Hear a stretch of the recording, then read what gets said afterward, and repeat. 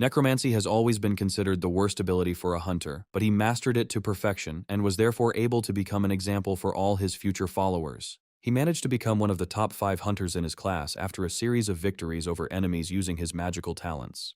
However, because the guy was the corporation's watchdog, his reputation remained bad among other hunters. On the day his entire team was wiped out, he was the only survivor, because he knew how to find solutions in the most difficult moments. For this reason, he was nicknamed the King of Immortality, because he was ready to survive at any cost in order to then save everyone else. This guy's name was Nigel, and his long story begins with that bloody massacre that took the lives of many of his friends. This time, everyone was expecting his death, because his opponents were members of the guild he had previously been a member of for many years. And yet Nigel remained alive after 6 months of fighting, although he was always confronted by a whole crowd of armed agents. He looked at them as if they were a bunch of pathetic scum, capable of only simple tricks. They were probably paid good money to kill him, but he wasn't going to give in and die that day to please these bastards. There was a price of 50 billion in gold on his head, and everyone was ready to carry out this task and take the reward for themselves. The main thing was to not let Nigel finish the spell, because his magic was deadly to anyone who got into his hands. But the guy had almost awakened his bone dragon to raise the undead from the dead and set the monster on the agents. Within seconds, many of them regretted not staying home today, and now they had to fight a giant bloodless monster. Instead of a reward, they should think about how to save their lives, although after everything that happened, Nigel will not let them leave. It was already too late, because the dragon was raised from the other world and now became Nigel's servant and main weapon. In a moment, the entire floor was blown up, and now it was time to deal with those who ordered his murder. Having flown out of the building, the dragon carried on itself its master, who had already learned to control it perfectly. The guy felt so confident, as if he had been flying this way all his life and had no doubt that he would quickly reach his goal. At this time, people on Earth could hardly believe their eyes, because this guy had enough mana even to resurrect a dead dragon. Of course, Nigel knew that he had spent too much mana, but this was his last chance to save his life. Now it remains to be seen whether he has enough strength to finish what he started when he meets the head of the corporation. It was at this moment that he noticed the bastard below, to whom he would very much like to fly closer. On the very top floor, in the middle of a huge office, was the one who was involved in ordering Nigel's murder. A man named Gilbert calmly watched the flight of the young hunter and was ready for their meeting. As always, Nigel exceeded all his expectations, and Gilbert was glad to finally see the guy face to face. Although it is strange to be happy that a dragon, raised from the dead under the control of its main enemy, hangs before you. However, Nigel knew that controlling the dragon required more mana than he had left, and it was clear why Gilbert was so calm. Moreover, at that moment, shells flew up from the ground, one of which hit the dragon, and this was the worst news for the guy. The dragon immediately began to lose its balance in flight, because the projectile hit right in the center of its huge skeleton. In addition, the second projectile hit the dragon in the wing, and without a magic shield, he became very vulnerable. The guy immediately ordered him to fly higher so that the shells could not reach him and cause even more damage to the dragon. Unfortunately, his giant pet did not have time to carry out the order, and the next projectile hit him right in the head.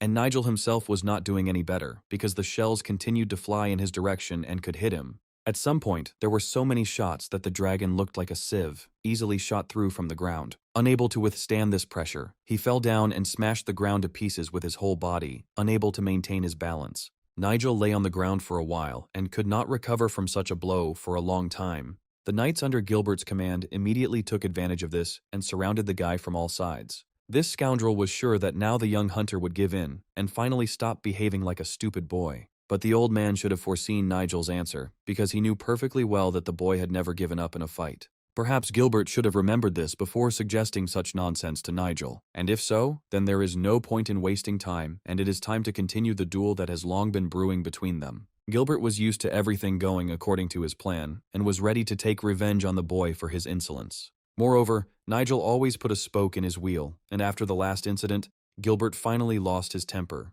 This guy always survived where he was definitely supposed to die and became even stronger than Gilbert expected. But the main thing was that Nigel was clutching the nameless stone in his hand, which he had taken out just at the moment when Gilbert appeared nearby. This was enough to get rid of the guy, but if he agreed to give up the stone, the man was ready to grant him a quick death. He extended his hand forward and hoped that the boy would not be stupid at least this time and would give him the artifact in a good way. It seemed to him that Nigel was not worthy of even holding this valuable item in his hands, much less using it in a duel.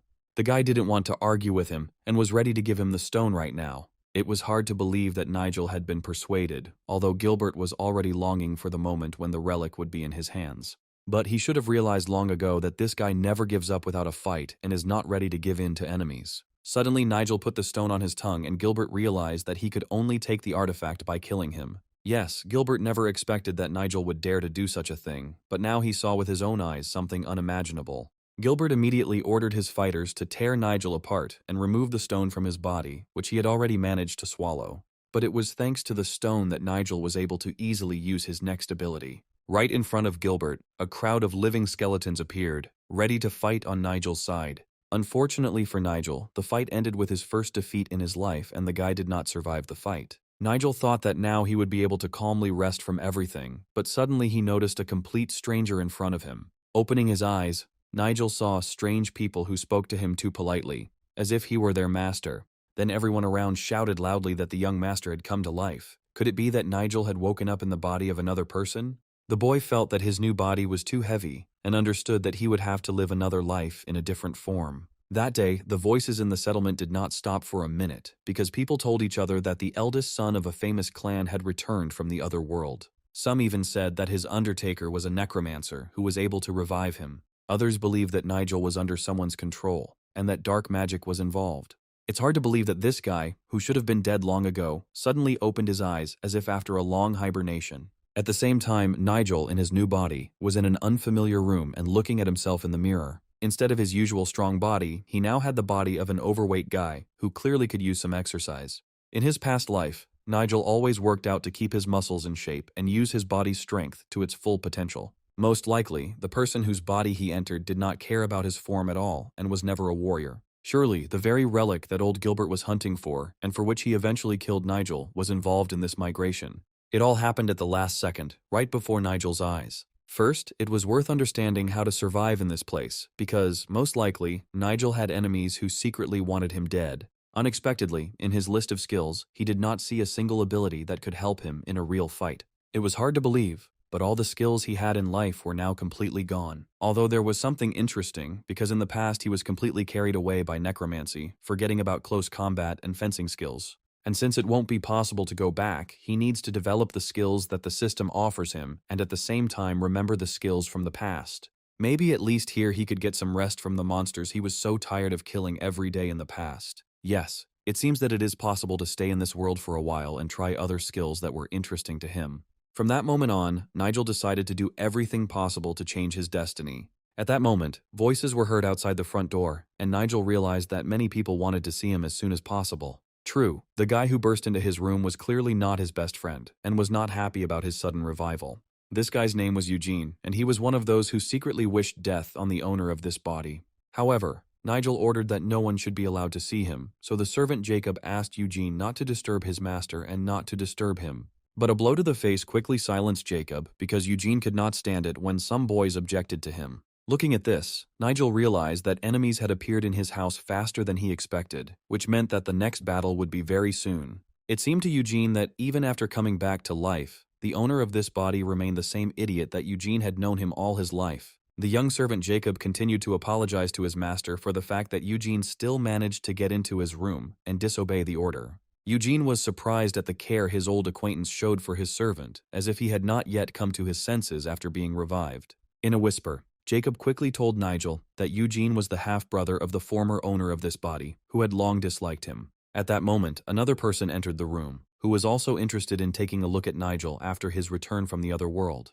This man, named Derek, was the leader of the Red Clouds faction and a respected man among the locals. However, the tone the man allowed himself towards Nigel was too rude, and Jacob asked him to watch his words. The father of the man whose body he entered died of illness, and now there is a struggle for the right to take his high position. Derek immediately apologized, saying that he himself had not slept well that night and promised to choose his words carefully in the future when talking about Nigel's father. Looking at them, Nigel realized that they did not care about him, and especially not about his father, whom they had always despised. Then they both went to the exit and, without even saying goodbye, began to cheerfully discuss something of their own, as if there was no one else in the room. Nigel had never put up with this kind of attitude towards himself, and the next second he decided to shake them up a little. And the first one to come to hand was Eugene, who entered the room and immediately began to command. Derek turned sharply to Nigel and started shouting loudly that he had completely lost his mind. Eugene received a very strong blow, from which he could not recover for a long time. He should have sensed the enemy approaching and prepared to strike, but this time he failed to do so. Instead, Eugene was still trying to recover, realizing that it had been one of the hardest blows he had ever suffered in his entire life. However, Nigel stated that this was only a response to Eugene's insolence, so that he would not allow himself to do such a thing again. But the guy was also ready to draw his sword and show his true strength. Eugene wasn't used to being attacked from behind, especially by someone he considered the most vile person in the known clan. But right now, Eugene was not himself, because Nigel looked like he was ready to take on the challenge. At some point, even Derek doubted the strength of his protege Eugene, seeing Nigel's confident gaze. A lot of people had already gathered nearby, and a loud quarrel was completely unnecessary now. There were too many strangers around, so Derek hoped that Eugene would come to his senses. They seemed to be secretly exchanging thoughts with each other using telepathy. It was a very rare ability, and Nigel wanted to know what other skills this guy had. When they left, Jacob looked at his master, realizing that he had changed greatly since waking up. Suddenly, Nigel's head began to hurt so badly that it felt like it was going to explode from the terrible pain. Clutching his head, he heard only the loud words of the servant, who suggested calling a doctor immediately. Not understanding what was happening, the guy just held his head, trying to endure this terrible pain. Nigel increasingly realized that the death of the guy in whose body he was now was not an accident, and that Eugene was certainly involved in it. Most likely, Eugene poisoned the body's previous owner immediately after killing his father, sending his son after him. In the memories of the body's previous owner, Nigel saw Eugene bullying him and taking away his girls using only brute force. It looks like this poor guy had to endure a lot, because without fighting skills, he couldn't fight back against Eugene. New memories came to Nigel every second, and he understood more and more who Eugene really was. At that moment, Nigel realized that he had made a big mistake by attacking Eugene from behind while only being level 1. If he makes enemies now with such weak skills, then the next death will come very soon. But he wanted to live in this body a little longer, and if he had thought about it earlier, he would not have attacked Eugene. Turning to his servant Jacob, Nigel asked if there were any places nearby where many people had died recently. Jacob was surprised by this question, and for a long time could not understand what had happened to his master. Eugene was beside himself with rage, because for the first time in his life, he had been insulted by someone he had always considered a pathetic nobody. In a rage, Eugene broke the vase in front of Derek, who had been nearby the whole time, and it became clear that the matter was serious. Derek had a hard time figuring out how to calm Eugene down, make him come to his senses, and not do more stupid things. Derek ordered all the servants to leave immediately, as he understood that Eugene might say too much in the heat of the moment. Now Eugene needed to calm down, because there were people crowding around who could spread rumors throughout the settlement.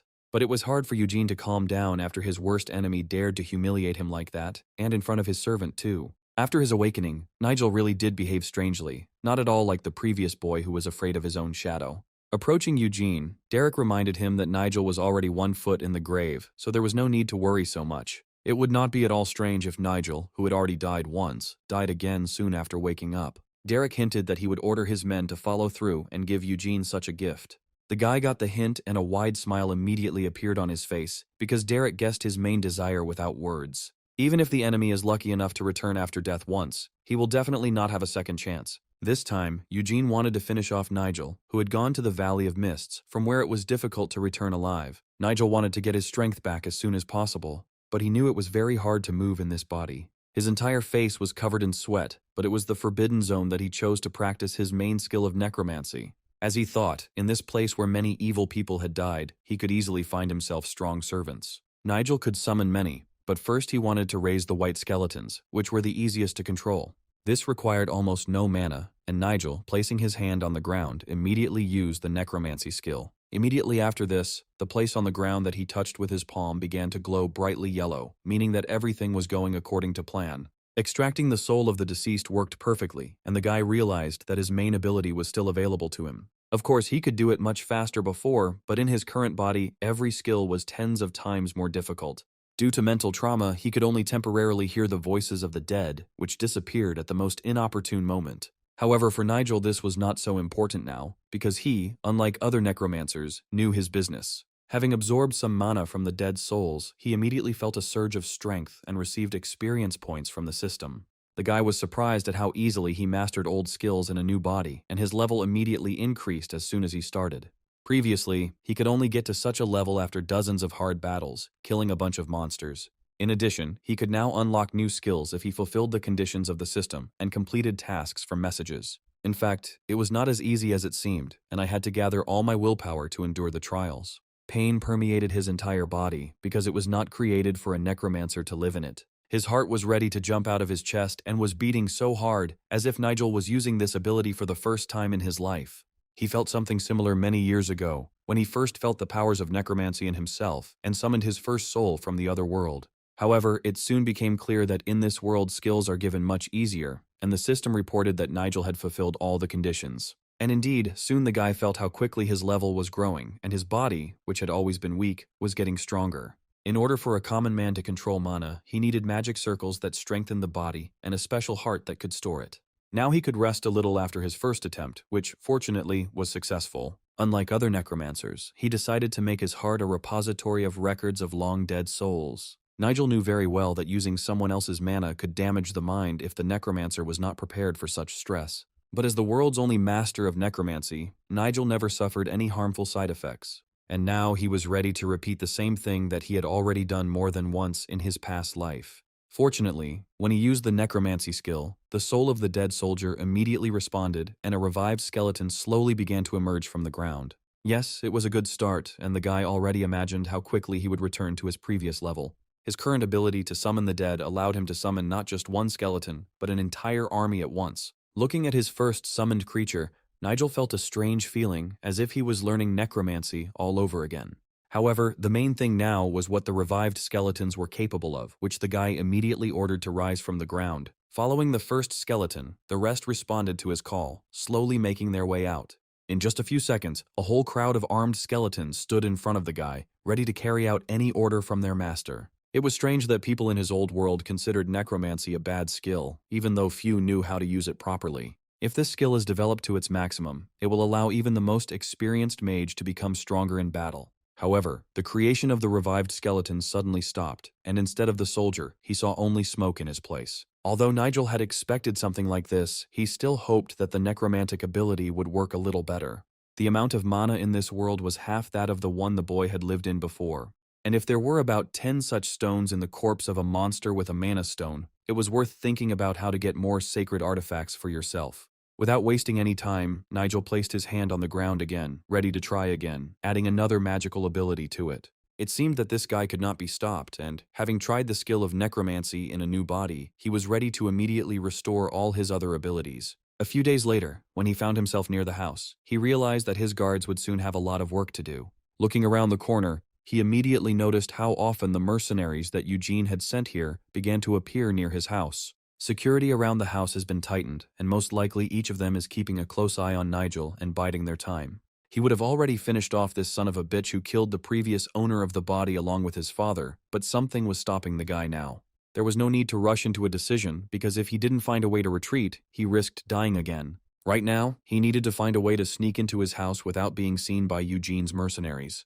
Although he knew one safe way, his plump body did not allow him to deftly use the familiar skills from his past life. Every simple action was so difficult for him that Nigel realized again how important physical fitness was, even for a necromancer. Having climbed to the top with difficulty, the guy fell to the floor, trying to catch his breath after the simple climb. But what he saw the next second made him forget about his fatigue, because he was in serious danger. His young servant Jacob was in Nigel's room, and it was strange what the young man was doing there. Realizing that the servant might also be involved in the plot, Nigel rushed straight towards him, not giving the traitor a chance. Turning sharply towards him, Jacob shouted loudly, trying to stop his master. But it was already late, and the guy came close to his young servant, wanting to find out what the hell he was doing here. This boy came into his room without permission, and now he needed to find out why he was there. Jacob had to answer immediately, otherwise he risked saying goodbye to his life. They could talk about everything else later, but now the guy wanted to hear the answer to the main question. At first, Nigel thought that Jacob was really in cahoots with the enemy because the boy could not utter a word for a long time. But then, looking up at him, the servant said that anyone in his place would have done the same. Yes, Jacob had to do it because Nigel went outside again, although it was strictly forbidden. Still not understanding what they were talking about, Nigel asked again what he meant by no and why he was suddenly forbidden to leave the house. However, recently he left the room every evening, even though there were many mercenaries sent by Eugene around. Looking at the young man, Nigel couldn't believe that he really cared so much about his life. And he continued to tell Nigel that only he knew about this secret, and with all his heart, he wanted to protect his master from a new attack. The boy didn't seem like a liar, and Nigel felt like he should trust at least one person in this world. Then the young man suddenly asked Nigel to follow him, and it was difficult to understand what was on his mind. Yakov confidently stepped to the side, and there was no doubt that the young man was here for a reason. Soon, they found themselves near the place where the young servant had brought his revived master. The barn they entered was a place where no one came at night, so they could feel safe there. The barn was abandoned and hadn't been used for a long time, so there was no fear that Eugene's people would find them here. Of course, this was good news, but it was unclear what this boy was up to. Jacob said with a smile that this was a secret place, which only the old servants of this house knew about before. He wasn't going to ask where Nigel went every night, knowing that the gentleman had a good reason for it. However, Jacob was always ready to wait for him here, although Nigel understood that this was mortally dangerous for the young man. In his position, Nigel could not trust even such a faithful servant, but he decided to break his rule at least once. In response, Nigel wanted to know if Jacob trusted him in everything and was ready to go with him to the end. These words made Jacob happy, and he assured his master that he would be with him until the very end. In that case, Nigel decided to apologize to him in advance, and placing his hand on his head, prepared to do what he had planned. Then Nigel used his magic, and it turned out that the hypnosis skill from his past life was still working. Most likely, it was so easy to hypnotize Jacob because he trusted him completely and did not defend himself in any way. Nigel then asked Jacob if he was somehow connected to Eugene, knowing that now the young man would definitely not be able to lie. Jacob, even under hypnosis, replied that he had nothing in common with Eugene, who, moreover, had always hated him. However, it remained unclear why Jacob was watching Nigel so closely. Was he really that loyal to his master?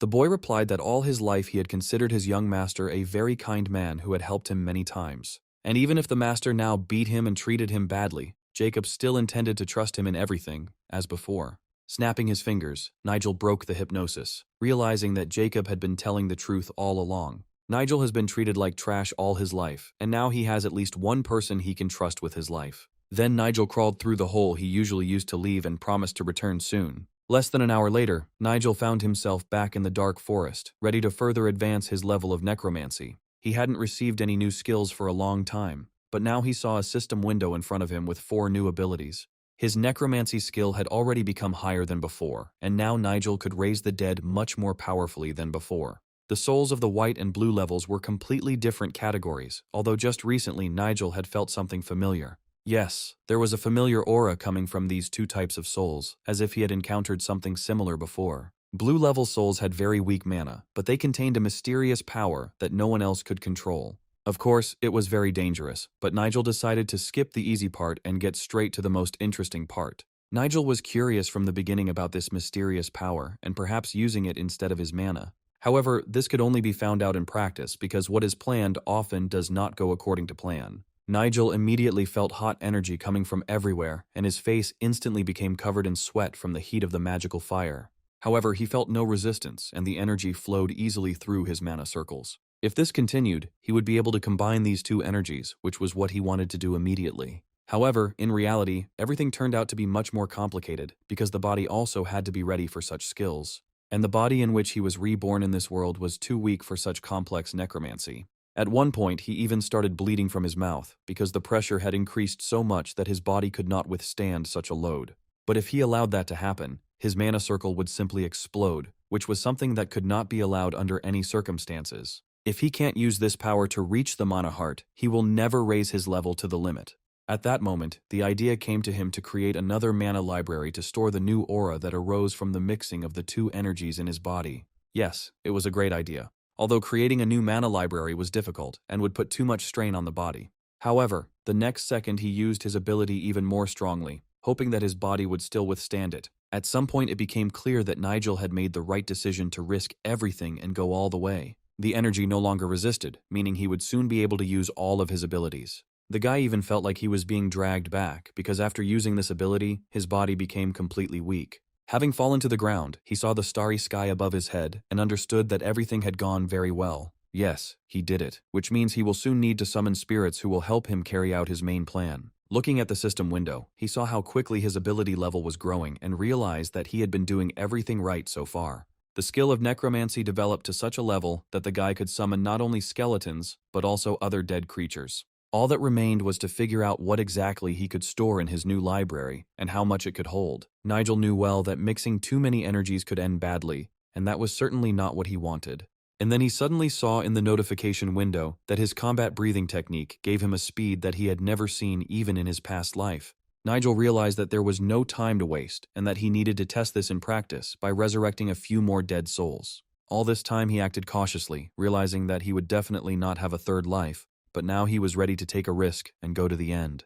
Having summoned a combat skeleton from the afterlife, he was ready to test whether his new ability was really that good. Looking at the revived creature, Nigel understood that his new ability must have some downsides, but what exactly? However, now he wanted to summon the skeleton using a new ability that took energy from another place. Putting his hand forward and slowly releasing the accumulated magic from his body, he was confident that it would work just as well as the first time. But something went wrong, because the energy began to slowly return, although Nigel himself did not intend to do this at all. It turns out that these two mana together create an effect that strengthens each of them. And now, having summoned another skeleton, he wanted to see what this new creature was capable of. The aura of this spirit turned out to be very strong, and now there was no doubt that his mana had really become completely different. The monsters he brought back from the afterlife were very different from those he had summoned to serve in his past life. The skeleton that emerged from the ground was ready to destroy several other skeletons at once, as it was stronger and faster than them. Yes, looking at his new dead servant, Nigel did not hold back his feelings, realizing that everything turned out very well. Now all that remained was to find out which of these two skeletons would be stronger in a real fight. Each had their own strengths, but only in practice could one find out whose would prove more useful. For example, the second skeleton was an excellent swordsman in life, so after death he could be considered a truly deadly fighter. However, Nigel could figure out which method of summoning souls gave the best result in a real fight. Immediately after this, he ordered the two skeletons to fight each other so that he could see with his own eyes what they were capable of. They immediately carried out their master's order and ran towards each other at full speed. The first skeleton to be revived immediately rushed into the attack, jumping high above its opponent. But after the first blow, it became clear that his speed would not be enough even to hit the second skeleton with a huge axe. And although his weapon was deadly, the skeleton's speed was so slow compared to the second that the outcome of the battle was already clear. And the second skeleton, summoned with two types of mana, carefully watched every move of the enemy. Yes, such a fast skeleton would be very useful. Besides, this warrior had a lot of stamina. Although the first skeleton still did not give up and again rushed to attack, holding a huge axe in his hands. It seemed that after this, the second fighter's rage increased, and he no longer wanted to simply defend himself. He rushed at his opponent so quickly that dust rose up behind him, and even the air around him seemed to be cut by a knife. Nigel had no doubt from the start who would win, but he still wanted to watch the fight to the end. The main advantage of the second skeleton was its speed, although it had other useful skills. After the first attack, his opponent only managed to put forward a bony hand, and with difficulty withstood this strong blow. Of course he couldn't die, because this warrior was already dead, but he could fall to pieces from another such blow. The moment the sword was right in front of his bony body, Nigel loudly ordered both of them to stop. This was enough to understand which method of raising the dead was best for him to use. He then quickly cancelled the summoning, and both skeletons returned underground again. The two fought for quite a long time, although it took very little magic from Nigel to control them this time. Perhaps now it would be worthwhile to go in search of a blue-level soul and try to use not only these two types of mana, but also the third. Although it was worth thinking not only about improving his magic, but also about his current body. Yes, Nigel needed to learn martial arts, which required him to go to a certain well-known place. The next day he was already approaching the building that had recently become his home, where a young servant was waiting for him inside. Jacob couldn't believe his ears when Nigel shared his plan to learn one of the best martial arts. He asked if there was a martial art that took away the opponent's internal energy and used it against him. But the boy immediately understood that they were talking about demonic art, because of which wars had been fought for many years, and about which it was better not to speak out loud. He screamed so loudly that the boy had to cover his ear to avoid accidentally going deaf. However, he remembered Jacob's words, realizing that demonic art was exactly what he needed. Now it was time to end the conversation and show Nigel the place where they practiced this martial art. He was going to go there right now, hoping that his young servant would show him the way. He then hinted that when Nigel became the ruler of this place, he would not forget those who had helped him all this time. Realizing that they were talking about him, the boy thanked the gentleman again and promised to wait here for his return. Then he suddenly turned around and loudly asked Jacob who was the strongest warrior in the entire history of the settlement.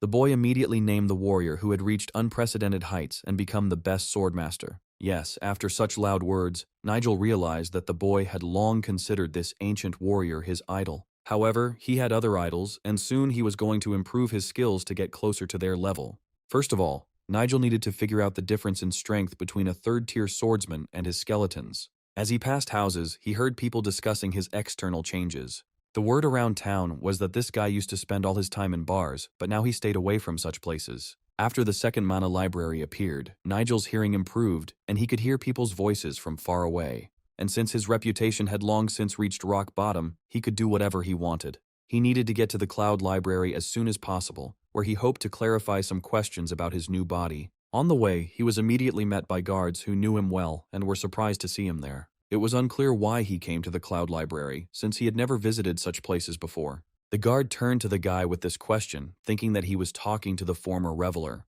After all, before he had never appeared anywhere except bars and entertainment venues, and then suddenly he decided to go to the library. The guard quipped that the boy must have come for some special book, and Nigel was surprised at how accurately he had guessed the general purpose of his visit. And then the guard laughed, adding that the guy came here for a book with pictures of naked girls. In fact, the guard wanted to humiliate the guy, and thereby attract the attention of Mr. Eugene. Nigel was once again convinced that he was surrounded by worms who did not know their place and allowed themselves too much. Then, looking at the guard, he advised him not to interfere and to immediately get out of the way. Already entering the library, he felt a hand on his shoulder and realized that this guard did not understand in a good way. But the look Nigel gave the idiot should have brought him to his senses. The guy's eyes lit up with a bright red light, and it became clear that after his revival, he seemed to have connected with a dark force. After this, the guard lost the power of speech, and his face became covered in sweat from horror, and Nigel walked straight to the huge door leading to the Cloud Library. The guard's friends could not believe that Nigel had so easily frightened this big guy, who was respected among the local warriors. But Nigel's gaze was inhuman and resembled the gaze of an enraged beast ready to pounce on its prey. Looking down at his feet, the guard was horrified to discover a puddle beneath him and realized it was time to change his underwear. His friends helped him with this, grabbing him by the arms and dragging him quickly to the locker room. Turning around, the second guard realized that Nigel had indeed changed since returning from the other world. Although what was more important to Nigel himself was that these idiots had finally left him alone and not interfered with his business. Meanwhile, in the Red Cloud Tower, there was a man with whom Nigel had already managed to meet. Approaching the wall of the tower, the man stood in front of the secret inscriptions that hid its main secret. After saying a few lines out loud and placing his hand on the wall, he heard a sound that could only mean one thing. Immediately after this, the door opened in front of him, and Derek looked into where they had been waiting for him for a long time. Then he began to slowly descend the stairs deeper and deeper into the dungeon that hid a terrible secret. Finally, the people who had been there for a long time saw one of the main shamans in front of them and greeted him loudly. The entire group was well aware of Derek's abilities, because soon the mummy on their table was finally supposed to be reborn. A young man named Zach, the second leader of the Red Cloud faction after Derek, greeted his leader with a smile. But Derek again asked not to call him that, because it was necessary to keep everything secret and not reveal their activities. The guy immediately apologized for the mistake, explaining it was his long-standing habit. But Derek got straight to the point, because that brat Nigel had recently entered the Cloud Library and had already managed to dig up some information this morning. Nigel's actions were unexpected for Zach, and he assumed that Nigel was simply scared after his return. Yes, this Nigel had been irritating everyone for a long time, but it was Zach who paved the way for him to the top. Of course, his stupidity was off the charts at times, but that was precisely why Derek chose him for his own selfish purposes. This could only be beneficial to them, because the guy didn't know martial arts and would most likely start reading the first book he came across. But backup was still needed, so Derek decided not to let things slide and take matters into his own hands. However, Zach had already prepared everything long ago, and the work with the mummy was completely finished. This was great news, because soon they would be able to complete the shamanic ritual, and then dark forces from the very depths of hell would begin to help them. Tonight was the night to get down to business, so Derek ordered everyone to be on guard. Before leaving, he smiled and said the phrase, the continuation of which each of them knew. They all served the red sky and loudly shouted the same phrase after their leader. Soon Nigel finally found himself in the Cloud Library, because now no one could disturb him. The guards had been yawning for a long time because it was late, but they had to guard the library while Nigel was inside. There were no good books on martial arts left in the library now, and it was clear that Nigel was wasting his time. They thought it pointless to learn martial arts from the first book they came across. But this guy didn't need help, and from the outside, it looked like he was just looking at pictures in a book. In fact, the martial arts book could help him master fighting skills faster, since he had mastered necromancy a long time ago. And if this was the first level of his advanced class, then the book in his hands could be considered the best martial arts textbook.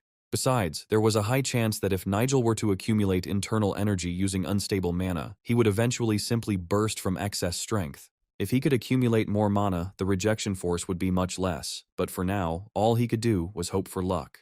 After 8 hours, he finally finished reading the book, and his level instantly rose to the required level. Nigel decided he had no choice, since this was his only top-level martial art. At that moment, Nigel realized that there was someone nearby, because he had felt someone's presence for a long time. All this time he simply didn't show it, although after another rustle behind his back, everything became clear. Jumping to his feet abruptly and turning around, he saw a little girl in front of him, looking at him with fear. With tears in her eyes, she apologized for disturbing Nigel and distracting him from his reading. But the guy wanted to know what kind of books the girl brought with her in the cart. Realizing that this was exactly what he was looking for, Nigel ordered her to take him immediately to where these books were kept. Soon, the boy had already studied all this ancient literature, although the girl did not understand why he needed it. There was only one book left that he had not had time to read, and the girl handed it to Nigel. She felt that by studying the dangerous things described in the book, Nigel was putting himself in mortal danger, and she was worried about him. But there was no need to worry about this guy. Besides, he had wanted to ask her for a favor for a long time. The girl happily agreed when he asked her to give him the oldest book in the library. She immediately handed him the ancient manuscripts, which seemed about to crumble in her hands. It looked like an ordinary tattered book, but it was worth taking a closer look at it. Having stroked the girl's head, the guy thanked her for her help and promised to repay her with kindness. He promised to buy her as much food as she wanted as a thank you for staying with him until the evening. A few hours later, Nigel was back in his room and immediately began to master new skills. All the techniques he had learned were subordinate to him, although they were achieved with great difficulty. Many of the techniques in these books remained unclear to him, but he did not give up and continued to study. His whole face was covered in sweat, but Nigel still did not feel the destructive power he was trying to acquire. It would most likely take much longer than he thought, so he needed to gather a lot of his mana now. At that moment, there was suddenly some noise behind him, and the guy did not immediately understand what was going on. Turning around, he saw a dark green energy approaching him, intending to merge with him. He had never encountered such a power before, and did not immediately understand what class of magic it belonged to. But when the magical essence completely enveloped his body, it was too late to think, and he had to activate the defense as soon as possible. This green substance quickly seeped through the body, merging with his mana, and for some time the guy could not figure out how to stop it. But at some point he stopped, realizing that this green entity was not as strong as it seemed at first. Yes, she quickly merged with his body, and at first he couldn't even stop her. In addition, the system notified that an unknown entity was placing a death curse on him. Only one person came to mind, because it was Eugene who was capable of such a vile act. This curse was very similar to the abilities of the hunters from his past life, and it was not surprising that the healer could not recognize it. However, any magic he knew was subject to him and would hardly be able to kill him now. Gathering his mana into one point, he instantly activated the defense, and the curse immediately dissipated into the air. Yes, it seemed to work, and for the first time in this world, he managed to turn on real protection. This was very useful because in the future, he would have to do the same thing many times. Now Nigel knew that the usual curse of the local magicians would never work against him. It was worth thanking Eugene for the death curse he sent, because with its help, Nigel was now full of mana. The curse was a blessing to the Necromancers, and Nigel wasn't about to lose that mana so easily. He decided to create a third circle around his mana pool, taking into account the improvements and new skills he found in the library. Now he was at a new level of hunter, and the system immediately informed him about the strengthening of his previous abilities. In his past life, he developed his skills much more slowly, and there was something else interesting. After all, with the increase in the amount of mana, it became easier for him to combine it with his energy, and besides, the art of floating clouds also merged with them.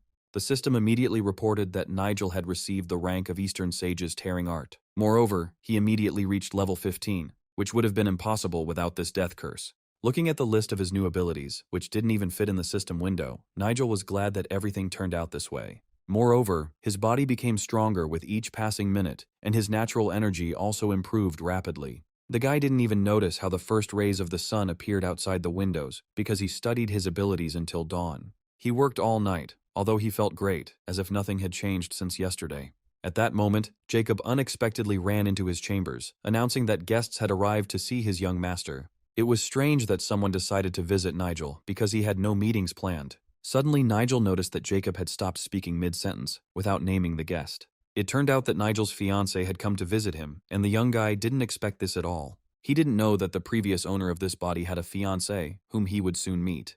Meanwhile, the gates to the territory of one influential clan had long been open for an important meeting. At that moment, one of the guards noticed the passing carriage of the young lady, whom every guy dreamed of seeing. The coachman loudly announced to his mistress that they had arrived and asked her to carefully descend from the carriage. Immediately after this, the girl began to slowly walk down the stairs, already hearing the enthusiastic greetings of the crowd. This young lady had always been known for her beauty, so she never left the estate without a bodyguard.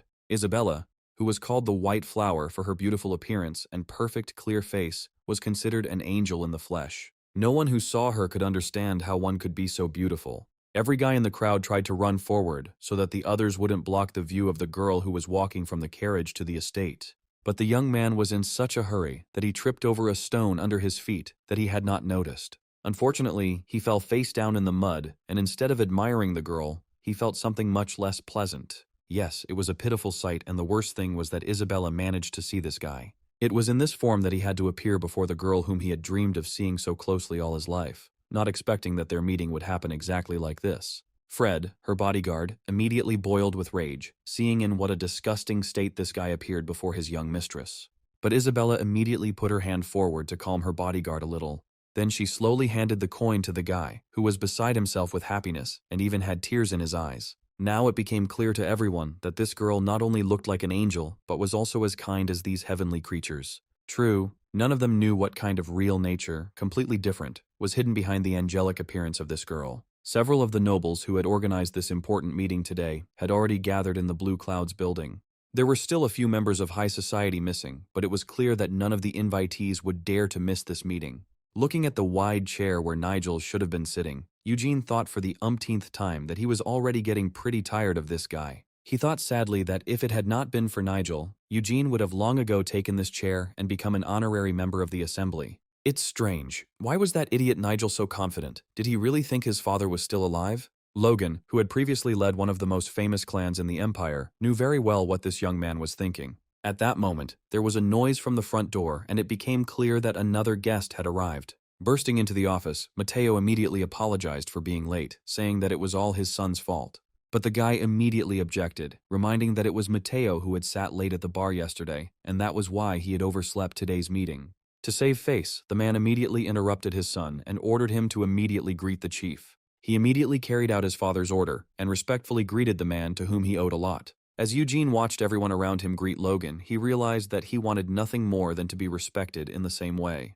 However, Mateo could not be bribed with money or women. Did he really respect Logan that much? Mateo was from the Clear Clouds faction, whose members only followed the strongest, so he considered Logan his ultimate leader. Eugene still thought that sooner or later they would all bow before him and regret that they had not done it earlier. Soon Jerry, the leader of the Small Cloud faction, arrived and greeted everyone who had come with a smile. Since all the main leaders were already here, the meeting could begin while the rest of the guests were arriving. But the senior gentleman had not yet arrived, so Logan suggested that they wait a little before starting the meeting. Jerry thought that Nigel wouldn't come today anyway, as he had heard that he hadn't been feeling well lately. But he was very mistaken, because the one everyone was waiting for was already standing at the door, carefully watching everyone for several minutes and listening to their conversations. Yes, Eugene didn't even notice him, and it was strange how this guy managed to sneak into the hall so unnoticed. This guy, as they knew him, had changed a lot after his rebirth, and his look had become much more confident. Jacob was reluctant to go to the meeting until the very end, but Nigel grabbed his hand, intending to show himself to these people in a completely different way. It was strange what had changed the boy so much, but his young servant Jacob had never seen Nigel so confident before. Now, sitting at the common table with the most important people of the settlement, Yakov looked in surprise at those on whom the lives of many depended. All these heads of factions were sitting opposite him, and among them were Nigel and his servant, waiting for the meeting to begin.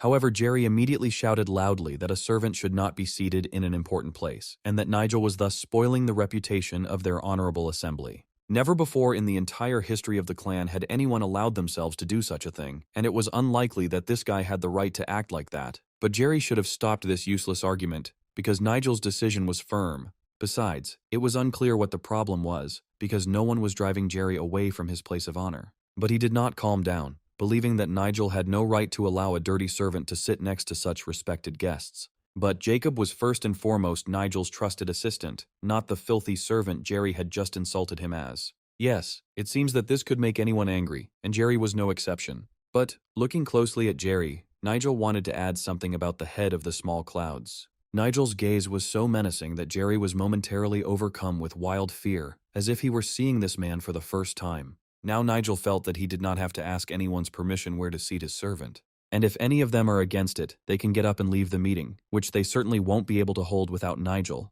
The chair of the meeting remained empty, and Nigel and his young servant continued to sit there at the right end of the table. After a short pause, Nigel asked to continue the meeting they had started without waiting for him. Realizing that there was no point in arguing, Jerry looked down and apologized for butting in and pestering Nigel with stupid advice. Eugene also realized that he needed to act more intelligently and agreed that the servant could stay at the meeting. He understood that Nigel, the eldest in his faction, was still in poor health, so he needed an assistant to support him. And since all the issues had been resolved, Derek suggested starting the meeting, which should have been going on for a long time. As everyone knew, a very important family had arrived in the settlement and needed to be greeted with all the honors. While Derek was giving this boring speech, Nigel watched him carefully, knowing that he would still show his bad side. And Derek continued that the family had come for two purposes, and that the first thing they needed to do was to terminate the General Commission Agreement. But Mateo didn't believe until the very end that they would really want to break the agreement that had been in effect for almost 10 years. However, people from that family had long been complaining about local workers who always ruin everything they do. Halfway through the meeting, Nigel became very bored listening to these boring conversations in which there was nothing important for him. Logan closely watched the behavior of this guy, who had recently returned from the other world, and noticed changes in him. According to Jerry's people, the head of the visiting family began to meet frequently with the Dark Clan. Nigel did not yet know all the faction leaders well, but in their words, he already sensed the lies that people with dishonest intentions usually say. Mateo suddenly shouted that the bastard who irritated him the most had been chosen as the commissioner from all the factions. At that moment, loud voices were heard at the front door, and it became clear that someone else had arrived for the meeting. And indeed, Isabella was already standing at the door with her large retinue, and behind her, as always, walked the senior bodyguard. She immediately apologized to the leaders for being late, saying that there had been a slight delay on the way due to the coachman. But no one who met this beautiful girl was offended by her, and Eugene even said that she came just in time. Besides, Eugene managed to tell her so many compliments that the girl even blushed and pretended to be a little embarrassed. Mateo also added that tea had just been served in the waiting room, and Isabella had arrived just before it had cooled down. It was not the first time that Fred had heard all the men around him fawning over his mistress, but he asked everyone to at least pretend that they were there for business. Yes, this remark was inopportune, and for a while the room became quiet. And then Fred suggested getting straight to the point, since everyone had other plans besides the meeting. Logan didn't object and suggested starting a meeting to discuss the most important matters. The main issue was that from that moment on, their clan would stop all trade with the groups whose members were at the meeting. Yes, it was a bold statement, and Mateo said that they could not change the terms of the contract once it was signed. But the head of their family had already made this decision long ago, considering trading with them a bad thing. He simply could not allow such a mess in the management of trade because the workers of that group did not fulfill their promises. He had been expecting this turn of events for a long time and only asked if this was the final decision. Fred was just relaying his boss's words, but added that he might change his mind if they fixed the problem. Over the years of trading together, the group's leaders had earned the trust of its leader, so Fred gave them another half-month to think about it. Logan understood that this sudden visit was only needed for pressure, but he never expected such a rude threat against him. Surely Eugene, his family, and the head of this family had already conspired for a long time, and Derek could also be involved in this. And finally, it was worth talking about the engagement of Isabella and Nigel, which was also very important for all the leaders of the group.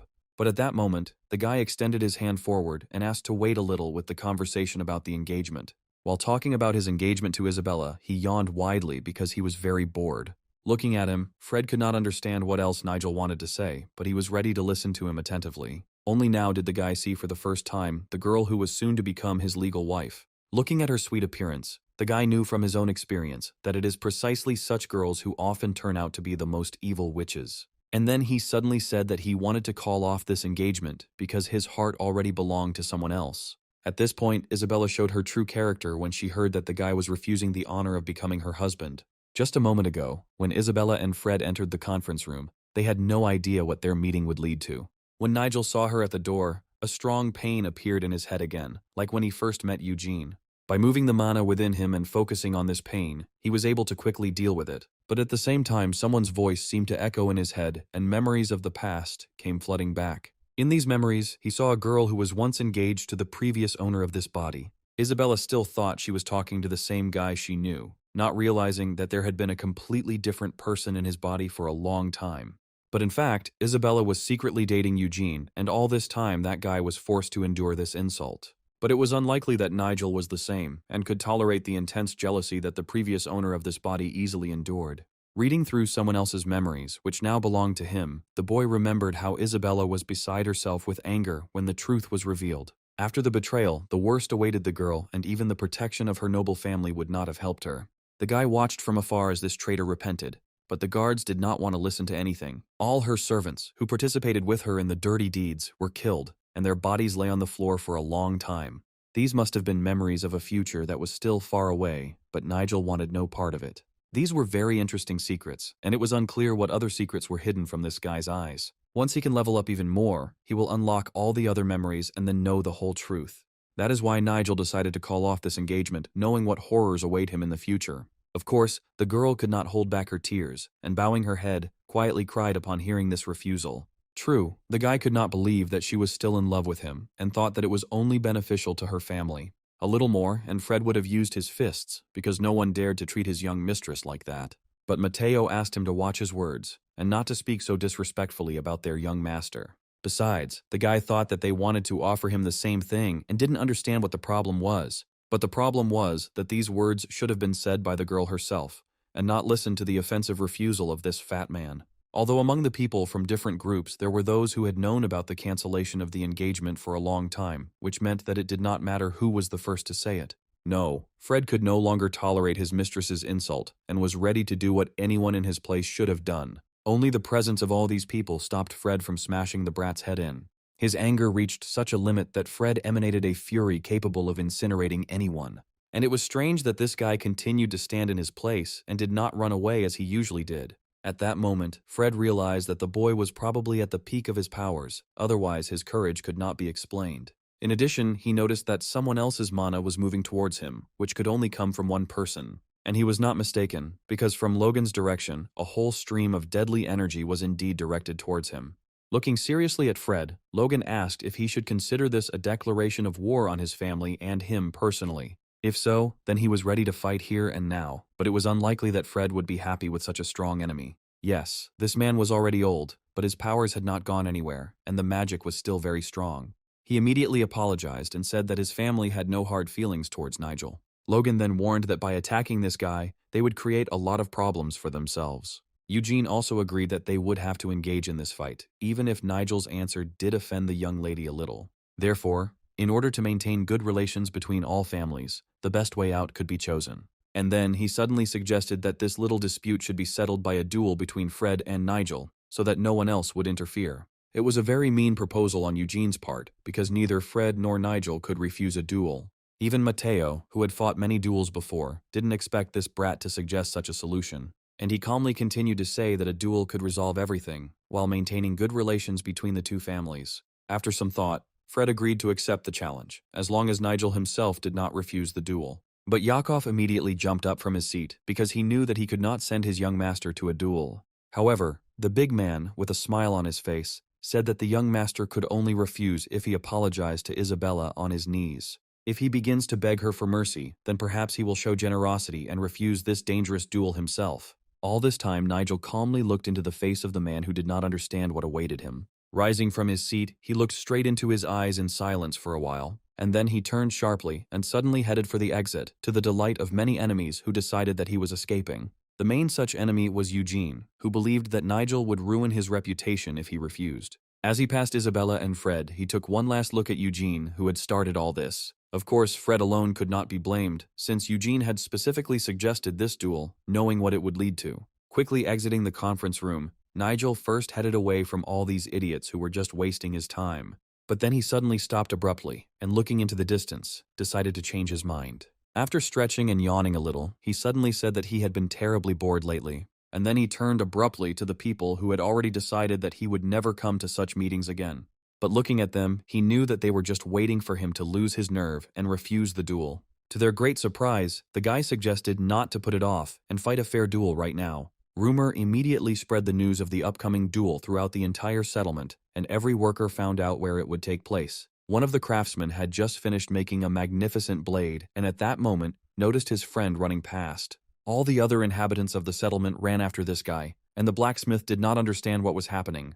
It was unclear where all these people were running, but judging by their faces, he should hurry there too. One of the guys running past shouted loudly that the elder Mr. Nigel would be fighting with the guests who had only arrived for one day today. It was hard to believe that the young master, who had always been considered the main coward in the family, accepted a dangerous challenge. By that time, everything on the square was already ready for a fair duel in front of a crowd of local residents. Realizing where this was going, Mateo's son warned that if they didn't stop the fight, Nigel could get seriously hurt. Everyone knew perfectly well that Nigel had never been a real warrior and did not have the necessary abilities for this. However, Logan was on his guard, although he could not stop the fight to prevent the young master from being disgraced. After all these people considered Nigel to be their future leader and would certainly have turned their backs on him. Losing support among the locals was tantamount to losing the leadership battle, and Mateo knew this better than anyone. But they couldn't stand idly by, so Logan was ready to intervene in the fight at any dangerous moment. Although, judging by Nigel's behavior, he was not at all worried about the outcome of his first duel in his life.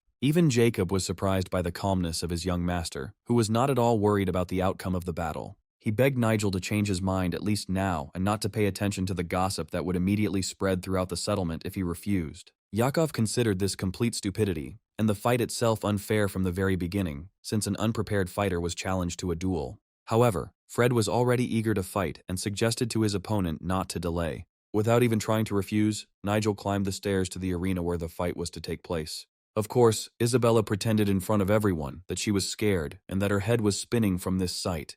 This girl played her role perfectly, and Nigel, like no one else, knew her real intentions. Yes, she would have made a wonderful artist, and the guy loudly told her about it, already standing in the arena. With these words, Nigel insulted Isabella again, and Fred advised him to hold his tongue. Before the fight began, Logan warned that the use of magic was strictly prohibited, since the fight was taking place in Nigel's homeland. Fred knew this rule without further reminders and quickly turned to his fighters, any of whom could come out to fight. Each of them was ready to fight against Nigel, because their careers would immediately go uphill if they won. Fred saw a forest of hands in front of him, although he only had to choose one fighter for the duel. Having selected one fighter, Fred reminded him that he should fight using only physical strength. Suddenly, the guy said that choosing an opponent was pointless for him because his main opponent had long been known. Realizing that the guy was talking about him, Fred couldn't believe that this brat was ready to go out for a fair duel against a real killer. The guy said that Fred was his real rival and asked him to come up to the arena himself. No one who saw this could believe their eyes, and only Logan guessed that Nigel would never be the same again. Even Eugene knew that going against Fred was suicide, and he wondered when the fat man had become so bold. It was rather reckless to choose for sparring an opponent whose strength was tens of times greater than yours. But the guy claimed that the difference in strength didn't matter, because Fred looked like an ordinary weak opponent to him. However, the time for the duel came, and Ron commanded both opponents to get ready and wait for his command. Then, waving his hand, he shouted loudly that the duel was beginning and now the fighters would have to fight. Just before the fight began, Fred again asked his fighter not to kill Nigel, but secretly hoped that he would give the upstart a good beating. It seemed that no one present in the arena understood who their fighter was actually dealing with and what this fight threatened him with. Nigel himself continued to stand in place, carefully watching every movement of his opponent. Nigel's opponent, wasting no time, immediately rushed into the attack and, jumping up, raised his fist over Nigel's head. But the first attempt at a strike showed that the attacker did not have enough speed to even touch Nigel. No one expected such dexterity from Nigel, and even Logan began to suspect something was wrong. And Nigel continued to watch his opponent, as if he could see his every move in slow motion. Even when his opponent unleashed a series of rapid punches on him, none of them hit their target. Nigel dodged every blow so deftly, as if he was floating in the air and had no problem with excess weight at all. Unable to contain his emotions, Fred loudly shouted to his fighter that he was fighting like a girl and should finally show his true strength.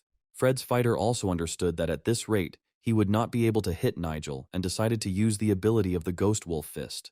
Yes, he actually used magical martial arts against an ordinary person, even though it was strictly prohibited by the rules of the duel. At this point, Nigel found himself at the very edge of the arena, and many spectators were scared at the thought of what would happen in the next second. Nigel realized that his opponent had been pushing him this whole time on purpose, in order to drive him to the very edge of the arena. And so it happened. His opponent immediately activated his ability and tried to hit Nigel with all his might. It was a very dangerous move, and, if it had succeeded, it could have ended in death.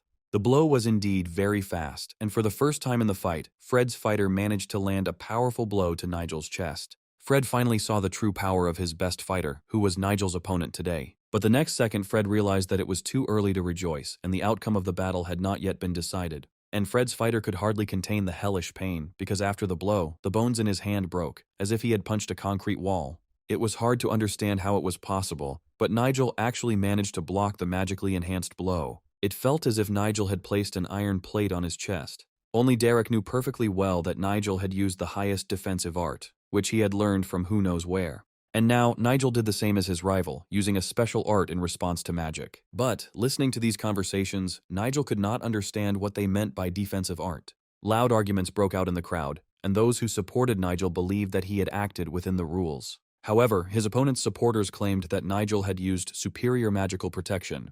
But either way, Nigel had won, so Fred was forced to admit it. And Fred, admitting his defeat in such a dispute for the first time, admired the talent of this young fighter. Nigel raised his hand high in the air to signal his first official victory. The bone armor that had been protecting his chest all this time worked perfectly against blows from ordinary people. However, the duel was not over yet, and Fred suggested continuing it right now. As he slowly made his way up to the arena, Fred remembered that Nigel had originally wanted to fight him. Logan couldn't believe that Fred took Nigel's words seriously and was actually going to fight him himself. However, this young gentleman turned out to be not so simple, so Fred decided to accept his challenge with a smile. Fred felt that Nigel's level was comparable to his own, so the fight would be fair. But these words could hardly calm Logan and Mateo, who had already barely survived their young master's first duel. From a distance, Nigel shouted that Fred was talking too much and urged him to get up into the arena. And then, beckoning Fred with his finger, Nigel asked him to come closer and not to act cowardly like a frightened girl. Yes, Fred would never forgive the brat for this, so the duel had to take place soon. He promised that the guy would greatly regret his words and the fact that he had insulted the young lady today. But after such words, everyone usually lost, and Nigel knew well how this duel would end. The man seemed confident in his fighting skills, but Nigel would have no trouble breaking him. To win, you just had to be stronger than your opponent, and Nigel was ready for that. Although Fred was confident that with his strong punch, he would quickly end this fight in his favor. However, the fight began just like the first duel, and not a single blow hit the target. And no matter how much Fred swung his fists, Nigel continued to easily dodge each blow. Although it had to be admitted that Nigel turned out to be very agile and was much stronger than Fred's student. However, there was one thing that Fred would never learn, and it was his weakest point. It was precisely the tactics of combat that this experienced fighter lacked, and he easily fell for the trip that Nigel made. Although Fred continued to act like the boss in the ring, it became clear to many that the fight would end the same way as the first. Of course, Logan was the most worried and was ready to intervene in the fight if help was needed. But despite all of Fred's beautiful tricks, many doubted which of the two would need help. At some point, Fred himself realized that his strength was running out, but he was still unable to harm his opponent. Even when Nigel put up another block, he managed to look Fred in the eye with a slight smile. Fred thought it was some kind of trick, and he couldn't believe that after his strong blows this fat man would be able to dodge until the end of the fight. Fred used the same technique as the previous fighter and attacked so quickly it was as if he had 10 arms instead of 2. But Nigel responded in kind and easily matched his opponent's speed.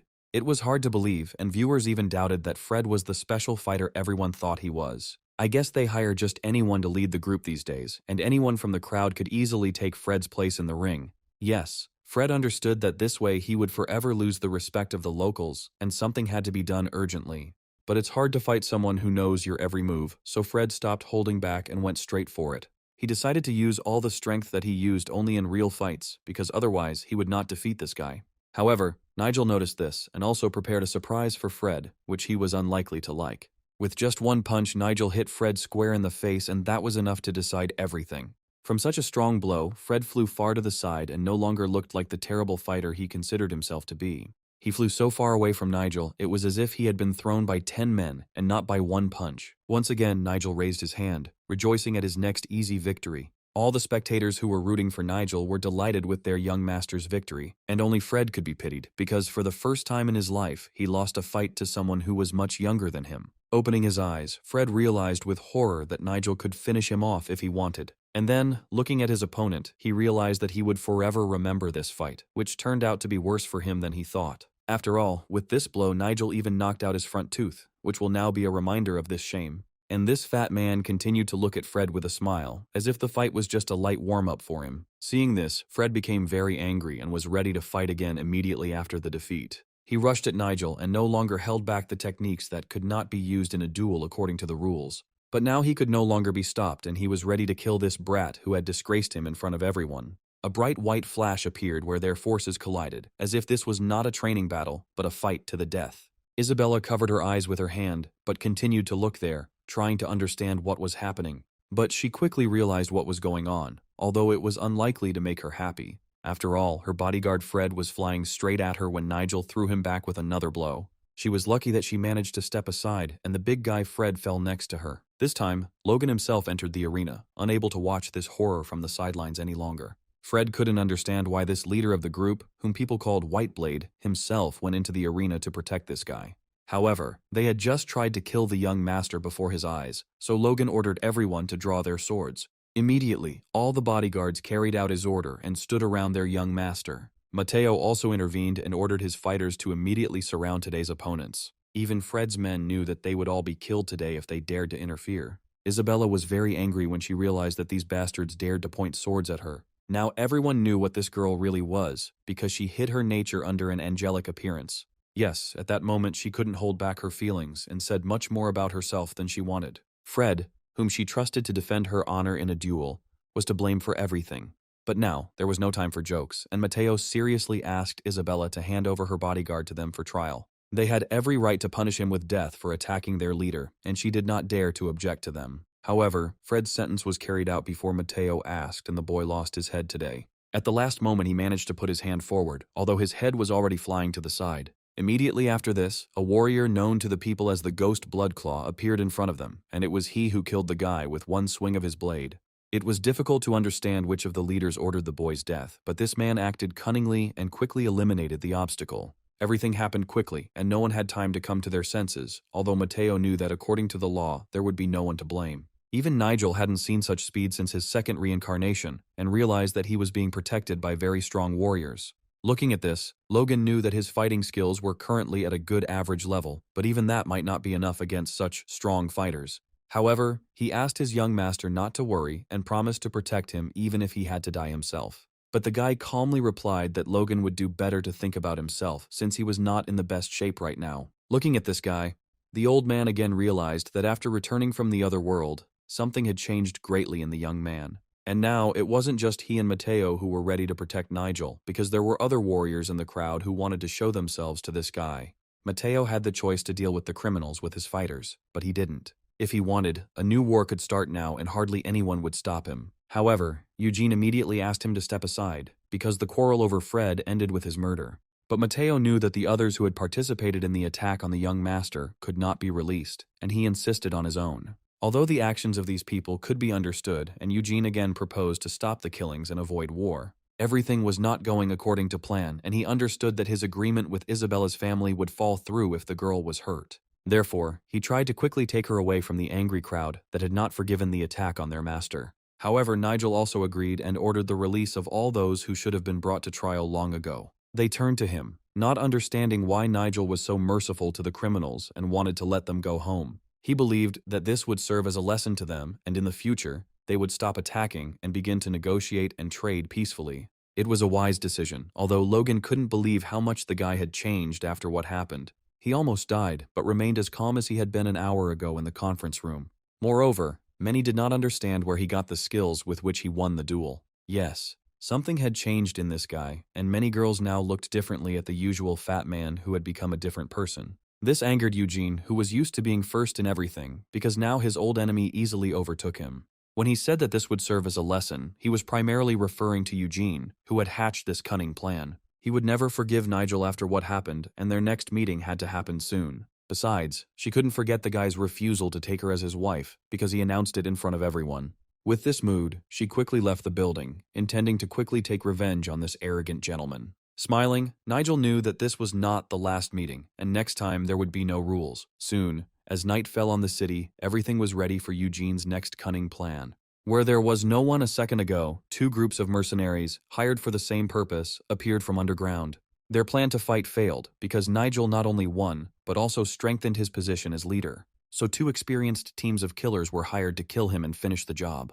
Now they had to account for the failure, although each had done everything he could. But no one knew that everything would turn out this way, and even the instigator of the plan would pay for the failure with his life. Eugene only wanted to know their next plan of action, since he was soon to join him. Now the mercenary was going to draw his sword under the moon, and if Eugene allowed it, try to kill Nigel again. It seems the guy started a dangerous game, realizing that if he failed, he would risk his life. But there was no way back, and in the end he promised to remove the guards and dogs from the gate so that the mercenaries could get into Nigel's house faster. In a moment it became empty, as if no one had met for a secret conversation and it had been quiet all night. However, the magic that was still active spoke otherwise. After all this time Nigel had been secretly eavesdropping on their conversation with his magic, which he wielded very well. No one noticed the guy's presence only because of his excellent command of his abilities. Having received the necessary information, Nigel had only to wait for the meeting with the mercenaries and prepare well. They say it's true that if you want peace, you need to prepare for war, and now the guy understood the meaning of these words well. That same night, the light was on in his house, because it was impossible to sleep after what he had heard. The boy thought how much he had angered Eugene and his men, since they had decided to go all the way even after failure. The young servant reminded him that the leader of Pure Clouds wanted to know when the boy would meet him again. In addition, several heads of other groups also asked the guy to devote his time to them and were worried about his life no less than he was. Seeing that the gentleman was silent, Yakov asked to answer at least in a few words. The guy admitted that he thought about it because the events did not seem as dangerous to him as others thought. After all, even if Logan hadn't stopped his opponent's blow at the end of the fight, Nigel would still have easily dealt with it. But he could not imagine how the young man's heart had trembled when Nigel had accepted the challenge to a duel to the death with Fred. Yes, it is strange that Nigel's own brother wishes him death, and this young man's heart trembles as if he were his real brother. He apologized for making the boy worry, although Jacob believed that a master should not apologize to a servant. But Nigel did not consider him a servant, but saw him as a reliable assistant, equal to himself. Now the gentleman needed to rest, so the young man hurried out of his room. Yes, it was a good idea, although only Nigel knew what he would be doing all night. Left alone, Nigel was ready to call off the magic that had eavesdropped on Eugene's conversation with the mercenaries. He extended his hand, and with one gesture summoned a clot of energy that was already slowly crawling towards his door. The door swung open and the room contained the magic that allowed him to appear anywhere without having to go there himself. This ability came to him from a past life, as part of the Necromancer's skill, which he mastered better than anyone else. He wanted to immediately see what this clot had recorded, and once again personally verify that he was right. Immediately after this, the clot began to slowly open a portal through which its owner could pass and see everything for himself. A moment later, the portal became so large that the boy was able to see in detail the scene of his younger brother's betrayal. He immediately noticed that Eugene was poorly hidden, wearing a hat he had never worn before. It's good that the guy prepared in advance and quickly found out the plan before it could be implemented. It turns out that in a week, Eugene was going to remove all the guards and the mercenaries would try to kill him at night. But now it was impossible to rush into decisions because he still did not know the real strength of the enemies, who could also hinder him. Before he took action, he wanted to test his new necromantic skills once again, but at a higher level. Opening the door, he realized that this night was perfect for his purposes and decided not to waste time. It was clear that he was not at all afraid of meeting the mercenaries, but on the contrary, he would be glad to try out his new skills in battle. The moon in the sky seemed to be calling him into the forest and instilling confidence that everything would go well. Soon he found himself in a forest where many strong warriors had died in the past, and now he was ready to revive them and make them his servants. The Valley of the Bloody Mist, where he was, kept in the ground the bones of those cruel killers who would now become Nigel's faithful assistants. But first, he wanted to know what real power his mana, which had become much stronger, could give to these skeletons. Unexpectedly for the skeleton, who had just received a second life, the guy cancelled the call. He had already understood a lot, and the main goal of his coming here had been achieved. He now had 5 first-class skeletons that he revived in just one day. It was also worth remembering the ability to absorb any power that he received thanks to the art of the Eastern Sage from the book. All of his stats were now above average, meaning he could easily improve his melee skills as well. Perhaps Nigel would be able to learn other martial arts besides those that affected the mana heart. Although it was worth devoting more time to necromancy, since it was the most difficult skill that required persistent training. So, with the first class dead finished, it was time to call the high warriors into service. The grave he stood in front of turned out to be much smaller than he had imagined on his way into the dark forest. Nigel even froze for a moment, realizing that he had been thinking about this meeting for a long time, and now it had happened.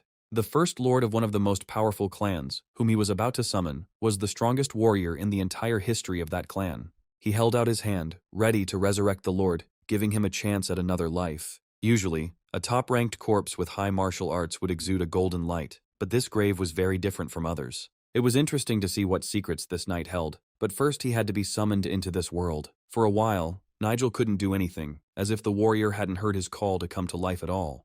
The guy stood like that for 10 whole minutes, not understanding what had happened to his necromancy. Then he realized that the absorption had stopped on its own, although this had never happened before. It turned out that his current level as a necromancer was not enough to summon such a powerful undead. It turns out that in order to summon such a warrior, one had to become even stronger, but this task was difficult even for Nigel. In life, this warrior must have been much stronger than even the high priest of martial arts. The boy thought that there must be some hidden secret that would help him cope if it was beyond his strength now. It was necessary to try to find the grave of another supreme warrior who could be summoned at his current level. When the guy walked a few meters away from the grave, a bright flash suddenly appeared behind him. A blue glow burst out from the ground like a huge stream of power, causing the guy to stop. Turning around, he couldn't believe his eyes, because the warrior seemed to have heard his call even from the other world. It was hard to believe that the magic had worked on its own, because he had never tried this method of summoning the dead before. Next to the grave on the ground, he saw a huge red circle of a skeleton summoning, which had not been there a moment ago. The dead man actually decided to join the guy himself, realizing that this young man deserved his help. Right in front of him, he saw a skeleton sitting on a hillock near his tombstone, ready to start a fight immediately. Slowly approaching him, Nigel first wanted to know the strength and skills of this dead fighter. He was greatly surprised to learn that almost all of the skeleton's abilities and skills were of the highest level for such warriors. Another difference was that the skeleton did not kneel before its owner as a sign of respect, but stood opposite him, feeling equal to him. Looking at him, the skeleton was surprised at how persistently the guy tried to call him back from the other world. Seeing that Nigel lacked skill, the warrior himself decided to respond to the call and enter his service. It turns out that it was not Nigel who chose the skeleton, but the skeleton itself chose the person with whom it wanted to continue the work it had started. When the skeleton placed his hand on his chest, Nigel realized that with the help of this warrior, achieving many goals would become much easier. However, it remained unclear whether the boy would be able to control this rebellious warrior, because it should have been much more difficult than commanding the rest of the skeletons. The skeleton still stood in the same place and did not remove its hand from the young man's chest. It seemed as if the skeleton was trying to transfer its energy to Nigel, wanting him to accept the divine power of lightning and thunder that he himself wielded. Anyone in Nigel's place would have been speechless at what he saw, and he himself was unable to utter a word for some time. But then a slight smile appeared on his face, and he realized that he had reached the level where the skeletons themselves wanted to enter his service. It was this very night that the assassination attempt that Eugene and his mercenaries had recently prepared was supposed to take place. True, first this group of mercenaries had to meet with the clients who were supervising the preparation of the assassination. Without wasting any time, the entire group of mercenaries headed to where the conspirators who had paid for this work were already waiting for them. The mercenaries arrived at the meeting place before their clients, and their leader suggested that they rest a little. Moreover, no one was rushing them, so they could simply wait until the rest of the conspirators arrived. But the girl who noticed this stop was unhappy that these idiots were going to rest after their recent failure. She stated that they were too slow, and even kicked one of the mercenaries from behind to hurry them up. However, one of the mercenaries believed that the young lady should not follow them, since she could only interfere with the matter. But the girl wanted to see with her own eyes how this fat man, who had refused to be engaged to her, would choke on his own blood. Yes, such a thirst for revenge was familiar to the mercenary, although, looking at the girl, he doubted whether she was in her right mind. The girl suddenly wondered if Eugene was going to pretend he wasn't involved after it was all over. However, now it was worth thinking about the fact that they had already lost one of their important people, whose head was cut off right on the square. But then the girl heard the loud voice of the leader of the mercenaries, who was tired of empty chatter. Looking sternly at her, he ordered her to stop this empty argument and move on. It was time to move towards the goal, otherwise at this rate they risked reaching the place only by morning. The attack had to be carried out at night, because at that time none of the leaders of influential groups would be able to help Nigel. But then the leader realized that he and his guys had been ambushed, and that there was someone else there. The leader of the mercenaries managed to jump back in time, otherwise the flying projectile would have hit him right in the head. But his friend was much less lucky, because some weapon flew out of the ambush and pierced the guy's chest. However, the wounded man then saw that it was not an arrow sticking out of his chest, but a bone.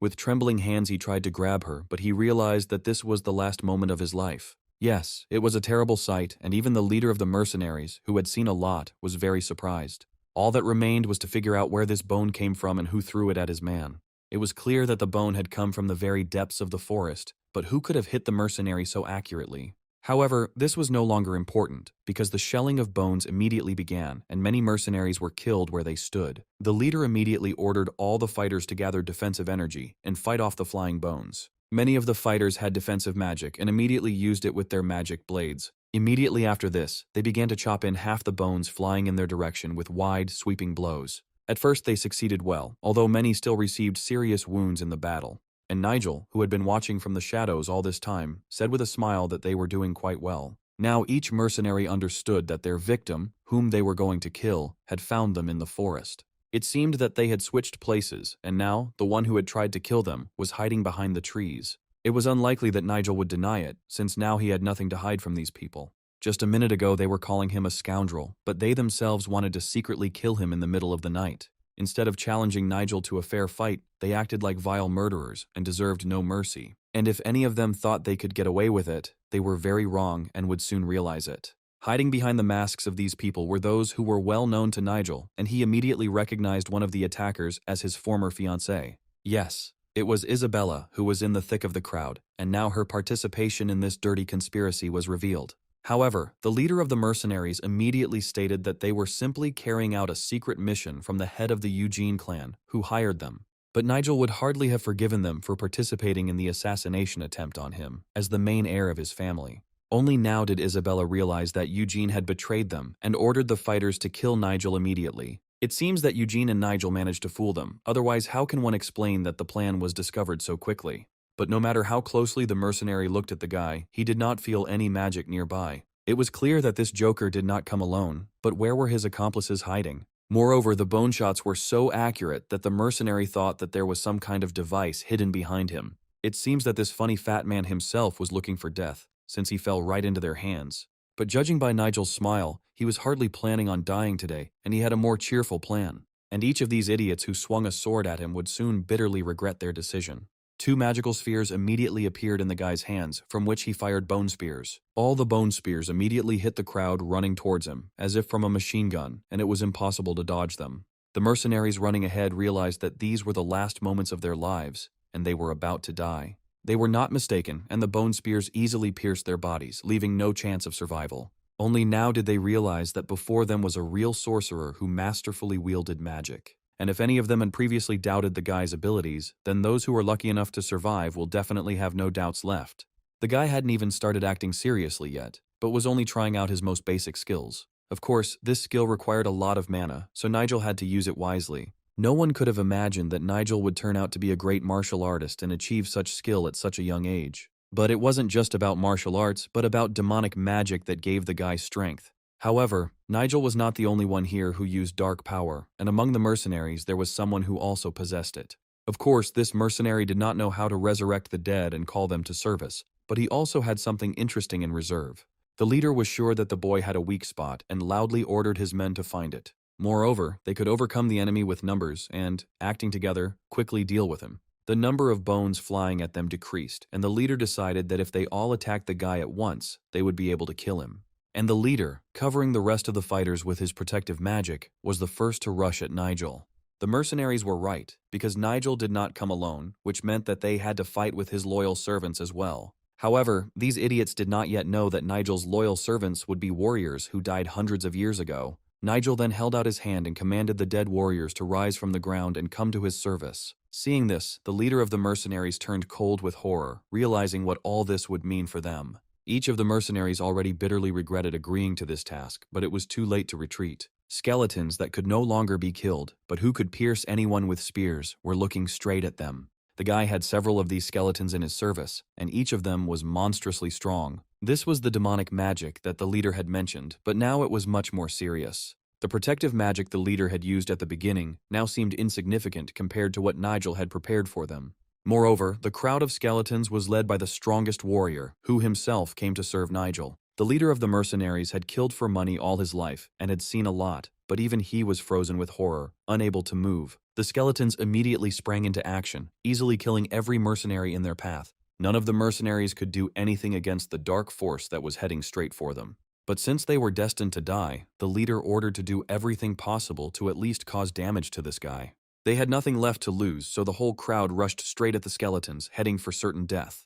but such desperate courage could hardly frighten warriors who had been dead for hundreds of years. Nigel, looking at these fools who desperately rushed into the attack, also understood the futility of their impulse. Before this, they had so many chances to escape and survive that if the mercenaries had been smarter, they would have definitely taken advantage of at least one. But the mercenaries continued to attack, realizing that this was the last thing they would do in their lives. Of course, every skeleton was ready to take on the challenge and stretch their bones in the first battle after their return. A moment later, the swords crossed, and the crowd of skeletons stood like a wall against a group of armed mercenaries.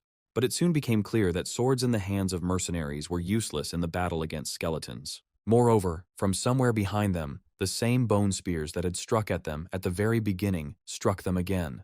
In addition to the bone spears, arrows were also added, killing one mercenary after another. It became clear that at this rate they would all soon be killed and join the dead army of this young gentleman. And so it happened, because the leader's last fighter received an arrow to the head, which pierced his skull right through. Now the leader was left alone, having seen his best fighter die in this unequal battle. He noticed that the unknown shooter was firing 2 arrows at once, and the first one was just a distraction, while the second one hit the target right on target.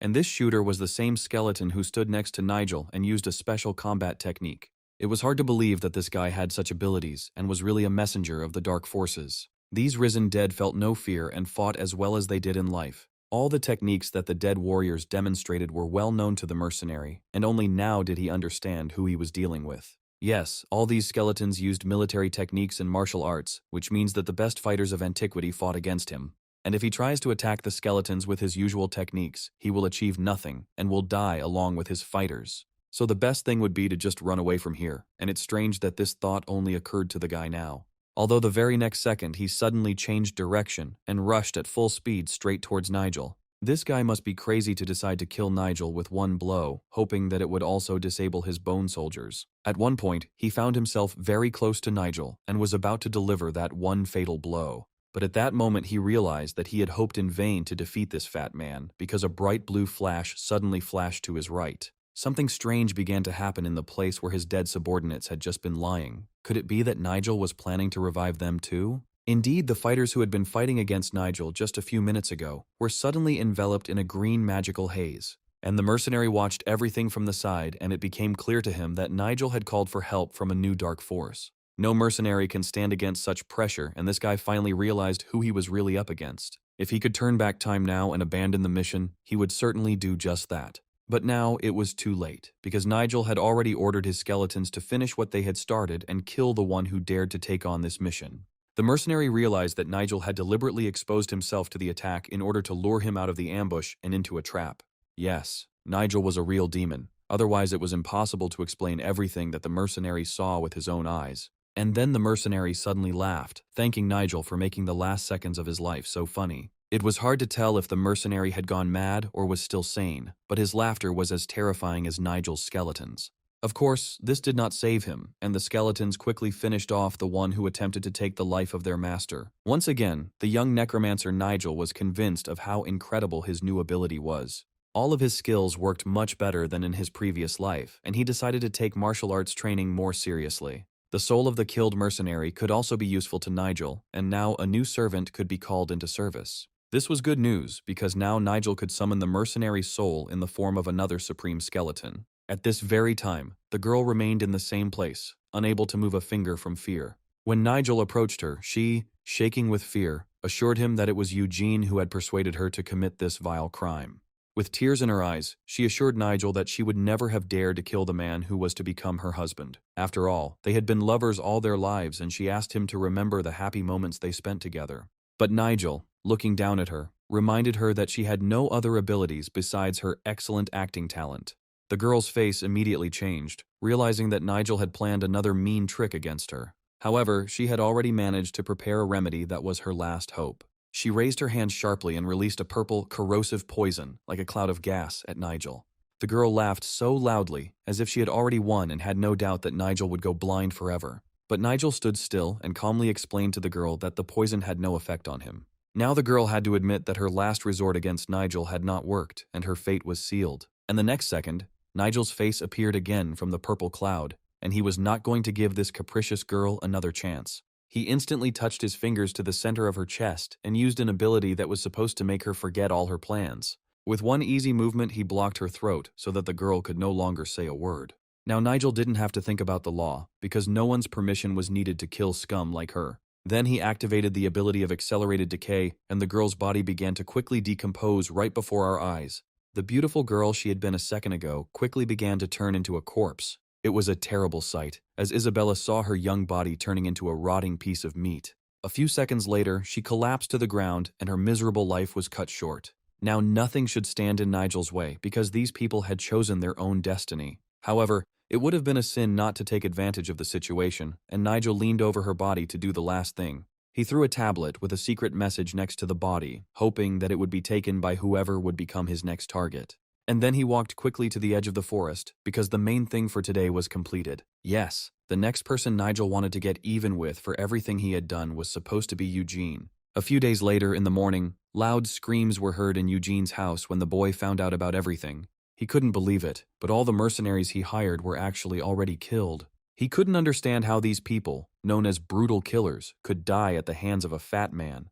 The worst thing was that their leader had disappeared, and next to the bodies they found a female corpse, rotting there for about 10 years. Because of a note found there with a name on a piece of wood, Derek suspected that it was Isabella's cursed body. That piece of wood had her name written on it, and it was clearly done on purpose. It seemed that Nigel had left a sign with a threat in advance, which Eugene was supposed to take specifically to himself. Realizing this, Eugene jumped up in fear and asked Derek to think of something. Luckily, Derek had a backup plan. He looked at Eugene and suddenly suggested that they go to the red light district. Derek used hypnosis, and Eugene immediately declared that he really should go there and have a cold beer. Then Eugene turned sharply and walked towards the exit, ready to do so immediately. When they were alone, Ron admitted to Derek that he hadn't expected so much trouble because of Nigel. But Derek hinted to him that a string that is too taut is very easy to break. Ron didn't get the hint, then frowned and asked again what Derek meant by those strange words. However, it was clear from Derek's expression what he was getting at and what he had been trying to get from Ron all this time. After all, if Nigel is interfering with the main plan of their sect, he must be destroyed, even if it means burning down the entire area. Ron realized that soon the entire settlement would be drowned in blood, because their main goal was to get rid of Nigel at any cost. They were to prepare for a holy war and begin the massacre on the appointed day. In addition, the curse placed on Nigel needed to be strengthened, making it even more deadly. Not daring to object, Ron assured Derek that everything would be done in the best possible way and that the gentleman would not regret his decision. At the same time, a crowd of curious people gathered at Nigel's house, and Zach had a hard time keeping them at the gate. He explained to them that his master was currently busy and was not receiving anyone. But everyone wanted to see the man who became famous throughout the entire settlement and won the people's support. But Nigel wasn't having any guests today, and Zach asked everyone to leave again. Many did not like the fact that this young servant was driving them away from the gate, as if he were the master of the house, and not just a servant. And Zach repeated with a smile that he was not against their meeting, but Nigel himself asked not to disturb him. Moreover, Nigel had recently left home for several days, ordering the servant not to let anyone in. When Nigel left, he said goodbye with a smile, but Zach, as usual, couldn't hold back his tears, as if he was saying goodbye forever. Nigel really needed a couple of days alone in the mountains near the big forest. There he could hide from prying eyes and hone his necromantic skills to perfection. In addition, he recently mastered a technique that allowed him to learn about Eugene's plan to order a murder. Now, hidden in the ravine, Nigel used his ability again, trying to gain better control of the dark matter in silence. He understood that there were more enemies, because many factions were unhappy with his suddenly increased power. They created a curse to kill Nigel, but he was able to harness the dark power instead. When the plan failed, they became so angry that they revealed their true intentions, and now Nigel could easily use their mana. After absorbing so much mana, Nigel received a message from the system that his body was overflowing with energy and needed to get rid of the excess. Thanks to those scoundrels, Nigel now had enough mana to revive dozens of fallen warriors at once. Now he could easily create loyal dead warriors, even from the corpses of animals, replenishing his army with them. The bones that once formed the body of an animal began to gradually come together to form a new figure. Nigel could only watch as they slowly transformed into a formidable warrior, ready to defend his master to the end. And indeed, a moment later, a bright red fire flared up in the empty eye sockets of the skull, which meant the magic worked perfectly. However, the skeleton was not black, although Nigel wanted to summon a supreme warrior with black bones. He didn't look at all like the mighty warrior Nigel had intended to summon. Instead, a skeleton with a huge hump stood before him, but by the claws on his bony hand, Nigel recognized him as his former enemy. It seemed that Nigel had managed to revive the dead mercenary, and now he was obliged to serve his new master. In addition, the system informed that Nigel must immediately begin carrying out a secret mission and fulfill the wishes of the dead warriors. And to get more out of the dead man, Nigel needed to fulfill the dying wish of this former mercenary.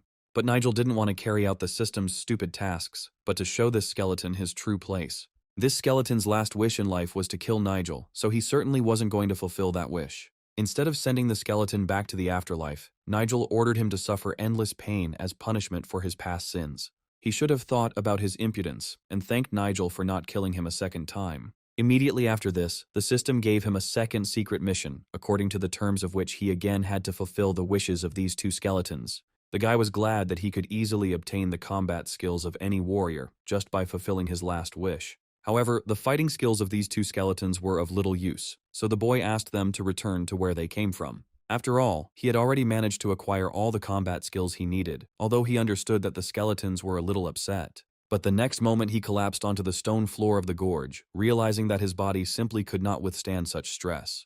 And it was not the first time that he had to experience the feeling when your legs give way from weakness and you are powerless to do anything. But it was at that moment that the black skeleton he had tried to summon in the morning appeared behind him.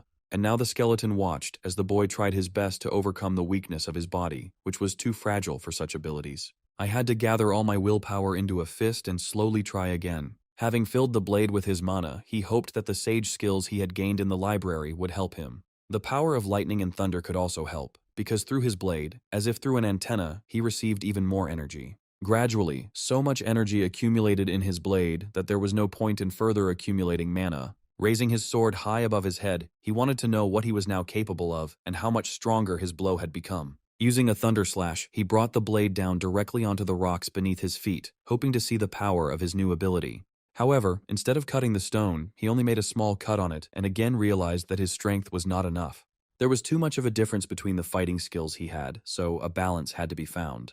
At that moment, the black skeleton suddenly extended a bony hand and touched Nigel. At first, the guy didn't even understand what was happening and looked ahead in horror. Then, turning around, he saw that the skeleton still had his finger on his back, but what was he planning? Immediately after this, the skeleton began to quickly poke sharp, bony fingers into different points on his back, as if doing acupuncture. But it was hardly worth expecting this from the black skeleton, and the guy will have to learn something new, for which he was not yet ready. The skeleton continued to look at him, and it seemed as if the fire in his empty eye sockets was growing stronger and stronger. Then he realized that this ancient warrior had been trying to help him all this time, and the boy obediently sat down on the stone floor. He had come a long way, but had completely forgotten that he had not managed to touch some points on his body that required special attention. That's why the black skeleton sat behind him, and again began pointing to the point where the guy needed to open the mana circles. It was worth trying to open each point, especially since the guy could stop at any moment if something went wrong. Closing his eyes, he prepared himself to mentally see his body from the outside and understand which places were the weakest. Almost immediately after this, the system reported that the boy had received a new ability as a supreme swordsman, an experience that he had never dreamed of.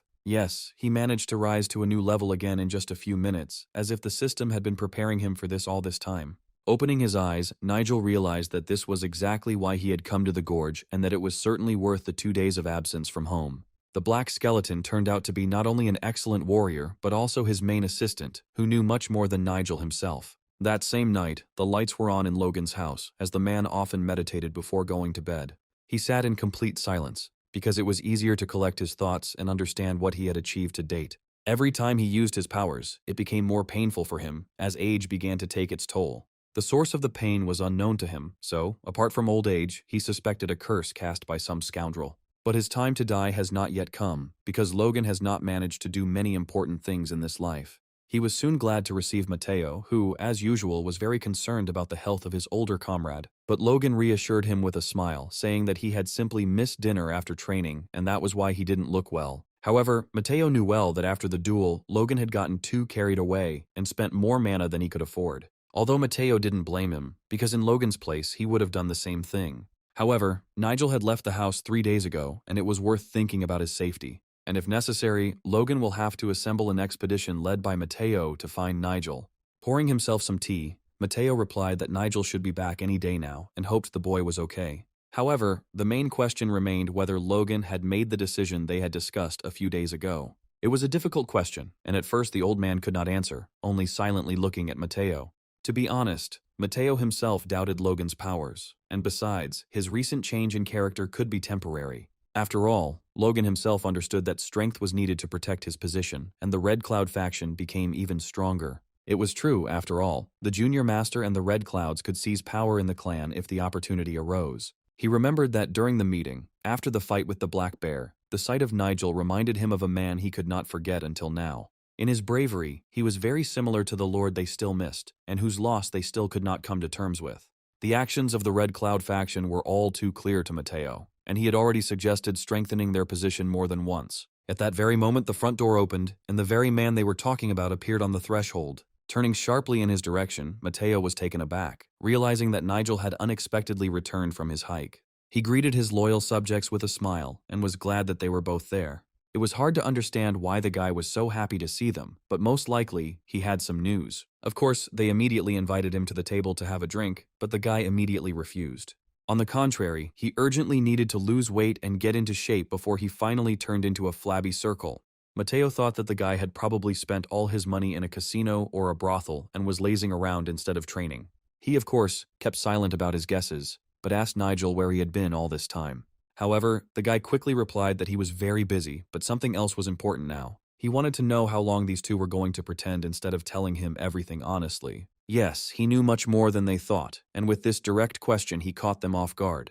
Addressing Logan, Nigel advised him not to use any more mana that could soon cause his death. Even back then, when Logan took Fred's blow, the guy noticed that he used up mana, which he already had almost none of. But Logan assured that his mana would soon be restored, and the young master should not worry about his health. Although the guy knew that by using his power then, Logan was on the verge of death, and yet he needed him alive for many important matters. Realizing that the young man was accusing the elder, Mateo had to sternly warn him that he did not intend to listen to such things about Logan. But the truth could not be hidden, and the guy repeated that the old man was very lucky to survive. And if he hadn't come to check on him now, Logan could have died by morning and wouldn't have had time to finish his business. Such words would have frightened anyone in Logan's place, and the old man thought about it seriously. And the guy leaned over to him, smiled and said that now Logan could relax and trust him. Soon Nigel ordered him to sit on the floor, and he sat behind him and prepared to use his power. Within a few minutes, blood began to flow from the old man's mouth, and it became clear that Nigel had managed to use his power to rid him of his illness. Mateo didn't understand what was happening to the elder, and asked the young master to stop it before it was too late. But Nigel motioned for him to stay put, and not interfere with the magical ritual of healing Logan. There was no shadow of doubt in Nigel's eyes, because he knew for sure that this was the only way he could help the old man.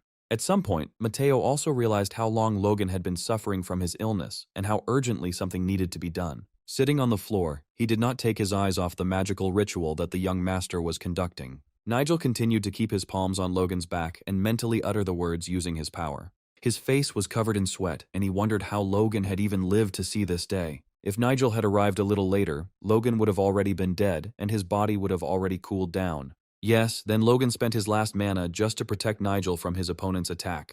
The old man didn't know that the blow didn't actually threaten the young master, but Nigel was glad to have such brave warriors by his side. Now Nigel only had to hold out for a few minutes to complete the ritual. He wanted to put in some more of his energy to fully restore the circulation of mana in Logan's body and cure his illness. Immediately after this, the old man's face changed, and it became clear that his mana circulation had been completely restored.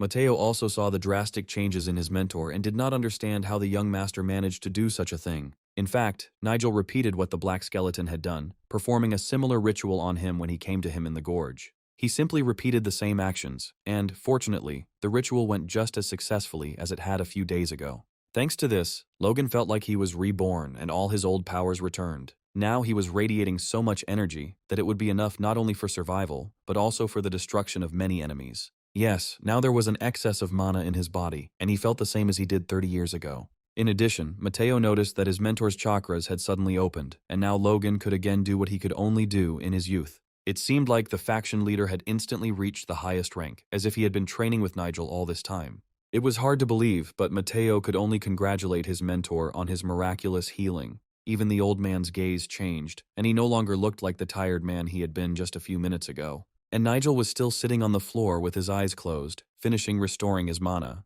Then a slight smile appeared on his face, as the boy realized that he himself had reached a high level in healing and removing curses. By absorbing the curse from Logan's body, Nigel opened the fourth circle of mana and gained the ability to heal other people. This young man strongly resembled his late father, who was highly respected by everyone. Logan owed him his life forever, and for the second time swore allegiance to his young master. But he modestly said that it was very easy, and healing had always been just his little hobby. However, it was interesting to find out how the guy managed to do this and what ability he recently discovered in himself. At this point, he confessed that he himself had recently been poisoned and had gained this new ability by being able to stop the poison's effects. More precisely, it was not an ordinary poison, but a curse that one person placed on him. But even if that was the case, Logan didn't understand how the boy could know the name of the person who cast the curse. But the first to find out about this was not Nigel himself, but the one who told him the name of the killer and the person who ordered it. Upon hearing this confession, Mateo immediately asked who Nigel suspected. They were very surprised when the boy suddenly admitted that it was his father who poisoned him. No, it was impossible to believe, and none of them considered the boy's late father a murderer. But it was about something else, because the guy meant that his father was destroyed by the same curse that was placed on him. If Logan knew right now who was behind this, he would immediately go there and meet the bastard in person. But it was strange that none of them had yet guessed about the only person who could have committed such a crime. This was the most important information they had, and Mateo offered to tell all the faction members about it. But instead, he heard a question about which of the faction members Nigel could truly trust, other than the two of them. After all, when his father found out about the curse, it was already too late and the process became irreversible. Of course, he didn't want to ruin the family's reputation and eventually gave in, taking the killer's name with him to the grave. Instead of looking for the culprit, he focused on saving his son and finding the legend that their family had forgotten.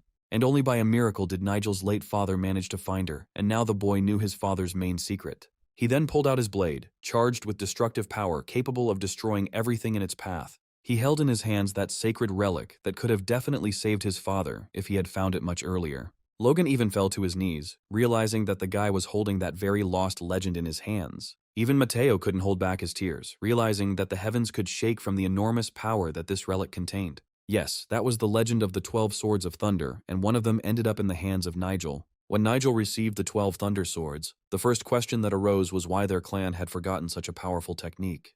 There were rumors that Father wanted the clan to engage in trading, rather than remain the fighting clan it originally was. The fact that this particular guy became a contender for the throne with the support of the heavens guaranteed him perfect mastery of this blade. He had to act after the death of his own father, but he was ready to do anything to finish what he started. And now, he was ready to repay in the same coin, cruelly taking revenge for the vile poisoning of his father and for those people who were loyal to him until death. One of those people was Logan, who cried like a child when he remembered this. Mateo also finally lost control of his feelings, because for the first time in a long time, he finally saw the light at the end of the tunnel. Only after the guy's story were they able to fully understand their true path and begin to move towards their goal. It remained unclear what the next step would be for the young gentleman, who had received such serious support. But Nigel himself had long since decided what he would do next, and hoped that these two would go with him to the end. The energy that the boy emitted was comparable to the power of an entire army, and it became clear that he was completely ready to replace his late father and become the leader of the clan. It was an incredible power that could not be confused with anything other than the power of the god of lightning and thunder. Yes, this guy knew how to surprise and quickly learned to use 2 mana at once, combining them together. Mateo finally realized that the young man was the strongest warrior he had ever met. Logan had only seen such strength once in his life, in a warrior who had accompanied them on a mission 30 years ago. The Sword Emperor himself, the current leader of Murim, had such power. Were the powers of these two really equal? True. Now Nigel did not want to waste time on long conversations and asked them directly about the most important thing. Looking at these two, he wanted to get an honest answer about whether they were ready to join him right now. Logan responded without hesitation that he was ready to become Nigel's first follower and his faithful ally in everything. Mateo responded in kind without hesitation and, on behalf of his Clear Cloud faction, was ready to join him. And then both of them knelt down and swore that under the leadership of the young master, they would glorify his name. But the guy asked them to get up immediately because they were allies, not slaves. Besides, there had been a scoundrel sitting on the roof of Logan's house for a long time now, and he needed to be taken out of there. Suddenly, the guy flew up to the ceiling and with one quick blow smashed it to pieces. And right after that, a mercenary sent here to watch Logan fell from above. It seems that this uninvited guest did not think that he would be found so quickly and shown his place. It was only possible to find him with the help of hidden technology, which the mercenary himself used for his business. It became clear that this person was from the Red Clouds group and only one leader could send him here. It was hard to accept that those friends they had known for more than 10 years turned out to be enemies planning dirty deeds. But instead of killing the mercenary, Nigel ordered him to return and tell his superior that Nigel would soon deal with him personally. But the next moment, foam came out of the mouth of this mercenary, and it became clear that he was cursed. At the last moment, Mateo rushed to him to quickly help the mercenary, but it was too late. He had poison hidden between his teeth and, having bitten into the ampule, he killed himself right before their eyes. They probably did this on purpose so that he couldn't tell the main secrets of his leader. But all three guys understood that the surveillance was definitely not only on the roof of the house, but also somewhere nearby. Nigel decided it would be better to tell him about it in person and kill the bastard immediately after that. The time for jokes was over, and it was clear from the guy's look that he was not going to play games anymore. Meanwhile, in the center of the village, a vile attack had already taken place, which Ron had carried out with the permission of his boss. He swung his sword at the man who at the last moment tried to stop him and calm the boy down. But he didn't want to listen to anything, and with one quick movement, he silenced the poor fellow forever. And he ordered all the other fighters to drop their weapons and surrender, and perhaps he would leave them alive. But none of these guys could understand how Ron dared to draw his sword on common ground, knowing that it was strictly forbidden. However, all the rules had already been broken, and Ron once again suggested that they give in and not force him to do something terrible. It seemed that the entire Red Cloud group had gone mad at once, since they decided to violate the strict prohibition of the Emperor himself in such a terrible way.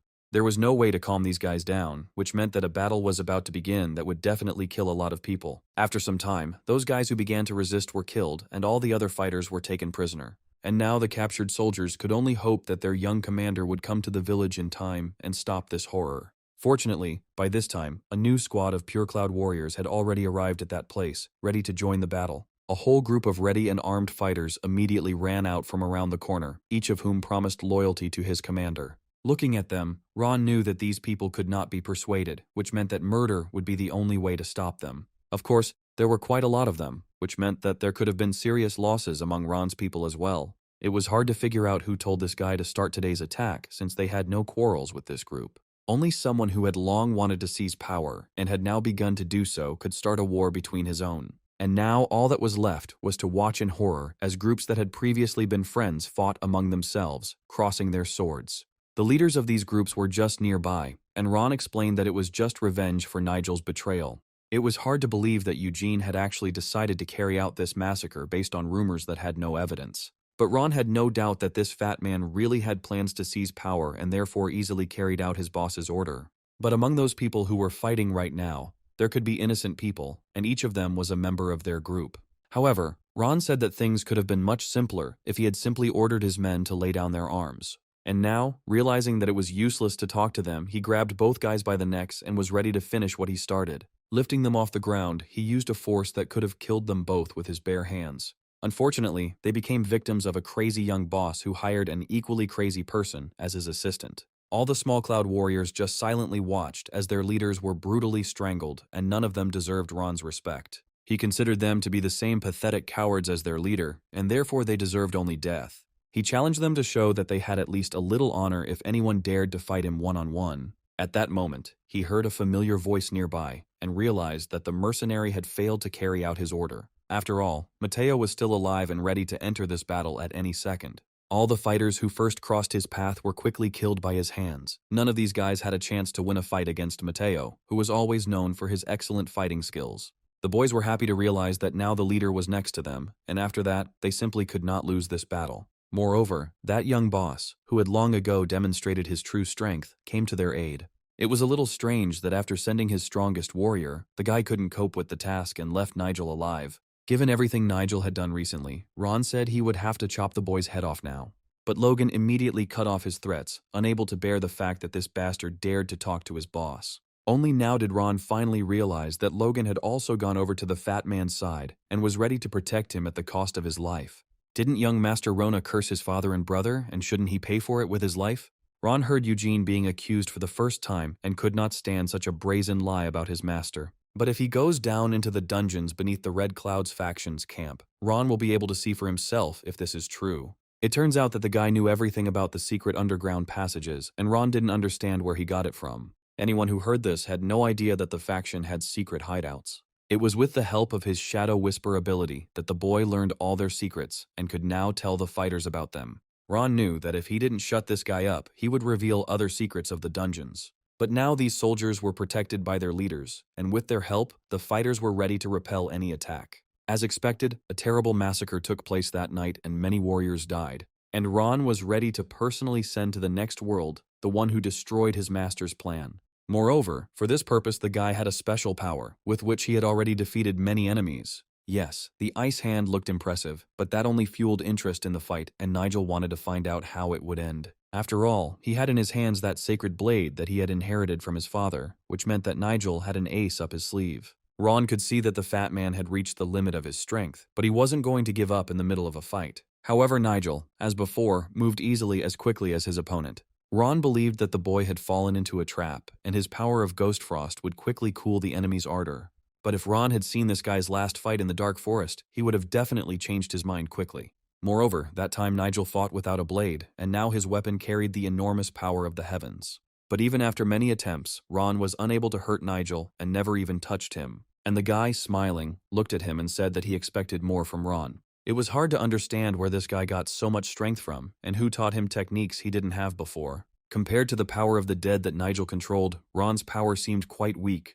But in this fight, only one could lose, and Ron didn't want to be that one. Ron saw an enemy in front of him who deserved to die and gathered all his strength to kill him. Ron used a technique he only used in the toughest battles, even though he was only fighting one opponent.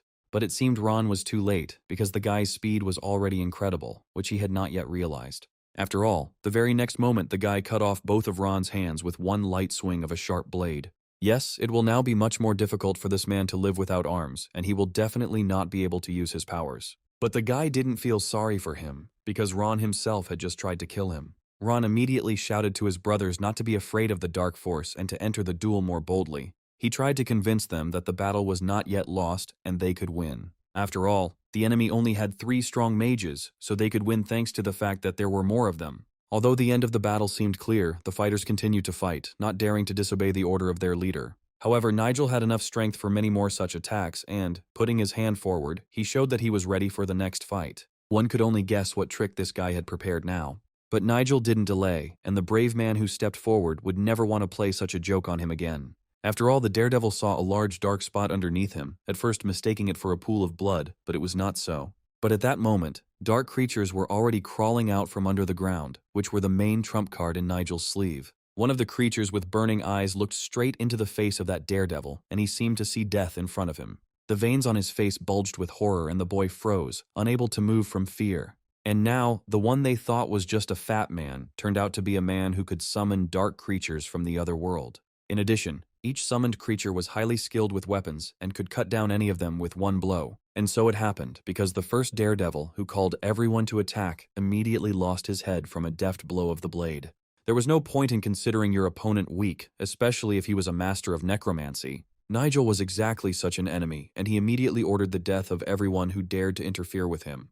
Immediately after this, a crowd of dark creatures chased after the surviving soldiers, who had no choice but to flee. This is probably what the elder gentleman was talking about when he told how his father died at the hands of traitors. After all, before his death, his father hired warriors from the Death Gate to protect his only son, and now these dark creatures were carrying out the order.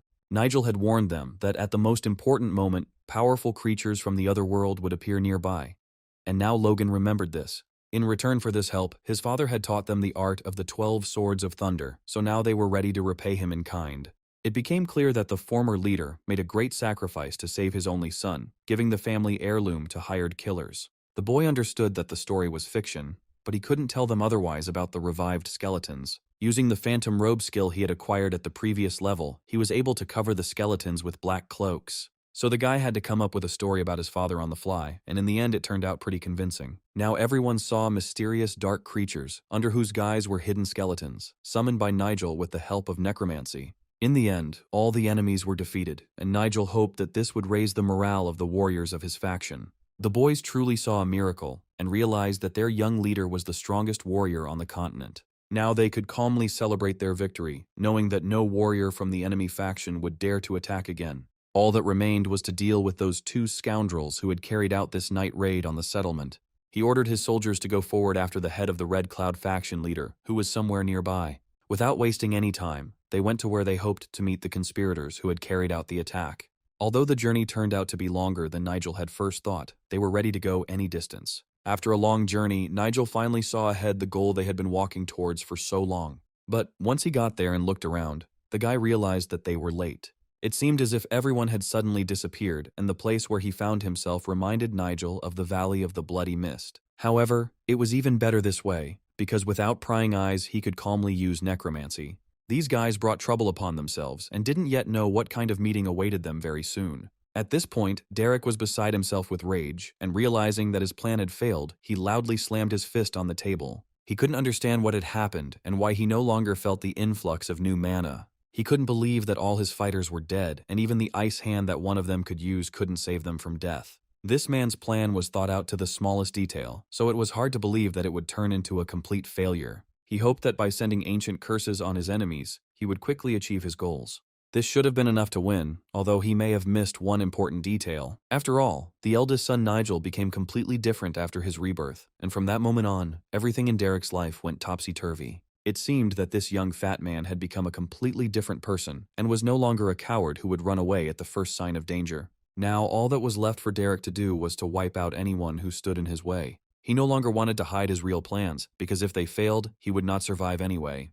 For some reason, he was sure that no one on the entire continent would be able to defeat him as long as he had the power of the dark creatures from another world with him. But it was the man who was Derek's biggest problem who was now slowly descending the stairs. He had long since learned of the enemy faction's secret hideout, and now he merely waved his hand in greeting to the enemies. As soon as he entered, he saw something that could surprise even him. He had suspected before that all these sectarians were psychopaths, but now, looking at the mummies, he was finally convinced of this. But it was unclear what the hell this old man was up to and why he needed to turn all these people into mummies. Derek already guessed how this meeting could end and immediately offered Nigel a deal. He was ready to make this guy the head of his future clan and raise him to the very top in 3 months.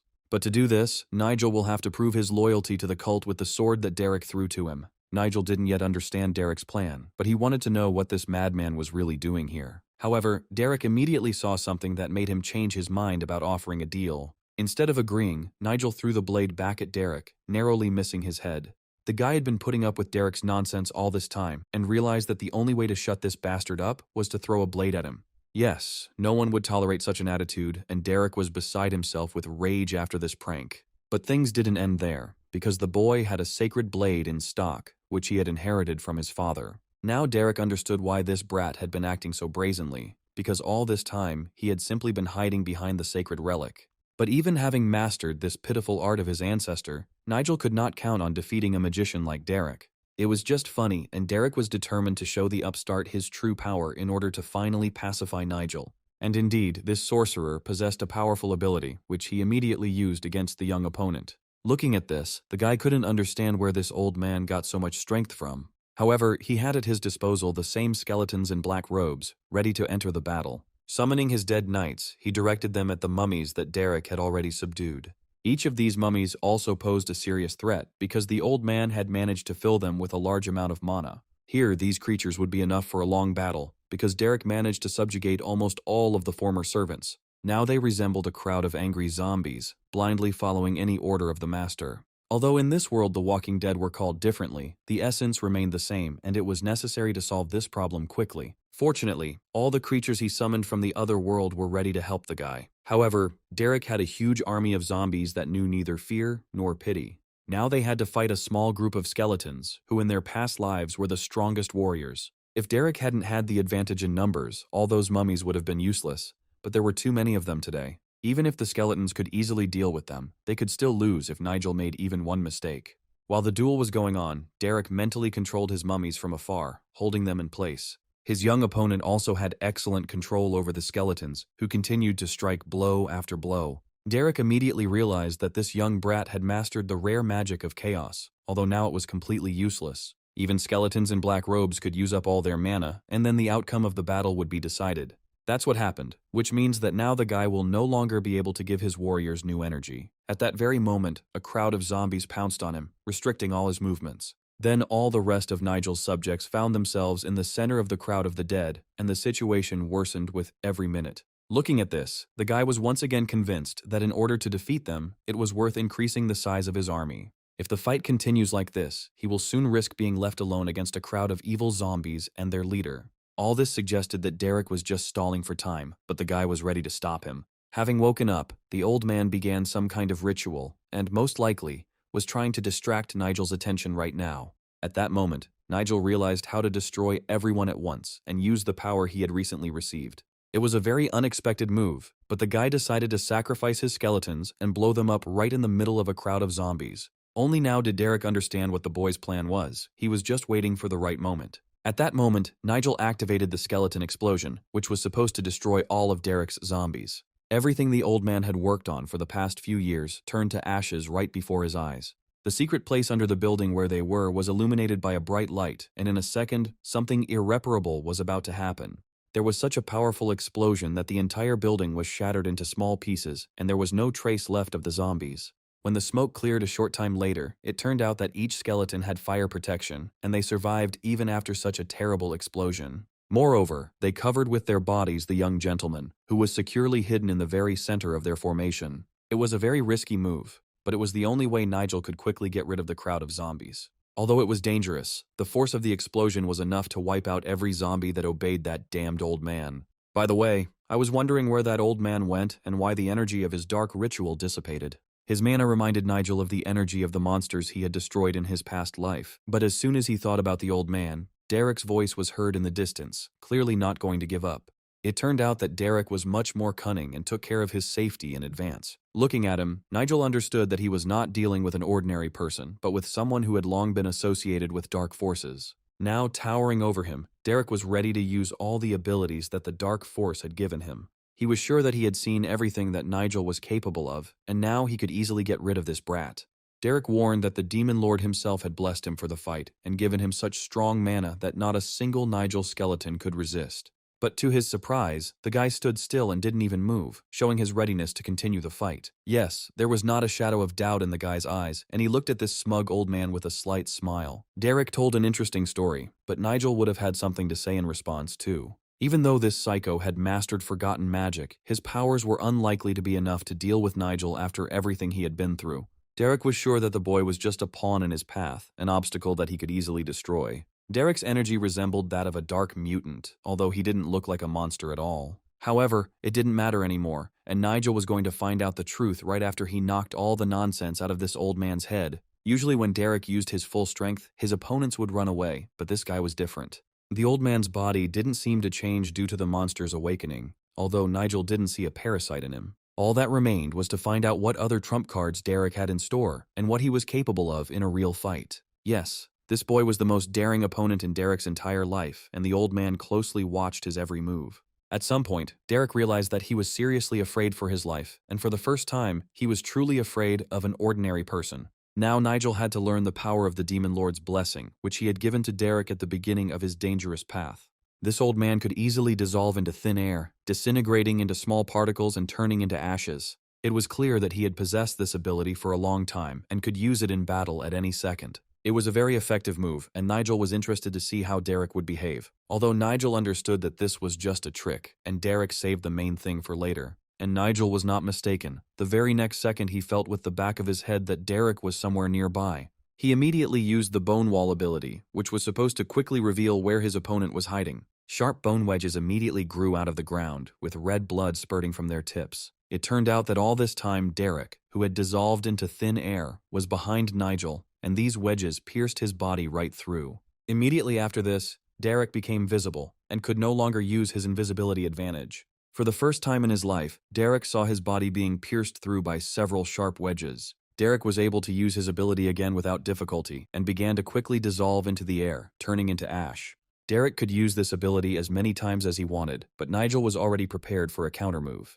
Looking around, Nigel tried to figure out where Derek was now. Nigel tried to determine Derek's location from the barely audible rustling sound so he could use the bone wall again. Finally realizing that Derek was on the left, Nigel prepared to use his ability again, which quickly showed where the old man was. Without even turning to face Derek, Nigel once again caused the bone wall to rise from the ground. The old man's body was again pierced by dozens of sharp wedges, which this time pierced his arm.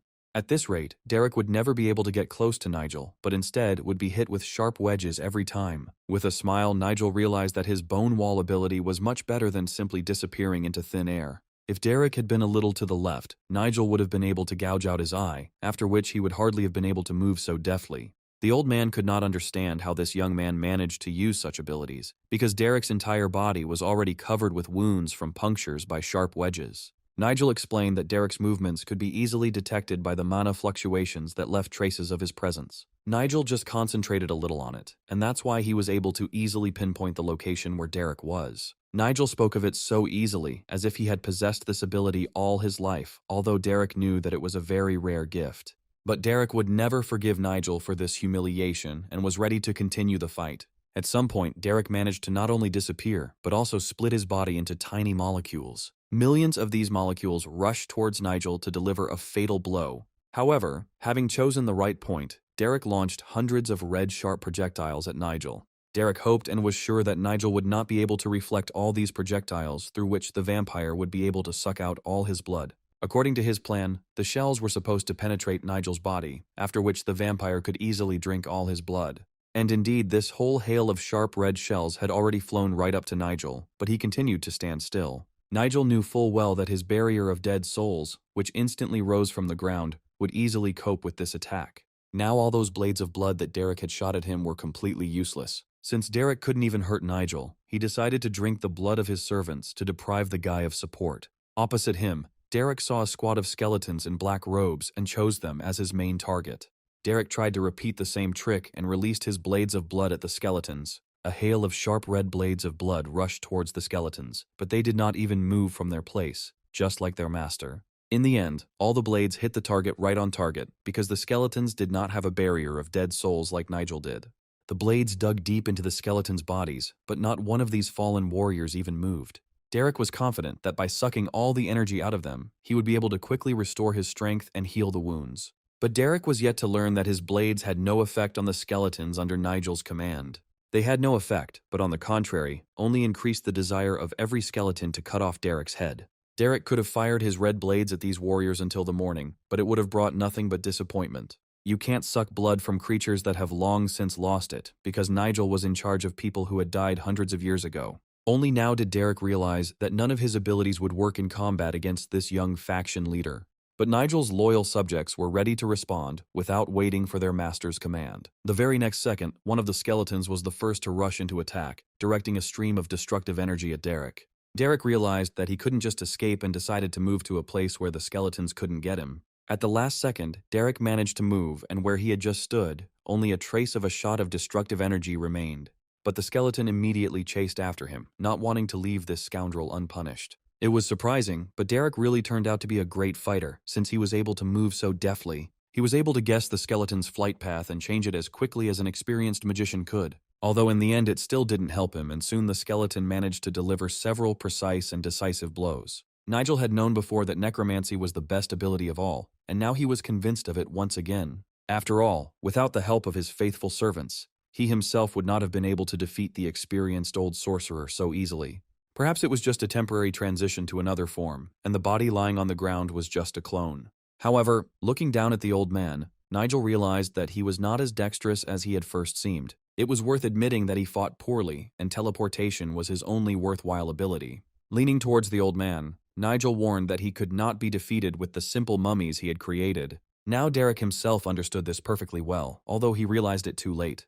Before his death, Derek was ready to tell Nigel the truth about what fog teleportation really was. Nigel immediately recognized the old man's abilities, because he had seen such blood spikes on one creature a long time ago. Now Nigel wanted to know how this scoundrel was able to use the power of the Vampire Lord and his main ability to create blood spikes. The Vampire Lord was a monster that could increase his strength and create servants by drinking the blood of his victims. This creature was a real monster and was always considered one of the most cruel and powerful monsters. But for Nigel himself, he was just a minor nuisance from his past life, when he was a simple hunter. So Nigel immediately realized that Derek was using the vampire powers he had seen before. In his past life, no ordinary person could use the powers of monsters, which means Derek was not who he seemed. Rage and destruction were the main consequences for the people who became dangerous mutants. But it was ordinary people who suffered the most when someone tried to take away their life force. Even in his distant childhood, Nigel experienced horror when all his familiar brothers and sisters turned into a crowd of mutants.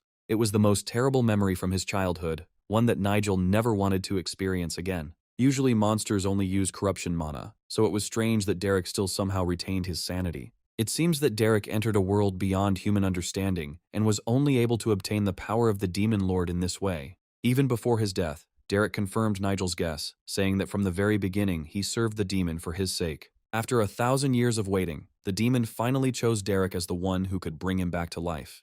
Now Nigel understood what sect Derek belonged to, remembering the group of demon worshippers that gathered at the highest mountain. But the thousands of years of waiting that Derek spoke of could be in vain, because as long as Nigel is alive, he will not allow this to happen. And now, even from Derek's body cut in half, Nigel was determined to extract all the valuable information. Grabbing Derek by the neck and lifting him off the ground, Nigel demanded that he tell him everything he knew.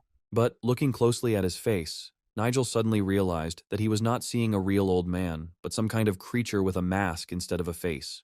He realized this from the piece of peeling fake skin that had been hiding the monster's true appearance all this time. And then, abruptly tearing the mask from his face, Nigel saw the true face of his main enemy. It was at this moment that Nigel became suspicious, realizing that everything that was happening around him was a lie. Looking into the face of the monster, Nigel realized that there was clearly some secret hidden here. Besides, Nigel had a strange feeling that Derek had been leading him on all this time.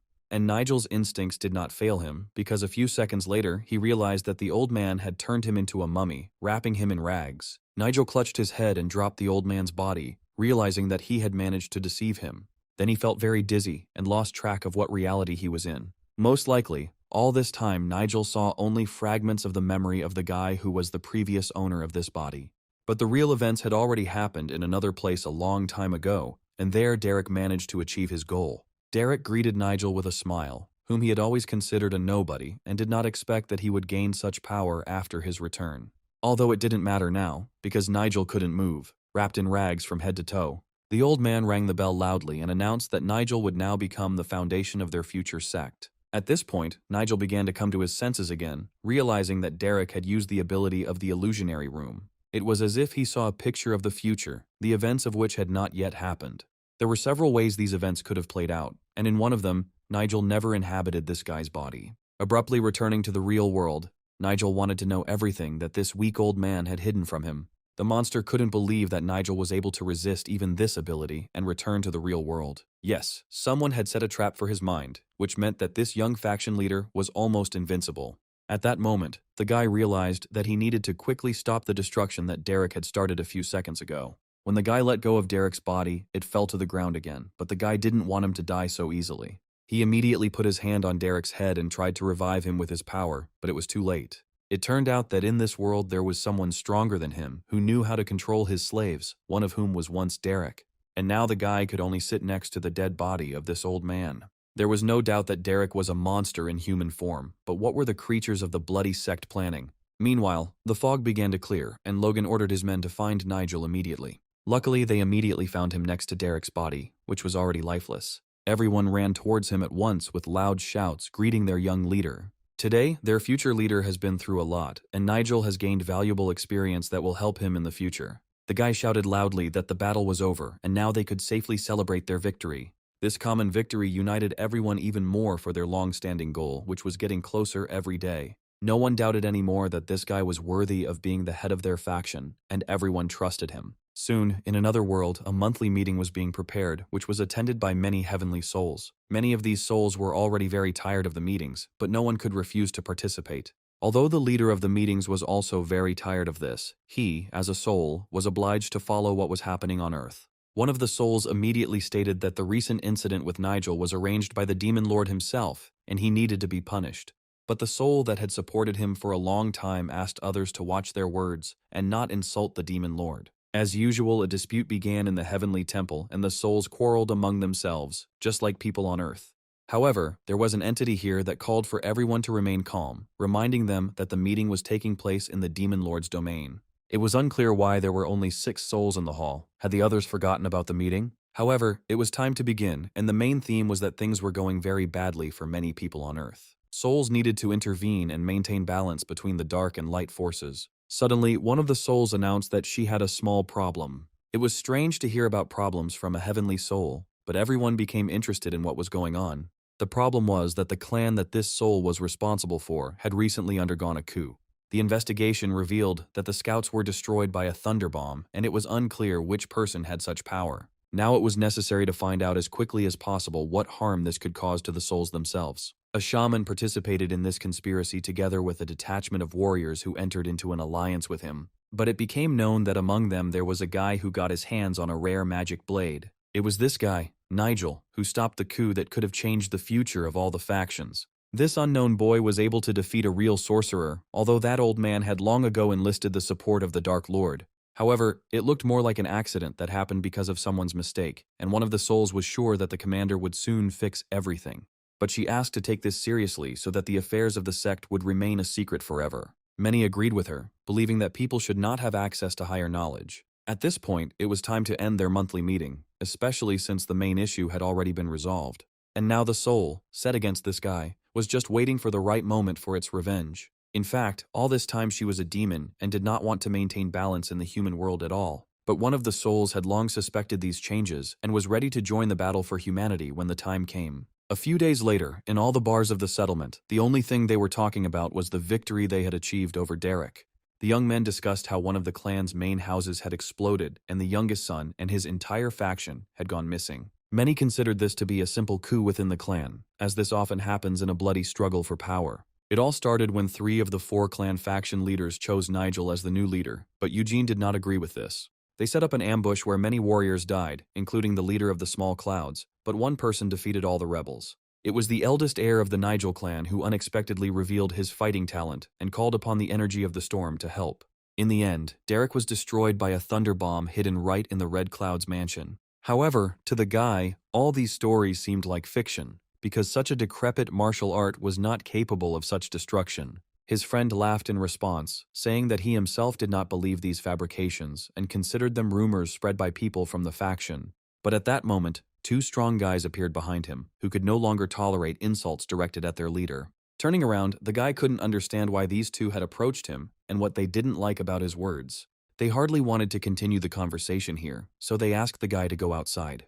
The conversation with this guy had to be short, because this scoundrel had allowed himself too much. The boys quickly threw him to the ground, although they did not want to seriously injure him or disgrace the name of their leader. He immediately understood why they were treating him like that, and with tears in his eyes, began to ask them to forgive him for all the stupid things they had said.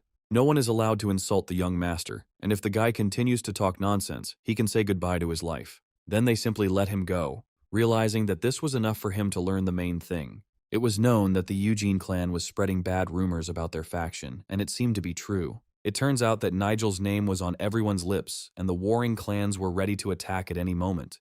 But these guys didn't care what others thought, because their faith in their leader was stronger than ever. At this time, Jacob was just leaving the chambers of his young master, which were guarded around the clock by 2 guards.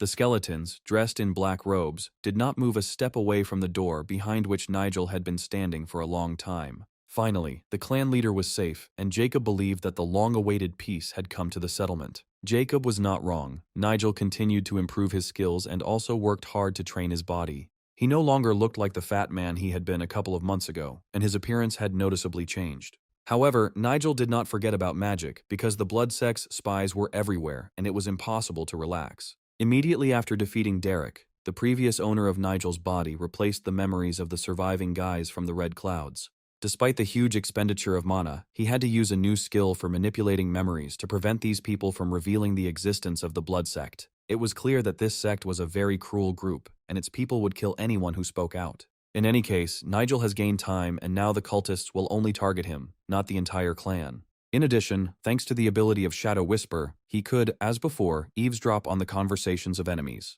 Thanks to this invisible dark force, the guy penetrated into the most secluded corners, hidden from prying eyes. Without this ability, he would not be able to learn about changes in the warring factions so quickly. Moreover, he could not just eavesdrop in one place, but cast this spell on 200 clan members at once. All this was possible thanks to the Vampire Lord's Stone, which contained a huge amount of mana. It was hard to understand why Derek dropped the Monster Stone, but it was this relic that helped Nigel establish surveillance so quickly. Since the Blood Sect was such a secretive group, they wouldn't attack openly, which meant the guy still had time to prepare. He needed to become much stronger, so he couldn't stop training even for a day. Carefully opening the door, he quietly ordered the guards not to let anyone into his chambers until he gave permission. He then quickly opened a pocket dimension to take out several valuable magical items from there. The system responded quickly, and a dark magical vortex appeared in front of the guy, from the center of which he needed to get several relics. Of course, this ability also took a lot of energy, and Nigel had to constantly monitor himself so as not to lose consciousness. But after a few more minutes, the void between dimensions he had created was ready for use and obeyed the guy. Then he saw the handle of the object that had first appeared from that void between dimensions and was now available to Nigel. This magical scythe was a mysterious artifact used in battle by ancient warriors. It was the first time Nigel had held this ancient weapon in his hands, but it felt like he had been fighting with it for hundreds of years. Now it was necessary to find out what element controlled this weapon and what ability was hidden inside the scythe. He had the idea to try to pour his mana, the Eastern Sage's mana, and divine lightning into the scythe at the same time. Nigel had used multiple types of mana at once more than once, and it usually produced excellent results. But what he saw amazed even this guy, who had already seen a lot in life. He seemed to sense the weapon's feelings and realized that this mysterious scythe was angry. It became clear that this was a very powerful weapon with its own character. It could even be called alive. The natural power stored within the scythe increased many of Nigel's abilities tenfold. Although Nigel received this weapon, it did not obey him immediately, and he needed to think about how to restore the spent energy. However, he decided to do this later because he hadn't even learned how to use a sword properly. He had learned so many skills lately that he needed to take care to conserve his energy. And now you could just start increasing your combat power since it usually took less mana. Finally, he will be able to call upon his faithful servants from the interdimensional void who have already helped him out more than once. Looking into the darkness at the center of the vortex, Nigel knew that the skeletons were his main support. He then commanded the dead warriors to appear in this world and swear to serve him forever. The dead warriors did not keep him waiting, and a moment later the guy saw their figures appearing from the void. Now nothing prevented him from practicing necromancy, because the doors were reliably guarded by the same skeletons. If Nigel could raise the level of each of his skeletons to the very limit, then he could engage in battle with the leader of the blood sect even today. He now had more than 20 mid-level skeletons at his disposal, and their power could be compared to that of a large army. In the chief of these dead warriors, he immediately recognized the man whom he had recently defeated in battle. Now all these people who recently tried to kill him have joined his immortal army of skeletons. However, if he is seen using magic, then everyone he meets will want to kill him, and they will be right. Simply turning fallen enemies into new skeletons would be a waste of time. Something else had to be thought of. He continued to sit next to the interdimensional portal, but nothing else came to his mind, because he had already used all his skills. Sprawled comfortably on the bed, Nigel wanted nothing more than to just fall asleep, although he knew there was no time for that. Rest could wait, but for now it was time to put a pillow under my head for meditation. Yes, it was time for the most important thing, because the guy still didn't know the details of Eugene's connection with the Dark Sect. In order to learn as much as possible about the Blood Sect, he needed to restore the memories of the previous owner of this body as soon as possible. These memories immediately brought to mind the image of Derek, who wanted to make the young leader of the group his obedient doll. By separating a part of his soul, he could enter the projection of his mental world and finally see what had previously been hidden. When he used this ability, his appearance immediately changed and some new power or personality appeared inside the guy. And then he suddenly felt that he could easily leave his body, and his soul began to slowly rise from his physical shell. Within a second, Nigel was hovering above his own body, looking down at his room. He had a creepy feeling that he had crossed a forbidden line, but it was too late to retreat. It seemed to him that he might end up back in a place from which he could not escape, but there was no other way to find out the truth. After all, if he gives in to fear right now, then fear will instantly consume him, and the guy will no longer be able to repeat this attempt. So, plucking up his courage, he quickly rushed into his own body to find himself at the center of the mental projection. The next second, he opened his eyes abruptly, feeling as if he had split into two and was two people at the same time. After all, that Nigel, who had been lying on the bed all this time, also remained conscious, although this body also had difficulty obeying him. But his soul sank to the very bottom of memories, and now he has access to the information that the previous owner of the body learned. His physical body was still functioning, but Nigel's head was splitting as if from a severe headache, and his soul remained in the place where the guy was about to meet himself. The place looked like an empty, cold land, and there was not a soul around. Looking down at his feet, he suddenly realized that the reflection below did not at all resemble the face of the person he now was. It became clear that he had entered a time-space that related to the time before his death in the real world. And below him, looking back at him, was the reflection of that guy, that Nigel he had been before his rebirth. Then the reflection began to blur, and he could hardly see the features of his face. Since childhood, he moved from one orphanage to another because Nigel's parents died in a monster attack. One day, he was finally taken into a family by kind people, and his adoptive father was even able to replace his biological father. For some time, everything went well, and the boy even managed to forget that trouble and the loss of his parents. But one day the monsters attacked again and the boy had to flee, leaving his father to be eaten by the monsters. Since then, he swore to take revenge on these creatures and protect peaceful people to the last. At that time, he entered into an agreement with an organization where there were many hunters, and with whose help he could achieve his goal faster. This businessman perfectly understood the feelings of the guy, who was ready to destroy the monsters that attacked the earth even for free. It was strange why Nigel saw these memories of the last seconds of his past life right here and now. At that moment, he suddenly heard a familiar voice, which belonged to Nigel himself. Turning around abruptly, he saw the man who was the owner of his new body and seemed glad to see them. In fact, this guy's name was Thomas, and before Nigel appeared in his body, it was Thomas who was the real young master and his father's heir. Everything was so confused that even in Nigel's thoughts, there was someone else who could easily read his thoughts. Most likely, Thomas had been quietly hiding in Nigel's head all this time, and now he decided to return his body. However, the guy mentally said that he was not going to cause harm, but only came to help. He didn't want anything in return, he just wanted to finish what he started. It seemed that he did not want any harm, and the guy clearly felt the true feelings of the previous owner of the body. At first, Thomas wanted to give Nigel what he was looking for and was going to do it right now. And then suddenly a deep crack appeared between them, dividing the place into two parts. It turned out that in this world of thoughts, the laws of the ordinary world did not apply, and Thomas could control everything around him. And right now, they stepped forward and found themselves at the very bottom of this place in thoughts, where Nigel was supposed to find out the truth. First of all, it was necessary to start from the very day when he first woke up in this body after his death in the previous world. In the mirror in front of him, he saw the appearance of that young guy, as he was in the first second when he woke up. Then, as if looking at pictures, he began to remember his whole life and the battles in which he had taken part. His faithful servant Jacob actually cried with grief when he saw with his own eyes the body of his young master. The same could not be said for Eugene, who only smiled as he looked at the body of his slain enemy.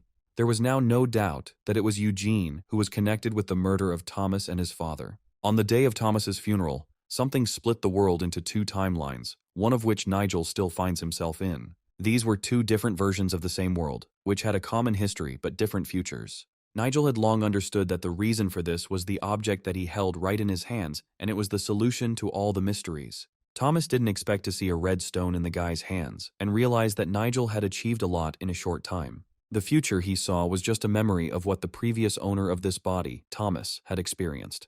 But now, the guy clearly understood what he needed to do and, without wasting time, stepped straight into the portal between the worlds. However, Thomas finally warned that Nigel would later regret this decision and he should stop before it was too late. After all, fear could take hold of him and Nigel would have to live in torment and suffer from insomnia for the rest of his life. However, it was clear from the guy's appearance that he was not afraid of his fear and was ready to look it straight in the eyes. In his memories, Nigel saw that Derek considered Thomas a talentless piece of trash that he wanted to give a new life to. Of course, Nigel couldn't control this guy's body, but he could see his whole life from the first to the last minute. At that moment, he was about to transform into the creature that would become the main weapon in the hands of the blood sect. It was Derek who brought Thomas back from the dead to force him to serve him. He looked completely different. His entire body was wrapped in the same bandages that were on the bodies of dried mummies. It was like raising a dead man, and Thomas could even think for himself, but he felt completely different. And then Derek ordered his doll to fall asleep, and the boy's eyes began to slowly close.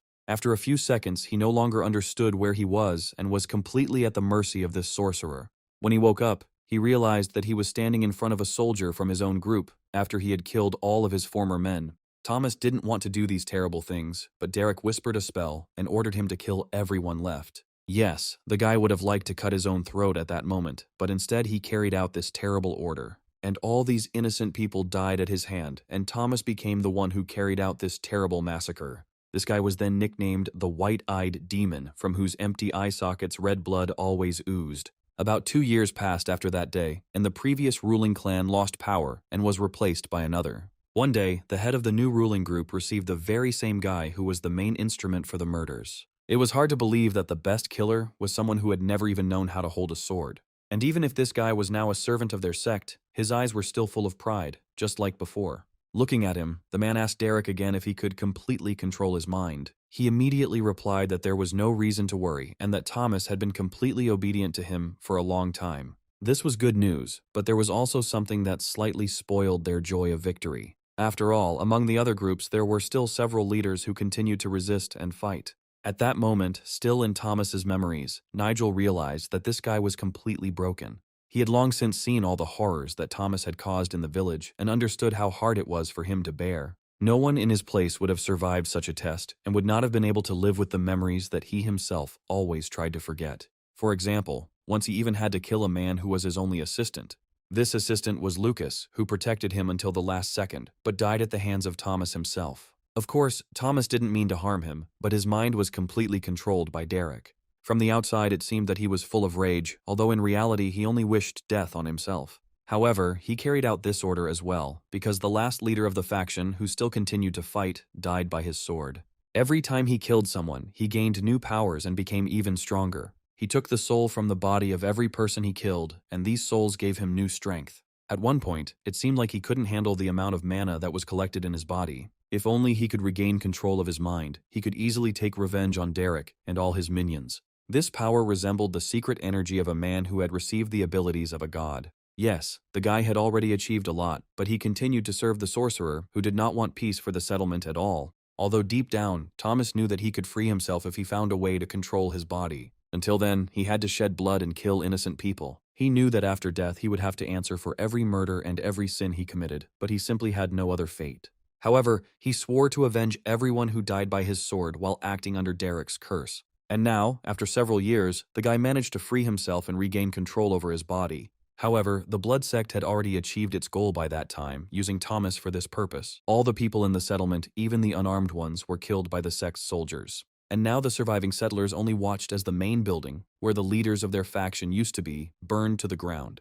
That same evening, 8 sect commanders gathered in the square to welcome the demon god. This ritual was conducted by a man in a terrible demonic mask, called the Red Priest. It seemed to him that all his dreams had come true, and the destruction of the settlement was a wonderful sight. None of his commanders doubted the overall success, and each one, bending his knee, was ready to carry out any order. And the priest continued to say that the world would be saved as soon as all people were destroyed. And the main murder weapon was still considered to be Thomas, who was no longer an obedient puppet. The boy gripped the hilt of his sword tightly, ready to do what he had been preparing for the past few years. Breaking free from the crowd, he rushed straight towards the degenerate who controlled his mind. It was hard to believe that the guy suddenly stopped obeying the priest's magic and was ready to take revenge for every nightmarish day. Surely he somehow managed to get rid of the curse, and now all his power was directed against them. None of the 8 commanders could do anything anymore, and the final word remained with the high priest. It was he who had to take the blow from the guy with the sword, whose eyes were full of fury. But the leader of the sect calmly remained in place and looked from under his mask at Thomas walking towards him. There was no longer any doubt that the guy controlled his body, but how did he manage it? Although it didn't matter now, because in a second they would meet face to face. Swinging his sword wide, the boy hoped to finish off the sect leader with one blow. At the edge of the hellish cliff where they stood, a bright white flash suddenly appeared after a huge amount of mana was released. But even this did not help Thomas, and the priest with a slight movement grabbed his sword by the blade with his bare hand. Then he easily broke the sword, as if it were not a formidable weapon, but fragile crystal. Thomas immediately realized that this was not an ordinary person in front of him, but a creature that received power directly from the demon god. However, the guy was not going to give up and, pushing off the ground hard, prepared for a new attack. Now nothing could stop him, and he was ready to unleash all the rage that had accumulated within him on the priest. But the next second, the priest cut off both of Thomas's hands with one movement, destroying his hopes of saving the world. The priest could have strangled the brat with one hand, but he wanted to do one more thing before enjoying his death. The Red Priest was curious to know exactly how Thomas managed to free himself from his control. He found it amusing to watch the suffering of this guy, who in his eyes remained the same arrogant bastard he had been before. But no matter how hard the worms try, they will forever remain miserable creatures, because that was their fate. Nigel continued to watch these memories, and it was painful for him to see his predecessor suffering. Moreover, the priest did not stop there, and wanted to sacrifice Thomas to his demon god. Having said these words, the priest pierced Thomas's body with one movement, ending his earthly life. At the same time, Thomas's soul was still there, watching the last minutes of his earthly life. At that moment, he saw a bright light from the portal between the worlds in the distance, and realized that Nigel was returning. The guy had already found out everything he wanted, and now he didn't have a single question left. It was a difficult test for Nigel, because not everyone can see the horrors of the past with their own eyes. It was Thomas who experienced everything that Nigel saw. For the first few seconds, the guy just lay on the ground, coming to his senses. But then he suddenly raised his head and vowed to take revenge on these crazy sectarians at any cost and fix everything. In fact, the fanatics of the Blood Sect wanted to destroy the world in order to supposedly cleanse it. Their red-masked high priest was Nigel's main enemy and his #1 target. It was he who dealt so cruelly with Thomas when he woke up and removed the binding curse from himself. But even after death, Thomas's soul remained as fearful as it had been in life. Nigel was irritated that the guy was afraid even after death, because it was time for him to pull himself together and become braver. These words made the boy think, although Thomas was still worried about his revived body. Nigel always knew that only weaklings give up when the going gets tough, and he wasn't one of them. And if this was just Thomas's childish fear, then the boy should have known that only cowards are afraid like that. And even though Nigel wasn't as strong as he used to be, 5 years would be enough for him to become stronger than the leader of the sectarians. As Thomas expected, Nigel was very different from him and was much braver than Thomas himself had been in life.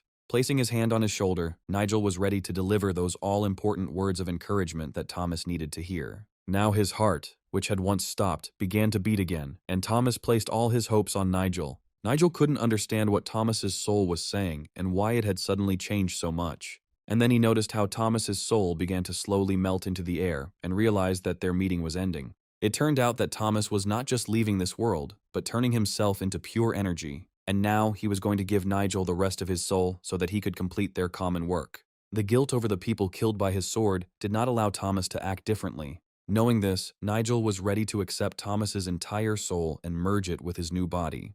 Then he suddenly opened his eyes and realized that only a few minutes had passed, although it seemed to him as if he had been meditating for more than 2 years. His face was wet with sweat, but the boy understood that the meditation had not been in vain. He had never seen anything like it, and only Thomas's memories helped him understand everything. In addition, the system gave him several new abilities that will be useful in battles. However, this was only the beginning because the leader of the sect probably already guessed about the changes in Nigel's life. The Red Priest could have turned all of Nigel's loyal men into his puppets, but Nigel had to stop him. The leaders of this sect usually slowly penetrated everywhere and spread their influence among all groups. The sect had 8 commanders in total, and they could now control every group in the settlement. Nigel quickly managed to find out the identity of one of the commanders, who was the guy in the mask. This man's name was Richard. He was one of the 8 commanders of the sect, and was popularly known as the Tyrant of the Black Heavens. It was Richard who was Nigel's main target, because this scoundrel controlled all the other commanders. If necessary, Nigel could remove it right now, but for now he was in no hurry. Until the leaders of the friendly groups regained their former strength, it was better not to risk and not to oppose Richard. Meanwhile, that same night, somewhere far away in the mountains, Nigel's squad, together with the commander, was walking through a dark forest. Already on the way, the soldiers suspected something was wrong, although they did not yet know who they would have to face. The squad leader was with them, and many of the fighters were preparing for the fact that they would have to fight that night. Commander Zack knew they would reach the location in about 6 hours and was looking forward to it. After the bloody massacre carried out by the Red Cloud faction, the Zack clan had no work at all. At this point, his thoughts were interrupted by his assistant, who suggested that Zack make a stop here and continue on his way in the morning. The assistant was right, and Zack immediately ordered the men to set up camp right there. The little girl who was walking with them to the settlement immediately offered Zack something to eat and gain strength. However, Zack replied that he was fine and that the others needed to be fed first.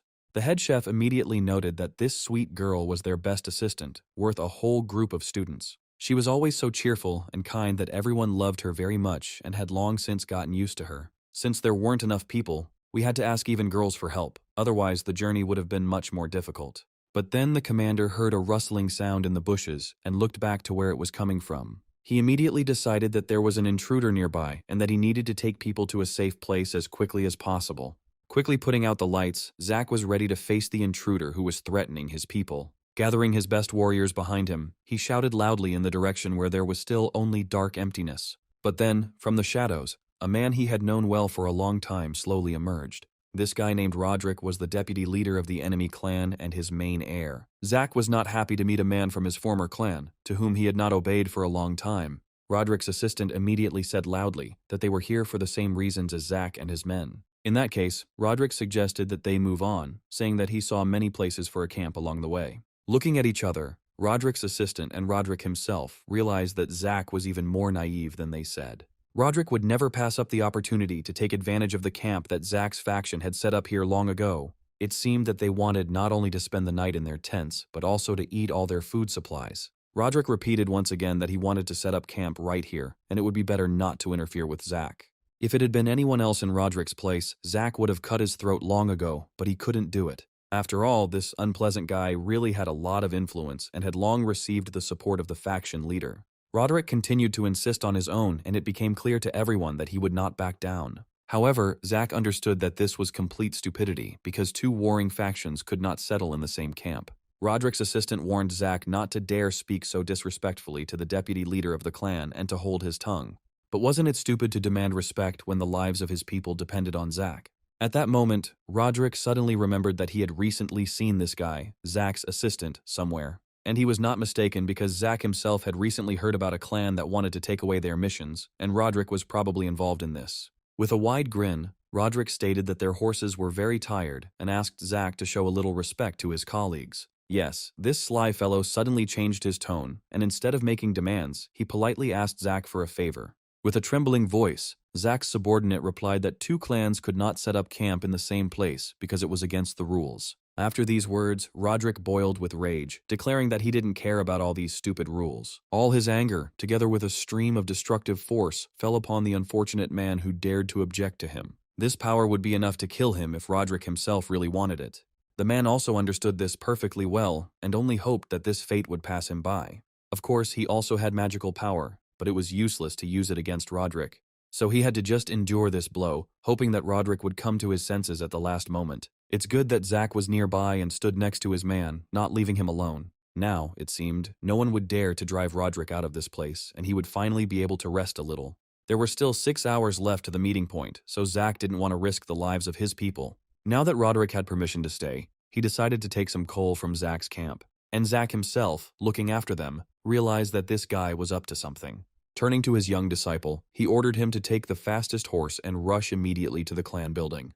The apprentice was supposed to inform the leader that a battle with Roderick's clan was possible soon and ask for urgent reinforcements. Yes, it seemed that the fight was inevitable, and now a lot depended on this young guy. He ran as fast as he could into the depths of the forest, hoping that there would be at least one horse capable of galloping home. If his father and other clan members arrived here, together they would be able to cope with even a sudden attack. However, within a few hours it became clear that Zack's group's problems had only just begun. The kind girl who had been diligently helping the cooks now stood before Roderick with her head bowed. This scoundrel even put the blade of his sword to her shoulder, confident that this girl was a thief. And since her owner was Zack, Roderick wanted to immediately find out where the girl had put the ice jade she had stolen from him. But she said with tears in her eyes that she had not taken any ice jade and did not understand what they were talking about. However, the blue ice jade recently disappeared from Roderick's carriage, just as this girl was climbing out of the bushes nearby. For Roderick, everything was clear, and he was sure that under the cover of night, she stole his ice jade from the cart.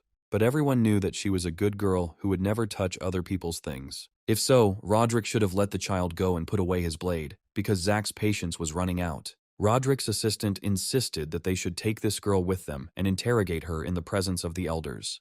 There were still 2 hours left before help arrived, and Zack had to make a difficult decision. They could have simply paid them for the stolen jade, and then the girl would have been released immediately. Otherwise, blood would be shed here, and Roderick was the one who would carry out this massacre. But at that moment, a stone suddenly flew out of the darkness of the forest and very quickly hit his hand.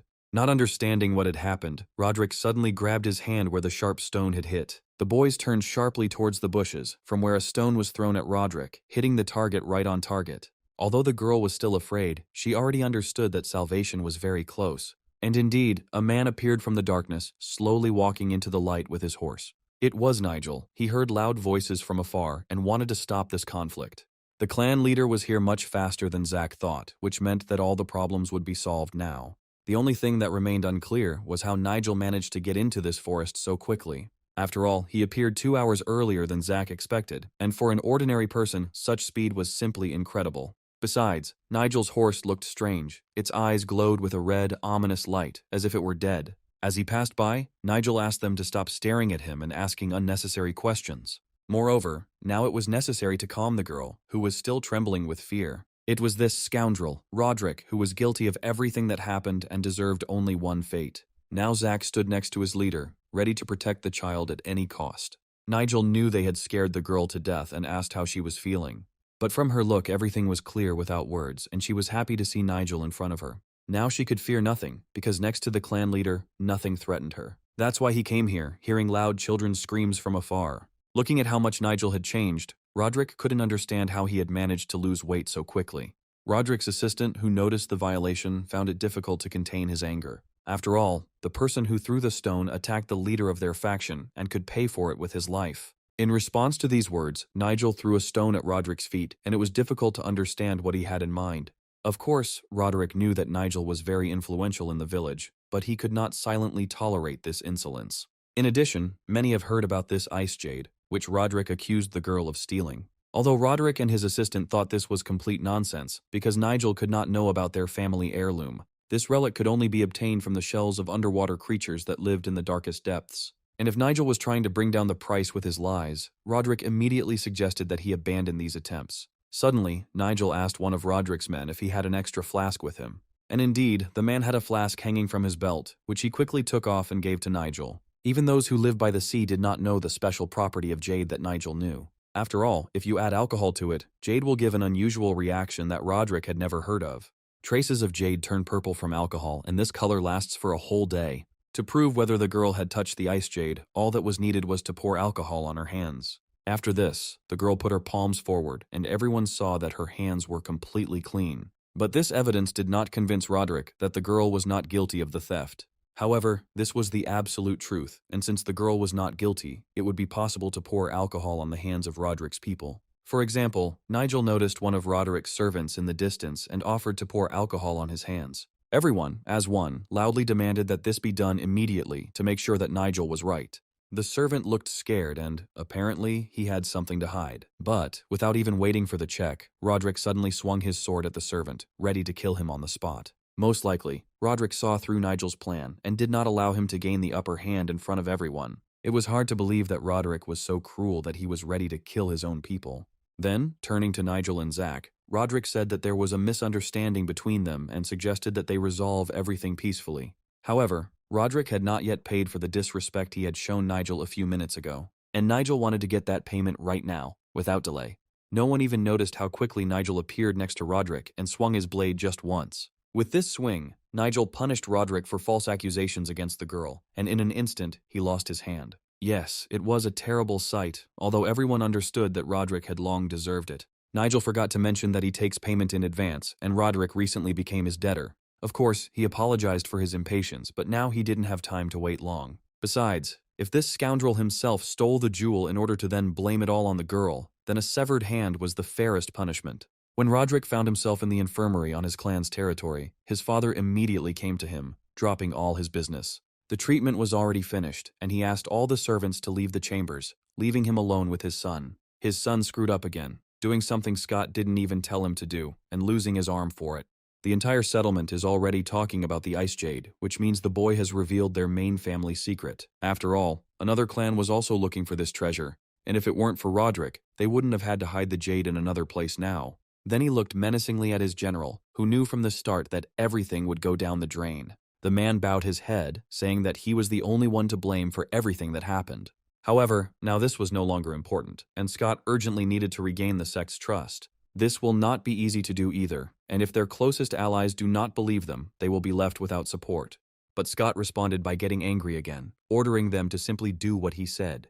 However, the general reminded that the clan's reputation had been rapidly declining for a long time, so they needed to act more carefully. Their reputation meant nothing to Scott, because this world only remembers the winners. And if, with the help of their allies, they regain their former influence, then their reputation will immediately improve. At the same time, Nigel called an emergency meeting to which the leaders of all factions were summoned. The guy named the destruction of Scott's clan as the main goal of the next 6 months, and everyone was ready to carry out this order without any arguments. The best warriors were to be temporarily released from service and given separate quarters so that they could rest. And now Nigel wanted to turn to the Cossack, who recently dared to stand up for the girl in the forest. The Cossack understood that he had told Roderick too much and had certainly revealed his true attitude towards his clan. Moreover, he set up his camp where their enemies were supposed to pass, and Nigel advised him not to do that again. The boy apologized to his young master because he had not thought it through properly before stopping. Nigel asked directly why the Cossack had done this and set up camp in the forest right on the way. The guy didn't know what to answer to this question, although at that moment he thought that it was the right decision. However, from that moment on, it was Nigel who took full responsibility for the actions of the clan members, so it was not worth anyone else taking on too much. And yet it was good that Kazakh trusted him until the very end and protected this unfortunate girl until the last minute. After these words, the Cossack knelt down in front of his leader, realizing that he was the main savior of the child. From that moment on, he was ready to obey Nigel in everything, who was ready to protect each of the faction members, even at the cost of his life. For the first time in his life, Mateo saw the guy so inspired and was glad that he was ready to serve under Nigel. Yet it was unclear to the advisor how this young man knew about the precious ice jade. In fact, Nigel knew this from Thomas's memories, in which he had been for a long time. Moreover, with the help of his ability, he managed to eavesdrop on the conversation of representatives of the enemy clan and find out everything in advance. But now it was impossible to attract unnecessary attention to themselves, so the faction leaders should simply carry out his instructions. The advisor merely reminded them that their money was quickly running out, since there had been no new orders from the emperor for a long time.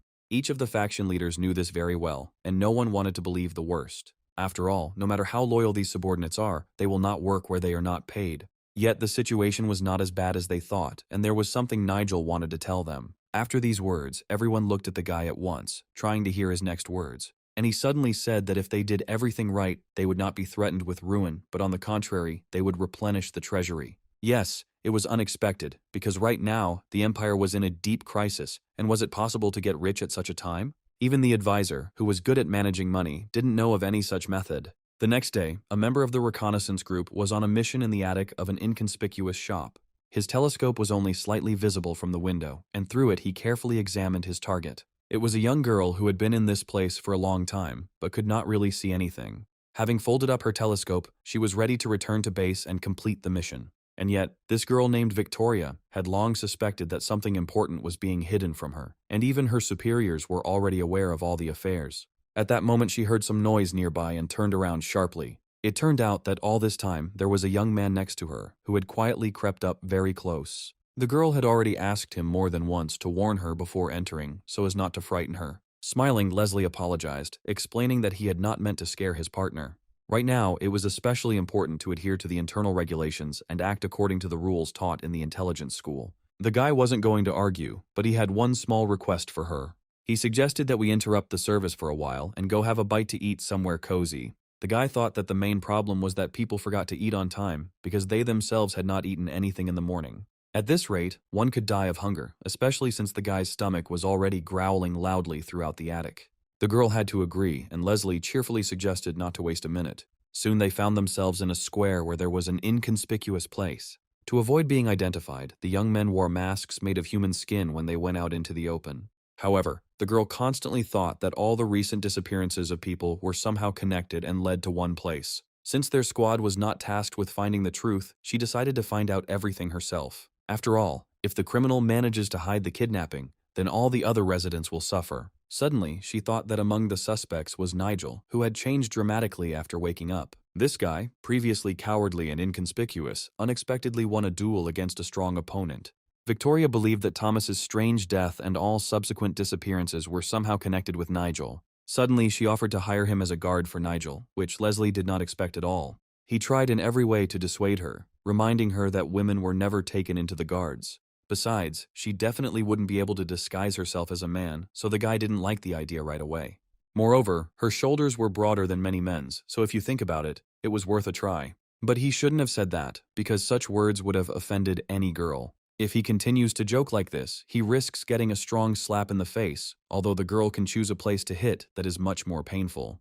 This is not the first time that Leslie said something without thinking, especially in the presence of his partner. Then he suddenly fell to his knees and pointed his finger towards where the guard recruitment point was.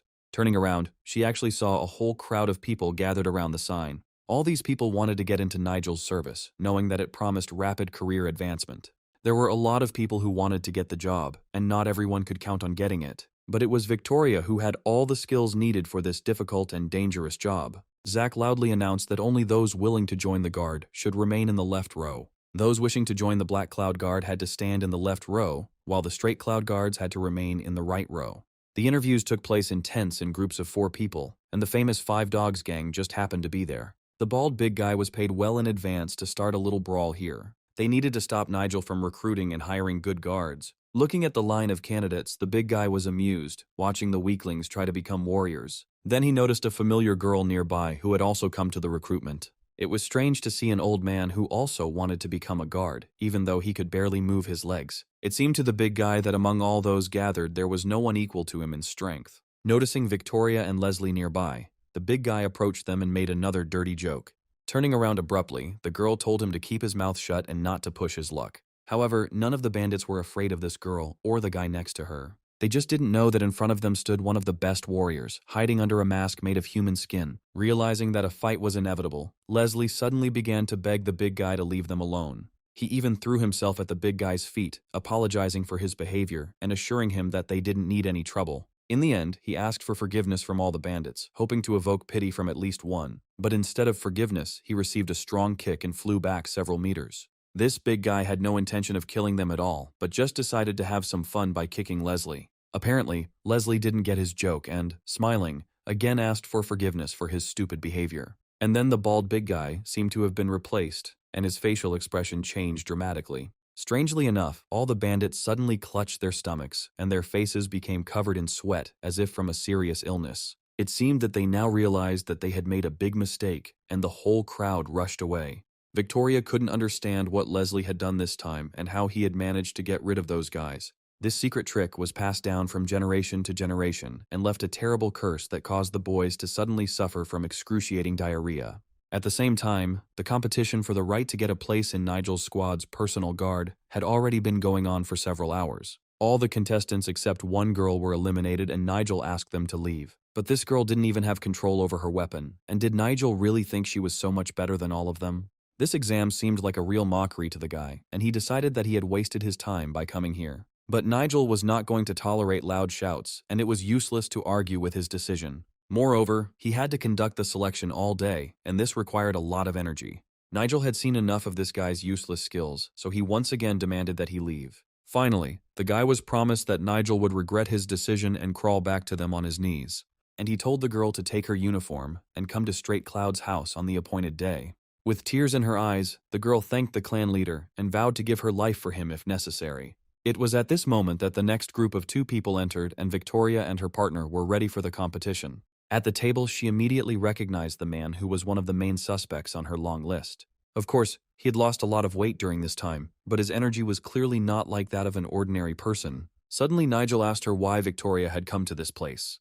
The girl replied that she wanted to take the chance and fulfill her dream of becoming a real guard. Yes, that was an interesting answer, although it was unlikely that Nigel could be so easily fooled. Victoria always remained calm in any situation, but this case was special. In that case, Logan asked her to tell him about her weapon skills. He was very surprised when he learned that the girl was an excellent fencing expert and that this was a great success for her age. At first she wanted to say that she was only a first rank, but now she realized that she needed to aim higher. However, if she was so good with weapons, she could easily find a job elsewhere. Immediately after that, he asked Leslie the same question, and the guy immediately replied that he only had first rank. In that case, Leslie was ideal for the role of guard, and Nigel asked everyone else to leave the tent. But Leslie understood that he would not agree to work as a guard alone, since he was always used to acting in a team with a girl. Victoria had been his partner for many years, and, besides, she was much more talented than him. Nigel couldn't believe that the guy was willing to pass up such an opportunity, even if his partner didn't make the cut. But that was not the point, and Leslie asked to listen to him calmly. In that case, Nigel made a small concession and agreed to leave Victoria in reserve. Yes, for the first time in her life, the girl was given only the role of a reserve guard, and her partner, whom she considered untalented, was accepted into the main team. But holding back her emotions, she bowed sharply to Nigel, saying that it was a great honor for her. Immediately after this, Leslie hurried to take her out of the tent, realizing how difficult it was for her to say these words. Still, the question remained in Nigel's mind as to why Victoria had tried to get a job with him. That same evening, at the best restaurant in the settlement, Nigel was so eager to have fun that he rented an entire guest house. Nigel ordered a delivery for himself, but when the courier arrived, he saw only a closed door in front of him. A young girl came out to meet him and told the courier that the entire house had been rented by the clan leader for the entire night. It was hard to believe that Nigel could afford to rent the most expensive guest house in the settlement. Although everyone knew that Nigel was a great fighter and certainly had to be disciplined and lead by example, however, this cunning girl deliberately spread rumors that Nigel was secretly spending the clan's money. Although she was right about one thing, and Nigel really did have fun that night in the company of beautiful girls, without worrying about anything. He told them loudly how he had managed to defeat Roderick in the dark forest by cutting off his hand. Then he began to show how Roderick fell to the ground and got so carried away that the girls became worried. After all, Nigel actually fell right on the floor to amuse the young girls, who only enjoyed it. They thought that Nigel's old habits were a thing of the past, but now they realized that they were looking at the same old party animal. Soon they all headed for the exit, realizing that the clan leader was already drunk to the point of unconsciousness. Moreover, his permanent guards in black robes would not allow them to secretly steal anything valuable, and it would be better to simply leave. Moreover, guards were everywhere, and the girls knew how cruel they could be when defending their master. Yes, these guards were not to be trifled with, so soon there was no one left in the house except Nigel and his guards. Finally, Nigel was able to open his eyes and quickly recover from his drunkenness with the help of a simple ability. A few seconds later, he came to his senses and no longer felt drunk or hungover after a long drinking session. All this time, he had only distracted the girls in order to make the right impression on them, and now he was ready to create his foggy double. Using his power, a whirlwind of energy swirled around the guy, which immediately created his double right in the air. This double was the spitting image of Nigel, and in the event of an attack, he would instantly disappear into thin air as quickly as he appeared. As he left, Nigel ordered the double to lie down on the floor and pretend that he had simply fallen asleep after drinking too much alcohol. Immediately after that, he opened a portal to quickly get his disguise from there. In his hands was the very same mantle with which he had been covering the skeletons of his guards all this time. Well, all the preparations were made, and now the guy had a long journey ahead of him. This time, he decided to immediately hide his face behind a mask because no one would recognize him in this form. And then he disappeared through the same portal, leaving his double in his place. A short time later, he found himself next to a butcher's shop, which in fact hid a terrible secret. After all, it was in the basement of this shop that Nigel's goal was hidden, and nothing could stop the guy from fulfilling it. At the very bottom of the shop there was a secret prison where unfortunate girls sat behind iron bars. Each of them was ready to do anything, just so that they would be released and not killed like the others. But in response, the guard only hit the bars with his fist with all his might and ordered the girls to shut up immediately. The unfortunate girl just leaned her face against the iron bars, and after the blow, blood immediately started pouring out of her mouth. Many girls were poisoned by a poison that only this bald guy had a cure for. Approaching one of the cells, the guard slowly chose a new victim among the unfortunate girls. He liked one of them more than the others, and it was she who was unlucky today. The girls begged to be given medicine, especially since they had not been fed for a long time and were not even given plain water. It seems that this time the drug had a stronger effect, and the bald guy realized that he had to continue torturing the girls, leaving them in the same state. Suddenly he heard some noise not far from him and realized that in this secret prison he was not the only one who was free. Turning sharply and looking towards the end of the corridor, the bald guy loudly ordered the one who was hiding in the distance to come out into the light. He was ready to kill anyone who snuck into this secret butcher shop without permission, so it was best not to anger him. His order was quickly carried out because the stranger did not just come out of the shadows, but with one movement cut off the bald guy's head. It seems that now this big guy will not be able to shout his dirty curses, because doing this without a head is much more difficult. And right in the middle of the corridor stood a man who came here with only one purpose. Right at the entrance, he used the Wave of Silence ability, and every guard immediately lost their hearing. After that, he easily dealt with all the bandits who were doing their dirty work here. Approaching the unfortunate girls, he stretched out his hand and took the dark energy from them. First, they had to be freed from the curse that had been imposed with the help of a dangerous rare poison. Finally, he asked them to be patient, promising to return soon and free them from their shackles. At this time, near the cameras, the rest of the bandits were already waiting for the guard with a new victim. Realizing that their partner was delayed, one of the bandits decided to check what was going on. At that moment, he noticed someone at the entrance to the room, but did not have time to warn the leader. At the last second, he shouted loudly to the leader, but Nigel was already preparing to attack. Unsuspecting, the leader turned around at the shout and asked what was going on. The answer was not long in coming, and sharp magical wedges immediately pierced his chest. Joseph, as the leader was called, immediately ordered his men to prepare for a protracted battle. He had one very powerful ability, but he didn't want to use it yet, and saved it for last. First, he wanted to assess the enemy's strength before using his trump card. Soon Nigel appeared at the door of the room, and it became clear that the bandits were in serious trouble. Joseph felt no outside force except that which came from Nigel at the door. He decided that this daredevil had come for easy money, but Joseph was ready to stop him. If this guy came here alone, then he's definitely crazy and doesn't know what awaits him. But Nigel walked silently into the room, ready to do what he had come all the way to this place to do. He decided to personally kill everyone here who participated in the brutal torture of defenseless girls. The guy was determined to see things through to the end and not spare those who had always been cruel bastards themselves. Immediately after this, he released a hail of sharp magical spears from the portal towards the gang. The bandits immediately drew their blades, ready to defend their leader even at the cost of their lives. Yes, these opponents were much stronger than anyone Nigel had fought before, but he had no intention of retreating. Looking at Nigel, the butcher declared that his sword would definitely not help in this fight. However, in Nigel's hands was not a simple blade, but a sacred artifact capable of killing everyone here. And even the three guys opposite were only a small obstacle on the way to the main goal. Every bandit will soon find out the hard way, although they probably won't like it. After all, with every swing of the sword, their bodies were cut as easily as a hot knife cuts warm butter. The guy had no trouble dealing with three butchers at once who mistakenly stood in his way. And now, looking at it from the outside, Joseph realized that the evening would definitely not be boring. He walked around the room so confidently, as if he didn't even notice the squad of killers standing nearby. Step by step, the boy approached the leader who deserved punishment the most. It seemed that no one could stop this man, and anyone who entered into battle with him would immediately fall dead. As Nigel walked through the ranks of these guys, he realized that each of them was a high-ranking fighter, but it didn't bother him one bit. They probably wanted to fight him one by one to gradually wear down Nigel's powers, but he knew about this plan in advance. However, they did not take into account that his mana would be enough to fight all night without rest. And with one simple movement, he unleashed enough destructive force to take down any of these guys. Nigel used techniques using the energy he gained from absorbing the fighting spirit of these butchers. He quickly managed not only to break their will, but also to take for himself the energy that was hidden inside each of them. Joseph realized that he was dealing not just with an excellent fighter, but also with a high-level magician who knew how to control someone else's mana.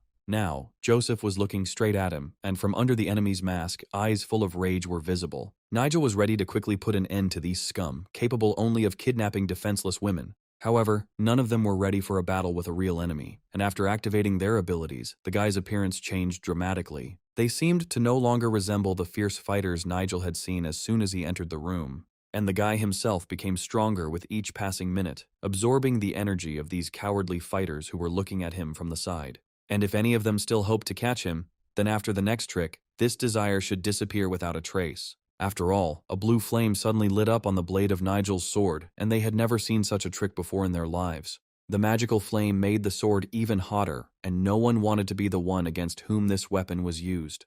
Their opponent today had such a powerful aura, and the worst part was that all that magic was directed at them. Moreover, the sword in his hands could only be obtained by reaching an excellent level of mastery, which meant that this was exactly the level that the stranger possessed. Joseph shouted loudly that it was just an illusion and ordered his soldiers not to fall for the enemy's trick. It was no longer possible to line up in a row, and it was necessary to simply finish off this uninvited guest by any means necessary. Still, several fighters managed to activate the defense and replenish some of the energy that Nigel had so quickly taken for himself. Soon, several opponents gathered around the guy, ready to continue the fight. But since they wanted to attack so much, the guy was not against accepting this challenge. One of the fighters, who was the first to notice this stranger, rushed at Nigel with a sword in his hands. Nigel turned sharply towards him, preparing to use one of his most powerful abilities. With one sweeping movement, he struck down the fighters who were running behind him with the thunder wind. The blow hit each of the three fighters nearby in the chest, and that was the last thing they saw. Looking down, the fighter realized that he was standing on his feet for the last time, because the lower part of his body had already collapsed to the ground. Then the upper half of the body, separated from the legs, collapsed down from another stinging blow from Nigel. Very quickly, all three were cut in half, and now nothing prevented Nigel from dealing with their leader. Joseph couldn't believe his eyes, because his best warriors were killed in just a few seconds. It seemed that the ability he had been reluctant to use until the last moment was his only chance for salvation. Joseph's eyes changed color, and now in his sockets, Nigel saw a sign inherent in loyal slaves of demons. Nigel immediately recognized the aura he felt in the battle with Derek, and realized that this guy was also connected to the demon. More than anything in the world, Joseph hated it when his master's name was tarnished, and now he was ready to show Nigel everything he was capable of. Nigel was the main enemy of their bloody sect, so Joseph was ready to destroy him here and now. Yeah, that guy was using dirty mana, not the same internal energy that Joseph had. This meant that he had access to the power of a monster, which would certainly turn him into another mutant. And Nigel was not mistaken, because before his eyes, Joseph began to change his usual appearance, turning into a green reptile. Nigel saw that instead of hands, Joseph now had green-clawed paws, and in this form, he was much stronger than an ordinary person. Then he saw before him a huge lizard, which Joseph could have become earlier if he had taken this threat seriously. Moreover, the deadly energy that was coming from all directions from this reptile meant that it was being fed directly by the demon god. Immediately after this, the lizard rushed to attack, hoping to deal with this guy in a few seconds.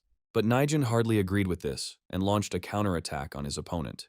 This lizard was really strong, and if Nigel hadn't trained, it could have ended badly for him. He immediately understood where his opponent's weak spot was, and decided to try to get to it. The guys blocking his path seemed like an easy warm-up, since their leader was much stronger. Ilya watched her opponent's every move with red eyes, ready to tear him to pieces. I wonder if Joseph could still think for himself, or if the monster had completely taken over his mind. Nigel's guesses turned out to be correct, and this guy really was a loyal servant of his worst enemy. It seemed that the huge lizard's powers were growing with every second, and he had already completely lost his human part. It was necessary to deal with him quickly, and the guy hastened to do it with one sharp blow of the blade. But after this blow, he suddenly realized that his sword had broken in half, and his opponent was much stronger than he thought. The reptile continued to look at him with red eyes, waiting for his opponent's next move. However, it was difficult to make the next move when only a fragment of a blade remained in the hand. And the monster still had many abilities that he had not yet had time to show in a real fight. One of these abilities was acid, which the monster released towards Nigel. The guy managed to dodge and jump to the side, avoiding this blow in time. Immediately after that, he hit the lizard in the head with all his might, and it flew back several meters. Scaly armor and poisonous acid were the main advantages of this opponent, because his saliva could burn through even a stone wall. This was undoubtedly one of the most powerful mutants Nigel had encountered since his second rebirth. The warrior could do nothing without a sword, so the lizard suggested that Nigel simply surrender and die with dignity. But there was no need to rush, because the guy still had several excellent abilities in reserve. The new artifact, which was a magic scythe, came in very handy at that moment. This weapon appeared as if out of thin air, and the lizard did not understand where the guy got such an ability from. Although now it didn't matter to the lizard, and he was still going to kill the guy by any means necessary. Rushing towards Nigel, the lizard was ready to tear him to pieces, leaving him no chance. But the huge scythe was already ready for battle, and the guy swung it, meeting his opponent. The lizard extended his clawed paw forward, intending to end this fight with one precise movement. But Nigel watched the reptile's every move closely and waited for the right moment to strike back. And at that moment, when the lizard was already very close, the guy abruptly lowered his scythe and almost cut off his green paw. The guy's attack power was equal to the mutant's own strength, and the lizard understood that his own speed would not be enough for this fight. And the guy continued to stand in place and held the scythe as if it were the most powerful weapon. But the stupid lizard hoped to wear out his opponent, and, without wasting time, rushed into a new attack. The scythe was still raised above Nigel's head, and he was ready to repeat his previous blow. The opponents were once again so close to each other that any wrong move could be fatal for either of them. The energy that was spreading in all directions was so strong that neither of them could continue this fight for long. However, it was Nigel who managed to repel any, even the most powerful attack of the reptile, as if the guy had mastered magic to perfection. Nigel had long been interested in combat magic, so the first thing he did was go to the library and find books and manuscripts of ancient warriors there.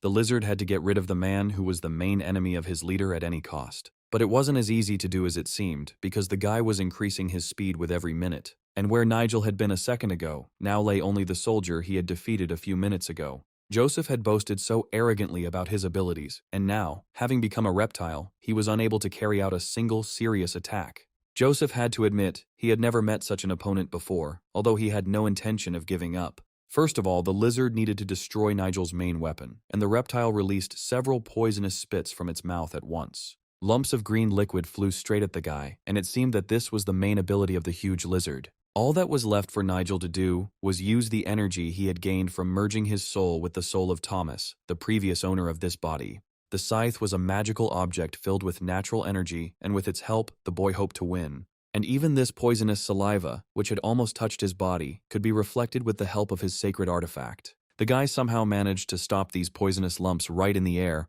although all the poison should have been controlled only by the reptile. The lizard couldn't believe his eyes, realizing that this guy still had many more aces up his sleeve against him. It was strange to see the elements that had previously only been subject to the lizard, but now Nigel was able to tame them to his will. Besides, the lizard simply had no other abilities, so he should think carefully before continuing this duel. Recently, Nigel has managed to learn to control all poison within a radius of several meters. Finally, this idiot realized that the only way to save his life was to run away. But just as the lizard was about to run, he suddenly realized that his body no longer obeyed him. And the very ability that Nigel had used at the entrance to the dungeon was now used against Joseph. Now Joseph wanted to understand what this guy wanted from him and why he came to his lair. But Nigel pointed his scythe at him, wanting to suck out all the poisonous energy from the lizard's body so that he would stop fighting forever. The lizard understood that, having lost this killing power, he would become easy prey not only for this guy, but for any other fighter. However, this process could not be stopped, and soon almost all the dark mana was sucked out of his body. Yes, such a quick result really pleased the guy who tried this ability for the first time. At the last second, Joseph, in his lizard form, began to beg for mercy, but it was too late for such words. And instead of mercy, the tip of the scythe plunged straight into his toothy mouth, and this was the last thing Joseph saw in his life. With a wide, sweeping movement of the magical scythe, the boy ended his life forever, sending him to where Joseph had long deserved to go. Now, instead of a giant lizard, Nigel saw a green mutant lying on the floor in front of him, showing no signs of life. After this fight, Nigel still had a lot to do and a lot to think about, because he had not encountered such strong resistance for a long time. Yes, now was not the time to rejoice because he still had one more important unfinished business. Right now, Nigel had to save the poisoned women who needed his help. It seems that the portal had to be somewhere in the wall, because this is how bandits usually hid their secret rooms. And indeed, he easily found the right brick, and as soon as he pressed on it, he heard the sound of an opening door. Immediately after this, a bright yellow light shot out from the passage, and Nigel realized that he was right in front of his target. The place that opened up before him immediately began to shine with gold, and Nigel realized that he had accomplished what he had come here for. This was good news, but it was only one of 9 secret rooms that he urgently needed to open. Meanwhile, a meeting was taking place in the main palace of the Dark Clan, where the latest events in the settlement were discussed. All the heads of the groups reporting to the leader lowered their heads, not knowing what to say. Richard had not heard such bad news from his men for a long time, and did not understand how his plan could fail. Looking menacingly at his advisors, he ordered them to repeat again what they had just told him. And now Magnus, who had served Richard for a long time, had to try hard to come up with an excuse. Richard's advisor told him again that the 3rd prison had been attacked last night, and they had lost their most trusted man. The worst part was that all the drugs they fed their victims were burned, and their most valuable property disappeared. Richard could not come to terms with this, and believed that his people had made such a mistake. It turned out that each of them was a complete idiot, who could not be trusted with any task. The wave of rage that poured out from Richard affected every one of his advisors sitting at the table. None of them dared to use defensive magic, and everyone had to silently endure these painful blows. After all, if any of them dared to use their power, it would be the last thing they would do in their lives. Having calmed down a little, Richard said that the most important thing now was to find the culprit of the attack. However, Magnus only managed to find traces of the battle, and noticed that the attacker had used divine energy. Moreover, not a single body was found at the scene, and it is possible that the poison simply burned them to nothing. One way or another, an investigation had to be started immediately, because perhaps some third force was involved in this old conflict. Having understood the order, all the advisors vowed to do everything possible to quickly find the culprit. This incident was very different from the disgrace that the representatives of Richard's clan had experienced on the day of the duel in the square. And Richard had to bribe the new governor to hide this disgrace from the enemy clans. It was clear that the criminal was not acting alone, and it was simply impossible to pull off such a thing alone.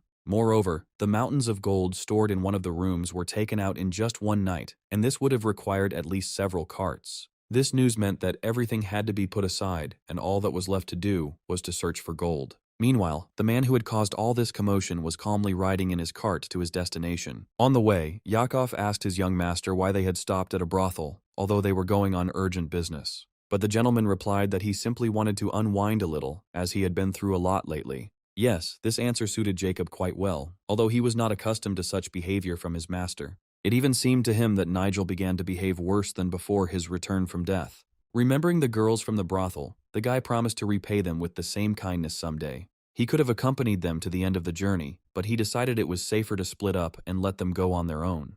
Realizing that they were now safe, Nigel decided not to waste the wealth that had previously belonged to the blood sect. He promised himself that he would soon destroy all members of this sect, who were sowing only enmity and disorder in the settlement. Soon, they finally arrived at the place and Nigel did not expect to see this huge wasteland here. There really wasn't a soul around, although the guy had hoped to see at least some buildings on the border here. Jacob immediately objected to his master's decision to buy this wasteland and throw money away. However, the seller stated that his leader had a keen eye, unlike the simpleton Yakov. But Jacob knew that the man spoke this way only because he wanted to get rid of this place as soon as possible. Finally, Nigel asked the man to answer honestly whether this deal was beneficial for him. Of course, the seller began to praise these lands, claiming that this was the most fertile place in the empire. But could one really call a dry wasteland a fertile place that cost such a huge amount of money? Nevertheless, Nigel decided to buy this land and at the same time all the plots they passed by. Without wasting any time, the seller immediately took out the documents and asked to sign the papers to complete the transaction. Still, Jacob was unhappy that his master had fallen for this simple trick and had bought the worst lands in the area. Nigel only assured Jacob that he had a great plan and that he should just wait a little. While driving past one of the villages, he noticed the houses of local residents in the distance and wanted to meet them. Entering the house, he politely greeted the owners and apologized for his unexpected arrival. It turned out that an old man lived in this house, who was not expecting any guests at all. But Nigel offered to buy the blacksmith a sword, which he believed he forged every day. But did it really look like they were selling swords here, since there was nothing here except tools for working the land? Still, Nigel wanted to please the blacksmith, realizing that this hard worker probably needed money.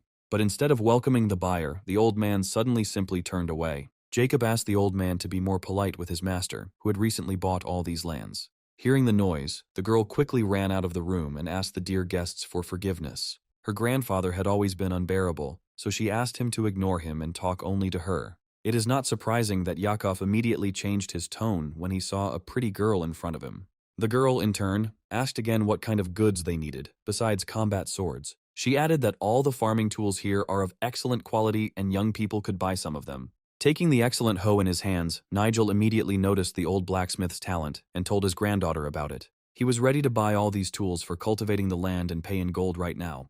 There had never been such a generous buyer in this forge, so the girl simply looked at Nigel in silence for a while. Now that business was finished, Nigel had to move on so as not to delay or embarrass the old man. But the old man remained angry and said that he hoped that this meeting would be the last. However, Nigel replied that if fate so decided, he was ready to meet the old man again and give him a special order. Not understanding what he was talking about, the girl asked again what kind of order he meant. However, instead of answering, Nigel thanked them again and hurried out of the hot forge. Soon after his departure, the owners of the forge had to decide what to do. In fact, behind the mask of a pretty girl was hidden someone whom all the local warriors knew. From the very beginning, it seemed to the old man that this guy knew much more than he let on.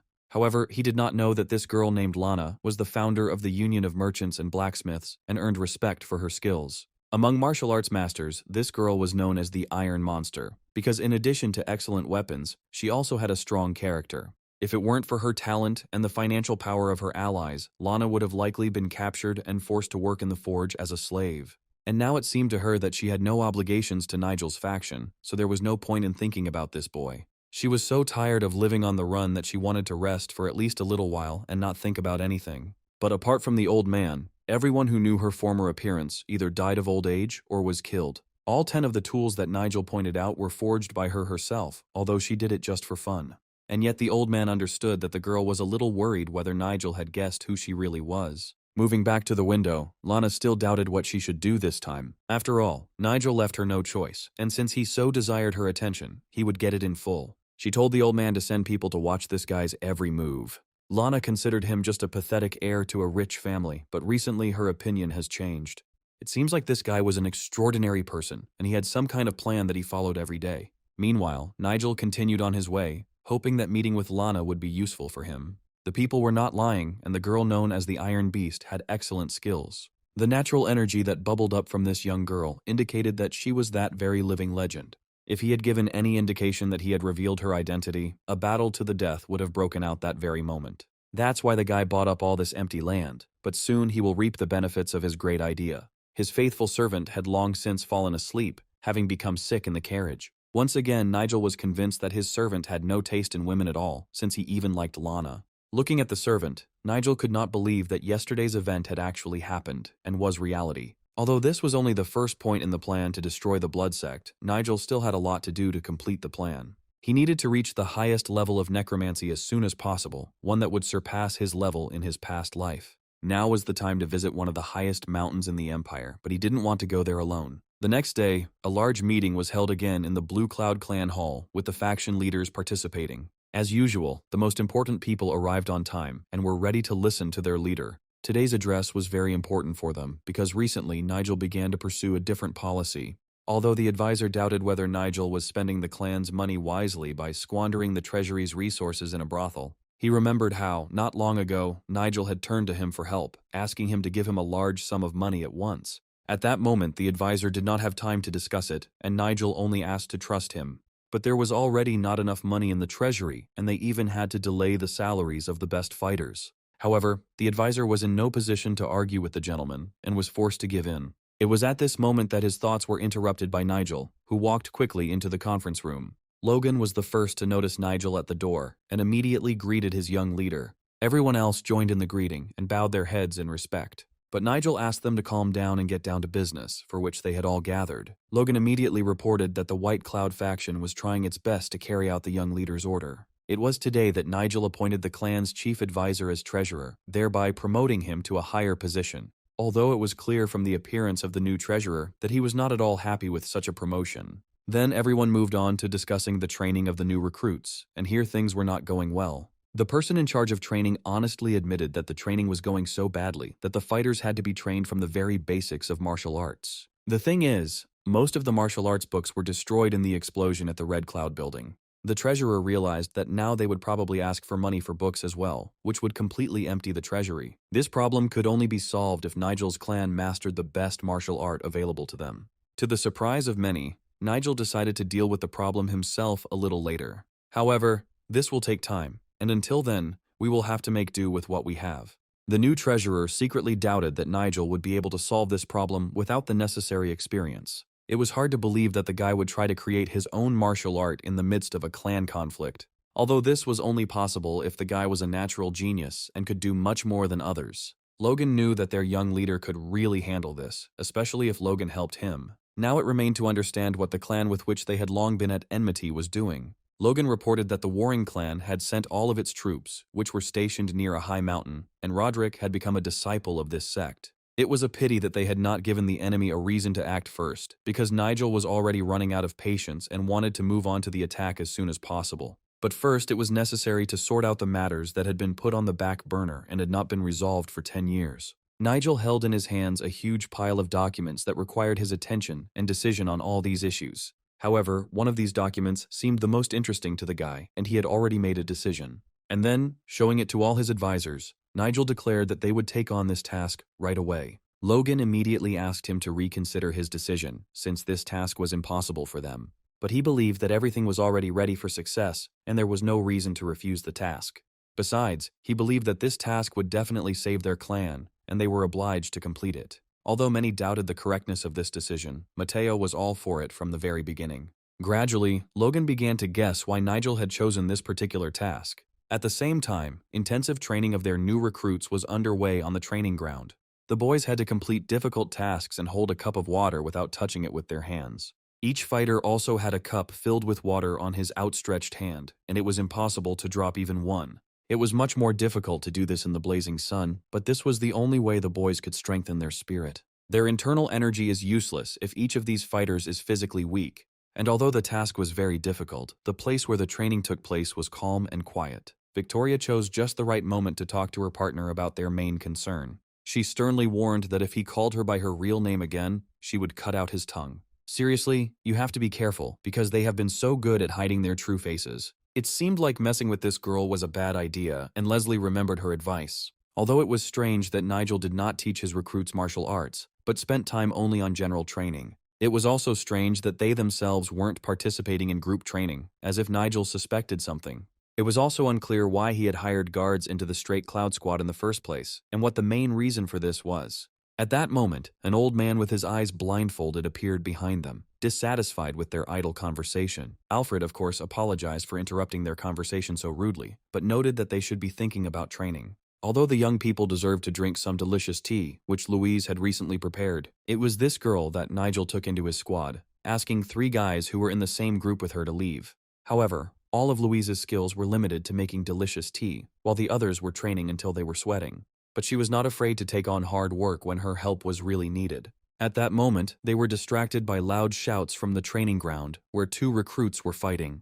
Maruk tried to deliver a precise blow, but again he missed and his fist flew past. His young opponent moved so dexterously that the big guy didn't have a single chance. Nigel also decided to see with his own eyes how the training was going and went outside. However, he soon wanted to gather together all the fighters who had distinguished themselves. He immediately apologized for not being here for a long time, explaining that he had urgent matters to attend to. Billy immediately replied that there was no problem, because everyone knew how busy Nigel was. Yes, this guy was very cunning and knew how to insert the right word at the most opportune moment. However, the main thing now was something else, and it was necessary to move on to the matter for which they had gathered. Everyone was waiting for the opening speech, which Nigel was sure to give. But the guy suddenly immediately announced that they had their first task, which they all had to complete together. But they haven't even had a single training session. Are they really ready to carry out the tasks? However, Nigel believed that the skills of these new recruits were quite sufficient. Then it was necessary to find out what their first task was and where they were to go.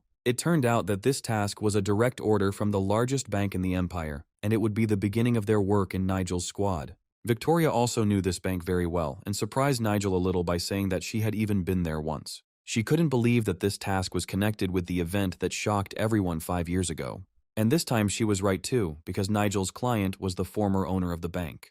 The former head of the bank once lost his investment, but a few years later he managed to make a fortune. But he was known for his uncontrollable temper and habit of spending money on whatever he wanted. All the martial artists were amazed by the task this man left behind after his death. For completing this task, a reward of 10% of his bank's annual income was promised. Of course, many took on this task, blinded by the promised huge reward. But each of these guys eventually faced a tough fight from the bandits operating near that mountain. And for some reason Nigel decided to go there, putting the lives of his recruits at risk. It became clear that in this way, he wanted to improve the difficult financial situation of his clan by completing this dangerous task. However, Nigel believed that they should not be afraid of any bandits, because he would go there with everyone else. And if any of them didn't trust him or were afraid, he could refuse right now. If there is even one dissenter, he must go out the door and leave the room. For Victoria, this was a great opportunity to refuse and not die as ingloriously as perhaps the others were destined to do. But none of those present wanted to get up and leave, as if they did not understand the full danger of the task.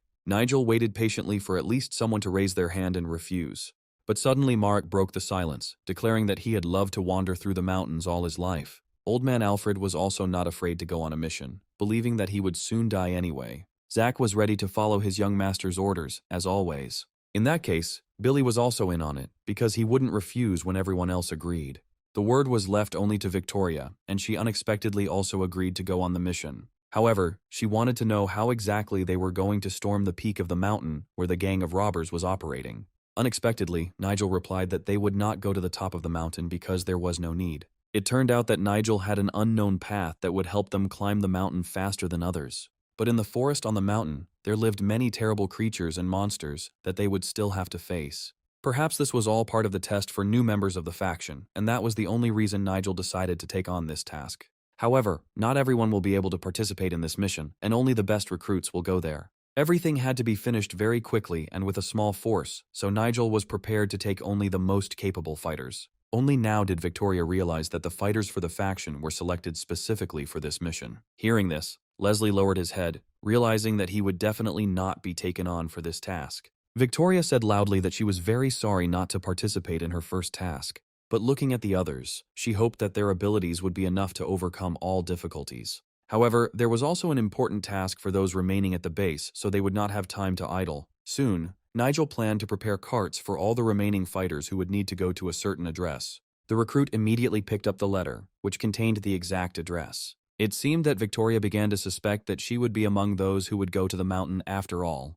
But it was too early to be surprised, and it was worth first understanding the idea that had long matured in Nigel's head. That same night, they found themselves near a place where a gang of dangerous robbers was operating. The bandits who have been operating in these places for a long time have long since become accustomed to the local monsters and other dangers. They were not at all afraid to walk here in small groups and had long since become accustomed to encounters with rare monsters. The only thing that worried the young robber was how much longer they would have to wander through these thickets. After all, no sane person would venture onto this road, where even experts in these places have wandered. And if they wander even further, they will find themselves in such a dangerous situation from which they themselves will never get out. But that is what their leader ordered, and that means they must carry out his orders. After all, the gang was soon supposed to come across people who were their main target. And if this young brat Nigel was to blame for everything, then each of the robbers was ready to cut him down with their own hands for everything he had done. However, one of the guys had recently joined the bandits, and it wouldn't hurt for him to get to know the local trails better. Suddenly, turning his head, he saw in the distance the very mountain that every local resident knew about. It was so high that its top seemed to reach straight into the night sky. Suddenly, another robber approached him and, grabbing him by the neck, squeezed him tightly in his arms. Then he laughed loudly and said that there was a steep cliff right behind the bushes. Therefore, he must go with the whole group, otherwise he will die earlier than he would like. This guy was already barely holding back, and after such an incident, he definitely wouldn't have left the group for a single step. Noticing anything, the gang moved on and did not feel anyone's presence nearby. Only at the last moment, one of the guys looked to the side, and it seemed to him that he heard some kind of sound somewhere nearby. Deciding that he had simply imagined it, he tried to keep up with the group before something bad happened again. In fact, he wasn't imagining it, because Nigel's team was climbing the mountain right below them. The guy was glad that the simpleton didn't pay any attention to it, and didn't share his suspicions with the others. It seems we can breathe a sigh of relief because the bandits have already gone far away, and they can continue what they started. It was obvious how difficult this task was for the old man, although he kept up with the others. Marek descended the mountain much easier, although he was more worried than anyone about his leader. Of course, it was much easier for him because he was tied with a rope to Nigel, who was dragging two people behind him. It was good that Nigel's power could be used like this, and he could easily handle it even without complex magic. When the target was already very close, Marek looked down, and for the first time in a long time he was truly scared. After all, right below them, there was a secret passage into the gorge, which was a secret bypass route. This is exactly what Nigel was talking about at the very beginning, because they finally got to the main goal. This place really did exist, although Victoria had only heard rumors about it before. It was hard not to believe her eyes, because right in front of her there was a deep gorge. The only thing she didn't understand was how the guy was able to find this gorge here. Although Nigel thought that this girl knew everything and wondered why she was asking such questions. Understanding his hint, she immediately apologized for her unnecessary curiosity and promised to remain silent. However, the guy found out what this place was really for only recently and regretted that he didn't know it earlier. After all, at the entrance to the gorge, everyone immediately noticed a stone with some strange inscription written in huge letters. The stone was inscribed with a warning that anyone who entered here without the necessary determination would die immediately. It became clear that they were already on the right path, and now they needed to gather up their courage and step forward. 200 years ago, the best master of traps lived here, and this place kept his secrets. It was necessary to light a torch, because in complete darkness, they would not be able to take a single step in the cave. As the bright light of the torch dispelled the darkness, Leslie saw how huge the cave was. He couldn't believe his eyes, because it seemed that this cave had no end, but only a beginning and complete emptiness ahead. He immediately realized that entering this cave was very dangerous, and only a madman would dare to do such a thing. It was said that the owner of the cave single-handedly dealt with an entire sect because of a small quarrel. But Nigel immediately warned that he had taken only the most capable newcomers with him, which meant they had nothing to fear. But what Leslie saw the next second made him doubt these words. He pointed his finger at what Nigel had brought them all here to this cave for. And indeed, they stood at the entrance to the first hall of this huge cave, and at the end of the tunnel, a light was visible. Smiling, Nigel realized it was time to move on to the main part of the task. Marek had never been to such places, and he had to learn a lot that day. It was always a little chilly in these caves, but this cold seemed strange to Victoria. Besides, judging by the inscription above the entrance to the gorge, their first test has already begun. And indeed, right in front of them, they saw a huge reservoir inside the cave. Apart from this pond, there was nothing else there, and I became interested in whether there were any underwater creatures living there. Most likely, the cave was flooded over time due to natural disasters that often happened here. Yes, this was the very test Nigel had spoken of, so it was necessary to look carefully around. Victoria noticed a rock in the distance and realized that one person could fit on it. The stone was in the middle of a pond, and two boys had to swim there and climb onto it. The main problem was that there were predatory fish swimming in the water, and it was best to avoid encounters with them. Moreover, these were not just fish, but ghost fish, of which there were a lot here. Leslie knew from his friends that these creepy creatures with tough scales were deadly to anyone who encountered them. It was strange how Leslie's friends could have found out about this. Could it be that someone had seen them in real life? However, it didn't matter anymore, because Leslie grabbed Nigel's leg and begged him to come to his senses. Only those who swam well could pass this test, which was impossible for Victoria. Maruk was the best swimmer, and that's why Nigel chose this guy for this task. And while Nigel was in command, Victoria realized again that he had taken with him those he did not mind losing. But she was very surprised when she realized that Nigel himself wanted to carry out this task. Nigel immediately helped Maruk sit up properly and asked him to just hold still for a bit.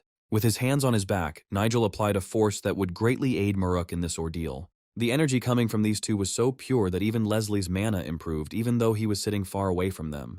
It was hard to believe that Nigel had long since become such a skilled craftsman that others could only dream of. Using his ability, he was willing to share his powers with the rest of his team. So Nigel easily gave his energy to Maruk, who patiently waited for the end of this process. Nigel used the best way to transfer his energy to another, even though it caused pain. But Maruk was a strong guy, and Nigel hoped that he could endure the pain. Maruk patiently waited for the end of the energy transfer, and was indeed almost ready for the task.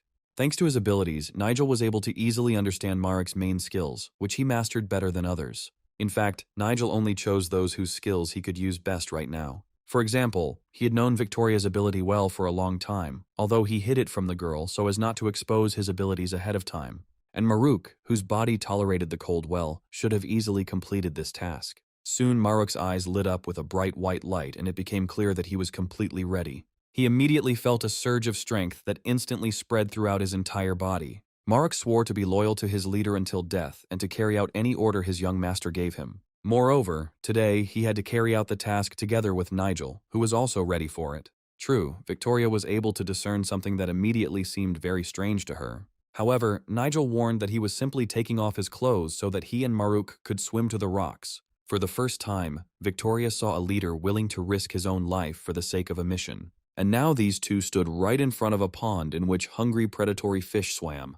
They seemed to be afraid of nothing, although meeting these fish was mortally dangerous.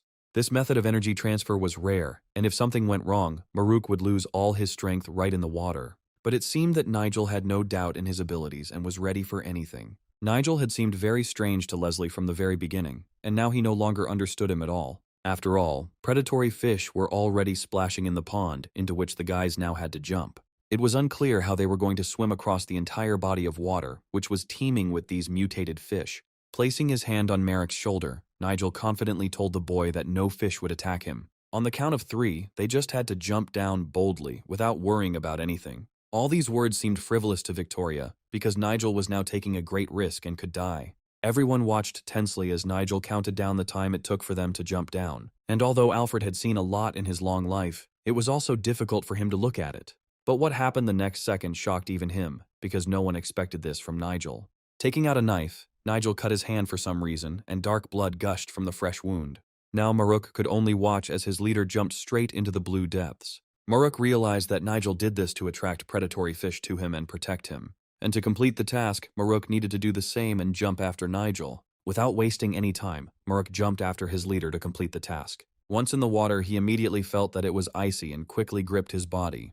The cold was so intense that it felt like the blood in his body was turning to ice. But he should never give up, because that would be letting his leader down. Nigel never gave up, and Maruk had to do the same if he wanted to earn this guy's respect. Thinking about this, he gathered his strength and swam straight to the stone in front of him. Suddenly he realized that the energy Nigel had given him had immediately warmed his frozen body. Yes, this strange energy also protected from the cold, preventing the guy from freezing underwater. Thanks to this, he was soon already close to the stone, which he slowly climbed. Quickly coughing up the water that had gotten into his mouth, he tried to find his leader. For a moment, it seemed to him that Nigel was still underwater, and he wondered if he had been attacked by dangerous fish. It was hard to believe that these creatures could kill a man who possessed such powers. But Nigel had indeed been underwater for too long, and everyone on the shore was already getting very worried. If necessary, Maruk was ready to dive underwater again and save Nigel, even if he died himself. But at that time the guy was swimming very quickly towards the stone, trying to escape the pursuit of huge dangerous fish. And although he felt a strong cold, Nigel behaved as confidently as if he had been used to it since childhood.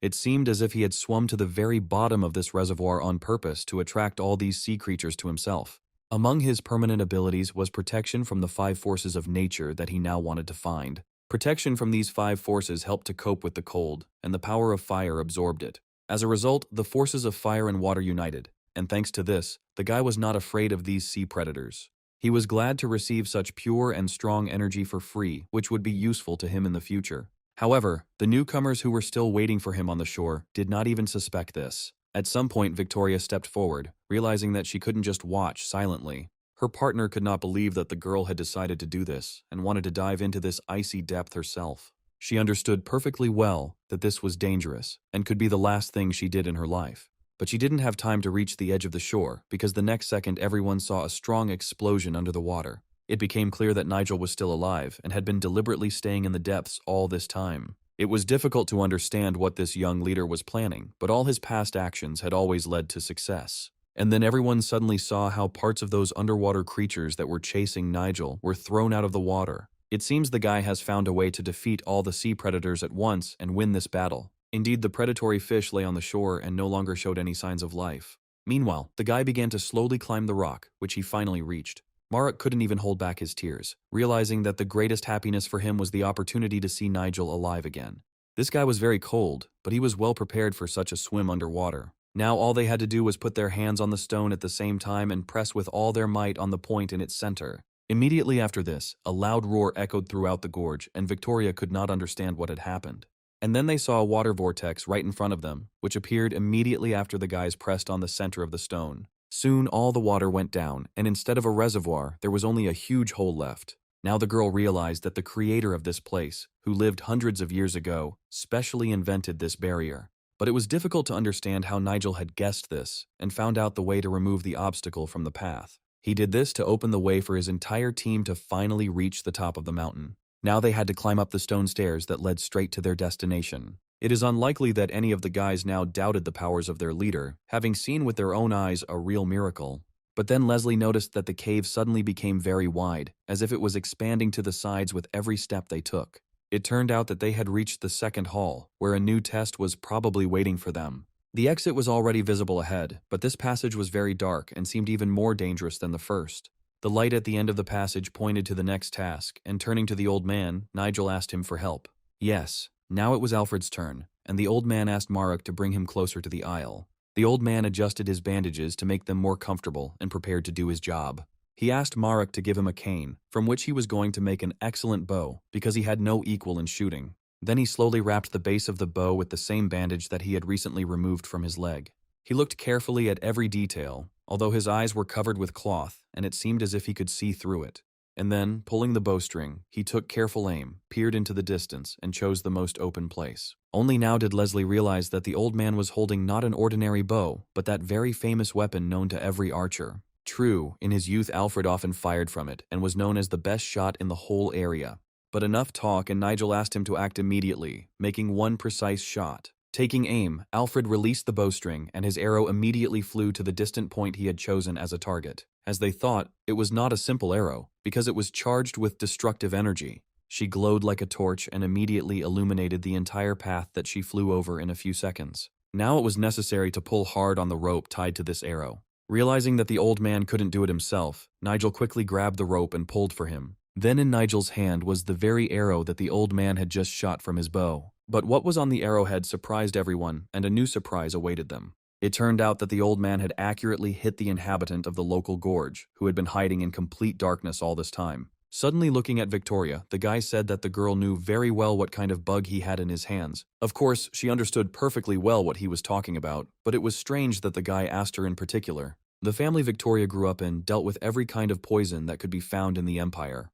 But the guy spoke as if he knew her real story, and what she was hiding, who she really was. Throwing the beetle onto the stone floor, he stepped on it with all his might and crushed it into a flat cake. He then warned that the darkness behind him was deceptive and full of poisonous insects. Now Nigel wanted to ask Victoria the name of this poisonous insect, which, most likely, only she knew. The girl immediately replied that it was the sand spirit of the Black Death, realizing that it was useless to hide anything from Nigel. The most terrible thing about this beetle was that its poison could poison everything around it, even the air in the gorge. Then the guy turned sharply to Alfred and asked him to sit here in the lotus position. It seemed he was about to transfer his energy again, but this time only to old man Alfred. Touching his body, Nigel immediately noticed that the 70-year-old man's wounds were quite deep. His sensitivity to the earth's energy was rather weak because this man had suffered too much pain recently. Now Nigel had only one way to help, although he knew that Alfred would be in a little pain. Nigel used his ability and everyone immediately saw blood pouring out of the old man's mouth. Everyone immediately felt a strong energy emanating from the place where the guy was performing his ritual. Nigel had exactly the same energy as the stone left by the shaman many years ago. It seems they were very wrong about this guy, and he was not just an ordinary magician. Suddenly, the system informed Nigel that he had completed another task and received a new skill for healing people. It looks like the women under the influence of drugs that the guy was able to cure in a few hours also counted. But at the same time, he managed to discover a medicine unknown to the world, which could only be used with the help of his mana.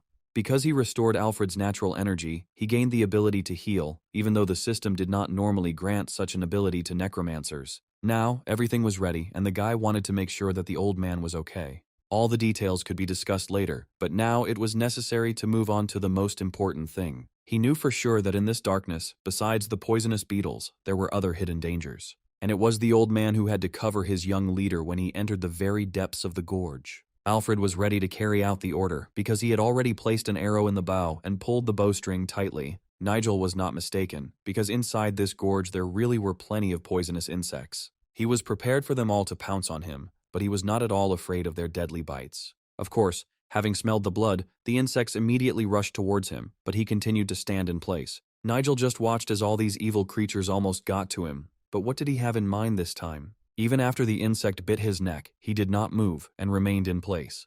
Within seconds, the poisonous creatures had covered his entire body and only his head remained outside. Now he just had to be patient a little because he would easily heal the bite marks later anyway. But thanks to his poison absorption skill, his resistance to it had long since reached the highest level, so the insects could bite him as much as they wanted. However, it was now time to stop this, and the guy hoped that Alfred would not let him down. Fortunately, this is what happened, because the arrow fired by Alfred was already very close. This surprised the guy a little, because Alfred could see even at such a distance, as if his eyes were not blindfolded. It was no coincidence that Nigel chose him for this task, knowing of Alfred's talent as an archer even at his age. Alfred could see everything perfectly even in the dark, and could sense his target by the energy emanating from it. He didn't even need normal vision to have an inner sense of the structure of what was ahead. If someone saw the world through his eyes, they would only see the outlines of people and objects. But for the archer, this was enough. At some point, he sensed another target, and without even turning towards it, was ready to fire the final shot. To help his young leader, he needed to destroy the mechanism that controlled this gorge. Holding his breath, he released the bowstring and the arrow instantly flew towards the target. Only Alfred could do it, so Nigel trusted him from the very beginning. Now, all this guy's suffering was not in vain, because Alfred did not let him down at the right moment. Yes, the blind old archer was able to cover the young leader of his clan, and they worked well together. Although Victoria had trained all her life, even she could not imagine such skill in archery. Alfred stood with his bow and drawn string, ready to shoot again at any moment if necessary. But at that moment Nigel heard a sound nearby and realized that the gates had already begun to open. The wall really did begin to slowly move apart, and a bright yellow light struck from within, illuminating the darkness. The guy still held the lever in the wall, although the poisonous insects did not retreat and continued to suck his blood.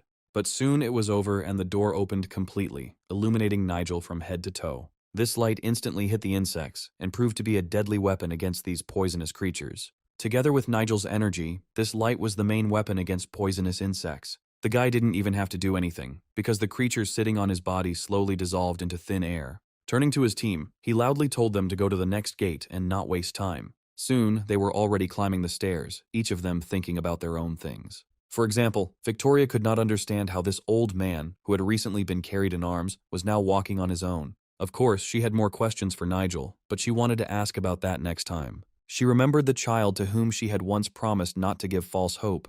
Although she remembered this more and more often, and tried to drive these stupid thoughts out of her head. Besides, they had already arrived, and it was time to think about what awaited them next. Right now, in front of them was another empty hall of the gorge, and it was difficult to understand why they were here. Maruk kept looking around, trying to understand where the leader had led them. For a long time they simply stared into space, although Nigel knew perfectly well why they were there. As Maruk said, the place looked completely empty, but that was only the first impression. Turning to Leslie, Nigel asked if it was a disguise. Nigel actually felt someone's presence and immediately suspected that this was another trap.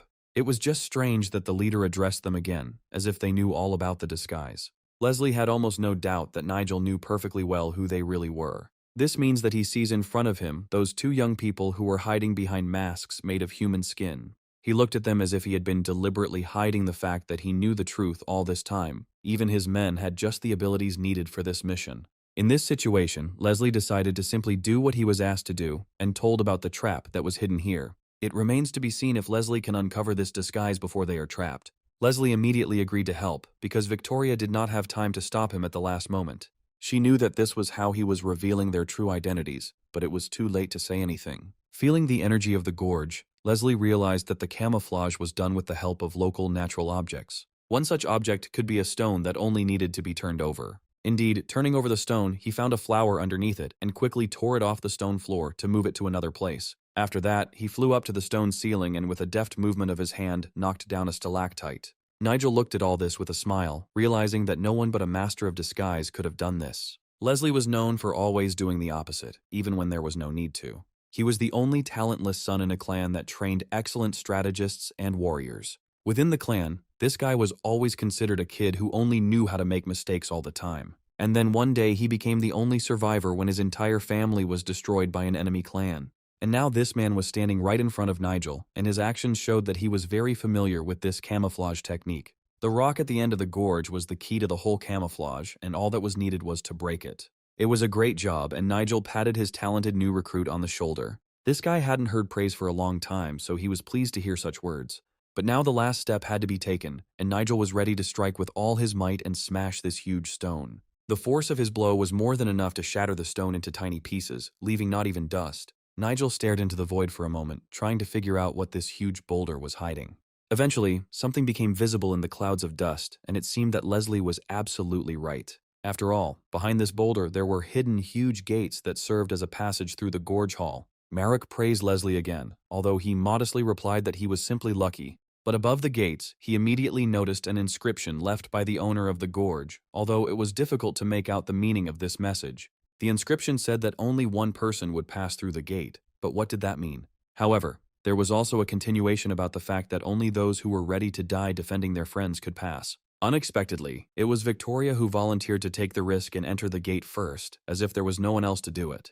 The girl considered herself the only one who had not yet helped in the dungeon and wanted to fix this. She thought that going there was the right decision for her, because otherwise, she would never be able to prove herself. Of course, Nigel took her here for the experience, but he didn't want to pay such a price for it. Therefore, he asked her not to be stupid and to take care of herself, leaving this matter to the strongest of all. Nigel volunteered to go through the gates and take on the fight that might await him in the next room of the gorge. Then Victoria asked to fulfill at least one of her requests before the guy steps through the gates. Not understanding what was being said, Nigel asked again what kind of request could there be at such an important moment. Unexpectedly, she handed him an artifact soaked in a powerful paralyzing poison that could be useful on the way. Nigel could use it as a weapon or as a means to ease the pain of serious injuries. It seems that this was her family's secret weapon, which was used only in case of mortal danger.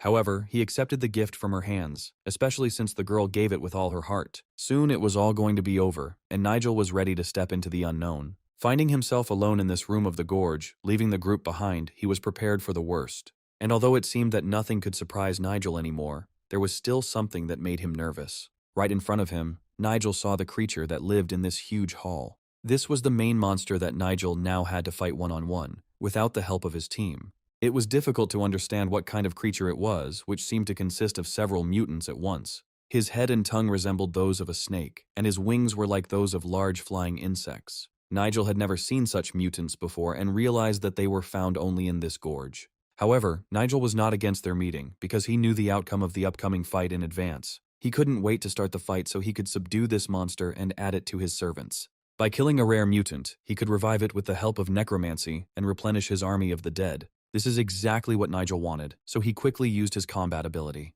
Placing his hands on the stone floor, he instantly created a magic circle from which his warriors would emerge. And so it happened. And soon Nigel was surrounded on all sides by the dead who had served him for a long time. It seems that the mutant did not expect that instead of one person, a whole crowd of skeletons would come out against him. Well, it was bad news for the rare monster, but it was the only way Nigel could win. And the whole crowd of skeletons with swords in their hands rushed at the enemy, who had to be dealt with immediately. A rare monster possessed strong poison, but could poison affect dry skeletons? All he could do was use his size, as he was much larger than any of Nigel's warriors. In addition, he could swing his huge tail, preventing the dead warriors from getting close.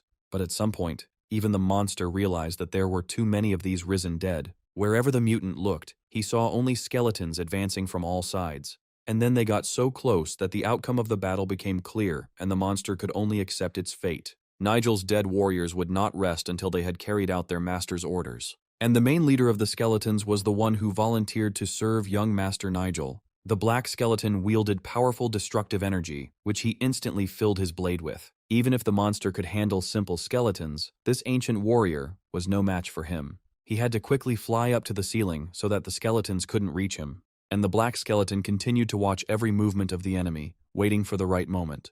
And although the winged monster was alone, it wielded destructive magic that was easy to control from above. All his enemies below were easy targets, and the monster used his main advantage. By directing beams of destructive energy downwards, the mutant hoped to blow the skeletons to pieces. Nigel understood the same thing well, and only at the last second ordered the fighters to step aside. Unfortunately, few skeletons managed to dodge this shot and found themselves directly under the blow of the flying mutant. The guy needed someone who could fly to take away this monster's greatest strength. One such fighter could be the huge lizard that Nigel defeated in his last battle. Of course, he could have asked the vampire for help, but he decided to use 2 of his servants at once. After all, if you set both of them on the monster, the chances of success would double, and it would be stupid not to take advantage of this. And now, in addition to the skeletons, he called for help the leader of the vampires and the reptile, who were already ready for battle. It was high time to start the second round of this fight, which promised to be more interesting than the first. All killed monsters were easily resurrected with the help of necromancy and retained the same skills as in life.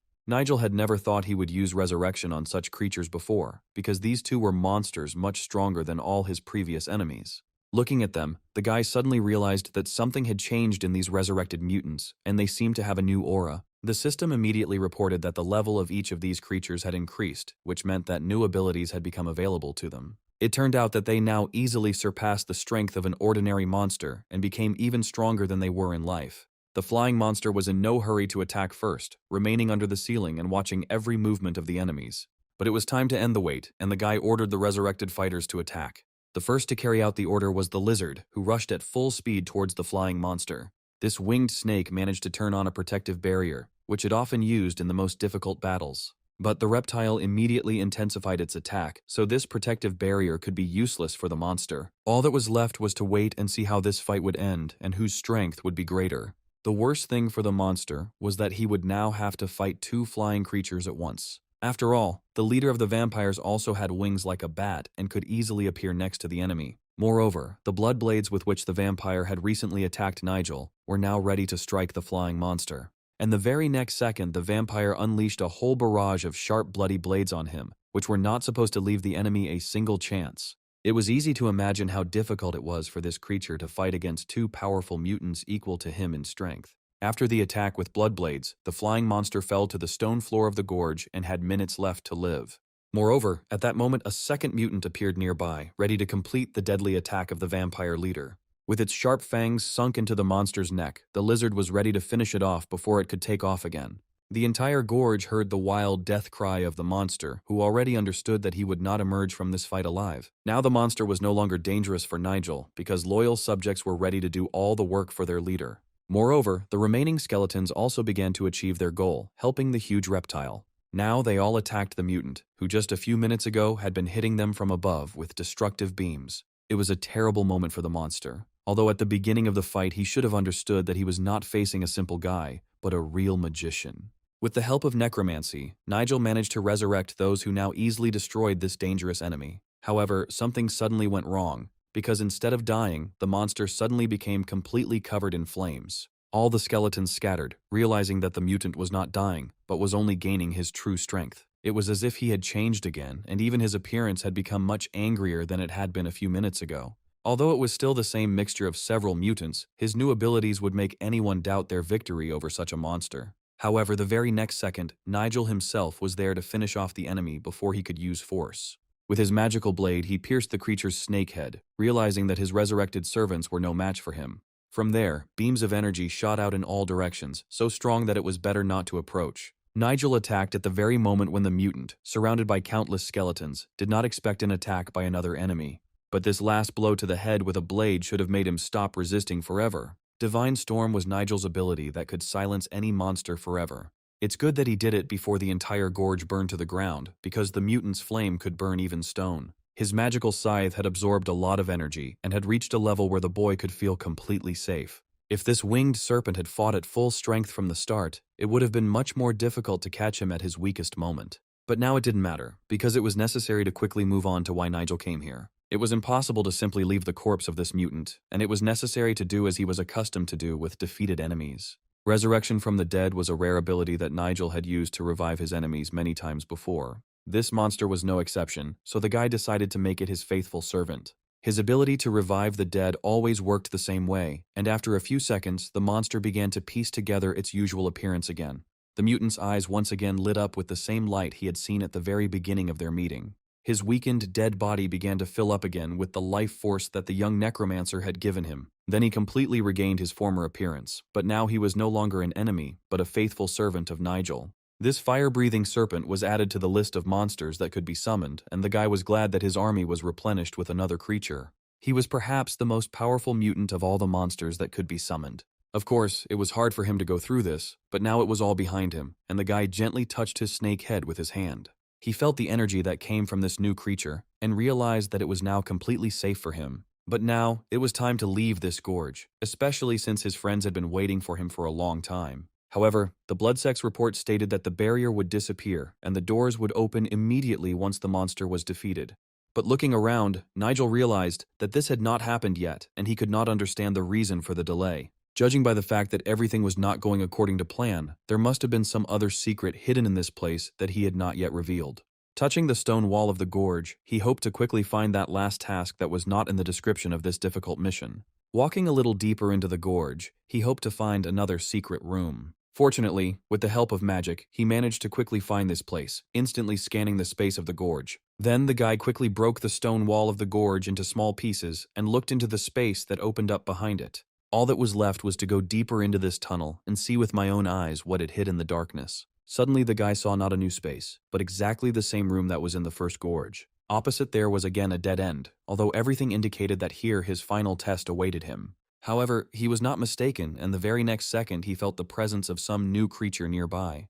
Turning around abruptly, he saw the spirit of Black Mountain standing in front of him, who immediately realized that Nigel was a man from another world. And although Nigel looked normal, the spirit could not help but notice his true origin and the fact that the guy was reborn after death. Now this spirit, who had been guarding the mountain from strangers all these years, was carefully examining the man who had managed to get here. Looking at this soul, Nigel realized that there was no hostile energy coming from it, which meant that the old man was unlikely to curse him. At one point, it even seemed to him that the spirit of Black Mountain was looking at him with eyes full of pity. This meeting should have happened much earlier, although even now Nigel did not know why he needed to see this mountain spirit. The spirit admitted that he was not at all pleased with Nigel's power, with which he allegedly mocked the dead, resurrecting them from the other world. However, since there was no other way to defeat evil, he was ready to help the guy and join him in his great struggle. It was strange to hear such a thing from a creature that had died hundreds of years ago, who, like any other spirits, would not want to serve a young guy. But the old man acted of his own free will and understood that only he could give the boy the necessary strength. He was a spirit that could only appear once every 10,000 years, and it was impossible for an ordinary person to understand his teachings completely. So all that was left was to share this knowledge in half with Nigel. But first the boy had to learn all the important lessons of this world. Although the spirit warned that the guy would have to return the book with secret notes about all the traps in the gorge. Having completed his task, the spirit finally asked the boy to save innocent people for the rest of his life. And then he disappeared into thin air as quickly as he appeared in front of Nigel, giving him knowledge that was previously unavailable to the boy. But immediately after that, there was an explosion that threw the guy several meters away. It was at that moment that his entire team ran into the gorge in full force, and Maruk was happy to see his leader again. Yes, Nigel did not regret at all that his squad now had such brave people, ready to follow their leader to the end. The top of this mountain had two features that allowed one to fully enjoy the power of nature. Anyone who has ever been here will never forget the view from the top of this mountain. The pond next to the century-old oak tree, which was older than any resident of the nearby village, was especially beautiful. It was in the center of this oak tree that the interdimensional gates opened today, from which Nigel's entire team was about to emerge. This magical oak tree was the passage that led from the depths of the dark gorges into the light. After all, since they ended up here, it means they managed to fulfill all the conditions of the mission, which no one before them could fulfill. True, Leslie immediately advised everyone to hurry so that they would not be noticed by the local bandits and would not have to fight immediately after leaving. However, what they saw made the whole group freeze, and Nigel looked carefully into the distance. Before him stretched a vast field, strewn with tombstones bearing the names of those who rested beneath them. For any necromancer, this was a real treasure, because Nigel saw a whole army of dead warriors in front of him. None of his group knew what Nigel was thinking, or how strong this army could become. However, now Nigel had to hide here the very box that he had taken from the dark dungeon. Leslie immediately smiled, said that the leader had acted wisely, and suggested that they bury it quickly and leave. In fact, the guy was very afraid of meeting local bandits, about whom he had heard many scary stories for a long time. But all his worst fears were confirmed when he saw a whole crowd ahead, rushing straight towards them. There was so much dust rising around this army that it was difficult to see exactly how many fighters there were, armed to the teeth. The leader of this group ran ahead of everyone, ready to meet face to face with those who found themselves on the top of the mountain for the first time in many years. It was at this moment that the interdimensional gate that was in the very center of the old oak disappeared, cutting off the path of retreat. Only Nigel was looking forward to this meeting and was ready to talk to the commander himself. In front of him, the commander saw a man known to all the leaders of the local clans, but he could not understand how Nigel ended up on the top of the mountain. It seemed to him that these people had come to seize power here, but he was not going to give it up under any circumstances. Raising his sword high above his head, he ordered his men to draw their weapons and prepare for battle. But, to the commander's surprise, the guy continued to stand still and had no intention of drawing his weapon or accepting the challenge. Moreover, behind the army, Nigel saw a man who could give orders not only to ordinary soldiers, but also to the commander himself. It was meeting this man that was Nigel's main goal, which is why he waited for it for so long. A man named Ralph, popularly known as the Tiger of Windstorm, was always considered one of the most dangerous warriors on the entire continent. But now he saw only a handful of people in front of him and did not understand who had persuaded them to come here. He could not believe that these people, who were clearly shaking with fear, seriously expected to defeat him in battle. Only their leader looked at him with such confidence, as if he had no doubt in his victory. It had to be admitted that the aura emanating from this guy was stronger than the energy of any person his age. This energy was comparable in strength even to Ralph's own strength and easily passed through his fiery flames which spread in all directions. Yes, it seemed that this brat had decided to measure his strength with him, but Ralph had already met many such upstarts. The energy of this young leader did not clash with his aura, but, on the contrary, seemed to be reflected from it, like light from a mirror. If Ralph wanted, he could unleash his full destructive power on them, although he knew that Nigel's barrier would protect his people. Victoria's loud voice came from behind Nigel, warning that they didn't stand a chance against a fighter like Ralph. Of course, she could also join the fight, but then she would have to reveal herself, showing her true abilities. Although her honor was not so important compared to the lives of all these people, to whom she had already become accustomed. However, Nigel shouted loudly that he wanted to speak only with the leader of this huge group. In response, Ralph gestured for the boy to throw him the box he had been holding in his hands all this time. The guy immediately fulfilled his request, although he did not understand why Ralph was so interested in this box. The man easily caught the cube, which was very valuable to him and whose aura he immediately felt nearby.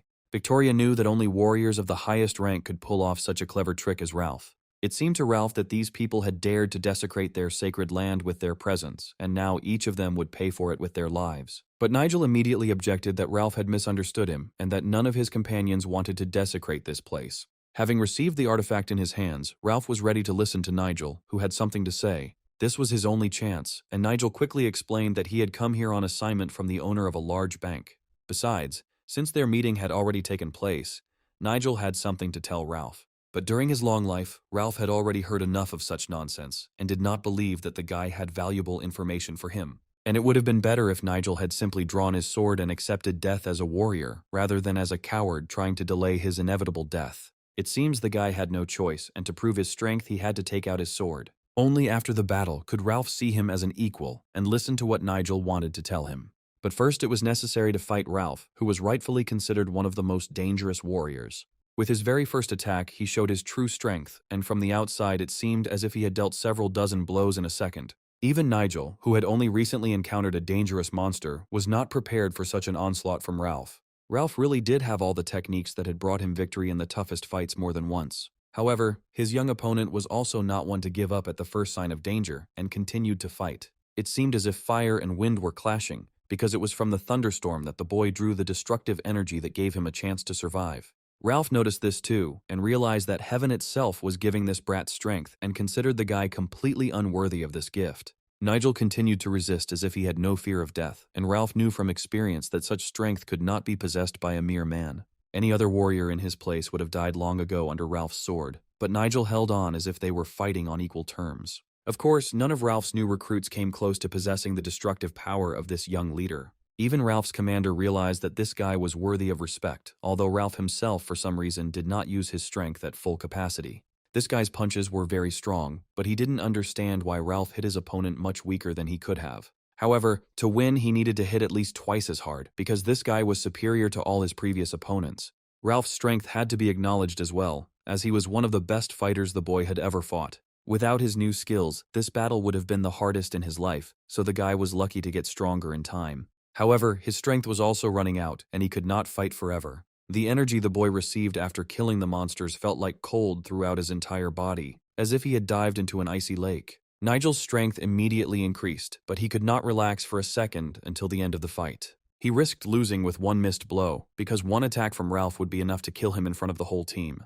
The guy couldn't allow this to happen, and gathered the last bits of mana that still remained in his body. True, Ralph also used his reserve of strength, and a fireball full of powerful energy appeared in his hands. With this technique, he wanted to immediately end the fight or at least seriously injure his opponent. Looking at the ball, the guy realized that he would not be able to reflect such a blow, having spent almost all his energy in the fight.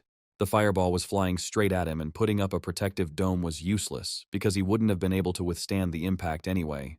The fiery projectile hit the guy in the chest, and he was thrown several meters away from the impact site. He fell to the ground with all his might and hit the back of his head on a hard, centuries-old oak tree. Finally, Nigel couldn't take it anymore and loudly asked Ralph to stop the fight, otherwise the next blow could be fatal for him. Leslie saw his young leader beg for mercy for the first time and couldn't believe his ears. In fact, the guy just didn't want to summon skeletons and other monsters so as not to further inflame the enmity. He stated that before he died, he wanted to tell Ralph something very important, and that he needed to hear it from him personally. Stopping Ralph in the middle of a battle was difficult, but this young guy seemed to have succeeded. As a leader, he was ready to answer for his mistakes and promised to give Ralph all 4 of his men. However, what surprised Ralph most was that the guy was willing to sacrifice his life if Ralph would then let his people go. Yes, it was a worthy act of a leader, and Ralph was ready to speak with such a fighter as an equal. Realizing that this was his chance, the guy immediately ordered his men to lower their weapons. Victoria protested loudest of all, realizing that by doing so they were signing their own death warrant.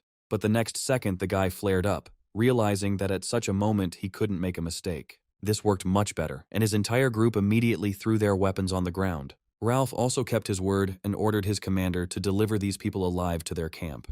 The commander did not expect his leader to remain here alone, but judging by Ralph's appearance, he was not at all afraid of the young enemy. And these 4 had to be taken to a place where they would no longer be dangerous and would not be able to use their abilities. It was difficult to understand the intentions of their young leader, but none of the group would dare to disobey his order. Now they stood opposite each other, and only Nigel knew that he had used only half of his strength in the fight.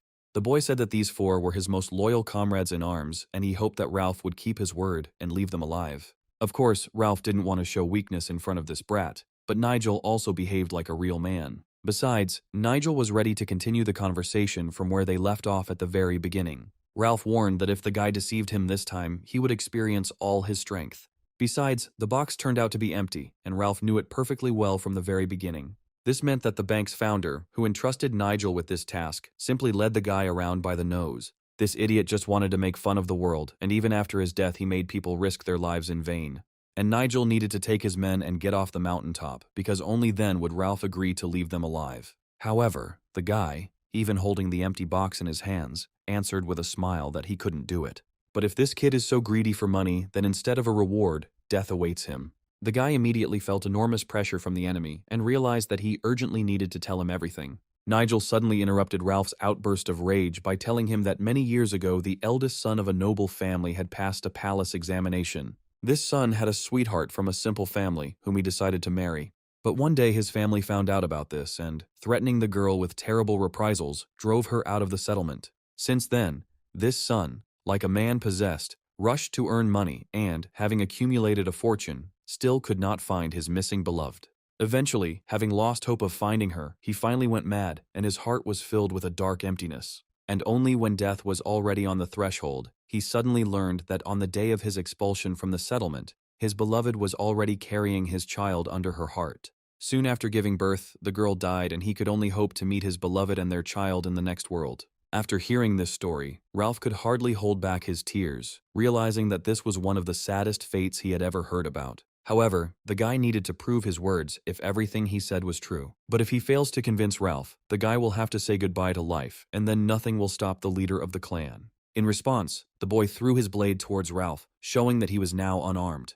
However, Ralph wanted to know what the boy would do if he couldn't convince him that he was telling the truth. The boy lowered his head and admitted that there was only one way out if he couldn't convince Ralph.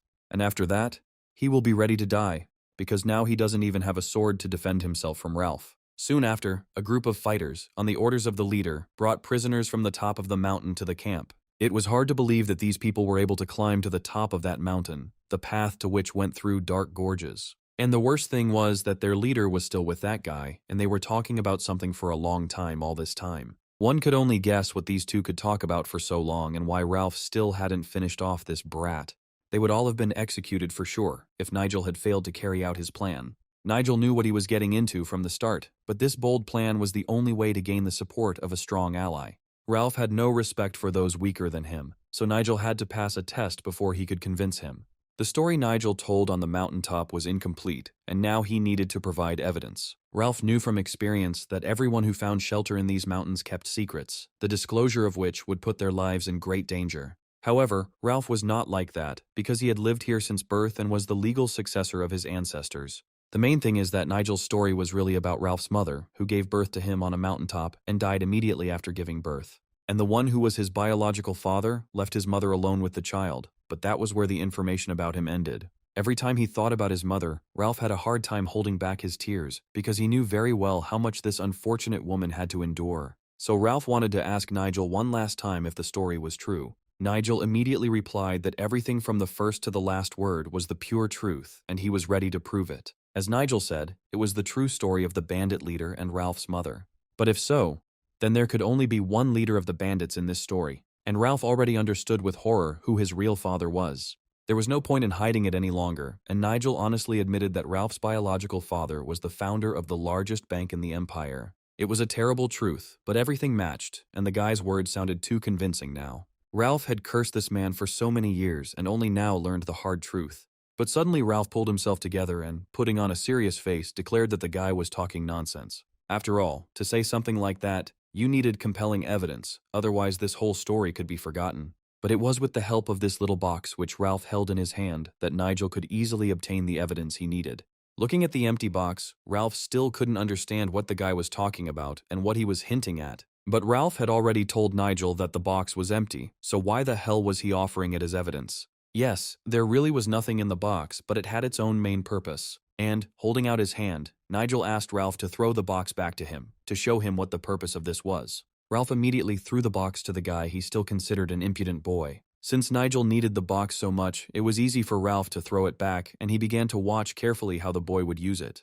Immediately after this, Nigel made another request that he would need a brush and ink. Ralph was unclear as to why Nigel needed these things, although he promised to explain everything a little later. Nigel now had a brush and ink in his hands, which he had for some reason asked Ralph for in order to present evidence. Ralph had to wait a long time while Nigel drew on the empty box what was supposed to be proof of his words. At some point, Ralph even got bored, because half an hour had already passed since the guy started drawing with ink. If Nigel was simply biding his time to postpone his death, it was no use. But Nigel looked like he was in no mood to stop and was already putting the finishing touches on the box with ink. Then Ralph noticed that there were suddenly writings visible on the box that he had not noticed before. Ralph stood up from his seat and carefully examined the box, the lid of which turned out to be covered with secret signs. It was hard to believe that the box contained an engraving that became the main proof of the veracity of Nigel's story. The text on the lid would be easier to read if printed on paper, and the same applied to all the other boxes. Indeed, Ralph had many of the same boxes through which his father wanted to convey a secret message to his son. Now all that remained was to give Nigel the remaining boxes, which seemed to be waiting for their moment to reveal the secret message on their lids. Soon behind Nigel, there was a whole mountain of boxes, on the lids of which was hidden a secret engraving. With simple ink and a brush, he cleverly brought to life the message that the bank owner had left for his son many years ago. The guy's move was very impressive, and Ralph no longer doubted Nigel's rightness. Without looking up from the boxes, the boy continued to develop the engraving in order to later compose from it a complete message from father to son. He then placed a cloth on the boxes, on which the ink-stained engraving was imprinted. Soon, Nigel found himself in possession of the very message that the bank owner had left many years ago. It was hard to believe, but his father never forgot about his son, and now Ralph had no doubt that everything Nigel said was true.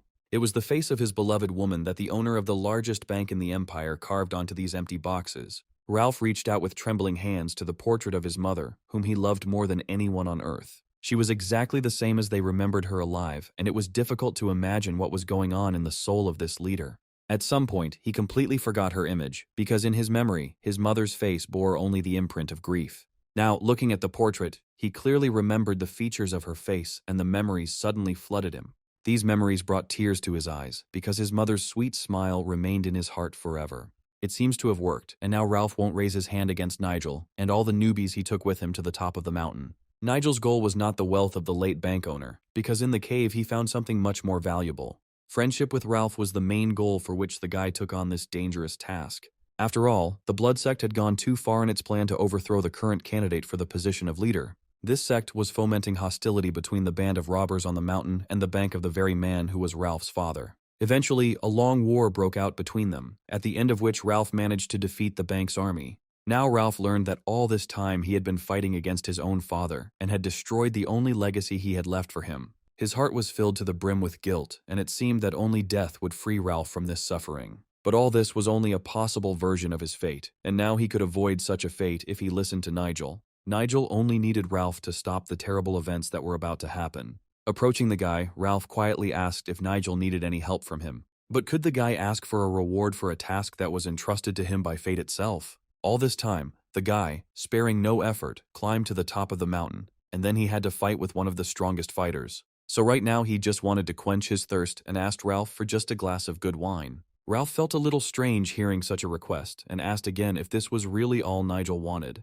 The guy answered without hesitation that he didn't want more, although he wouldn't refuse 2 glasses. Finally, this brought a smile to the face of the stern man, who had not heard anything like this for a long time. And then he laughed so loudly that even his soldiers outside heard the loud laughter of their leader for the first time. No one could understand what was going on there, but everyone knew that entering the house without permission was prohibited. Everyone understood that this was not just a meeting, although it was difficult to imagine what could have made Ralph so happy. And then they saw their leader in front of them, who had important news. He ordered that all alcohol from the reserves be immediately taken out and preparations made for the biggest feast in recent years. Today was the day he let go of his deepest regrets and found a younger brother in spirit. That same evening, everyone celebrated this event over glasses of beer because Ralph had finally cheered up and stopped being so gloomy. At the table, they talked about all sorts of things, and the guys had already forgotten their previous argument. Of course, the strongest guys immediately began to measure their strength, and Marek immediately defeated the local strongman, who was the champion. Here, the strength of the local strongman was useless, although he believed that he was simply unlucky and demanded a second fight. He had heard before that this guy had extraordinary physical strength, and now he was convinced of it himself. At the other end of the room, the guys were reminiscing about how they had walked through a whole army of poisonous beetles today. Many of them never ceased to be amazed at how Nigel and his team managed to reach the top of the mountain. Leslie, well drunk and smiling, told everyone that their leader had shared his knowledge with them, and his partner kept her eyes on the man whom she had long suspected of having secret ties to the Blood Sect. Today that guy showed skills that a person his age shouldn't have, which means he was hiding something from others. She watched closely as Nigel and Ralph, who had been fighting to the death that day, talked. Indeed, it was hard to believe that a few hours later, they would be sitting at the same table and pouring drinks for each other. It was difficult to understand who Nigel really was, but the girl would soon find out. Now she had to be more careful, because she was still on a reconnaissance mission, and no one had cancelled it. But even from a distance, Nigel realized that she was piercing him with her gaze and quietly asked her not to look at him so closely. It seemed like he could drink everything to the bottom and not even get drunk after so many liters of alcohol. Ralph lived in these parts for decades and during this time drank a whole sea of alcohol. But this alcohol was so pleasant only today because he shared this feast with his new brother. That was how he felt about Nigel now, for the boy had explained what had tormented Ralph all his life. However, he noticed that some of Nigel's men were hiding their true faces behind masks. For example, the 2 at the table were wearing masks made of real human skin, and Ralph thought that Nigel should have noticed this long ago. Now Ralph was a little worried about his young brother, and would not allow anyone to deceive him or create unnecessary problems for him for anything in the world. Nigel had known about this for a long time, but now he was worried about something completely different and he was just about to ask about it. However, Ralph interrupted him and asked him to call him brother, so that a close relationship could be established between them immediately. Ralph even promised that if Nigel didn't agree, he wouldn't tell him anything at all and would end their friendly get-together right then. Of course, Nigel didn't argue and asked his older brother if he wanted to go to the bank with him. After all, Nigel had to have visited at least once the bank that his father had created and bequeathed to Ralph. Moreover, it became clear from the letter that the river that flowed among the mountains was very important to Ralph. However, first Ralph himself wanted to ask Nigel a question that had been brewing in his mind for a long time. Won't Nigel look like a bad heir if he continues to behave like this? But Nigel, without even looking at Ralph, replied that they had already talked about this a couple of hours ago. And his answer hasn't changed since then, because the guy didn't care about such trifles as other people's opinions. Moreover, having made friends with the forest robbers, Nigel was able to ensure peace for his settlement, which was now not threatened by anything. Ralph himself should have been more concerned about himself and how his loyal subjects would treat him. But Ralph's opinion did not change, and he once again warmly thanked Nigel. Realizing that Ralph's loud words might attract unnecessary attention, Nigel tried to stop him. Nigel felt that he did not deserve such respect from Ralph, because he was rightly considered one of the best warriors. And then Ralph suddenly stood up and a magic circle appeared under him, which could only mean one thing. It was hard to understand why it was necessary to stand up for this, but it all looked like a solemn oath. Everyone turned at once to where the two were standing, not understanding what Ralph was trying to achieve this time. None of his bandit subjects expected that Ralph would be so deeply moved by Nigel that he would be ready to give him his oath. Then Ralph said loudly that Nigel had refused the reward and was even ready to take the shame upon himself to save their honor. And if they don't repay him in kind, they will remain the pathetic bandits that everyone considers them to be. That is why he wanted to announce to all his brothers the truth that they must learn from him personally right now. Now Nigel was one of them and could come to this place freely without any restrictions. In fact, it was such a great honor that no one except Nigel had ever been awarded it before.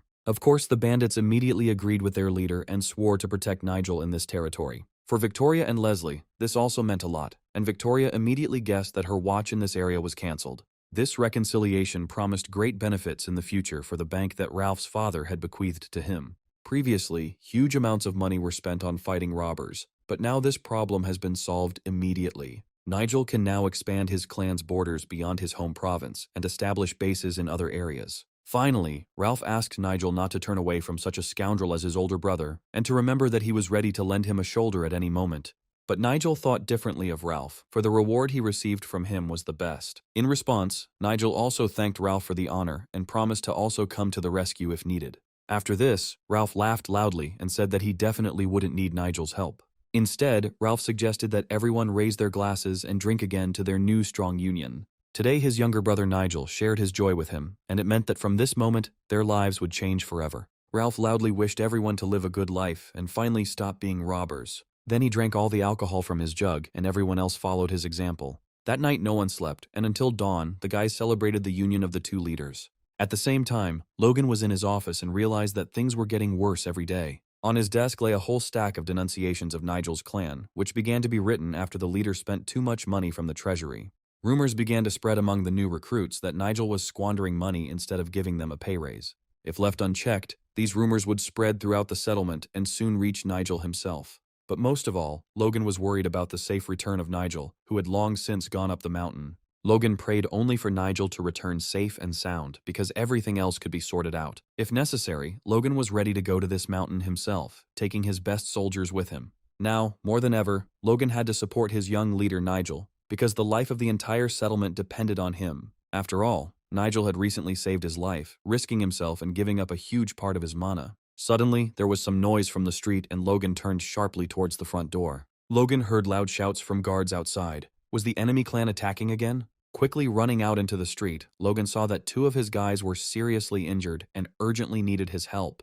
Logan was not mistaken, because representatives of the Dark Clan were already on his territory and clearly did not come for a friendly conversation. Roderick himself arrived at the faction's main building today and entered into battle with the guards who would not let him in. Mateo and Zach immediately arrived on scene and stood next to their commander, Logan. Roderick just smiled widely when he saw how serious these guys were. Roderick came here to meet Nigel in person and loudly called for the leader to come outside.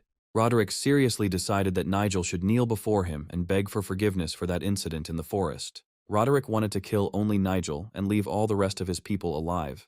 But Logan was ready to give even his own life to protect his young leader. And before he can fight Nigel, Roderick will have to step over Logan's corpse. Matteo was of the same opinion and loudly ordered his soldiers to draw their blades. All the fighters immediately carried out his order and prepared for a long fight. Looking at them, Roderick did not understand why he saw only 3 faction commanders in front of him, and not Nigel. After all, instead of Logan, the main culprit, Nigel, who was the reason Roderick lost his arm, should have stood in front of him.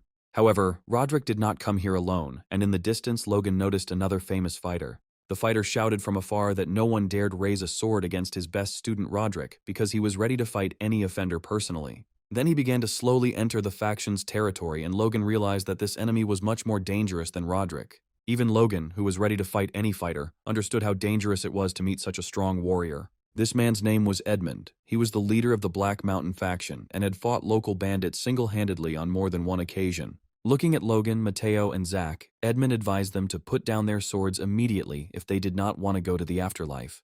But Edmund and Roderick themselves had illegally invaded their territory, so Logan was in no hurry to carry out the order. And if these self-confident idiots persist, they themselves will have to go there too. Edmund's younger companion, Roderick, also came closer, and with a smile advised Logan and his men not to argue, but to listen to the elder.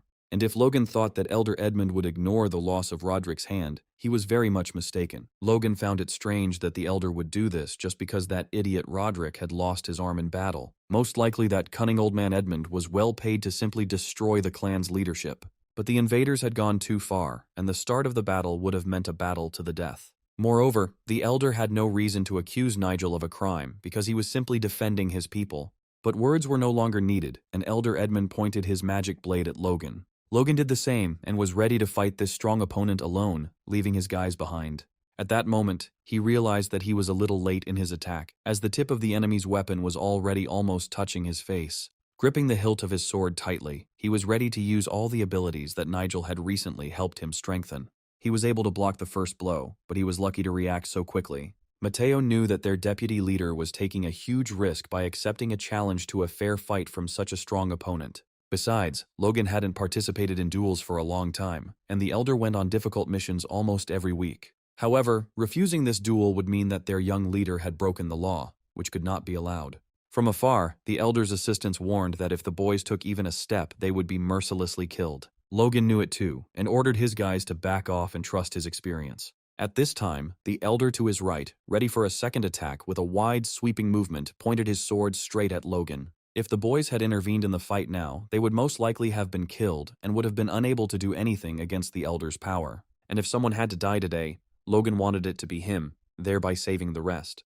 This old man moved as quickly as if he were no more than 20 years old, although his vast experience was entirely in keeping with his age. Surely, if Nigel had been here, the duel would have gone very differently, but he was still on Black Mountain. The Union's goal of destroying the demon had not yet been accomplished, which was why Eugene had hired this warrior now. The elder demanded that the young leader be brought here immediately if Logan did not want to say goodbye to life. But Nigel was now busy with other important matters, and he did not have time to go out to the square. And the elder would do well to immediately stop this farce and leave the territory of their clan before it's too late. But the elder considered the battle a good lesson for those who act without thinking and do not know their place. And today he wanted to teach his opponent good manners and forever wean him off taking on too much. Then, using the Moon Sword's thunder ability, he attacked Logan so hard that he missed a whole series of blows. Clouds were still floating in the sky above, but at that moment, a fierce battle was taking place on the ground. After such a series of blows, Logan fell to his knees, realizing that his strength was not enough for this fight. Placing the blade of his sword on Logan's shoulder, the elder wanted to warn this idiot one last time. If Logan wanted to live, he had to bring the leader here immediately, or he would never see him again. But Logan insisted on his own, and was ready to accept death, as he had sworn to Nigel from the very beginning. All the talk was useless, and since Logan was so stubborn, the elder did not mind finishing him off. But at that moment Logan suddenly opened his eyes and realized that help had arrived, just in time. After all, instead of a blade before his eyes, he saw the very young leader that the elder wanted to see so much. But judging by the elder's appearance, he was no longer happy, and was not as confident in himself as he had been a few minutes ago. After all, Nigel really was that strong, and all the rumors about his abilities turned out to be true. And right now, the elder had to be convinced of this and think about how not to die himself. It was unclear how Nigel had managed to approach so unnoticed, since his normal abilities did not allow this. Without wasting any time, Nigel attacked, and with one simple movement, he threw the elder far away from him. Nigel had no doubt in his abilities and knew that his strength would be enough to deal with several of these fighters at once. Yes, it was Nigel, their leader, whose skills they had never doubted. He returned just when his help was needed, and once again made his old enemies nervous. Seeing the uninvited guest before him, Nigel knew that he would soon leave his territory, even if he had to carry him out feet first. But the main thing was Logan's well-being, and Nigel asked if he needed help. The elder should have taken care of himself and not entered into a fight he could not win. Nigel then asked Logan to remain still and, placing his hand on his shoulder, used his recovery ability. Nigel was ready to immediately heal the wounds that the elder had managed to inflict with a series of deadly blows. His ability accelerated the natural healing of wounds, and Logan soon felt a surge of strength. This was enough for first aid, and Logan felt much better after using this ability. And now it's time to deal with whoever dared to illegally invade their territory. Yes, it was about the elder whose limbs Nigel promised to rip off. Never in his life had the elder heard such bold statements and threats against him, especially from a young brat. The elder's assistant immediately thrust his blade forward and shouted loudly that Nigel would have to answer for his words. But Roderick knew for sure that Nigel didn't like to joke and didn't throw words to the wind. After all, Roderick had recently lost his hand to Nigel's sword and knew that he was ready to accept the challenge at any moment. But by going against the elder, he made enemies of the leaders of those groups where this man was an important person. The old man had heard of Nigel and knew that this guy only seemed kind, but in fact was as evil as all the robbers. To insult him would mean to condemn oneself to death, so the guy would soon regret it. Having accepted the challenge, the elder promised to kill the scoundrel as soon as he got close to him in a couple of seconds. Then he kept his promise and, pushing off the ground, rushed towards his opponent. It became clear that in the fight with Logan he had not used even half of his strength, but now he was ready to show everything he was capable of. Even those guys who knew the strength of their young leader understood the complexity of this fight. Even Logan regretted that he had quarreled with the elder and now Nigel would have to fight him one-on-one. And he was already very close to the guy, and it seemed as if dozens of magic swords flew into the air at once in his hand. Using the ability of the 12 Thunderblades, he directed them towards where Nigel was standing calmly. The elder was sure that the boy would not be able to dodge the blows and was ready to kill him immediately. But to his surprise, none of the thunder swords hit their target. Instead, the swords flew past Nigel as the boy deftly dodged each blow. He moved so easily, as if he knew every step of the enemy in advance and was ready for it. A slight smile was still on his face and he just watched this idiot carefully. It wasn't that it was too easy, but after many battles he had a lot of experience in real fighting. The elder was wasting his mana senselessly and soon risked being left completely without strength and defenseless. It was hard to believe, but the guy really didn't attack, but simply stood in place and dodged every blow. But then he realized that the old man had become an easy target and it was time to attack. The blade in his hands flashed with a bright, blinding light, and the force of destruction passed along the entire blade, from the hilt to the tip. One such blow would be enough to kill anyone, and the elder knew this very well. However, it would hardly help him, because they were standing so close that he would not have enough speed to repeat Nigel's trick. The guy's blade was so close to his face that it was clear to everyone how this fight would end. But instead of one blow, the guy, like his opponent before, delivered a whole series of fatal blows. Never before had the elder's young assistant seen him attacked so easily by an ordinary guy. Roderick realized that today he would not be able to take revenge on Nigel for the lost hand, as he wanted. Everyone in Nigel's clan knew about his abilities, but after returning from the mountain, he became even faster. Blood was already flowing from the fresh wounds of the elder, who had missed all the enemy's blows. Now he no longer looked like the terrible warrior who had entered the clan's land without permission. This sucker he always thought Nigel was turned out to be one of the best fighters on the entire continent and the most dangerous opponent. Looking at him from afar, Nigel said that the elder looked terrible and asked him to remind him of the threats of this idiot. But instead of threatening the old man, it would be better to apologize to the guy if he still wants to stay alive. Although in reality they should leave here right now, while the guy is in a good mood. The elder, of course, wanted to leave here alive, but he was not used to such insults. And even if he had to turn to the dark force, he was ready to do it. The next second, a dark aura enveloped his body, and the old man was ready to continue the fight that had started so unsuccessfully for him. He promised to cut off the boy's head and remind him of all Nigel's words. Then the guy had only one thing left to do, and putting his sword forward, he showed his readiness for a new fight. And if he had to kill this idiot, Nigel was ready to do it in order to protect his people from the threat forever. As before, the guy first carefully watched the enemy's movements and was in no hurry to use his destructive power. But when they were already very close to each other, the elder suddenly noticed some movement above his head. It turned out that an arrow was flying straight at them, fired by someone from outside the clan's lands. The arrow hit the exact spot between the two opponents, where their swords would clash in an instant. But the arrow got ahead of them, and now on either side of it stood two worst enemies, not understanding what had happened. Nigel had previously warned his men not to engage in fair combat and was surprised to see the arrow. The elder was no less surprised, because in front of him he saw the arrow of the indomitable thunder. Yes, it was not a simple arrow from the bows of the fortress archers, but a magical charge that could belong to only one person. Then the magic around the arrow disappeared, and all that was left was to figure out who had fired it. It was known that such an arrow was shot as a sign of the end of a war, but did anyone really decide to make peace after so many years of hostility? It was clear that by law it was impossible to continue the fight if this arrow was between the opponents.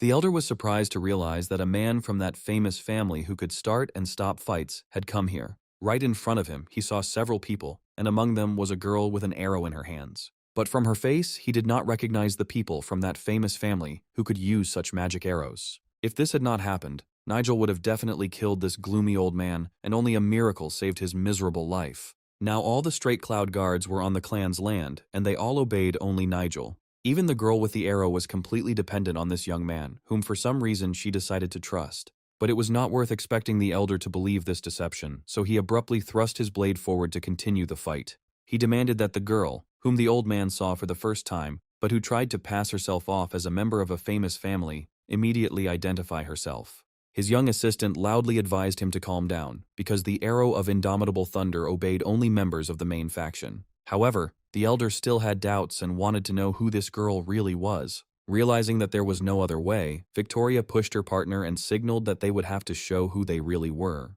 Understanding her, the guy followed her and raised his hand to his face to remove the leather mask. Then everyone watched in amazement as the faces of the young people changed right before their eyes, as if they had used some kind of magic. But there was no magic here, and the secret was in the mask made of real human skin that these two wore. From the outside, it looked very impressive, and anyone in their place would want the same mask. But the main thing was something else, because the girl really was from that noble family that the whole empire knew. When she took off her mask, everyone saw Victoria's true face, and the elder's doubts immediately disappeared. Although Nigel had guessed that the girl was hiding behind a mask, he did not expect that such a famous person would join him. He felt like he shouldn't reveal himself right now, because now other factions would find out about it. The elder couldn't understand why Victoria and Leslie were here, and why they had infiltrated Nigel's clan. Unexpectedly, the two politely apologized to everyone for abruptly stopping the battle by firing an arrow. However, they carried out their mission and acted according to the rules of their faction. If the elder agrees to help them in the investigation, Victoria will be very grateful and will ask the emperor himself to reward him. The blade was still in the old man's hands, but now he could not use it to continue the fight. Besides, everyone knew that there had been feuding between the clans for 7 generations already, and it was not Victoria's place to decide whether it should end right now. Now the old man faced a difficult choice, to break the ancient tradition of enmity, or to stop the fight and lower the sword. Finally, he said through clenched teeth that Victoria should not turn a blind eye to the problem because a devilish sect had appeared in her own province. He stated that Nigel was the leader of this clan of demons, and Victoria for some reason began to protect him. The elder thought that Nigel's powers were replenished by creatures from the underworld, and that was the only reason he won time after time. It was the elder who dared to go against the messenger of darkness, and Victoria should have supported him. But the girl again replied that she was simply doing her duty and protecting her family's assistant, who had long been Nigel. Yes, this should have been said earlier, because the old man only now found out that Nigel had long been officially an assistant to the main faction. Now everything went completely differently than Roderick had planned, and he still had to have a serious conversation with the elder, whom he had so brazenly deceived. To harm the benefactor of the ruling family was the same as to harm the emperor himself, and Nigel knew this very well. After all, if a battle were to occur between the mountain faction and the dominant family, the outcome of that battle would be a major war. The old man knew this, but even if Nigel really was who he said he was, that didn't mean he wasn't connected to the demon. And if Victoria is willing to vouch for Nigel, the elder will do as she asks and stop the fight. The girl had no doubts about Nigel, and was ready to officially vouch for him with her honor. As she had said before, the young leader of the Nigel clan was her family's assistant and the main benefactor of the entire faction. Most likely, there was just a misunderstanding, so it was necessary to stop this farce and sit down at the negotiating table. Although it was humiliating for the elder, he knew that he was talking to a generous and sensible girl who would not speak in vain. Roderick realized that his plan had failed, and his subordinates' respect for him would fall even lower. The elder's hand was still shaking with anger, but with each passing minute, he understood better and better what Victoria meant. Lowering his head, he realized that he had no choice but to retreat and leave the clan's land. Then he finally lowered his weapon and ordered his men to follow him as he walked out of the estate. Roderick was the first to object to this decision, saying that they would lose the rest of their respect. But the elder rudely cut him off, because Roderick knew in advance who Nigel really was. If Roderick doesn't want to lose his other hand, he'd better listen to the elder and follow the order. Soon they were leaving this land, and it became clear that the quarrel ended there. Yes, it was all over, and Nigel knew that today he had gone through one of the most dangerous moments in his life. Nigel's fist was still clenched, although the boy was glad that the enemy had retreated and there was no need to fight anymore. All that remains is to figure out what Victoria and Leslie should do, now that their little deception has been revealed. However, the girl was not laughing, because by revealing herself she had ruined the matter, which should have ended successfully. They had to hide until the last moment, but the girl was overwhelmed with feelings, and she decided to take this step. But Nigel didn't seem to mind this outcome and asked the young people not to worry, promising to keep their secret. In addition, he was grateful to the girl for her help in the fight, because he won even without using his abilities. After all, thanks to Victoria, it was possible to avoid the bloody massacre that was about to begin. And she was right in thinking that they had something to discuss, because this little deception was unlikely to please anyone. And this lovely girl will now have to explain why she came to Nigel's clan and wanted to become his guard. Soon the two masters of stealth were called into the conference room for a serious talk. At first, no one could utter a word, and Victoria understood that the main responsibility was on her. For 10 minutes they had been sitting in silence, and the girl was starting to get very worried, as was her partner. Looking at Nigel, she was ready to beg him to say at least a word and start a conversation. Suddenly, the guy opened his eyes sharply, and the first thing he did was ask them to calm down, saying that he was not going to find out their real names. Besides, he had already heard their names when Victoria had persuaded the elder to lower his weapon. But first, the girl wanted to sincerely apologize for revealing who she really was so late. However, this was not necessary, because the guy actually knew about everything for a long time. This shouldn't have been so surprising, and Leslie should have guessed long ago who was in front of him. Nigel had thought from the start that Victoria was smart enough to understand his ability to quickly recognize lies. Even during the first test, he realized that these two were hiding something and noticed their skillful disguise. It was his innate ability, and no one had ever managed to hide from Nigel who he really was. Even the bandits and their leader did not suspect anything, although Ralph would have understood the deception if they had remained on the mountain. Yes, this guy was really an unusual person, and besides, Nigel had one more question. Victoria should have understood that if they had not come to the clan's land, he would have dealt with the problem himself. Did she really come there just to help the elder of the Black Mountain faction and save him from death? But Victoria honestly admitted that she didn't care whether he lived or died, because this old man had done a lot of evil and dirty deeds in his life. On the contrary, it was only to the Union's advantage that she kept Nigel from killing an important person and prevented a new war from starting.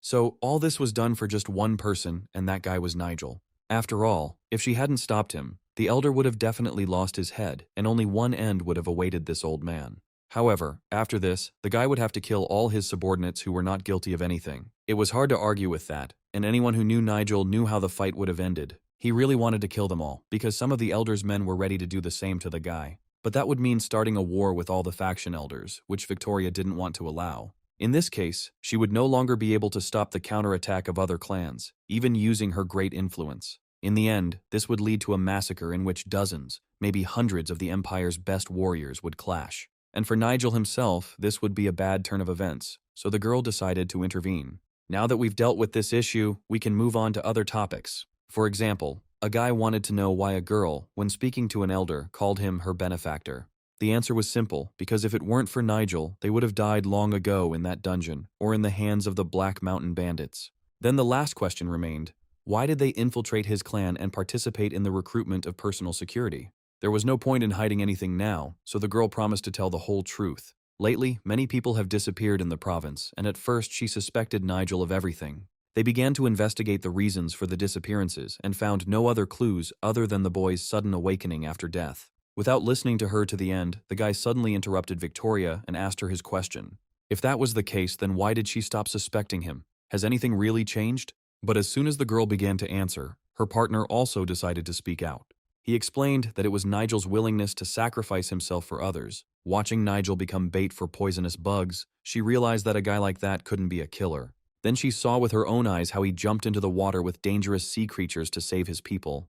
The guy was ready to fight even with the warrior who was feared by the Emperor's guardians themselves. From experience, Victoria considered the guy to be either a good person or an excellent actor. After such praise, Nigel even looked down and said that she was exaggerating a little. It was a good answer on her part, and Nigel, in turn, could also tell her something important. Nigel had long been investigating the disappearances that the two of them were now taking on. Since Eugene was somehow connected to the missing people, Nigel wanted to use this clue to expose the criminal. The girl immediately asked Nigel to tell her everything he had managed to find out. However, if he tells about it now, there will be no turning back for them. If they are ready to go to the end, then they need to prepare for constant danger to life. Only now did they realize that the disappearances were not like the ones they were used to investigating. That same night, a loud knock was heard in the forest near Black Mountain, and carts were slowly rolling along the forest paths. It was this night that Victoria was to learn the truth, which she would not have discovered without Nigel's help. Unsuspectingly, a large group of the Dark Clan slowly moved forward through the thicket of the dark forest.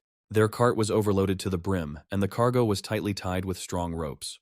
The most terrible thing was that they were carrying human corpses in their carts, and therefore hid their faces under black hoods. It was a terrible crime, and if it had been discovered, all these people would have been immediately sentenced to death. Suddenly, one of the people of the Dark Clan noticed a severed human hand ahead and hurried towards it. His friends turned around sharply, realizing that their comrade had noticed this oversight in time. He immediately rushed to pick up his hand from the ground, realizing that it had accidentally fallen out of the cart. Then he threw her back into the cart as deftly as if he dealt with severed body parts every day. None of his companions even changed their expressions, and it became clear that they had all long been mired in crime. After this, everyone turned away and continued on their way in the light of the full moon. However, none of them knew that they left behind other corpses that would make it easy to track them down. Deep in the forest, people were left lying on the paths, killed in a brutal battle with this group of sectarians. Soon, they arrived at the place, and their leader was already looking forward to the beginning of the business for which they had traveled such a long way. There was not a single person left in the entire forest who could notice them and interfere with their insidious plan.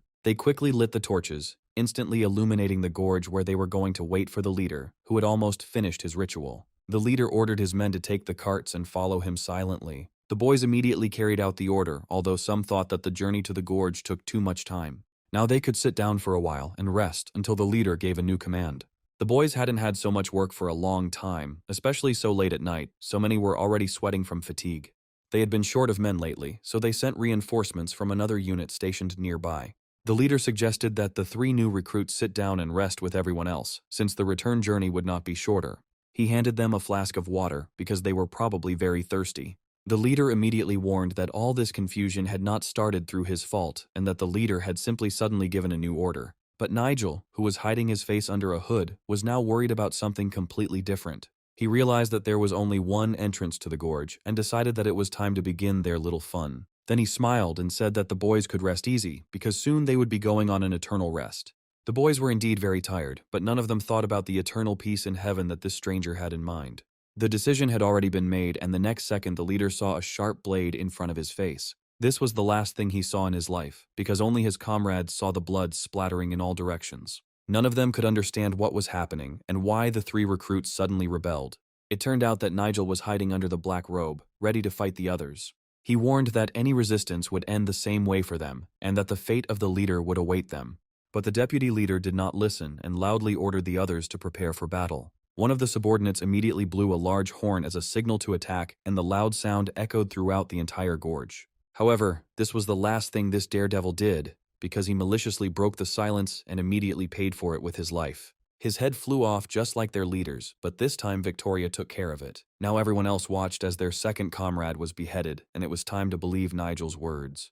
Moreover, Nigel was not alone, because Victoria, who was always considered an excellent fighter, was next to him. Only on the surface she seemed like a sweet girl who was looked at by men passing by, but in reality she was an excellent fighter. Finally, Nigel's will be able to truly appreciate her skills, because today she has a chance to show herself. There were many more rivals, but they had to try not to miss any of them, so as not to attract even more sectarians here. Then Nigel suddenly suggested to his new recruit Leslie that he handle the matter himself, even though he had no intention of fighting the crowd.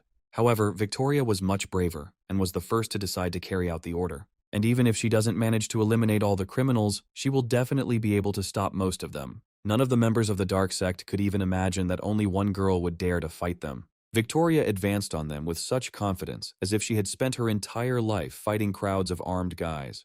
But it was stupid to look at her from the outside, because the first sectarians on her path were destroyed. With wide swings of her sword, she cut down one bandit after another, using the power of the poisonous snowflower. Even with a regular sword in her hands, the girl would have done no worse, but her magic did its job. Soon the ranks of the sectarians thinned out, and only a few people remained opposite her. Victoria knew perfectly well that she had a reliable warrior covering her back, and Nigel would never let an enemy get to her from behind. It was true. During the battle, Nigel had shouted loudly to her that she could only look ahead and not worry about anything. But there was also bad news, because they completely forgot about Leslie, who did not know how to fight and was left all alone. Turning around, Nigel saw the end of the duel, in which his student was clearly losing. The only thing that saved the guy was that he skillfully dodged blows and could hold out for a long time even without a weapon. That's why Nigel decided to share his energy with him, because it would be much easier for Leslie to defeat her opponent. A moment later, the boy felt his body fill with new strength and fresh mana. This new power in his hands seemed to give him abilities that Leslie never had. And now the cultist who swung his blade over his head no longer seemed such a dangerous opponent. Leslie had only a fan in his hands, but it was this fan that became the deadly weapon that killed the sectarian. Leslie didn't even have time to really understand anything before the sectarian had already fallen, cut up by this fan. As if without knowing how, he took out an iron fan and struck it right at his opponent's most vulnerable spot. Leslie had known before that Nigel was no ordinary person, but now he was once again convinced of his amazing abilities. And Nigel only noted that Leslie easily adopted his power and added that it was nice to see how quickly he defeated the cultist. Within a few minutes, all the criminals were already lying lifeless on the cold stone floor of the gorge. It's good that everyone remained safe and none of Nigel's new recruits were hurt. Leslie still couldn't get over the unexpected gift he received from the young leader. It was as if by magic that he became strong, although all his life he was considered the weakest in his family. At that moment, Nigel passed on to him the skill he had inherited in the Black Cave, and now part of that power belonged to Leslie as well. However, now there was no time to waste on unnecessary conversations, which always only get in the way. After all, the slower they go into the depths of the gorge, the more victims there will be among the sectarians under hypnosis. They rushed with all speed to where the main boss of the Black Gorge, guilty of all the crimes, was supposed to be waiting for them. And although they themselves were looking for this meeting, Nigel's new recruits did not expect the boss to be so strong. In front of them stood a strange creature that was only glad to have uninvited guests and wanted to eat them quickly. This monster's dangerous weapon was its tentacles with sharp spikes, which it could easily control. This witch was always short of fresh food, and now the food itself came to her lair. She had not yet had time to understand who was in front of her, and thought that these three were just random travelers. The witch thought these people were so delicious that she was already imagining how she would eat them for dinner today, and could not wait for this moment. Victoria shouted loudly to the leader that she was waiting for his order, realizing how dangerous this monster was. But to her surprise, Nigel replied that they did not need to fight and should conserve their strength. Instead, Nigel had another, very important task for them to complete first. The witch was very surprised to realize that instead of 3, she would only get 1 victim today. After all, a second later, only Nigel remained in the place of the guys who was about to cut off its thorny stems. Yes, to anyone else those stalks on her back would have seemed like a terrible weapon, but Nigel had been through too much to be afraid. Now he wanted to start the battle as soon as possible and not waste time on unnecessary conversations. The monster seemed to want to start a fight too, especially since the witch was already very hungry and wanted to eat Nigel. The witch instantly pointed her main weapon, which was the thorny stems, towards the guy. Opening her huge mouth, she wanted to wrap the guy in stems in order to quickly drag him straight into her throat and swallow him whole. But Nigel deftly dodged this attack, and not one of the dozens of these vile stems was able to touch him. The very next second he fulfilled his promise and cut them down with one broad movement. The problem was that the thorns of these branches were poisonous, so one had to be careful not to accidentally touch them. The tentacles were approaching from all sides, and if he had lost his caution even for a moment, he would have missed a blow to the chest. Luckily, Nigel's abilities were with him, and the mutant was only wasting his strength trying to defeat him. The worst part was that this witch's stems could grow infinitely, and even if she lost them completely, she could instantly start regeneration. She wondered how long the guy could withstand such an onslaught, dodging her prickly tentacles. These stems were very dangerous, especially after a long fight in which the guy spent too much mana. If even one stem pierced him, it would immediately suck all the strength out of the guy, which was unacceptable. After all, then it's definitely the end for him, and he will no longer be able to use any of his healing abilities. But Nigel hoped that this time he would be able to stand firm, as he had in the battles with the other mutants.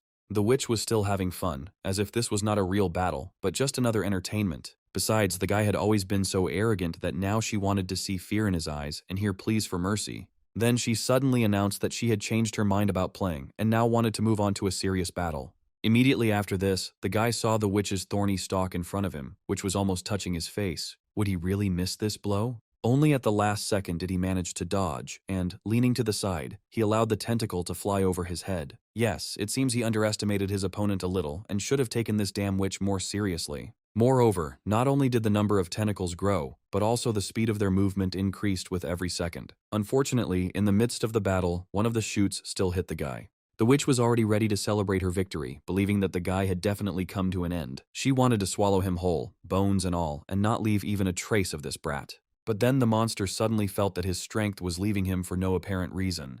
Looking at her hands, the witch realized that even her prickly tentacles no longer obeyed her will. But she has already eaten enough victims that were brought to her lair by members of the dark sect. Looking to the side, she realized what kind of task Nigel had given his new recruits, and it was even worse than losing control of the tentacles. After all, that food in the form of unfortunate girls on a cart could have slipped away right before her eyes. It seems they have been spotted, and if they don't hurry, they too will have to fight this monster. If Nigel hadn't been there, she would have ground them into dust for this impudence. But she couldn't leave the guy without attention either. This was their only chance to escape, and Leslie ran at full speed towards the exit of the gorge. Nigel knew in advance that he was assigned the main role in this battle, and therefore distracted the witch's attention to himself. Putting his blade forward, he offered the witch to continue the fight, because now he could use the ability of solar fire. Grasping the mutant's spiky appendage tightly, he used his ability and fire quickly flared up in his hands. The witch realized that if this continued, the guy would set her tentacles on fire and they would flare up like a candle wick. This is exactly what Nigel had in mind when he declared that he too was tired of playing childish games with her. He wanted to burn her to the ground, so that instead of the damned mutant, only a handful of ashes remained in front of him. Now, nothing could help her, because Nigel had deliberately missed that tentacle strike that had pierced his body almost to the bone, precisely for this moment. Never in her life had the witch met such a cunning opponent, who also possessed such powerful abilities. Now Nigel needed to get out of here as quickly as possible, because the witch began to fly apart into small pieces, and this could be dangerous. And so it happened, because in that place there was a loud explosion, from the center of which a deadly flame shot out in all directions. Watching from afar, Nigel waited for the moment when the fire died down, and it would be possible to return to the gorge. A few minutes later, he came to the place where the witch was, and realized that now she was finished forever. Instead of a monster with dozens of spiky tentacles, he saw only a pitiful semblance of a witch, whose remains were torn to shreds. She could still speak and asked the guy only to finish her off and end her suffering. Of course, the guy was ready to fulfill her last wish, but still was in no hurry to fulfill her request. The guy had a completely different plan, and instead of killing the witch, he had something more interesting in mind. Suddenly, she saw how in place of her lost limbs and tentacles, an arm grew back, and now the witch began to look like an ordinary person. She couldn't understand what this guy was planning, because his blade was raised right above her head again. With a smile on his face, Nigel advised her not to move, otherwise he might miss and hit her in the neck with the blade. Suddenly he lowered his magic blade and with one deft movement cut off her restored arm again.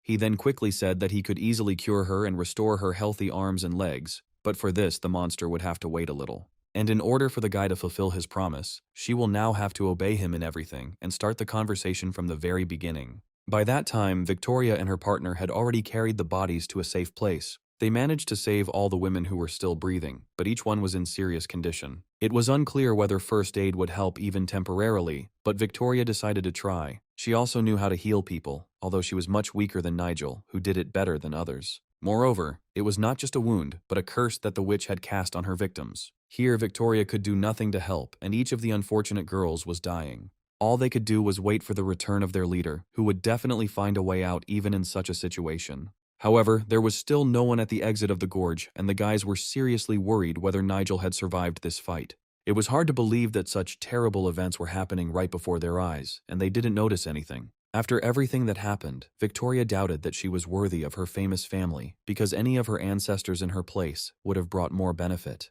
At that moment, they heard a familiar voice from the exit of the black cave. Then Nigel appeared from the darkness and loudly praised the boys for a job well done. He smiled and assured them that they had done an excellent job of the task he had given them before the battle. The boys were delighted to see his familiar kind face and were happy that Nigel was safe. However, now it was necessary to think about the unfortunate girls who were still dying. Victoria gave them first aid, but the wounds were too serious, and she was unable to heal them completely. But that was enough, because now Nigel had the artifact that Victoria had given him. Now he was ready to heal the girls himself, with the help of this object that he held in his hands. Victoria immediately recognized the family artifact, which she gave to Nigel before his solo battle with the monster during their first trip to Blackrock Mountain. In fact, this relic enhanced his abilities, allowing him to use reverse cleansing and white omen at the same time. Nigel immediately thrust several magic needles into the girl's body, and a bright saving light immediately shone in the center of her chest. Even from afar, the boys felt the life-giving force that Nigel managed to fill the dying woman with, and soon her voice was heard.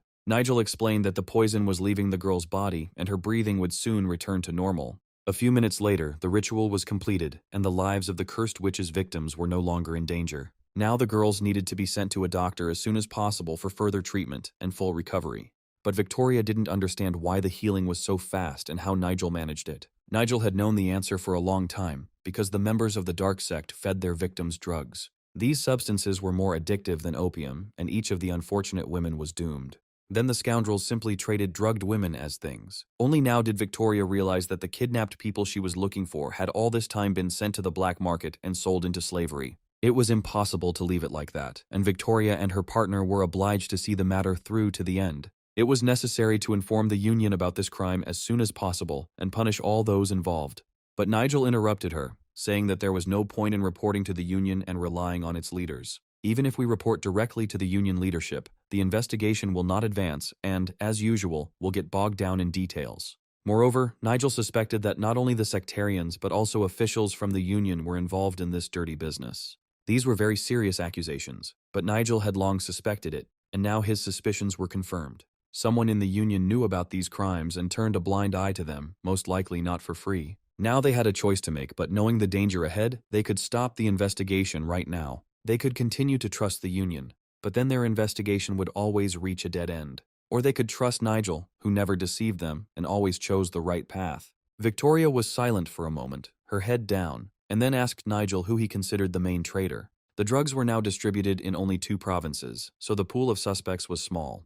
And if you remember how Eugene had been behaving lately, he could easily be considered one of the suspects. Perhaps Eugene was only covering up his hatred for Nigel, but in reality, he was hiding more serious secrets. In addition, the Celestial Swordsman clan, which was connected to Eugene, recently joined the Union and could also be involved in this dirty business. And if so, then behind all this there could only be one faction, influential enough to control the rest of the clans. They were, of course, talking about the leader of the Black Mountain faction, with whom Nigel had recently fought in a duel. Even before the battle with the Elder, Nigel could not understand for a long time which of the 2 factions was working with the criminals. But when Nigel managed to corner the Elder, he accidentally awakened another dark energy within himself in his rage. Nigel felt the same way from Derek when, during their mortal combat, Derek had to use the power he received from the demon. And now that young people know everything, they can simply put aside their insecurities and follow their leader. He admitted that he always considered Leslie a good magician, although no one in his family believed in this guy's abilities. He never doubted his partner Victoria, and today he saw her true strength again. With such a team, Nigel could complete the investigation and find the masterminds of these vile kidnappings. Now everyone understood who they needed to go with next, and both dropped to one knee in front of Nigel.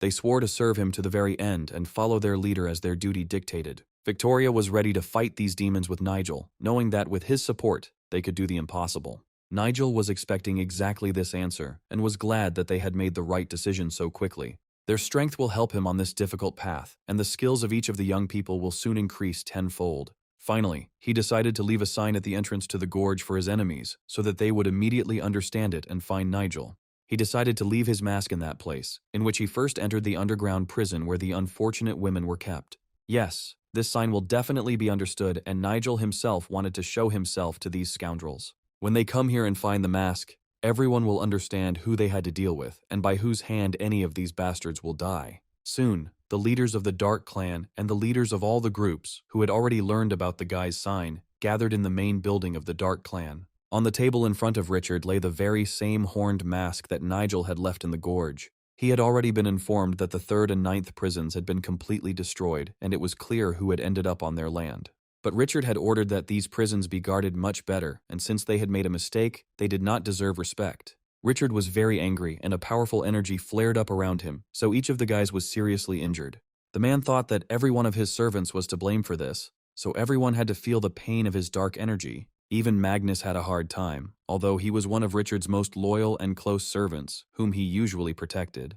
But the worst thing was that the man who did all this insulted their clan by deciding to leave a mark and laugh at them. Clenching his fist tightly, he used his power to crush the horned mask that Nigel had left behind, causing it to shatter into pieces. All this time his servants were idle, and now the hour has finally come when their enemies laugh at them. One of Richard's close associates shouted loudly that the leader of the enemy clan, Nigel, had just recently returned from Black Mountain. He promised to find out immediately what the guy did last night and report it to Richard.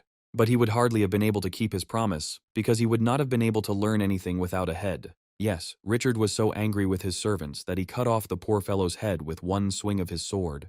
And if anyone else wanted to say such nonsense, Richard told them not to wait, because he was ready to chop off the heads of fools until the morning. Magnus only quietly said that in the 9th prison he personally found traces of the use of high-level abilities. Moreover, traces of poison were found in the 9th prison, which means that a group, not just one person, ended up in prison. Most likely, the traces of poison were left by someone who was attracted by the reward for catching the kidnappers. Richard was willing to help them guess, and reminded them that the person who used that poison in battle should have reached the highest level long ago. And he remembered only one person in this century who could achieve this and could use the skill of solar fire. And this man was on very bad terms with their clan, which meant that Magnus, more than anyone else, should know his name. This was the warrior whom people called the Fire Monster, and who, with his strength, could kill dozens of enemies at once. 30 years ago, he had already reached the highest level in using this power, and there was always a great reward for his head.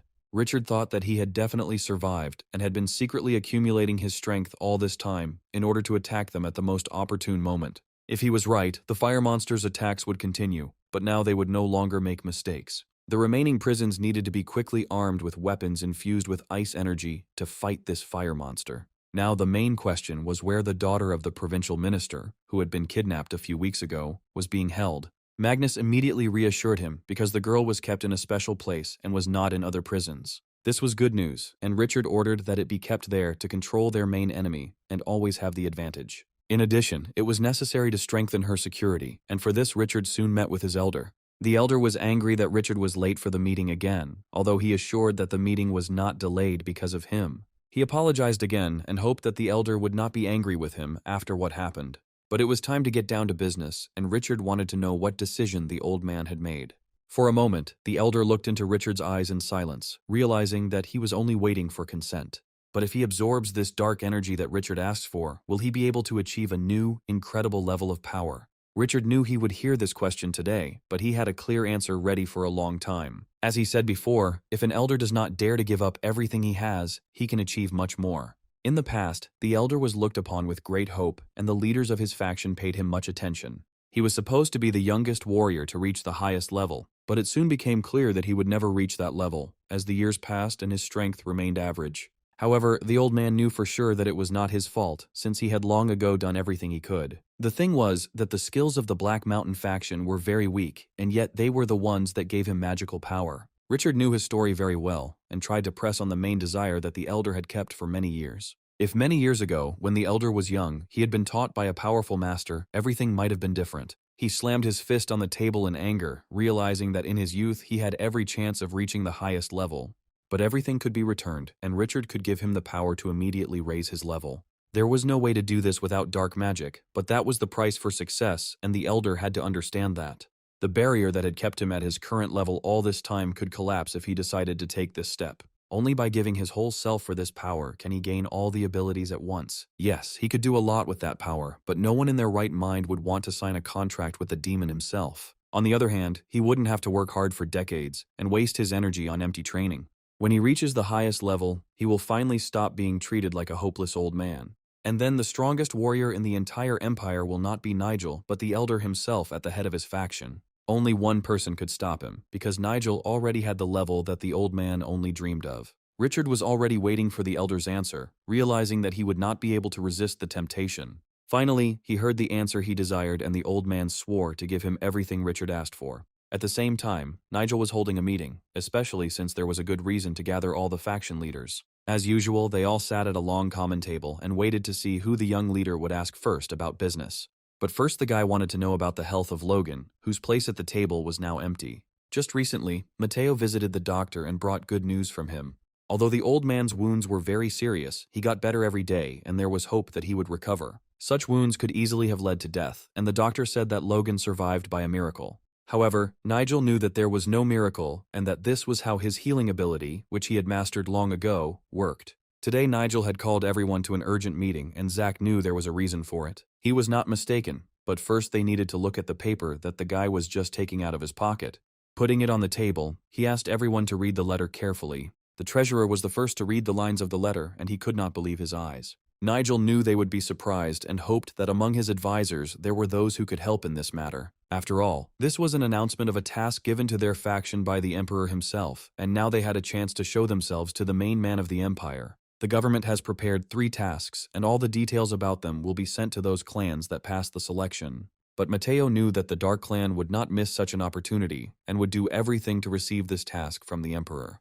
The guy himself understood this perfectly well, but he hoped that his people would have enough strength to take the task for themselves. At this point, Zack noticed something else and loudly asked everyone to look at the caption at the end of the ad. The deadline for the task was clearly stated, and a month after the announcement, the competition would be over. The worst thing was that in order to submit an application, it was necessary to give 3 chests of gold from the treasury, and the treasurer immediately realized that this was impossible. Of course, it was a great opportunity for their clan to grow, but unfortunately, they didn't meet any of the requirements. Yes, that was the case for now, but Nigel had a plan to fix the problem. Perhaps such requirements and the 1-month deadline were not set by chance, since the task will then be given to one of the factions. During this month, he hoped to solve all the problems and find 3 chests of gold to pay the fee. Then he took out his magic blade, and it became clear that his power was growing every day. It was hard to believe that this guy, who had recently been considered a coward, now possessed such destructive magic. Nigel's level showed that the guy had already gone through all the stages of developing his powers and was now at the last of them. With such a leader, they could take on any task, and they were obliged to fulfill all requirements at all costs. The guy believed that during this month he would not only have time to settle all the affairs, but also to complete the task much earlier than the due date. At that moment there was a knock on the door, and a voice behind the door loudly asked to spare him a minute. It turned out that it was Matthew, who had already completed the young leader's assignment and returned to him with important papers. Nigel was pleased to have found such a fast messenger, and thanked Matthew for his excellent work. He immediately handed him the report on the results, acting as if he wanted to take a place among the group leaders at this meeting. Looking at the report and reading the first lines, Matthew immediately realized that the job was done. Events developed so quickly that the guy did not have time to be surprised, but he understood that their new leader would soon lead them to success. Zag was seriously scared for his father, seeing that the man was shaking as if in a fever. In fact, he still couldn't believe what was happening because Nigel somehow miraculously managed to solve problems. A few weeks ago, when Mateo first took on the leader's mission, his journey began in the town square.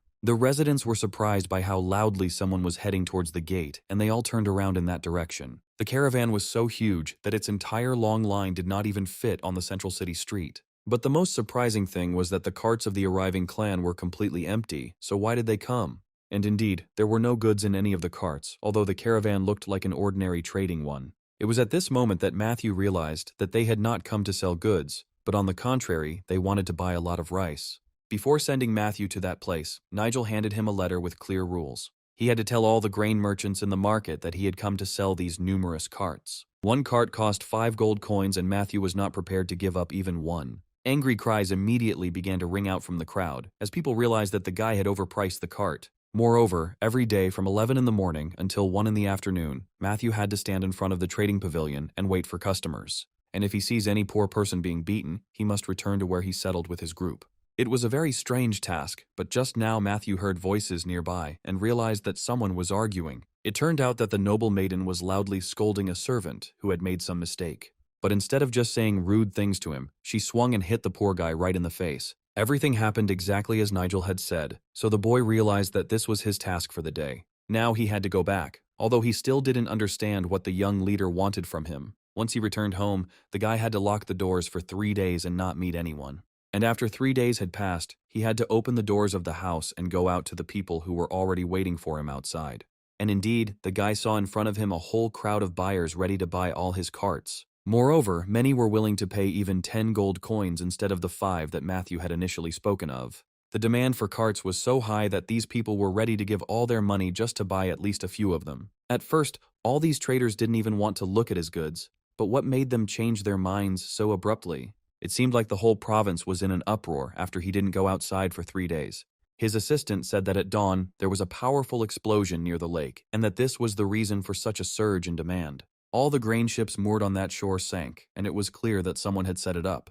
The assistant reported that it was the work of a cruel and fast bomber who somehow ended up on the pier. This saboteur used one of the 8 forbidden techniques to do his dirty work. At that moment, the guy clearly remembered that 3 days ago, before locking himself in the house, he saw something suspicious. He should have suspected something was wrong even before that shopping pavilion where he first saw that hot-tempered girl. After all, the old man that this girl beat up was probably the same demolition man who blew up the ships. Perhaps he simply wanted to take revenge for his humiliation and did it out of spite for all the inhabitants of the settlement. But if his guess is correct, then how could the young leader Nigel know about this? To make matters worse, there were dozens of bombs placed everywhere, making it impossible for ships to move around. Because of this, all the traders switched to land trade routes, and that is why everyone wanted to buy carts from him. Voices from the street could still be heard in the house, and each of the merchants was ready to give a lot to get a trading cart. Many had long been ready to buy it for double the price, and some even offered 13 gold coins. Then someone offered 15 gold coins for 1 cart, and Matthew realized that today he could raise a huge amount. In such a situation, the guy could name any price, and this deal could become the greatest in trading history. But the guy was a warrior who followed orders and should not have given in to greed. This meant that it was time to carry out his leader's third order, which Matthew was already prepared for. The third task was to find the leader of the Merchants Association, in which he was to be assisted by his loyal advisor. Matthew immediately went to the leader of the Trade Association and offered to sell him all the carts, which were now so highly valued.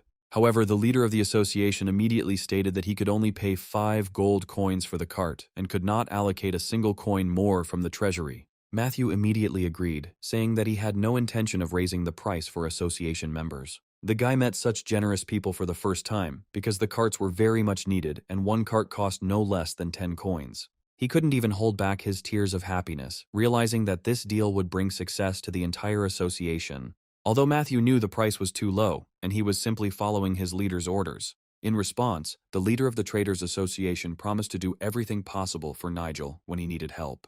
In the end, they sold all the carts and earned a whole chest of gold, which contained no less than 200 gold coins. Now they had to carry out the leader's 4th order, and Matthew hoped that they would make it in time. Soon they found themselves at a market where they sold rare plants that could only be found in this village. The seller waited a long time for the buyers to make their choice, but eventually asked them to hurry up a little. The price was excellent because in front of the buyers were very rare tea leaves, which cannot be found even in Persia. Suddenly Matthew said that he was ready to buy all the tea in this village, and for this purpose he grabbed a chest with gold coins. Besides, Jerry said that this tea seller was asking too much and everything he told was complete nonsense. The guest from Persia simply doesn't understand much about tea, so the seller decided to brazenly deceive him. But Jerry knew Persian very well, so he could personally help the guest and suggest the best choice of tea. Jerry said there was no need to thank him, because he did it from the bottom of his heart, realizing that he himself could have found himself in a similar situation. The guest from Persia was pleased to communicate in his native language with a person who ended up here completely by accident. This was a great move, because now the guest will surely listen to the guy's words and take advantage of his valuable advice. They met very successfully at this market, and Matthew, looking at them from the outside, understood that everything was going according to plan. Now it was time to carry out Nigel's order, because nothing stood in the way of carrying out the leader's order. Once back in his native land, he was happy to present a report to the leader, in which he reported the completion of all tasks. The report mentioned 400 gold coins and 4 chests of gold that the boy brought with him. This gold was even more than what was needed to submit the application, which meant that they would be able to fulfill the Emperor's mission. Nigel was not only an excellent necromancer, but also an excellent strategist, which he proved to all his subordinates. The guy praised everyone for their excellent work, realizing that now the treasurer would finally stop suspecting him of unnecessary spending. The treasurer immediately said that he was grateful to the young leader for having managed to replenish the treasury so quickly. Surely the treasurer has been worried a lot during this time, so now it will be easier for him to manage the clan's money. If they continue to successfully complete assignments, Nigel's clan will soon earn even more money. By the way, Nigel forgot to say something important and asked the guy to stay for a second longer. After all, from now on, their clan can freely use the trade routes through the mountain.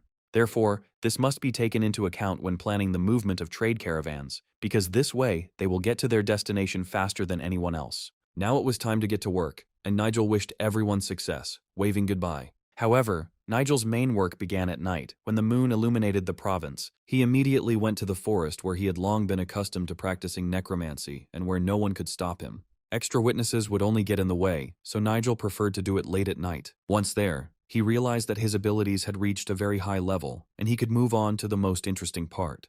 It had been quite some time since he had last summoned skeletons from the dead. It seemed to him that this place had changed a lot, as if he had not been here for 100 years, although only a few months had passed. Moreover, the steam in this place was more like poison that had evaporated and spread throughout the surrounding forest. He probably started to sense poison quite recently, after he raised his level, and now he felt it better than the others.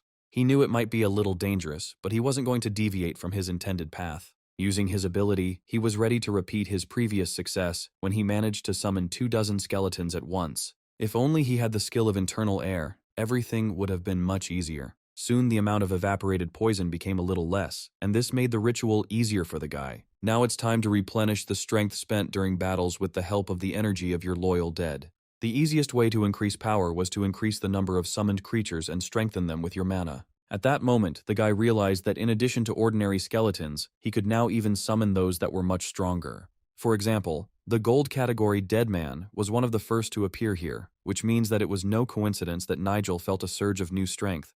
Either the dead here were high level in themselves, and that's why the guy was able to raise such powerful fighters so easily. Without wasting any time, he sent a stream of energy towards the skeleton in order to extract the dead man's power for himself. At first, everything went perfectly, and the skeleton simply waited for the extraction process to be completed. However, the guy soon realized that it would not be possible to simply extract his energy, because this skeleton had a gold level. It was as if he felt that there would be some kind of trap, because he knew that nothing is ever that simple. However, Nigel had another way to get energy from the revived warriors, and he wanted to try it right away. Using the True Destruction skill, he wanted to completely destroy the aura of this skeleton and extract its energy from the very depths of its soul. Fortunately, the skill worked, and the system immediately informed the guy about his latest success. The fog immediately disappeared because the hidden creature immediately sensed danger. All this time, something was hiding next to him, and Nigel, looking into the darkness of the forest, tried to understand what it was. Perhaps this was the same bloodless warrior that the boy had only heard about before, but had never seen himself. Even in the knowledge of the future that he received from Thomas's consciousness, there was no mention of this warrior. But if he can find out the true essence of this warrior, then with the help of this skill, he will be able to find out any truth of this world. By using the right True Destruction skill, the guy also received instant health recovery.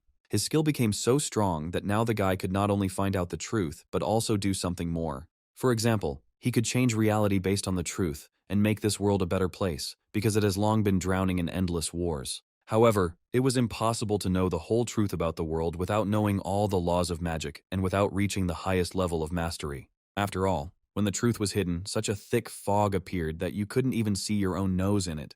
This could mean that it was almost impossible to find out the whole truth, but Nigel could not accept this thought and continued to think. In this world, every warrior had his own power, which kept his secrets and the secrets of all his predecessors who made him that way. This means that once Nigel masters the skill, his actions will become unpredictable and no opponent will be able to defend against them. And if so, he will be able to meet face to face even with the demon himself, knowing that his abilities are limited. Soon Nigel will be able to master this skill, which he needed so much for the battle with the Dark Sect. But it was too early to rejoice, because he had only taken the first step towards finding out the truth, and a long road still awaited him. However, the guy decided not to leave here just like that, but to test his new ability to recover and see what happens. And if bloodless wars really exist, he could try to raise them from the dead right now. So he went even deeper into the forest, to a place that could give him the energy he needed. It seems that the legend of that terrible battle with the bloodless warriors will become even more terrible when Nigel's name appears in it. But now, it was time to start the main thing, because the guy was ready to spend almost all his energy. Right in front of him, he saw a large hole, as if it had been dug there especially for him. Looking down, he saw only a dark void, but he already felt the power coming from there. And if the powerful bloodless dead actually existed, then they had to be looked for right here, at the bottom of this pit. And indeed from there, as if at once, the dead, whom only he could see, rushed upward. It was as if their souls were asking to serve Nigel, and all that was left was to use his skill to summon them. The guy decided not to wait and, putting his palm forward, used the ability to summon creatures of the highest level. His ability to take energy worked very well, and this attempt was very different from the last one. However, the system immediately reported that the souls of the dead were angry because Nigel had disturbed their eternal peace. These dead men suddenly began to show such anger that the boy had never felt before. In addition, they themselves could take away his energy, and the main skeleton immediately used this skill, aiming at Nigel's soul. and then they began to come back to life one after another as dead warriors, and this happened only thanks to the guy's spiritual strength. Now all that was left was to hope that these skeletons would direct their anger at Nigel's enemies, and not at him. If necessary, the guy was ready to show them who was really in charge here, although he didn't want to do it until the very end. When the skeleton had completely crawled out of the pit, he looked silently for a while at the man who had raised him from the dead after hundreds of years of deep sleep. Nigel didn't immediately understand why the skeleton he had awakened suddenly became so hostile, because he should have been grateful for being brought back to life. However, gratitude is hardly expressed in this way, because the ominous force with which the dead man was endowed was already directed at the guy. The skeleton pointed his spear at the boy, as if wanting to test his true strength.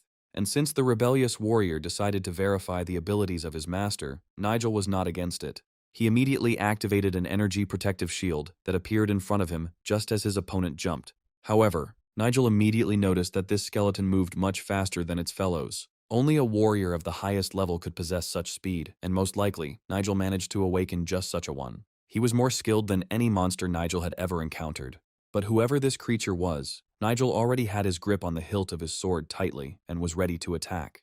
Nigel did not want to destroy the skeleton, because this warrior could be useful to him in the future as a subject. However, it was necessary to neutralize it before the monster had time to use its main ability. The skeleton seemed to continue to study the man who had dared to call him back from the other world. A second later, their blades crossed and a wave of energy spread out tens of meters around. The guy was thrown to the side, but by putting his leg out, he managed to keep his balance. The energy flowing through the skeleton's weapon was very pure, meaning that he had once been a member of some faction in the past. Moreover, the skeleton fought with an ordinary stick with a sharpened tip, and not with a real sword or spear. Suddenly, Nigel heard the hoarse voice of a creature that for some reason continued to wish him death. The skeleton had no intention of stopping until all that was left of Nigel on the ground was a cold corpse. He assumed the fighting stance that ancient warriors usually took before a deadly duel and ordered the boy to attack. Even in his entire life, Nigel had never faced such an opponent, and he found it difficult to understand how to fight this one. Could even the dead have reached a higher level, capable of defeating even a living person? Now Nigel needed to adjust the plan slightly, and he decided to use his other ability. He originally intended to destroy the monster, but now he decided to act more carefully, using a different type of mana. After all, even if all of his dried bones were broken, Nigel could use magic to restore the skeleton, since it was already dead. However, the skeleton moved so quickly that any living warrior, even the strongest in the Empire, would envy his speed. This skeleton still had the same energy that he had possessed hundreds of years ago when he was alive. And now all this power was directed at the only target, which for the skeleton was its owner. Of course, Nigel's attacks didn't do much damage to the skeleton, but they still allowed him to hold it back a little. If the skeleton's onslaught continues, Nigel will have to use his other skill. He activated the energy drain capture ability, targeting the guy standing right in front of him. To do this, Nigel used the Death Vine, a skill he received after destroying the witch in the dead end of the gorge. At first, the skeleton did not understand what Nigel had in mind, because it was impossible to pierce his bony body with simple thorns. However, the power of this plant was that it could be used to suck out all the energy of an enemy. It was for this purpose that the vine was intertwined in such a way that its tip became like a drill, capable of piercing the hardest matter. However, this vine could also be used like a regular sword, so, choosing the right moment, Nigel swung it. Luckily, he managed to hit the skeleton's arm, and the arm bones split in two right at the shoulder. The impact caused such a powerful explosion that it could be seen a mile away. After waiting for the smoke to clear a little, Nigel tried to make out in the semi-darkness the one who had recently threatened him with death. It wasn't easy, but thanks to his vast experience and excellent skills, Nigel managed to defeat the enraged skeleton. Now the main disadvantage of the lack of brains in the skull became clear, because instead of serving Nigel, the skeleton suddenly tried to kill its own master. Now the skeleton stood before him on one knee, although it was clear that the creature was not yet going to give up. If he wanted, Nigel could send the skeleton to the next world again, or take away his very ability to exist in this world. It seemed that the skeleton had finally realized this himself, realizing his monstrous mistake in relation to Nigel. However, apart from his incredible strength, he was just a rebellious skeleton like everyone else. It was hard to believe, but Nigel actually managed to scare the skeleton, who had already experienced death itself. The creature wanted Nigel to simply finish it off, because dying seemed better than begging for mercy. But Nigel was not a demon, and had no intention of killing those he himself had resurrected. After all, destroying the skeleton would not bring Nigel any benefit. He would only waste a huge amount of mana in vain. Then, stretching his hand forward, Nigel activated another of his abilities, which allowed him to tame even such an unbearable skeleton. For the first time in its long history, the skeleton saw something like this, and then Nigel once again offered him to serve in his army. Such a huge force could strike anyone, and by gathering it, Nigel fulfilled the main requirement for summoning this creature. Immediately after that, the dead warrior disappeared into thin air because the guy no longer had a reason to leave him here. He will no longer resist, and the next time he is called, he will silently carry out any order the guy gives. This time, it wasn't easy for the guy to subdue the revived skeleton, although he was glad that he decided to take such a risky step. It could be called a miracle, because not a single necromancer in the world had ever managed to do what this guy had just done. And thanks to this, Nigel's team of skeletons was replenished with such a strong warrior that now he could even fight the demon himself. When Nigel returned, he realized that he had been in the forest for too long, and there was still a person in the house who needed his help. Logan was still lying in bed, still unable to recover from what the old man had gone through. But then he suddenly opened his eyes and realized that he had slept for too long, as if an eternity had passed. Looking around quickly, he could not understand where he was and who helped him get here. The wound on his body had already healed, although it still hurt a little and still needed a doctor's attention. It was difficult to understand how long he had been lying there, but since his strength had returned to him, he needed to get back on his feet quickly. Logan was sure that death had come too close to him when his enemy's blade fell on his shoulder. He really was on the verge of death, because that elder never spared his enemies and always finished what he started. It was at that moment that Nigel appeared nearby, took the blow, and saved him from certain death. Suddenly turning around, Logan realized that Nigel had been there all this time, watching his every move closely. Nigel immediately noticed that Logan's condition had improved greatly and was glad to see him healthy again. It was too early for Logan to die, because the old man did not have time to complete many tasks, the success of which depended only on him. Besides, he was needed by his young leader, who hoped for his help and great experience. However, it was a pity that on that day, Logan showed his weakness to the elder and lost to someone he would not have allowed to even approach him before. Most likely, he has already lost those skills that in his youth ensured Logan victory over any opponent.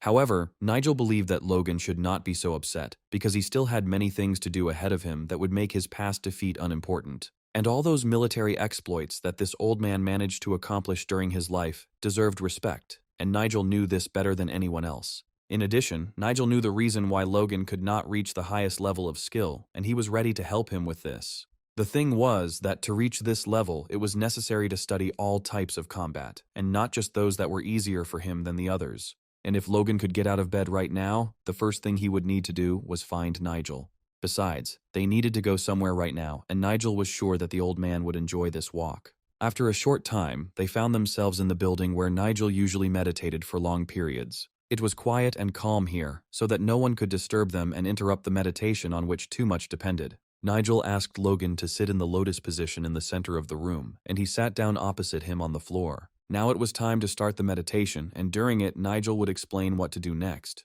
Not daring to disobey his young leader, to whom he owed his life, the old man began to meditate as if it were the last time he did so. He sank deeper and deeper into himself and gradually began to lose touch with reality, retreating into his memories. Watching the old man closely, Nigel realized that Logan had been ready for this ritual for a long time, and if he didn't perform it today, there might not be another chance. And then, placing his hands on the floor, Nigel gathered the energy that could give Logan the experience he needed. Only Nigel had the power that the boy could easily share with Logan, especially since he needed it now more than ever. After this, the system reported that the replenishment of Logan's energy and the transfer of experience were successful. Immediately after this, all the remaining mana that the boy had managed to accumulate flowed to the old man, who continued to sit on the floor in the lotus position. In fact, it was painful, because in a few seconds the old man gained the experience that he could not accumulate in his entire life. But for the sake of the outcome that awaited him in the end, it was possible to endure the pain, especially since it was not fatal. Besides, Nigel kept his eyes on him, and was ready to stop the ritual at any moment if there was a danger to his life. Logan's deep understanding of combat and sure-footed instincts were unlike anything the boy had seen in other fighters. It was only necessary to transfer into his mind the knowledge of martial arts that Nigel himself had recently received. And now, for the first time, Nigel managed to create a new skill, combining knowledge of the universe and the magic that he possessed almost perfectly. As a reward, he immediately received a lot of experience, and Nigel's level increased by 2 points. In the end, Nigel only wanted to pass on some experience to Logan, but he himself received the skill of supreme wisdom, which will be useful to him more than once in battle. Having calculated the energy, the system launched its transfer from Nigel to Logan, and the old man again felt his bones ache with pain. If Nigel could, he would have passed on all his experience to Logan, but the ritual had its limits. Logan's body could have simply been torn to pieces if Nigel had not sensed the moment in time when it was necessary to stop the ritual. Quickly opening his eyes and looking at his hands, the old man realized that Nigel had managed to do something he had only heard about in old legends, and he congratulated him on his new experience, which would help him become stronger. From that moment on, Logan became the second warrior in Nigel's clan to reach such a high level of power. Yes, before Logan there was only one such warrior, and the old man immediately understood that Nigel was the first to reach this level. It was a great honor for Logan, and he felt again how much he owed this guy. Quickly drawing his blade, Logan realized that he now had a completely different feel for the weapon and could use his skills better. The energy coming from his sword seemed to be a different mana, though Logan still felt it as his own. It was hard to believe that such enormous power now belonged to him alone, and one could only hope that he would use it for good deeds. He had never experienced anything like this before, and the feeling was like a second birth. However, it was too early to rejoice, because Nigel had something else in store for his advisor Logan. Handing him the book, Nigel told him to read it from beginning to end, reminding him that in addition to practice, the theory of martial arts is also important. Besides, it was the best book on the subject that Nigel could find in the library, and it would definitely come in handy for the old man at his new level. It was a little unusual for an experienced warrior to be taught by a young guy, but this case was an exception to the rule. Without wasting any time, Logan went to study the ancient text that Nigel gave him in order to quickly gain the necessary knowledge, and Nigel remained sitting where he was, realizing that he himself would have a lot of work today. Nigel himself had long since figured out the theory, but the practical question of how to subdue strong skeletons remained. When Nigel shared his experience with Logan, the system rewarded him with a level up. Yes, the system gave him experience that would be useful that night during the necromancy ritual. Nigel knew that he couldn't win the war against the blood sect alone, so he wanted to have strong allies by his side. To win, he would need the help of every one of his men, as they were up against many experienced sect warriors. Their army was led by Richard, who had fought dozens of deadly duels during his life and won them all. Even if he had to move slowly towards his goal, Nigel believed that one day he would be able to change everything, and his efforts would not be in vain. Regardless, Nigel was glad that the meditation had been successful and that Logan had indeed reached a new level of mastery. The 18 swords. Hurricane and Moon Sword Thunder techniques were different, although their base was the same. Usually, it is more difficult to change existing martial arts than to create new ones, but for Nigel, thanks to the system, this rule worked differently. The system's hints gave him a great advantage, and the list of skeletons available for summoning was expanded to include another powerful creature. There was only 1 month left until the deadline for submitting applications to carry out an important Imperial mission, so Nigel went back to the forest, where he had recently summoned the mighty skeleton warrior. Under cover of night, when everyone was asleep, he went to the restless dead, whom he wanted to subdue and add to his army. Nigel's goal was to subjugate the remaining 3 powerful monsters so that they would become his summoned servants. But fighting against these gold-level monsters was very difficult, and it was easy to get seriously injured in such battles. Luckily, the last fight ended in his victory, because Nigel changed tactics in time. The new tactic was to stop the dead man's final attack at the very last moment, when he was already very close, but had not yet struck. The main thing was not to rush and calculate everything accurately, otherwise he could accidentally destroy a valuable future warrior. There were only 3 such strong undead left, so the guy decided to capture them one by one, allocating about 7 weeks for each. The main objective was to successfully capture all 3, strictly following the established schedule. And in the morning, Nigel returned to the clan's territory and began his day, like all the other warriors. The first thing he did was try to combine 2 fighting techniques from the books to create a new one and teach it to the fighters of his clan. Both of these techniques were described in detail in the books that lay on the table in front of him. In his new combination, he intended to use the best techniques and principles left by the ancient warriors. The first book described a preemptive attack technique in which you need to attack the enemy before he has time to use his magic. The second book, on the contrary, advised to let the enemy attack first, to assess his strength, and then deliver one precise counterblow. The second approach was easier to learn, since the ability to defend and counterattack was the basis of many martial arts. This was a standard exercise for fighters of any clan, good for developing quick reactions. But Nigel didn't want to stop there and wanted to take the best from both techniques. If he succeeded, his clan's fighters would become much stronger and the chances of defeating the blood sect would increase significantly. It is difficult to say how much time Nigel spent studying these techniques in detail in order to create a new martial art based on them. Eventually, the martial art he created, called Buddha Mind, was written down and passed on to his students for study. Everyone who read this book admired the intelligence and knowledge of their young leader. To understand the basics, no special skills were required, but the technique was not exactly simple either. Therefore, it was necessary to distribute the books to all the remaining fighters and conduct general training on the new system in the near future. But before letting his subordinate go, Nigel asked him to wait a little and listen to the end. Nigel asked me to tell Jacob to drop in to see him as soon as he had finished his business. As the sun was already setting below the horizon, the sound of boots was heard near the entrance to the conference room. And then Yakov appeared in the doorway, and the new leader of the clan squad was already waiting for him. He came here as soon as he learned of Nigel's request and was ready to carry out any of his tasks. The main task was to not let anyone near this place, because now it was this guy who was responsible for keeping the secret. In addition, he had to immediately summon for a serious conversation the man whom Nigel suspected of something. Soon footsteps were heard at the entrance again, and the guy realized that the man was already here. He walked slowly into the conference room, realizing that this time the conversation would be much more serious. And although Billy didn't show it and greeted his leader as usual, he already knew what the conversation would be about. He heard that Nigel wanted to see him urgently and did not understand what was going on and why there was such a rush. For a long time, Billy did not hear a word in response and could not understand why Nigel was silent, and he carefully watched every movement of his subordinate and was interested in how Billy would behave. But then Nigel abruptly stood up from the table and declared that he knew how to talk to this guy. Still not understanding what was going on, Billy asked again why his young leader was suddenly speaking to him in that tone, especially since Nigel addressed him as if they had never met. Billy would do anything to make Nigel talk to him like he was his subordinate, because that was how he perceived himself. However, this was out of the question, since for this it was necessary to at least swear allegiance to the leader. Besides, Nigel had heard rumors that Billy served not only him, but also another faction leader.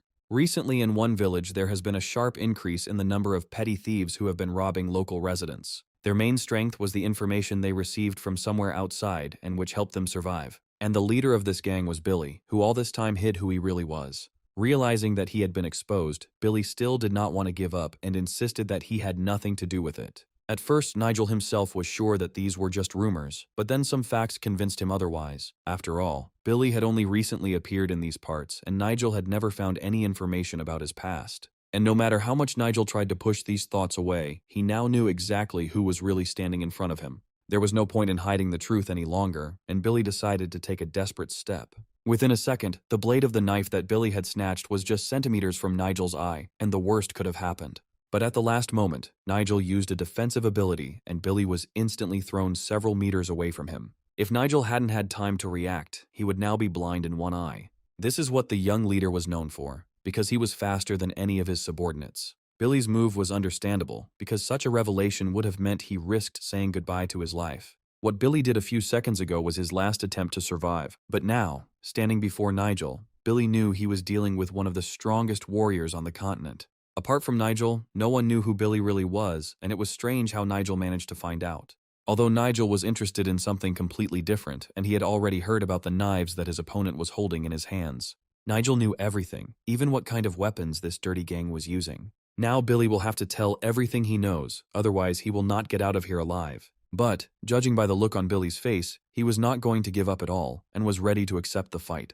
Billy felt that if he killed Nigel, he could keep everything secret and continue his dark deeds. Moreover, if Nigel manages to find out where his gang is hiding, then things will get even worse for Billy. Billy knew that Nigel could easily start blackmailing him, because then Billy would have no choice but to obey.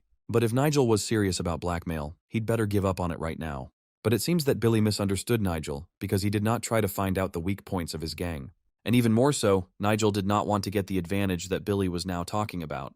In that case, it was unclear to Billy what Nigel wanted from him and why he had called him into the office. It turned out that Nigel just wanted to form an alliance with the gang that Billy ran. This was unexpected, because no one had ever dared to form alliances with real bandits before. True, it sounded like complete nonsense, and even his accomplices would never support such a decision. Didn't the leader himself understand that by entering into such an alliance, he risked losing the respect of the rest of the faction? And to answer this proposal was as stupid as it was for Nigel himself to ask this question. He immediately abandoned this stupid idea, although the guy did not advise him to do so. Because otherwise, they would have to fight right now, and that was the worst thing that could happen to Billy. He saw that Nigel was serious, and that after this conversation his threats would be carried out. He just needed to know where this gang was, and he didn't want anything else. Billy understood perfectly well that this was not an ordinary person in front of him, and that fighting him was pointless. For his friends he was a real gift, but for his enemies he became an evil and ruthless demon. And if this man was your enemy, blood would definitely be spilled if a real fight began.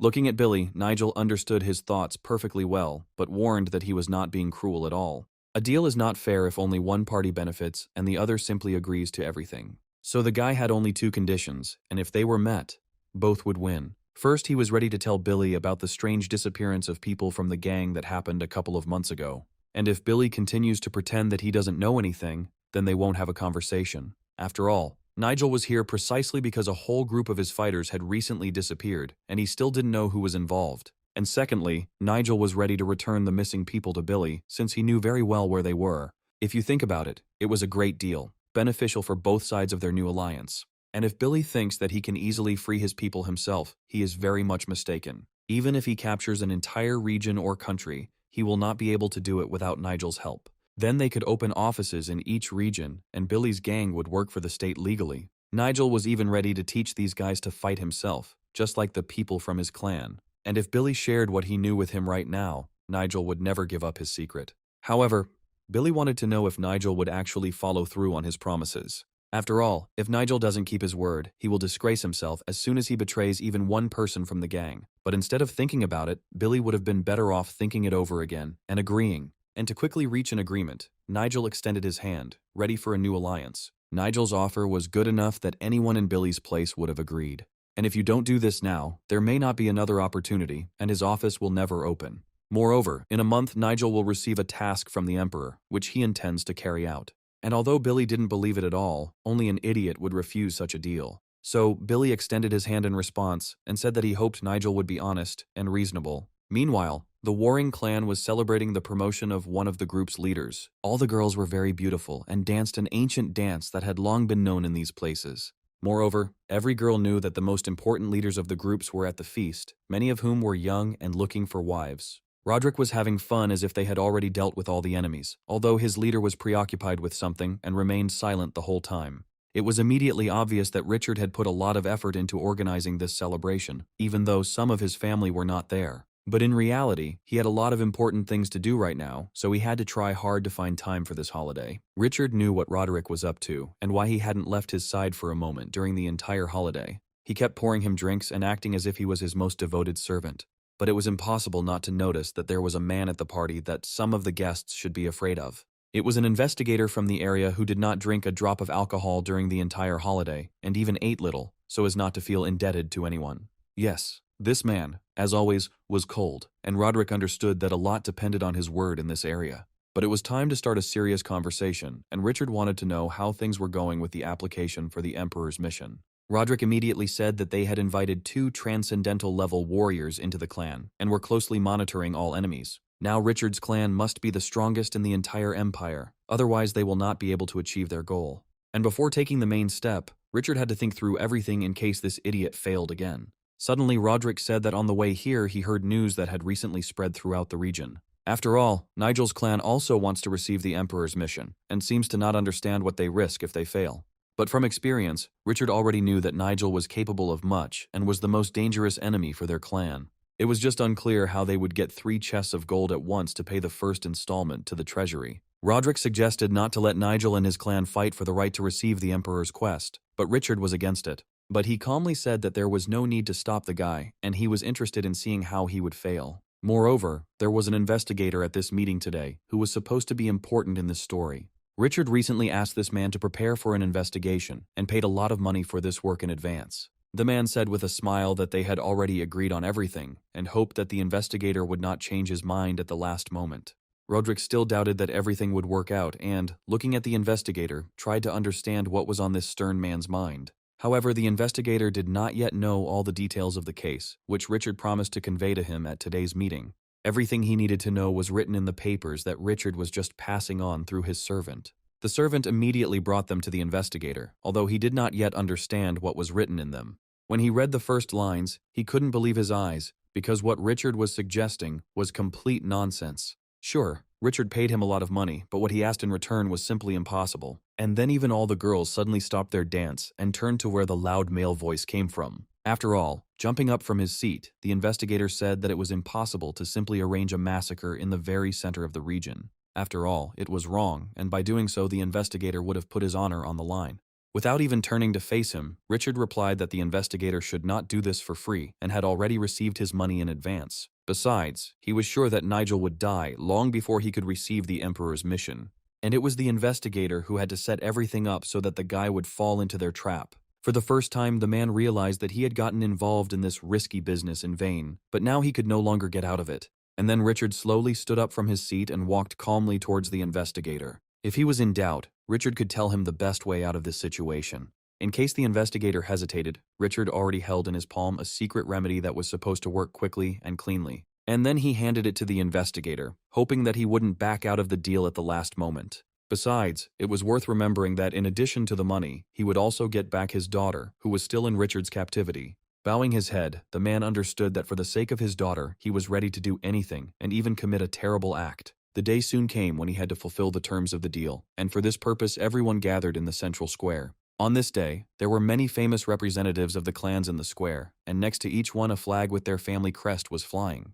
The crowd of spectators had been waiting for the competition to start for a long time, and some began to get seriously worried about the long delay. Only Roderick understood perfectly well that these competitions could not be cancelled, because Richard himself wanted them to take place. It turns out that even those who have never been interested in such competitions and have spent their entire lives only concerned with their family affairs were invited here today. That guy, who was popularly called Bloody Rain Knife, was gloomy all day and closely watched every step of the clan representatives. It became clear that this competition would be difficult, and each participant would have to show everything he was capable of. It was impossible to relax at such an event because the price of a mistake could even be death. Although Roderick was calm, because instead of risking his life and fighting, he could calmly watch from the stands and enjoy the competition. At that moment, he suddenly heard a familiar voice not far from him and immediately realized that the main participant had arrived. Turning back, he saw Nigel striding confidently towards the center of the square, clearly eager to get started.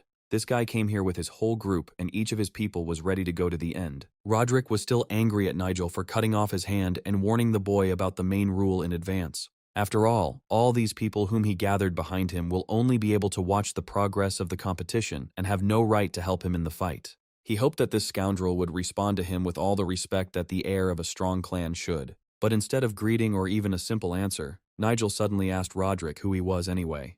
Roderick expected to hear anything but such a vile insult right in front of his servants. But there was no time to argue, because the man who was supposed to start the competition appeared next to them. It was the investigator who looked closely at each of the participants and understood what awaited them today. Looking at them, the investigator understood that he was making a big mistake, but there was no turning back. Moreover, his daughter was still with Richard, which meant that her life depended on the investigator. Nigel was not afraid and actually came to these competitions, although he guessed that he would hardly be greeted kindly here. This guy was still too young, but according to Richard's plan, only death awaited him today. And then the investigator said loudly that only the heads of their clans could enter with him inside. The rest had to wait outside until their leaders came out into the street themselves. After this, all the clan heads found themselves in the Great Hall, where they were supposed to hear the first words. The investigator immediately congratulated all these people who were allowed to participate in these competitions and to whom the Emperor bestowed the honor. And since the matter was very important, he wanted to quickly explain to them the most important thing, without going into details. Each of them had to complete only 3 tasks, which they would receive after today's exam. The clan that takes third place will have to deliver flowers from Black Mountain to the Imperial Palace. The clan that comes in second place will cheer on the soldiers who are fighting Japanese pirates in a distant area. In addition, it will be necessary to deliver things and food to the territory allocated for the Emperor's troops by his own order. And the most important thing concerned what task the clan that took first place would receive. This clan will be given the task of transporting the valuables of a princess who died 10 years ago and was His Majesty's sister. It had long been rumored that the Emperor had cried for several nights in a row after her death, which was why he had entrusted the first clan with this task.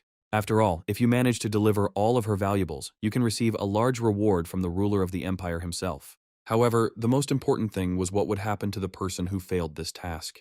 It will be even worse for the one who loses or damages his deceased sister's things along the way. After all, in this case, not only will the entire clan be destroyed, but the next 3 generations will also be cruelly punished. Now it's time to explain what the pre-competition exam will consist of. The main task of any clan was to be able to protect its property in the face of danger. That is why each of the 6 clans that are here today will have to take part in the fight. And he will have to fight with the clan that was his main rival, not forgetting to protect his property. This meant that the task was not only to win the battle, but also to protect one's property from damage during the fight. Yes, this task was much more difficult than all the others, although Nigel was ready to complete it. Now each clan will have to be given the same things, and the observer will personally ensure that everything is according to the rules. Each clan participating in the competition will be given 4 hours, during which they will defend these items. But it was strange that according to the terms of the mission, they would have to fight each other, because during the battle, there could even be casualties. True, and besides, everyone will be given a medallion, and if it is torn off, the person will be considered killed.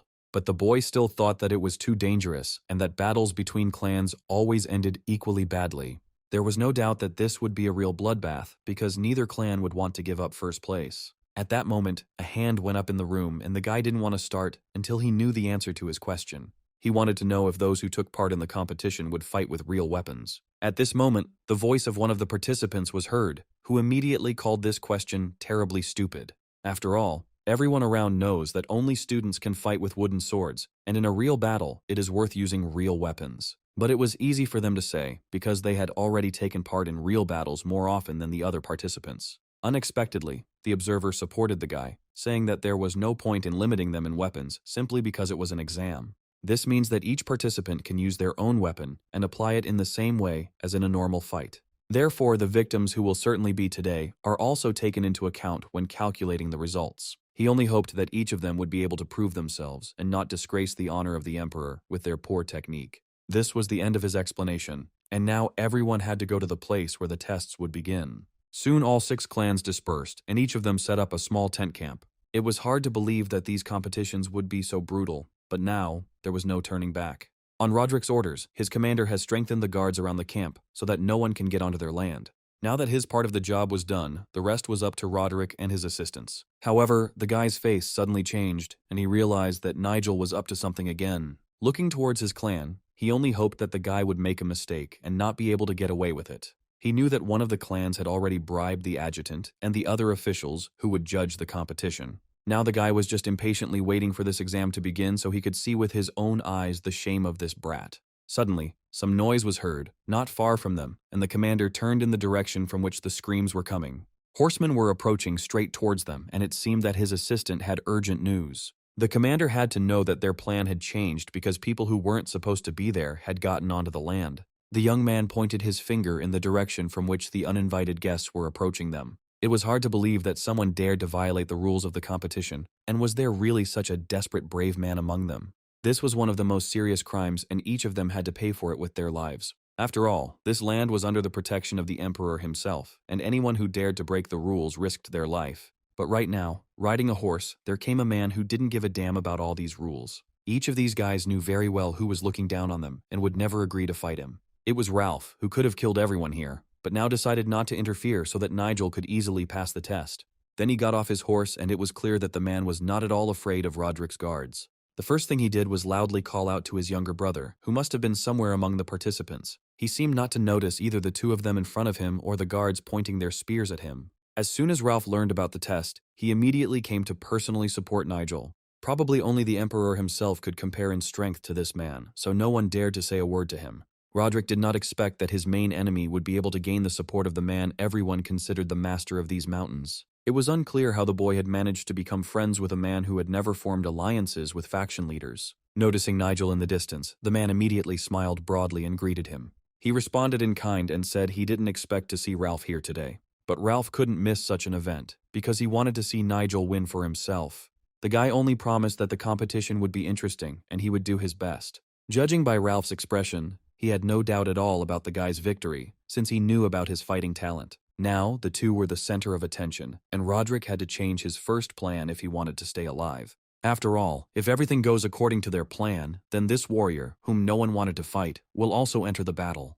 The commander understood this well and immediately turned to Roderick, waiting for an order. However, it was too late to change anything, and the commander loudly ordered all participants to take their places. The tests were starting right now, and according to the rules of the competition, there were only 2 ways to pass them. Each clan set up its own camp and could choose which tactics to use. Everyone immediately noticed that Roderick's clan was much larger than all the other clans. However, many were prepared for this and prepared shields to defend themselves at any cost. All these people were experienced fighters and had participated in real bloody battles more than once. Nigel's group was much smaller, although Ralph had already ordered his squad to stand behind them. Roderick understood this well, and knew that Ralph would order his men to attack if anything happened to Nigel. He didn't know what it had cost Nigel to gain the support of this formidable fighter, but apparently the guy had managed to do what others had failed to do. However, Roderick was completely different and had no intention of entering into an alliance with these pathetic bandits. Moreover, the two clans that were opponents were actually ready to support each other at the right moment. Each of the guys knew in advance that they would have to enter the battle on command from Roderick or his commander. Each of these experienced warriors would not retreat in the face of danger, even if Ralph himself entered the battle. He also bribed every judge who would decide who won the competition. If Roderick manages to kill Nigel and make it look like an accident, then there's nothing Ralph can do. Finally, his time for revenge came, and the commander loudly announced the start of the competition. The guy immediately raised the huge horn to his mouth and blew loudly, declaring the competition open. Without wasting any time, the clans rushed towards each other to fight in this massive melee. None of these guys were going to give up, even if Roderick's clan was bigger than all the others. It is strange why the Emperor arranged such cruel competitions, as if he did not care at all about the lives of his own soldiers. After all, each of these guys could help the Empire if a real danger appeared on its borders. Instead, they killed each other in peacetime, just to gain the right to carry out the Emperor's task. But now it was too late to think about it, because blood was flowing like a river, and the swords in the guys' hands were real. Already in the middle of the competition, there were so many wounded lying on the ground that even the commander doubted whether he had done the right thing. And although the imperial family promised that there would be no deaths, the commander saw with his own eyes that this was not true. After all, with such a massacre, it was impossible to do without real victims, and everything resembled a battle to the death. At the end of the competition, the judges had to count the points, but Roderick already knew who they would give the victory to. But at the moment when the judge was ready to announce the winner, something changed in the crowd of warriors, and it was difficult to understand what was happening there. By this time, Roderick's clan should have long since defeated the other clans, but his fighters suddenly froze in place. Roderick tried with all his might to shout to his men to make them attack and finish off the enemies, but for some reason none of them could move, as if there was an invisible wall between them. It was hard to understand how this was possible, but even with more people, they could not bring their victory any closer. And no matter how much the guys swung their swords, not one of them was able to kill an enemy soldier. Roderick was very angry, realizing that Nigel was planning some kind of dirty trick again. He abandoned the plan to attack and went on full defense, trying to save the life of every soldier. However, there was something definitely wrong with this, because even if he defended himself well, he couldn't cope without magic. It seemed as if there was another army standing between them, but no one could see it on the battlefield. At this time, the guy calmly watched every action of his opponents, realizing that everything was going according to his plan. In fact, opposite his army stood a whole crowd of skeletons, which protected the living fighters well with their bodies. Realizing this was his chance, Nigel loudly ordered all his men to charge. Having immediately carried out the order, the boys ran forward, trying to take the distracted enemies prisoner. But even before his soldiers reached the enemy, they were attacked by something invisible. It seemed as if they were fighting with air, but new blows were flying out of the void every second. But the very next second, they were faced with a whole wall of armed soldiers who were cutting down their enemies, sparing no one. If this continued, Nigel's clan would win the competition, and that could not be allowed to happen. Right now, Roderick's clan had more points than Nigel, but the end of this battle was not yet decided. After all, Nigel's boys were acting so skillfully that they would soon overtake everyone else in terms of points scored. And if these guys still wanted to win, they needed to attack as soon as possible before a skirmish broke out in the center of the field. The young commander ordered not to think about the other clans, and to attack Nigel's clan to try to take the victory from him. The main thing was to get through their defenses and get to the very center, where the commander was located. The guys immediately rushed to carry out this order, although many understood that they were probably going to certain death. Standing to the side, Roderick shouted loudly to his fighters to continue the attack and push the enemies back even more. Anyone who surrendered would immediately lose their head, so if the boys wanted to survive, they had to keep fighting. But Nigel's plan of action had not changed, and his fighters continued to hold a tight defense, shields forward. Although many of them could no longer hold back, and the fighters' strength left them faster and faster with each passing second. At some point, the enemies began to press from all sides, and it became clear that this would not last long. In several places, the enemies managed to break through their defenses and kill several people at the same time. And then all the other warriors followed them, breaking the even defensive ranks of Nigel's troops. Now it was much easier for them to pass through the hole in the defense that appeared after killing several soldiers. At such a moment, the strongest ranks of defense usually collapse, and this is exactly what was supposed to happen right now. After all, these fighters were never given the command to attack, so their formation fell apart before our eyes. But some fighters realized that it was useless to defend themselves any longer, and it was time to finally go on the attack. Yes, now it was their turn to show what they were capable of, not only in defense, but also in attack. After all, Nigel left the main secret for later, and now his best fighters began to attack. The first was Victoria, holding several sharp knives in each hand, charged with magical power. The girl threw all these knives at the enemies, and it is unlikely that any of the guys would have been able to dodge them. The ranks of their enemies began to fall one after another, and now they should think about full protection and not fall under such blows. Leslie also kept up with his partner and, using iron fans in both hands and magic, easily destroyed enemies. The guys scattered in different directions, realizing that they couldn't do anything against such fighters. Maruk also waited a long time for the chance to show himself, and finally this day has come. Besides the brute force fighters, there was the Empire's best archer, Alfred, among them, and he was also ready to show his best side. Not a single one of his arrows missed the enemy, and each one immediately killed the fighter. Logan had also already recovered from a serious injury, and was ready to show everything he was capable of that day. Moreover, during their last meeting in the meditation house, Nigel gave him such strength that Logan could fight against an entire army alone. Rising above the ordinary soldiers, he sent a multitude of energy beams at them, which hit all the guys at once. None of them had the same skills as these five, and it became clear that they would all definitely die. However, Logan knew how to fight not only from afar, but also up close with swords, just like ordinary soldiers.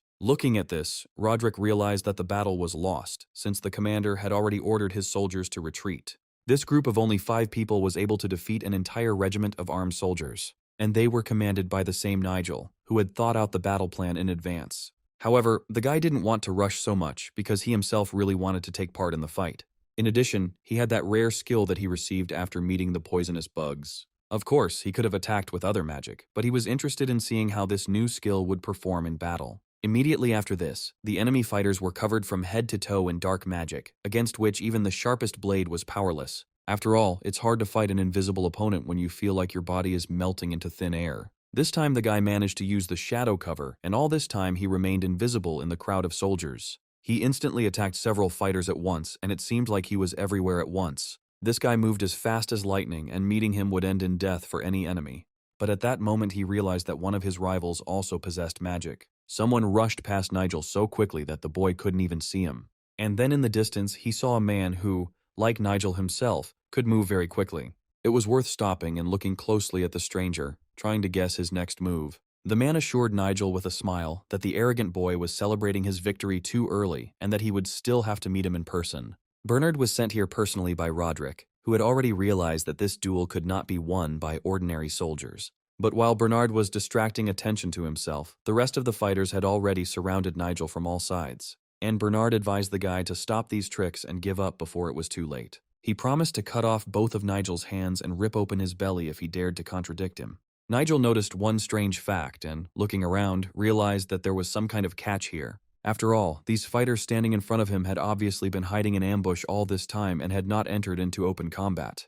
Their faces seemed familiar to him, as if he had already met each of them somewhere in person. And then Nigel, smiling, suggested that the fighters attack if they did not want to disgrace their mentor. Not understanding what Nigel was talking about, Bernard demanded that he stop this stupid talk and get down to business. Even when Bernard pointed his blade at him, the boy repeated that he could grind his soldiers into dust. But no one gave Nigel the right to laugh at the best soldiers of the clan, especially in the presence of their commander. And if Nigel continued to spout this nonsense, he would have to feel on his own body just how sharp Bernard's blade was. Having said these words, Bernard rushed into the attack, wanting to immediately deal with the boy. Bernard was ready to rip out his tongue and feed it to the dogs as soon as he got to Nigel. The fighters surrounded Nigel from all sides, and Bernard loudly ordered them to attack all at once. It was a very mean move on Bernard's part, since he should have fought one-on-one if honor was at stake. However, instead, all the fighters threw their swords at Nigel, and several blades ended up at his head.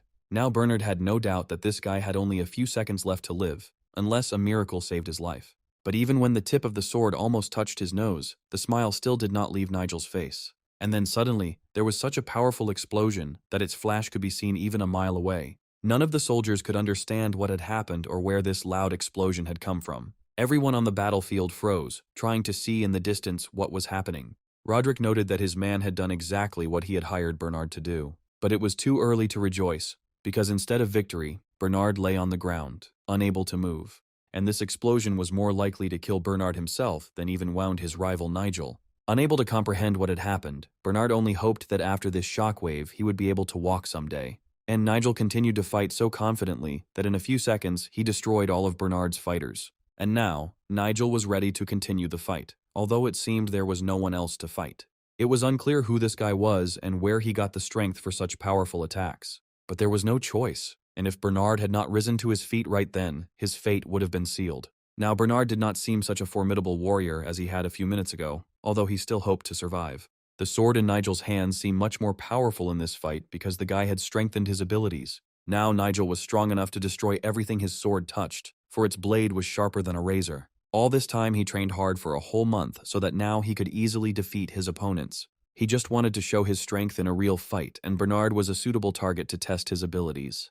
True, Bernard himself did not know about this and still continued to swing his sword randomly. However, with each new blow, Bernard realized that Nigel was almost invulnerable, and it was useless to hope for victory. Moreover, according to the rules of the fight continued until one of the opponents fell dead. And today Nigel's opponent was Bernard, because he volunteered to fight him one-on-one. However, instead of victory, Bernard only received more deep wounds after a series of blows from Nigel's magic blade. Even stones flew to the sides when the blade of the sword occasionally touched the ground. He was invulnerable and had reached the highest level of his abilities, which he had been working towards since the first day of his rebirth. The 12th Twilight Sword was of great help to Nigel in this duel, as the boy was already proficient with it. He radiated so much energy around himself, as if the thunderstorm itself had become his faithful servant. Using another ability, he finished the fight with a final blow, after which Bernard could no longer continue the fight. Ralph watched all this from afar, realizing that his help was not needed here. Of course, he could have intervened in the fight at any second,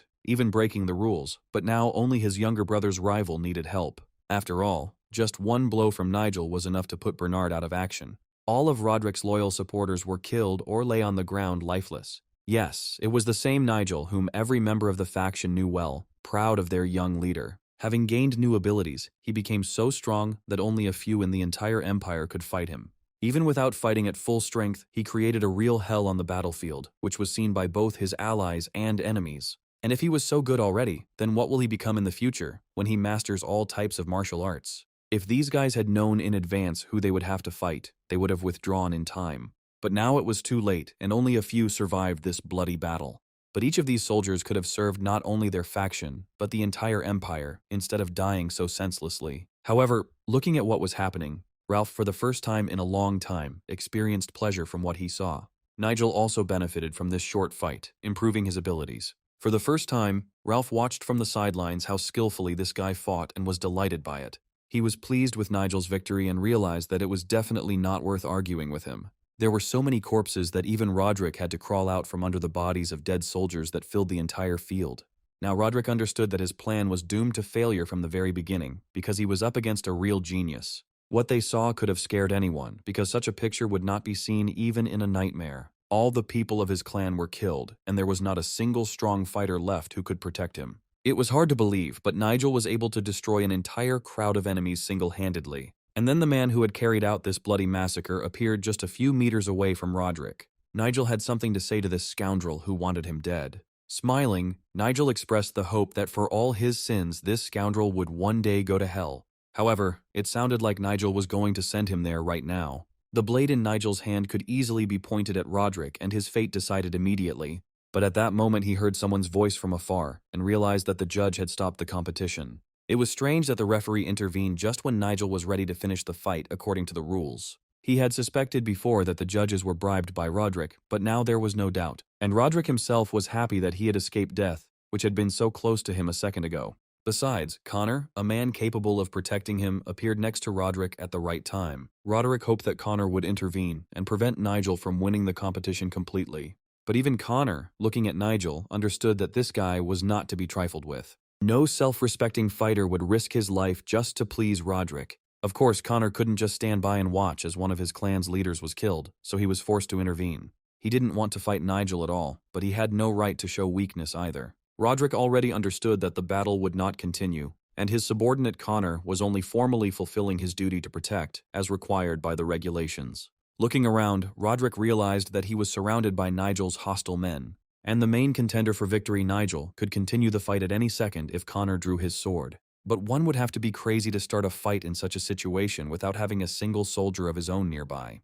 So Connor continued to stand in place, shielding the main instigator of this plan. It seemed like it was time for Roderick to admit defeat and thank Nigel for sparing his life. There was no hope that Connor would somehow be able to save his stupid plan and defeat Nigel. Moreover, it was clear from Connor's appearance that he had no intention of using force, which would have been useless against Nigel anyway. If Connor goes against the man who was considered the strongest warrior in the Empire, he won't survive. So, holding out his hand, Connor gestured for his men to stay put.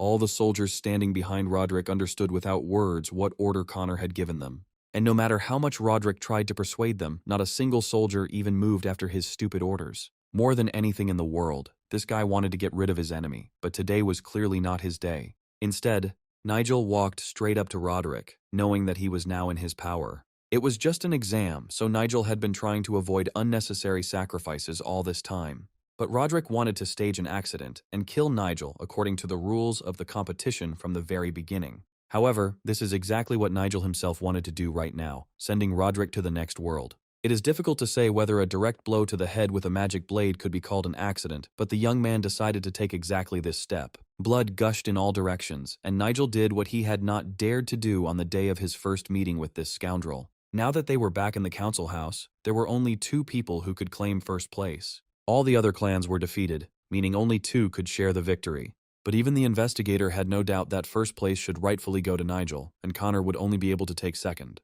The investigator's daughter was still in Richard's captivity, but he could make no other decision. No one would recognize the results of the competition if he gave first place to a person who did not deserve it.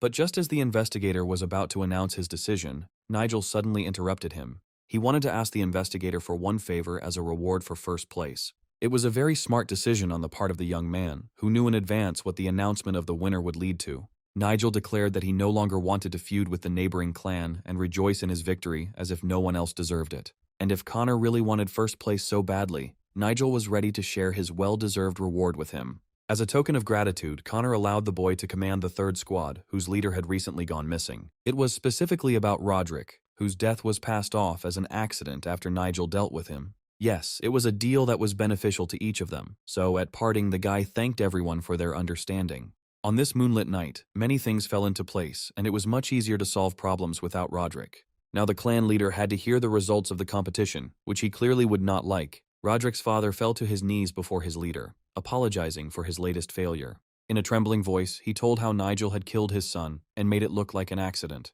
Scott burst into tears, blaming Richard for everything, who knew the outcome from the very beginning. But he rudely interrupted him and demanded that he choose his words if Scott wanted to save his life. This idiot's efforts were not enough to win, and his son was just a mediocrity. Besides, Richard saw no reason to fight his future allies, and this small sacrifice was a perfectly acceptable price. Moreover, their relations with Nigel's clan have a long history, unlike their alliance with Scott's clan. Yes, it was a real betrayal, and Scott couldn't believe he was hearing it. But he still had to be believed, because next to Richard there appeared the figure of an elder who supported his leader in everything. And if Richard ordered him to kill Scott right now, the elder would do it immediately. From the elder's look, Scott immediately realized that these 2 were planning something against him. It was strange to see the elder so silent, as if he was preparing for an important step.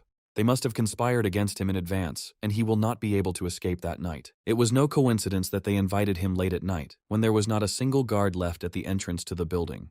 But Scott promised that Richard, who had become overly confident of himself lately, would not get away with it. And as soon as he gets out of here, he will tell the whole world what kind of leader this shameful gang has. Richard was ready to endure anything, but not accusations of treason. The worst part was that Richard didn't even have to draw his blade to cause this man terrible suffering. After all, as soon as a wave of dark energy was directed at him, Scott immediately collapsed to the floor and blood poured out of his mouth. It was hard to believe, but Richard actually used that forbidden magic against him that could kill in a matter of seconds. Richard believed that he was seeing before him only a small bug that could be removed with a snap of his fingers. All this time Scott lived only thanks to his mercy, and yet dared to insult him so cruelly. And if a man wants to see his end so much, then he will get such an opportunity. For this purpose, an elder appeared in the room and was ready to carry out the order. It was he who easily pulled out his blade, which Scott would no longer be able to dodge. At parting, the elder advised him not to be too sad, because his entire soul would completely turn into the energy of destruction and serve the clan. Yes, such terrible words before death were difficult to listen to, and at the last second Scott asked for mercy. but such people never spared their enemies, and they considered anyone who threatened them with violence to be an enemy. Richard seemed to enjoy these deaths, never taking his eyes off the execution of his victims. Some people had previously considered him a psychopath, but now it has become clear that the man has completely gone mad. The next day, the finalists saw each other again and were happy to greet each other. Connor still remembered the moment when Nigel wisely decided to split the victory between them. It's a good thing Nigel decided to come here today too, because Connor hadn't had time to thank him properly yet. He reminded that people of his clan never broke promises, and Connor did not want to be the first to do so. Thanks to this guy, he was able to deliver the princess's things as required by the Emperor's orders. Nigel honestly said that if he had received this task, he would not have been able to bring the things intact. Suddenly, for some reason, Connor thought that Nigel had given him the task for the winner only out of cowardice. But at that moment, Nigel reached into his inside pocket, ready to show him an important letter. He handed Connor the manuscript, saying it was his little gift. It was hard to understand what was written in this manuscript, but Connor needed to find out soon. After all, Connor was soon going to go to Black Mountain, and this gift was supposed to make his journey much easier. This will make his task much easier, since the bandits will no longer attack his cart. Connor gratefully took the gift from the guy, realizing that it would really help him a lot. Finally, he thanked Nigel once again and wished that his mission would go without any surprises. Nigel wished him the same, hoping that Connor would quickly get to the right place. He advised to be careful on the way, and not to get caught in the rock falls that sometimes happen there. Even as he watched Connor leave, Nigel seemed to know in advance what he would have to face. The captain of the squad was surprised that they had previously been afraid of such a coward as Nigel now seemed to him to be. But Connor asked not to say too much, especially since they should be grateful to Nigel. However, one day he will want to get even again, and will fight this man face to face. It was clear from Nigel's look that he had given Connor this manuscript for a reason, and knew about all the plans of the cunning leader of the bandits. Soon they were already at the edge of the mountain, along which the trade route ran. But it was too dangerous to move on, and one of the young soldiers was the first to realize what awaited them. But there was no way to doubt the orders of the man everyone considered their leader. However, the next second he saw something above his head that would make him change his mind. After all, stones were already falling from above, and it became clear that a landslide was coming right at them from above the mountain pass. Then so many stones fell from above that there was no longer a chance to dodge. In the last minutes of his life, Connor realized that there are things more terrible than meeting bandits, and that he can do nothing against nature itself. But they were simply carrying out an order from the imperial family, and did not think that they would get into such trouble. Yes, all his life Connor dreamed only of raising the glory of his clan, and did not expect that he would die such a stupid death. He did not understand why the heavens had punished him so, but soon he himself would be able to ask the Heavenly Lord about it. After a moment, he had nothing left to think about, and several huge stones fell right on him. This landslide was indeed powerful, and buried an entire detachment of warriors underneath it. But the same Nigel was looking down on them from above, as if he knew in advance where they would meet this misfortune. One could consider this another unfortunate incident, like the one that happened to Roderick recently. Although if Nigel hadn't jumped so hard on the top of the mountain, this landslide might not have happened. In the end, everyone believed the story that Connor's squad suffered huge losses under the rubble, and that he himself died a stupid death. After this, it would be almost impossible to restore the clan to its former strength without Nigel's help, so now he could only wait for a request from the remaining leaders. His personal intervention changed the course of events, and what he saw in his memories still happened. But he had to give up first place, although everyone knew perfectly well that he was the winner. Still, he managed to get rid of the detachment below without touching a single fighter and without arousing suspicion. At that moment, something bright suddenly flashed not far from him, and Nigel realized that it was the jewel of the Emperor's deceased daughter. It was just in time, because this was exactly the thing Nigel had been looking for under the rubble all this time. Coming closer, he carefully dug out the jewel that was sparkling in that place. Picking up the object, he immediately realized from its shine that it was a very high-quality item. In another possible future, Connor might have survived and escaped the wrath of the imperial family by showing them this item. But now Nigel himself was ready to do it and receive the support of the Emperor himself. News of the landslide immediately reached Richard's clan, who could not believe their ears. But the only surviving soldier from that detachment told him about all the horrors they had to endure. Moreover, on the way, they lost a treasure that they had to protect even at the cost of their lives. This very bad news upset Richard even more than Connor's death. After all, His Majesty was angry, and 2,000 soldiers had already been sent to the scene. The imperial family already knew that the valuable thing of the deceased daughter was lost on that mountain, which meant that the Emperor's wrath would fall on Richard. That was why a special imperial detachment, commanded by the most famous commander of the empire, was now rushing towards him. He was furious and wanted to look into the eyes of the man who was guilty of this as soon as possible. However, first he had to meet with the investigator, who, according to rumors, had secretly made a deal with Richard. When the investigator learned that the commander of the Imperial detachment himself had come to see him, he immediately ordered him to be let in. He then ordered the assistant to leave the office and leave him alone with the commander. Covering his face with his hands, he prepared to listen to the reproaches he had long deserved. Charles, the squad leader, took off his helmet, placed it on the table, and slowly began the conversation for which he had come a long way. It had been a long time since they had last met, and it was a shame that every time they met, it was because of terrible events. The investigator immediately said that he was very ashamed and asked for forgiveness for his mistake. He admitted that Connor was given the task for first place, although Nigel won the competition. Usually this was prohibited, and only the investigator knew why the competition rules had changed. It looked like the investigator had been bribed, and it was clear that he had been paid a lot of money for this decision. Bending down even lower, the investigator did not know what to answer the commander and understood that he could be executed. But suddenly Charles said that the Emperor was giving him 7 days to correct his terrible mistake. And if during this time he does not find the thing of the deceased princess, then the investigator will face death. Having said this, the commander quickly stood up from his seat because he had said everything he wanted. In fact, they had known each other all their lives, but Charles would not dare to disobey the Emperor's order. The investigator also understood this perfectly well and was ready to do anything to correct his mistake. But his daughter's life was in Richard's hands, so the investigator simply had no other choice. Leaning on the table with trembling hands, he thought for a long time about who could help him with this problem. In his place, no one would have been able to find a way out of this situation, and only a miracle could have saved him. But suddenly, he heard a familiar voice of a guy who offered to help him get his daughter back. Turning around abruptly, he saw Nigel in front of him, who had somehow ended up in his office. It was unclear how the guy was able to get inside, because the gates of his house were guarded around the clock by the best guards. But the main question now was different, because if the man still wanted to save his daughter, he needed to listen to Nigel. The next day, the young leader again gathered his best people in their usual place. Logan guessed that the guy knew from the very beginning how everything would go, and was ready for his main step. This was the pure truth, because it was not by chance that Nigel advised Connor to be careful on the way and not get caught in a landslide. It was the guy who caused the landslide, although he still denied that he did it. He stated that man cannot influence nature and that landslides often occur in those mountains. Leslie didn't expect any other answer from his leader, although he understood what he was hinting at. One could only marvel at Nigel's intelligence, which once again proved to be more cunning than all his enemies. But Logan immediately warned that a lot had changed recently, and it was too early to rejoice. After all, not only Roderick died recently, but also his father Scott, killed by the head of the faction.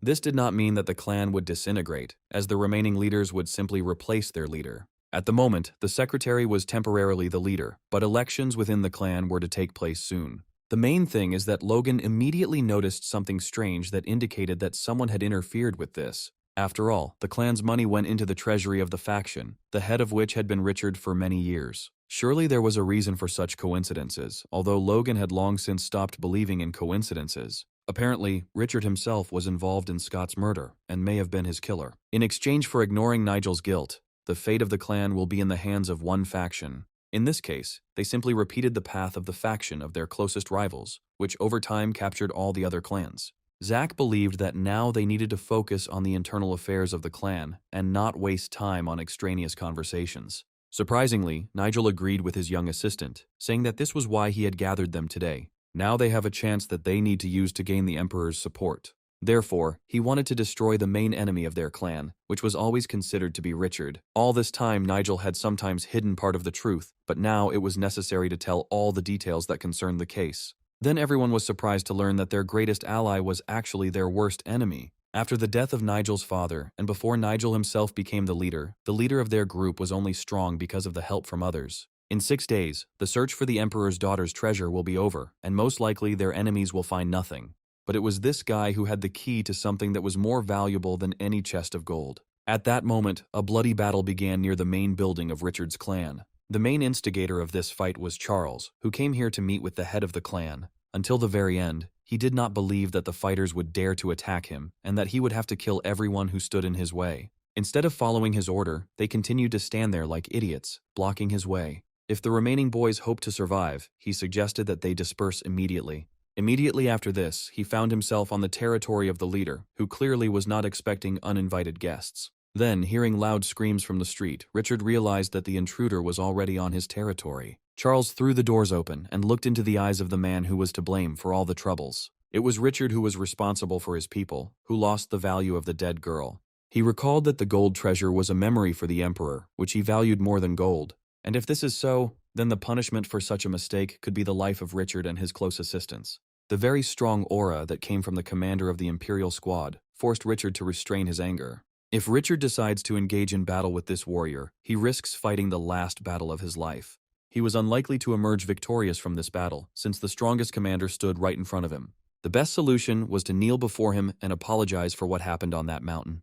It was Richard who had been the only one to carry out the Emperor's orders for 10 years, but now that had come to an end. The Emperor would definitely not tolerate such a failure, especially since a great misfortune occurred during the delivery of the valuables. The commander then learned the truth that this happened after the two competitors exchanged tasks. Nigel swapped tasks with Connor, giving him his own, which was intended to go first. This was always against the rules, because the competition was held to determine the best. The best warrior was Nigel, and it was he who had to take on the main task. Right now, the commander was holding in his hands the very manuscript that Nigel had given to Connor during their last meeting. Charles understood that the exchange of tasks between the two was not accidental, and that Nigel might know much more than others. But one could not deny the guilt of Richard, who was always involved in dirty deeds. Finally, the commander told Richard the same thing he had told the investigator, giving him only 6 days to solve the problem. If Richard could not find the princess's thing within 6 days, the commander was ready to punish not only the investigator, but also the head of the clan himself. And, like last time, at the end, he asked not to consider him an enemy, because he was simply following the Emperor's orders. Then he slammed the door so loudly that it took Richard a moment to recover. But Richard already understood that his plan had failed because he had entrusted it to idiots. In a rage, he smashed his desk into 2 pieces, unable to cope with the overwhelming emotions. Although now he needed to calm down and save his strength to search for the missing treasure. Now Magnus was waiting for a new task from Richard, realizing that he would have to go on a search. However, once they find the value, they will need to get rid of all traces left there. That same day, Magnus went to look for the lost thing and ordered his men not to stop for a minute. In this pile of stones, they tried to dig up the princess's thing and complete the task at any cost.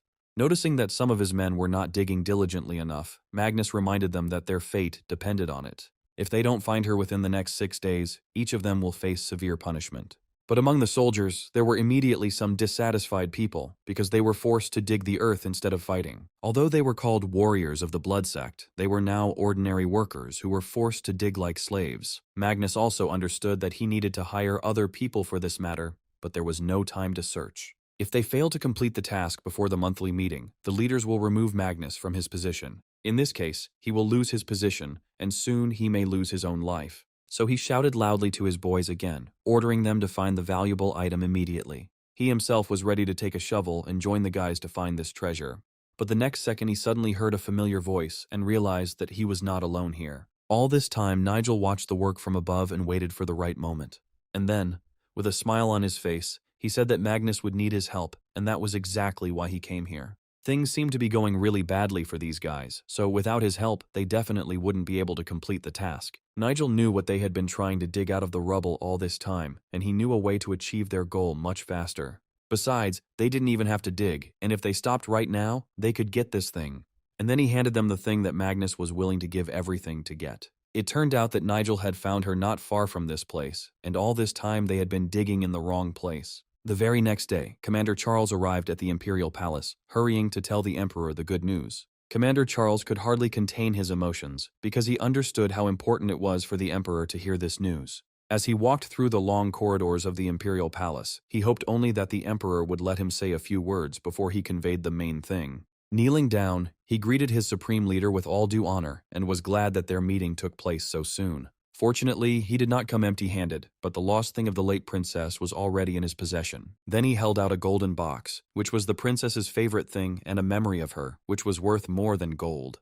Unfortunately, it was a little damaged by the landslide, and it was a shame that the guys couldn't get it here intact. For some time, the Emperor examined the box from all sides, realizing that it had once been held in the hands of a princess. But the main thing was that they managed to find her and deliver her to the palace, where she was destined to remain forever. The Emperor was grateful that the commander's men worked diligently to dig up this priceless item from the mountainside. Each of those guys deserved a special reward, and the Emperor ordered that everyone who took part in this be promoted. For some time, the commander was still worried that the emperor would change his mind and demand that he personally answer for the scratches on the box. And if his soldiers only deserved a reward, then their commander always had to answer for any oversight. But the emperor continued to say that he would write a personal letter to the person who found this box. Realizing that he had escaped the emperor's wrath, Charles loudly announced that Nigel had found the box. At the same time, Magnus's entire squad celebrated their success, and the conversations at the tables did not stop for a minute. The boys were happy that after all their efforts, the emperor himself awarded them, and now every ordinary soldier will be promoted in rank. Now they celebrated this victory for the last time as privates, and tomorrow they would have to lead their own units. In honor of this, the glasses were filled to the brim, and none of the guys were going to stop without draining theirs to the bottom. Magnus knew he owed a debt to the man who had been able to find the box. Nigel replied that he did it as a loyal friend and ally of their clan, and therefore considered Magnus's problem to be his problem as well. In response, Magnus thanked him again, saying that the head of his faction was also grateful, indebted to Nigel, and would not forget this kindness. In fact, this was Nigel's main goal, who knew in advance how it would all end.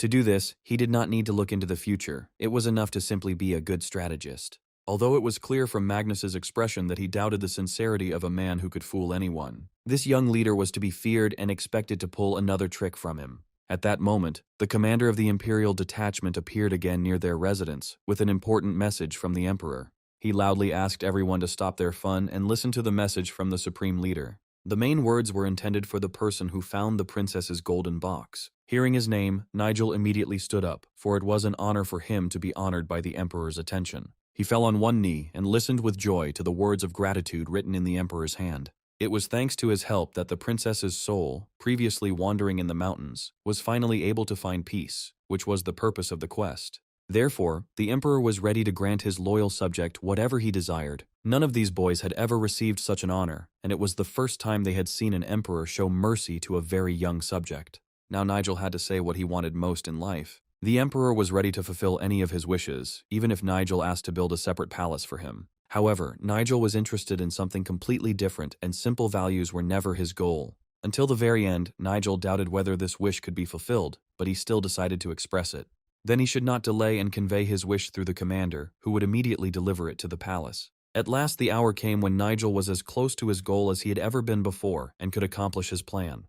The guy just wanted justice and an end to drug and human trafficking in the province. For the first time in his life, Charles heard such accusations against the Emperor himself and asked the boy again what he had said. But the young man did not back down from his words and stated that such a dirty business could only have one owner. All this time Magnus thought that Nigel wanted an alliance with his clan, but now he realized the real intentions of this guy. After all, it was as if he had stabbed them in the back by making this loud statement his main request. The guy became much more dangerous than before, and now they could no longer stop him themselves. We need to get out of here as quickly as possible and tell Richard everything, who still knows little about this boy. Making his way through the crowd, Magnus shouted loudly for everyone to run away and quickly tell their leader what they heard, but at that moment, the commander of the Imperial detachment ordered him to stand still if he valued his life. Moreover, his soldiers were ready to fight not only with Magnus himself, but also with the entire army of his clan.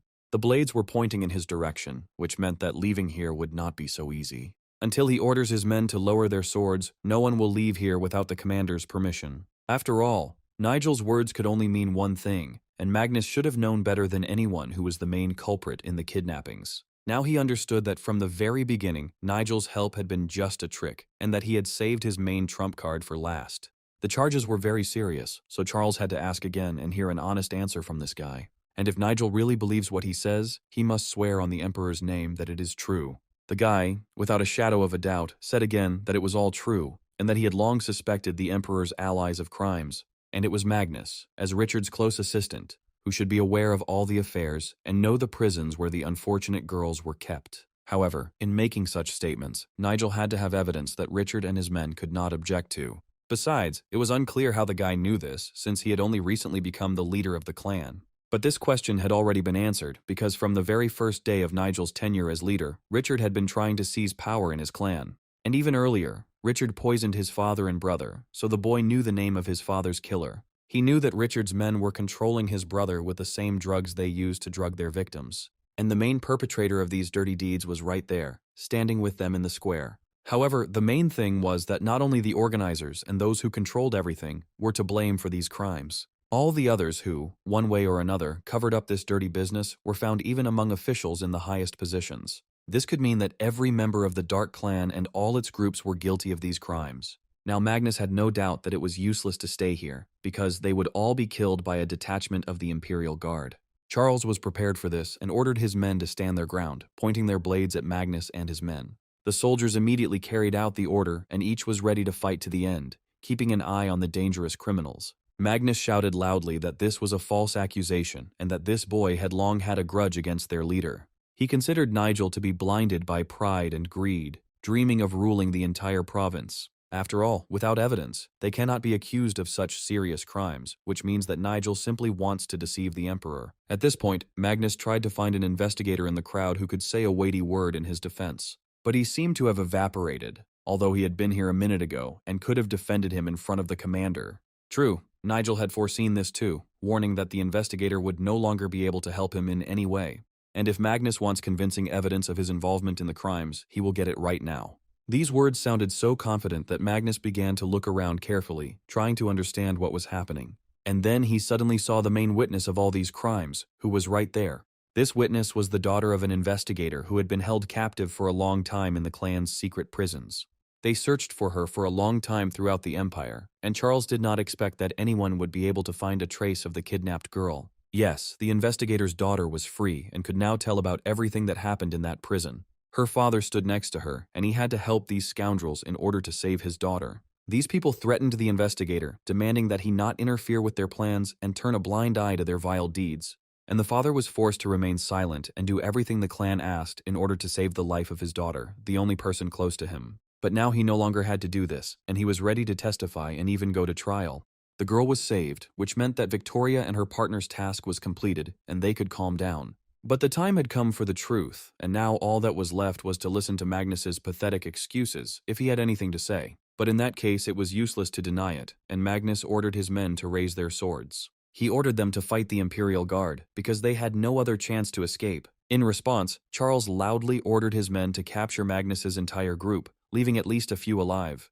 Those who resisted were to die on the spot, but he needed the prisoners to give evidence. However, it is unlikely that anyone would survive in such a meat grinder, because the life of each of Magnus's fighters depended on the outcome of this battle. They fought as if it were their last time, because they understood that they were involved in a crime that was punishable by death. However, in the middle of the battle, many soldiers lost hope of victory and fled.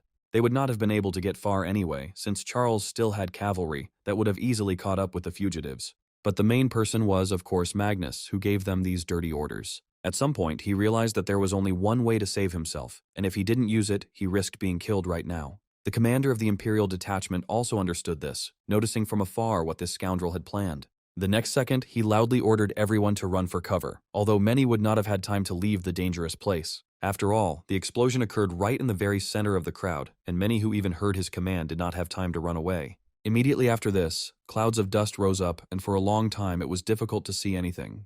But Charles was not going to believe this cheap trick and carefully looked for the figures of enemy soldiers in the thick dust. However, Magnus managed to disappear, and after the explosion, this scoundrel was able to leave the square. True, he was closely watching Magnus's every move from afar and was not going to give him a chance to escape. He asked to leave this matter to him, because the guy was sure that with his speed he would quickly catch up with him. Meanwhile, in the main building of the Dark Clan, the day went on as usual, and none of its leaders even knew about what had happened. On such a wonderful day, they wanted to have a drink, and together with the leaders of their factions, they arranged a small feast.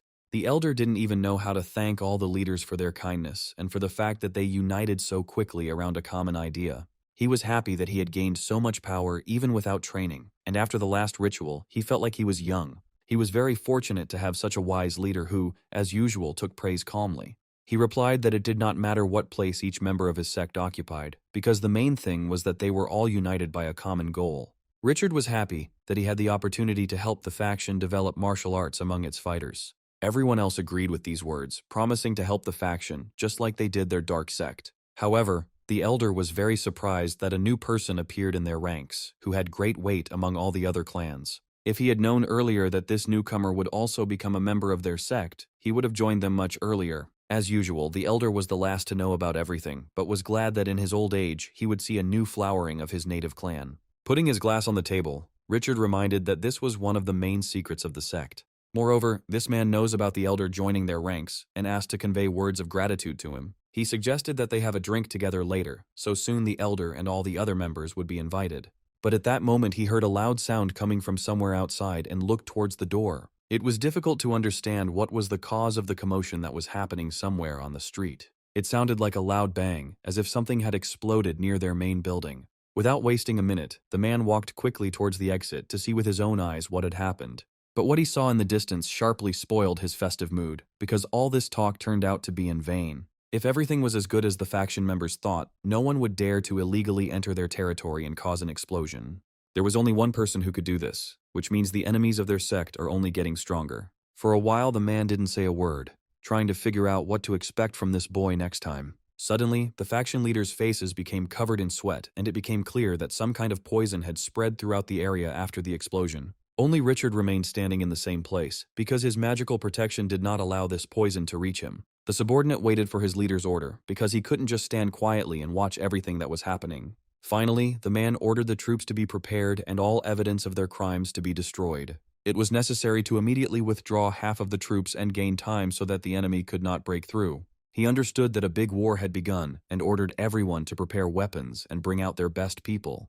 But the elder understood that engaging in battle against the imperial troops was suicide. However, Richard ordered him to shut up immediately and obey any orders he gave him. He was already tired of listening to this old man's complaints, especially at times when he had to make a difficult decision. If it had been any of those idiots in his place, they probably wouldn't have had the courage to get together in such a situation. And only Richard had the experience that allowed him to be calm, even in mortal danger. Moreover, one of the books on his shelf was a hidden lever that opened a secret room in the wall. None of the faction leaders knew that there was such a secret passage in the clan's main building. What he saw was more terrible than the Emperor's armed soldiers, and now it became clear why Richard was so confident in himself. After all, in the secret room there were 3 thunder bombs that could destroy any settlement in the Empire. It was scary to think what would happen if these bombs exploded in the center of the settlement, because then not a single resident would survive.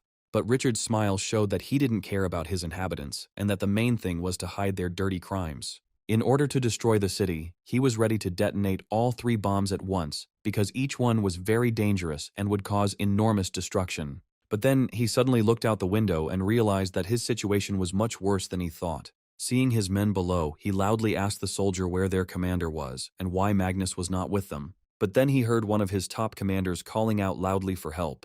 And although his soldiers stood with raised swords, none of them dared to come close to the enemy. And Magnus himself was slowly turning into the monster that had been hiding inside all this time and was his second nature. He begged for mercy, knowing that he would not survive if the soldiers attacked all at once, and he would not be able to fight off a whole crowd of armed men. But when the sword suddenly fell on his head, he did not even have time to notice who was holding the deadly weapon.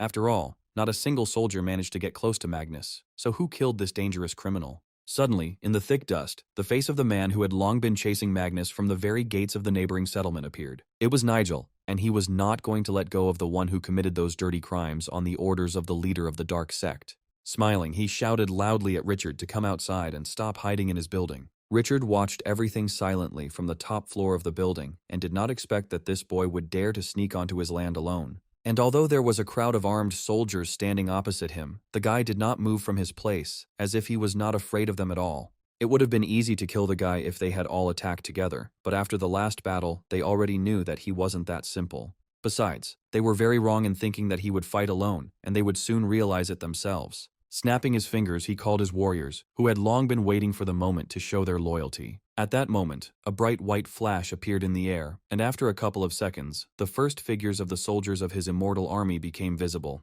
And a few seconds later, the guy was surrounded on all sides by skeletons, and each of them was once a strong warrior. It was impossible to kill these living dead, because it was them that Nigel had summoned into his service with the help of necromancy. The soldiers' hands shook with fear, and no one dared to start this fight first. After all, even if he manages to cut down these skeletons, Nigel will be able to call the same crowd of dead people again and continue the fight. It was hard to believe that this guy could do such a thing, but now the soldiers had to think about how to save their lives. After all, if he was able to call an entire army of warriors from the other world, then Nigel himself probably possessed enormous power. So far, he could only call 80 skeletons, but soon their number would grow to several hundred. Although for the soldiers standing opposite him, 60 of these skeletons would have been enough. Luckily for the soldiers, their general came out to them and had no intention of hiding and watching his men die. He ordered them not to fear the skeletons and to fight as bravely as if they were defending their families. Moreover, behind the walls of their houses, families were waiting for them who could suffer from these dead people. If they valued the lives of their wives and children, they had to start a fight and win because they outnumbered these undead. And although there were also many skeletons in front of them, there were still several dozen more soldiers. Nigel understood that the general himself was not going to fight, and that was why he behaved so boldly in front of the soldiers. But since the general was ready to send all his men to their deaths, the guy was not against testing his army of skeletons. Immediately after this, a terrible battle began, and Nigel ordered the skeletons to kill everyone in the square. The heads of the fighters who believed the general and began this battle with the immortal army flew off their shoulders. As expected, only ordinary fighters fought in the square, and their general again chose to hide. But the skeletons didn't care who they killed, because they saw in front of them only the enemies that their young leader pointed out to them. In addition, each revived skeleton knew very well the fighting techniques that Nigel had already taught them. Although they knew a lot before, because hundreds of years ago they were excellent warriors during their lifetime. Watching the battle from the sidelines, the general understood that he would soon lose all his men. And if this happens, the entire crowd of skeletons will rush onto the clan's lands, and the general himself will be the first to die. The man was not prepared to allow this for anything in the world, even if it meant giving every fighter to death. And then he did what Richard had ordered him to do from the very beginning, and for which the general had sent his army against the skeletons. After all, now the immortal army had become an easy target, and the general detonated the 3 bombs that his men had managed to plant unnoticed. Of course, this explosion killed all his fighters, but Richard was ready to sacrifice them. Smiling, the general heard pleas for mercy, but was ready to do anything just to avoid meeting these monsters. However, this trick never worked, because the general realized with horror that his plan had failed.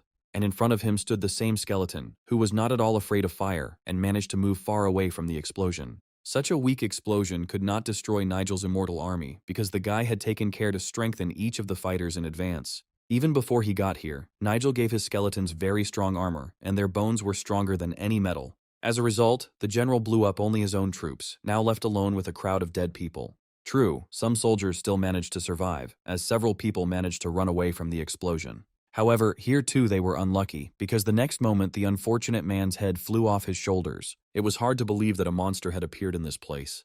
But that is exactly what happened.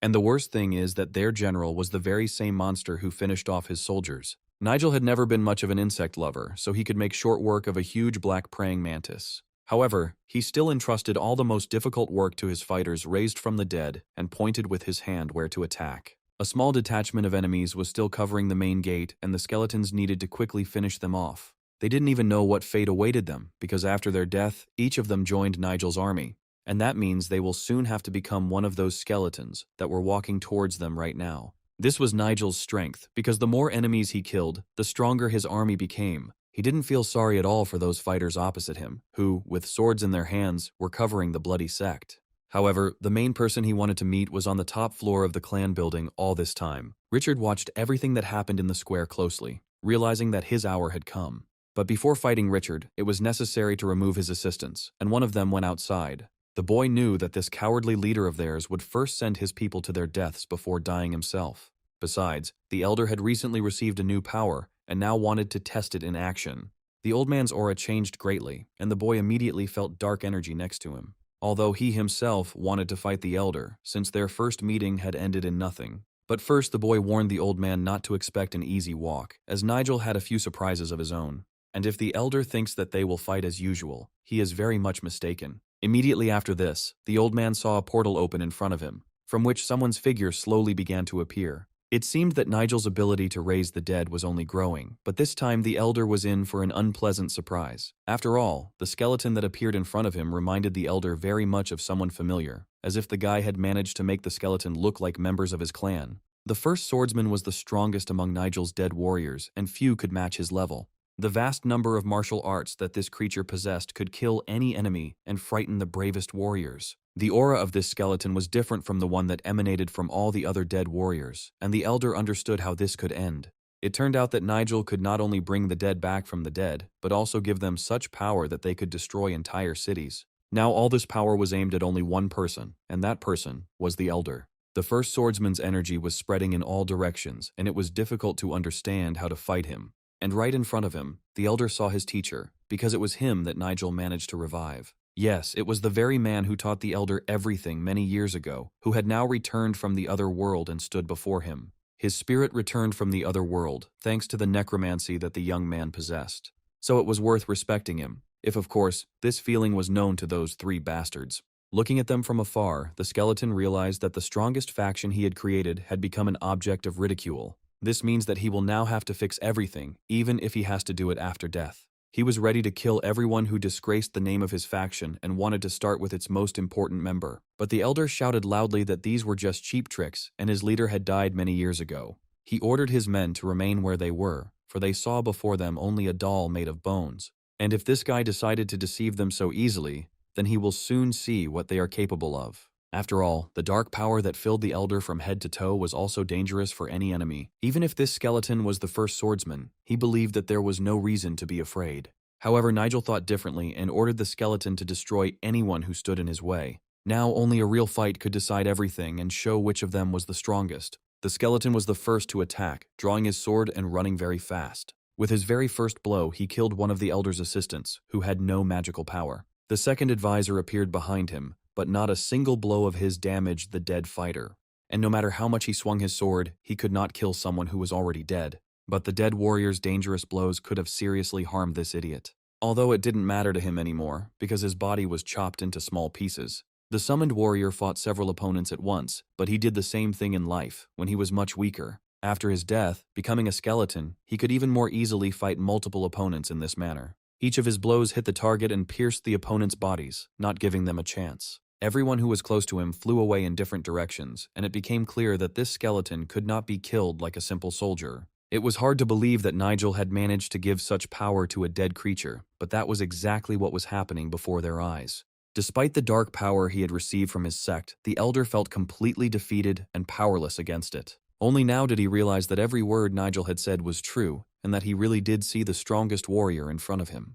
The power of the true first swordsman shone with a bright light that covered the bone body. Now that everyone was dead, he was left alone with this dead warrior. He understood that he was seeing before him his own teacher, who had died many years ago. But he had no other choice, so the elder used all the dark aura he had. With this power, he hoped to find the skeleton's weak point and break its bones into small pieces. At that moment, the old man felt a surge of new strength, and it became clear that the demon himself was giving him energy. Finally, he got what he had dreamed of all his life and could now use real magic. Even the elder's appearance changed dramatically, and instead of fear, his eyes were filled with rage. But Nigel remained as calm as he had been a few minutes ago, realizing that the end of the battle was already clear. Even if he managed to break through the skeleton's energy shield, he still wouldn't be able to defeat him in a fair fight. Although he thought completely differently and wanted to destroy not only the skeleton, but also its owner. And then he rushed towards his opponent, wanting to attack him as quickly as possible. The dead first swordsman stood in the same place and watched his opponent's every move. When he got very close, he used his moon embrace ability just in time. And now the elder understood that even his dark powers would not be enough to defeat his own teacher. From the outside, it seemed as if this skeleton was not striking with just one sword, but was striking with 100 blades at once. Such a series of blows could knock anyone off their feet, and it was almost impossible to dodge such an attack. After performing this difficult move, he watched as the crazy old man fell. After all the dangerous rays that were fired in his direction had almost reached the elder. Immediately after this, the old man's body was cut up and blood spurted out in all directions from his deep wounds. As a result, such a powerful energy explosion occurred in that place that not a single opponent would be able to get back on their feet. Richard continued to stand on the balcony and look down on it, not understanding how the guy managed to do it. His best warrior was defeated, and now he could no longer protect him. The revived first swordsman stood in the same place, and there was not a scratch on this skeleton. But at the very beginning, Nigel warned him how it would all end, and it was a pity that the old man turned out to be so stupid. Now there was only one person left who had not yet been touched by Nigel's power, but soon it was bound to happen. It was Richard who was this guy's main target, and now there was no one left between them. Once inside the building, he realized that all he had to do was climb the steep stairs that spiraled upward to reach his destination. The guy was sure that this was the man who was to blame for everything. There was only a little time left until he could meet him face to face. Now Nigel had no doubt that his strength would be enough even for an opponent like Richard, with his dark magic. Magic emanated from all directions from the place where Nigel found himself, and he realized that he had already arrived. Although the guy himself was no worse prepared than Richard, and with one wide swing of his sword, he cut through the energy barrier. Immediately after that, a loud explosion was heard in that place, and this was the beginning of their long battle. From afar, Richard shouted loudly to him that he was late, and it was too late to change anything. Besides, he had been waiting for him in this room for a long time, realizing that their meeting was inevitable. Richard was not averse to fighting and getting rid of the one who had been in the way all this time. He had been watching his opponent's every move for a long time, realizing that he had become very strong. However, he did not see the army of skeletons that had recently been operating outside. This meant that even this brat's cheap tricks had a limit, and now none of the warriors would help him. At that moment, the guy realized with horror that Richard was well prepared, and he, too, had an ace up his sleeve. 3 thunder bombs were already prepared on the table, and he could set them off at any moment. The guy didn't need any explanation, and he knew very well how destructive these bombs were. And if he doesn't leave the city in 30 minutes, he'll have to experience this power on himself. This madman was ready to destroy everything around him, including Nigel himself. The guy wouldn't be able to do anything against this force, and it was useless to call his puppets. He immediately offered him the only way to survive and repent of all his sins. But the boy shouted loudly that it was Richard who was the greatest sinner and should have been brought to trial long ago. He was talking this nonsense because he knew he was going to lose, but Nigel had seen a lot in his life. Despite his age, he had to fight with the strongest opponents, and he left none of them alive. Realizing that this was a real challenge, Richard was ready to actually prove the brat wrong. The dark energy of this man was so destructive that it could wipe out entire cities, and all this power was directed at one person who now stood in front of him. After one swing of the sword, there was such a loud explosion as if a nuclear bomb had exploded.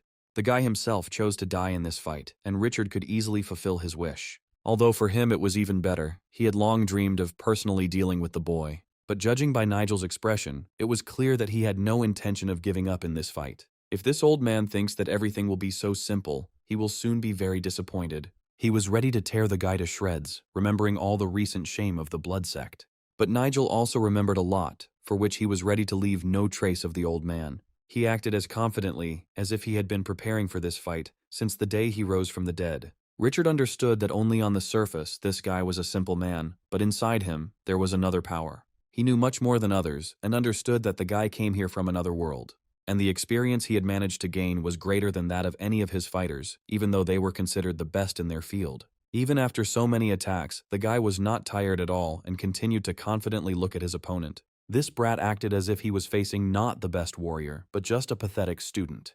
With each new second he only gained strength, not lost it, and it was strange how the guy managed to do it. It was hard to believe, but his skills were almost perfect, although he looked very young. But enough of the empty talk, the guy suggested moving on to the most interesting part. The skeletons Richard asked him about were closer to the old man than he thought. The next second he saw in front of him a whole crowd of revived warriors who were rushing towards him. All this time they were hiding in this room under Nigel's invisible cover. Even Richard, who thought he knew all kinds of magical abilities, didn't expect this. But this immortal crowd was so quickly near him that they instantly cut his body into pieces. After that, there was a brief silence in the room, and only Richard's quiet wheezing could be heard. The old man fell to his knees, and for a long time could not say a word, barely holding back a cry from the unbearable pain.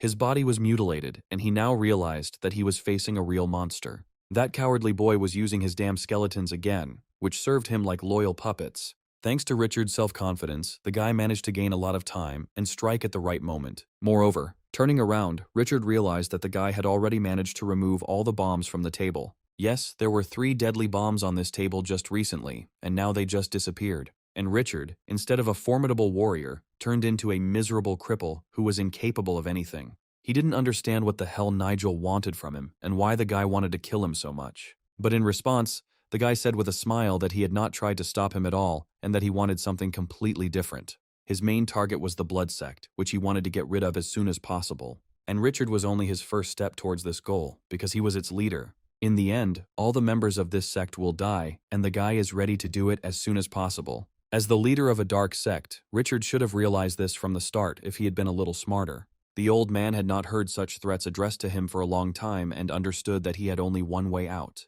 After all, if he doesn't want to die at the hands of the boy, he will have to use all the power that the demon gave him. A dark aura spread out from Richard in all directions, and Nigel realized that things were bad. It felt as if the demon itself was entering the body of this old man to fight him. And then, instead of a weak old man, he saw before him the sight of that monster that began to appear before his eyes. It was hard to believe, but all this time Richard had a hidden trump card that was able to surprise even Nigel. The fire-breathing monster he had turned into really did look like a real demon.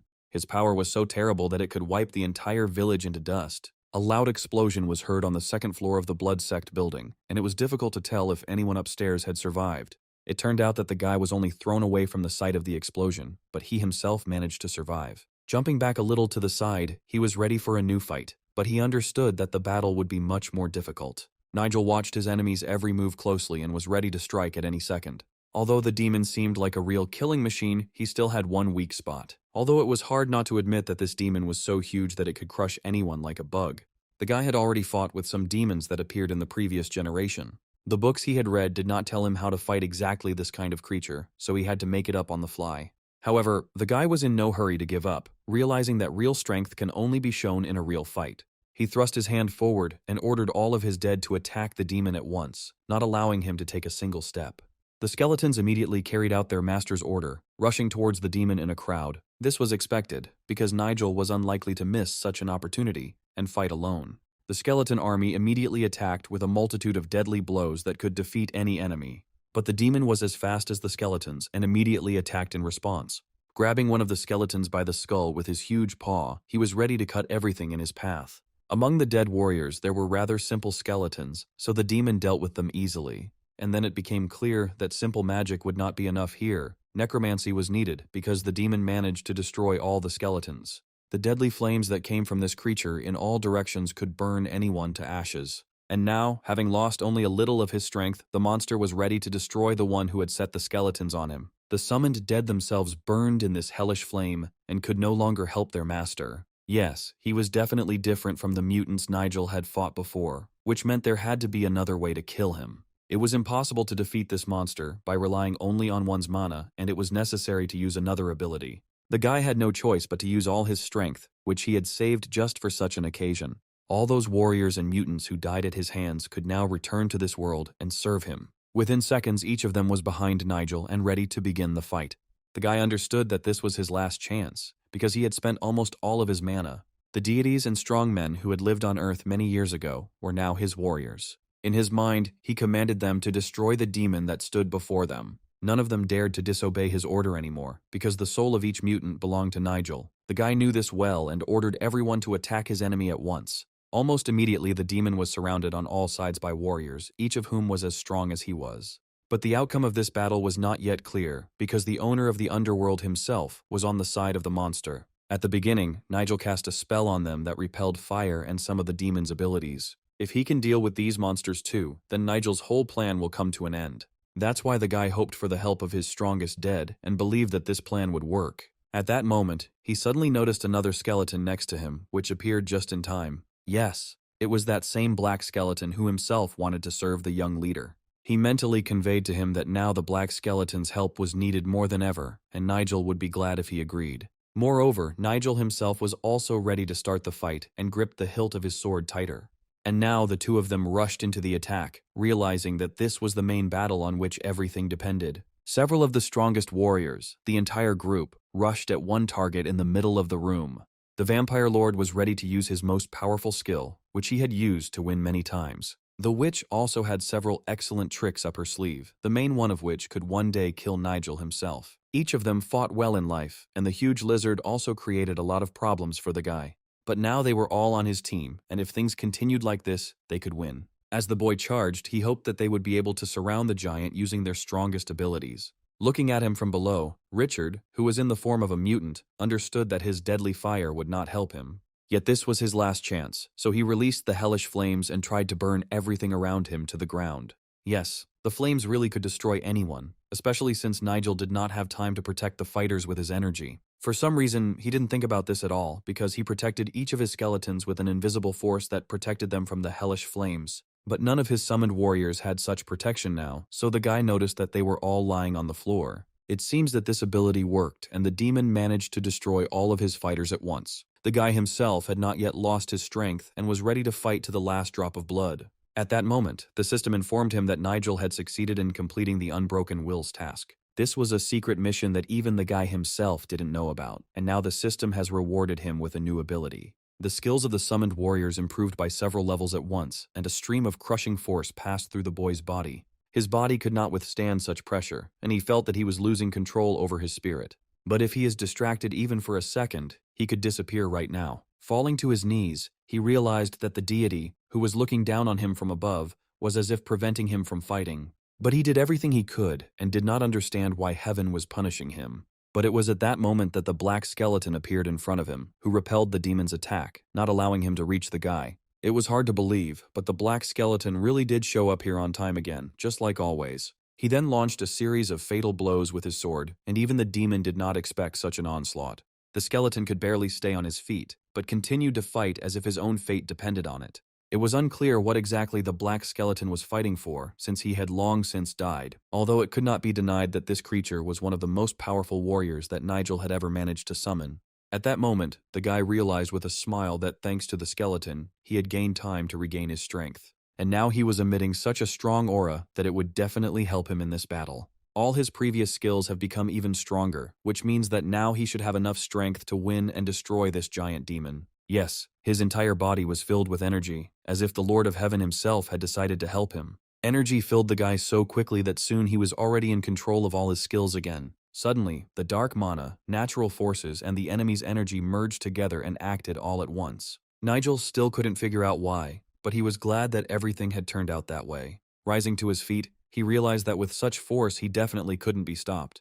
The demon realized the same thing, immediately feeling the aura that came from Nigel. The demon had no choice but to attack, and its giant fist hovered right in front of Nigel's face. However, now the guy's speed had increased tenfold, and he was fully monitoring the enemy's actions. And then, using the ability of the 12 swords of the thundercloud, he dealt a single blow. Besides, this guy could attack with lightning, so it was worth trying to combine the attacks. At the last second, the demon realized that all this power was directed at him, but it was too late. After all the power of heaven was gathered in Nigel's sword, with which he easily cut off the demon's huge paw. He had done the same to almost all of his enemies, and now the monster was destined to experience it himself. His huge clawed paw was already flying to the side, and the outcome of this fight was decided. Nigel still continued to fight, although he knew it would not last long. Holding on to the stump of his arm, the monster also understood well that his end was near. Besides, the dark forces were no longer helping him, as much as they had a few minutes ago. Apparently, they too had lost hope of victory. It was hard to understand how Nigel managed to turn on his abilities. Some other forces must have intervened here. Although the guy thought that it was much more interesting to fight like this, because now their strength was equal. This time he was not going to miss his chance and wanted to get to the most interesting part. While this flow of energy remained within him, he directed it at his fallen soldiers. Each of the dead creatures that were summoned from the other world began to be enveloped by an invisible force. This divine energy gradually revived everyone who died at the hands of the demon. Black Skeleton was one of Nigel's main assistants, and he could use a little boost as well. Now he had not only his own energy, but also the strong mana of his young master. And soon each of these slain mutants was standing on their feet. An unknown force passed to the summoned warriors, and the level of each of them increased tenfold. And that giant, who had recently seemed menacing, now behaved like a frightened girl. Even his murderous fire had almost completely died out, and the demon's entire body was shaking with fear. If so, it was time to end it, and Nigel wanted to get rid of him as soon as possible. Right now, the mutant saw the last seconds of his life in front of him, but he could no longer do anything. After all, the entire group of monsters that he had been able to destroy so quickly was once again right in front of him. This brat seemed to be able to negotiate with the heavens themselves, because it was the divine power that filled his body. For the final attack, they all had to rush together at the creature that had caused them so much trouble. Now the monster doesn't have as much dark energy as it did at the beginning, and it won't be able to light the hellfire. The giant let out a deafening roar, realizing that the end of his life was much closer than he would have liked. But it was already too late, and the time had come for him to answer for all the sins he had committed. All the people he killed seemed to be watching from heaven, each one sending their curses to that damn monster. It was Nigel who became the instrument of heaven that was supposed to get rid of this fire-breathing monster. He was so weak now that even one mutant would be enough to defeat him alone. The Black Skeleton wanted to personally finish off the bastard who dared to raise his hand against his young master. In his hands was now not just a magical weapon, but a sword filled with divine power. The demon himself understood this, and he no longer even resisted, and looked death straight in the eye. He will soon have to meet his friends, but Nigel warned that this meeting will only take place in hell. And the next second, the monster's head was already flying away from the body, and the guy had definitely fulfilled his promise. The attacks did not end there, and with a series of sharp blows from his sword, the Black Skeleton cut through the remains of the mutant's giant body. As a result, his remains were scattered throughout the room so that no creature, either in this world or the next, could ever bring this monster back to life. Immediately after this, stretching his hand forward, the guy felt that the divine power was slowly leaving him. There was no doubt that this power was given to him only for today's fight, but immediately after it, the heavens took it back again. After a few more seconds, all the power disappeared, and now the guy will have to fight using only his own mana. If the heavens had not given him this power, it was unlikely that he would have been able to defeat the creature that the Lord of the Underworld had helped. The guy still had a lot of questions, but he was glad that everything ended well, and he managed to achieve his goal. Now all that remained was to do the last thing that the young necromancer usually did with his murdered victims. Having placed his foot on the horned head of the monster, he already understood how he would use this mutant in the future. And even if he had almost no strength left, he had to take the most valuable thing from here, because you can't leave empty-handed after your victory. Meanwhile, the entire settlement was engulfed in flames, and many of its inhabitants perished on that terrible day. The streets were ablaze, catching fire one after another, and there was no longer a single building left unengulfed in flames. Almost all the guards were destroyed, because the fighters killed their commander first. The young soldier who commanded the attack ordered his men not to leave a single enemy alive. He himself fought well in this battle and was not afraid to personally use his sword. Although the fighting spirit of his enemies was already broken, the battle was much easier, and the task was soon accomplished. He could still hear the enemy soldiers begging for mercy, but the boy was not going to spare any of them. Although by this point they should have already received a signal from the commander, who still had not given orders. It was difficult to understand what was happening inside the main building of the blood sect. But in the midst of the battle, the boy looked back and realized that his adventures were just beginning. After all, there was another army on the territory of the settlement, which the young commander did not expect to see here. This army was led by none other than Charles, which meant that they were now facing the strongest imperial force. If these fighters had known in advance who they would have to fight in the settlement, they would never have agreed to go on this mission. But now it was too late, and even the fact that there were more of them would hardly help them survive. At that moment, the boy realized that Charles was walking straight towards him, which meant that his life was coming to an end. And indeed, the sword, endowed with divine power, in Charles's hands pierced the guy through and through, leaving him no chance. The eyes of the commander of the Imperial detachment were full of rage, and he was ready to grind each of these bastards into dust. They invaded the settlement and burned to the ground not only the buildings, but also all its inhabitants. For this, each of the fighters was worthy only of death, and it was this sentence that was carried out. Now the remaining fighters saw the death of their young commander, who had long been like a mentor to them. And then Charles ordered that all remaining warriors be destroyed, and that none of these bastards be spared. The soldiers immediately carried out his order, and the entire crowd attacked the remaining fighters of the blood sect. None of them will ever forget that day, because that battle was so hot that it entered the history books of the Empire. All the fighters fought like real heroes, although at the beginning of the battle there were more enemies. Commander Charles also showed himself excellently that day, and it was one of his best battles during his entire service with the Emperor. But suddenly he saw in front of him a man who could deal with enemies perfectly well, without a sword or knife. All this time, Leslie stood with his back to him, who had already learned to use his abilities and burn the fighters of the blood sect with magic. Realizing that he was being watched, he turned sharply to the commander and realized that they were allies. The guy tried his best, but it was clear that this ability was coming to him with great difficulty. It was quite difficult to use magic in such conditions, especially since his mana was still at a low level. However, he was the only one who knew how to destroy the barrier, so the commander asked him to give it his all. Hearing these words, Leslie gathered himself even more, focused, and directed all the power available to him into one point. But when he was slightly distracted, it became clear that the boy had not noticed the vile trap that the blood sect members had prepared in advance. The first to notice her was Commander Charles, who had much more combat experience than Leslie. He immediately grabbed the guy and jumped away from the place where the explosion was supposed to happen. Luckily, he did it in time, because if they had been in the center of the explosion, they definitely would not have survived. From a distance, the soldiers watched in horror as a deafening explosion was heard in the center of the square. Never in their lives had they seen such a flame as rose immediately after this terrible explosion. It was difficult to understand what exactly had happened there, but it was clear that the remaining fighters needed to be urgently rescued. At that moment, the commander and the guy quickly landed on a mountain ledge, which saved them. If it weren't for Charles and his vast experience, Leslie would have been torn to pieces long ago, just like those unfortunates who remained in that place. The worst thing was that the explosion did not occur in an empty space, but next to the building where the most important evidence was kept. Yes, now there was only a deep crater in front of them, but just a second ago, the main residence of the blood sect stood here.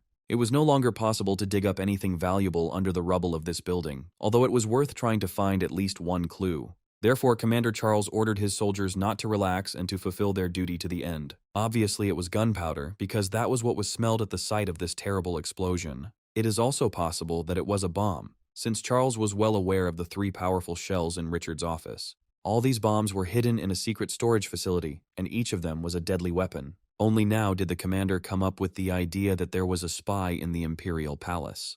At that moment, he heard a loud cry from his subordinate, who asked the commander to look at something important. As Charles got closer, he saw bones and remains of clothing, but he could not tell who they belonged to. Moreover, these remains emitted such dark energy as if this creature had previously been connected with the devil himself. There was no doubt that there were fools in the blood sect who made a pact with the devil and committed their crimes with his power. Not only was his body burned, but traces of the battle were still visible on it, meaning the creature had died before the explosion. This means that someone got here long before the Imperial detachment, and this unknown person personally finished off Richard. Suddenly he realized that there was another person nearby who also needed his help. Turning around, he saw the investigator, but the strangest thing was that the man did not come here alone. This assistance had already been provided to him by Nigel, who had penetrated here before Charles with the Imperial detachment.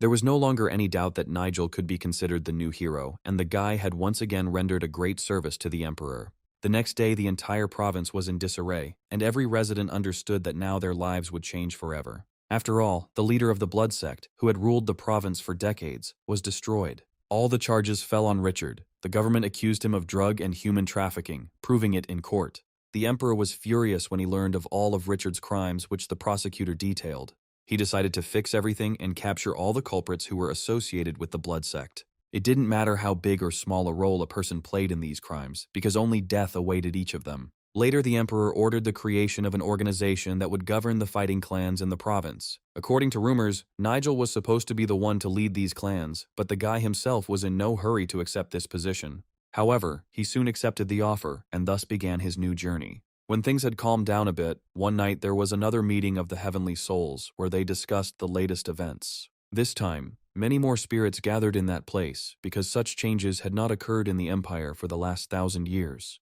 The spirit who conducted this heavenly meeting was ready to announce the main topic of today's conversation. Suddenly, the dark room was illuminated everywhere by bright lights from the arriving Heavenly Souls. Then they all surrounded the magical monument, in the center of which was the name of each of these spirits. As was already known, 3 days ago, the blood sect was destroyed by Nigel and his loyal people. As a result, one of the long-standing leaders of the province died, and even the dark energy did not help him. Even though the Blue Dragon Squad had every chance of killing the leader, they still failed to do so. Leader Nigel was able to use the Divine Grace skill and use it to decide the outcome of the battle. There were no traces of this skill being used on the surrounding people who participated in this battle, which was the main topic of today's meeting. Most likely, the leader of the blood sect did not use it so that they would not be able to find his sect by the traces of this magic, but it did not help him. All the prisons and drug storage facilities where the unfortunate girls were abused were attacked by the Imperial Army. It is clear that this idiot committed a great stupidity by deviating from the rules of his own sect. It would be a mistake to say that the worst was already behind us, because the investigation was still ongoing and was led by the Emperor himself. After the defeat of the blood sect, the Emperor himself became more stern than ever, so now the remaining faction leaders have fallen silent in anticipation. And if the dark forces could push the Emperor to more daring actions, the war they were counting on would have already begun. This would be a completely understandable move on the part of the dark forces, and they certainly thought about this plan. However, in their place, it would be better to think about what to do with this person who was involved in these big changes. It was Nigel who was the one without whom the blood sect would still be strong and continue to commit terrible crimes. Right now, the guy was inspecting the lands that he had recently bought from a greedy landowner for a lot of money. It seemed like a stupid waste of money, but now the young man realized that these lands could produce a good harvest. Along with them was the same landowner who had previously owned all these lands. Just yesterday, there was nothing here but a pile of stones and empty land, and now a huge harvest could be obtained.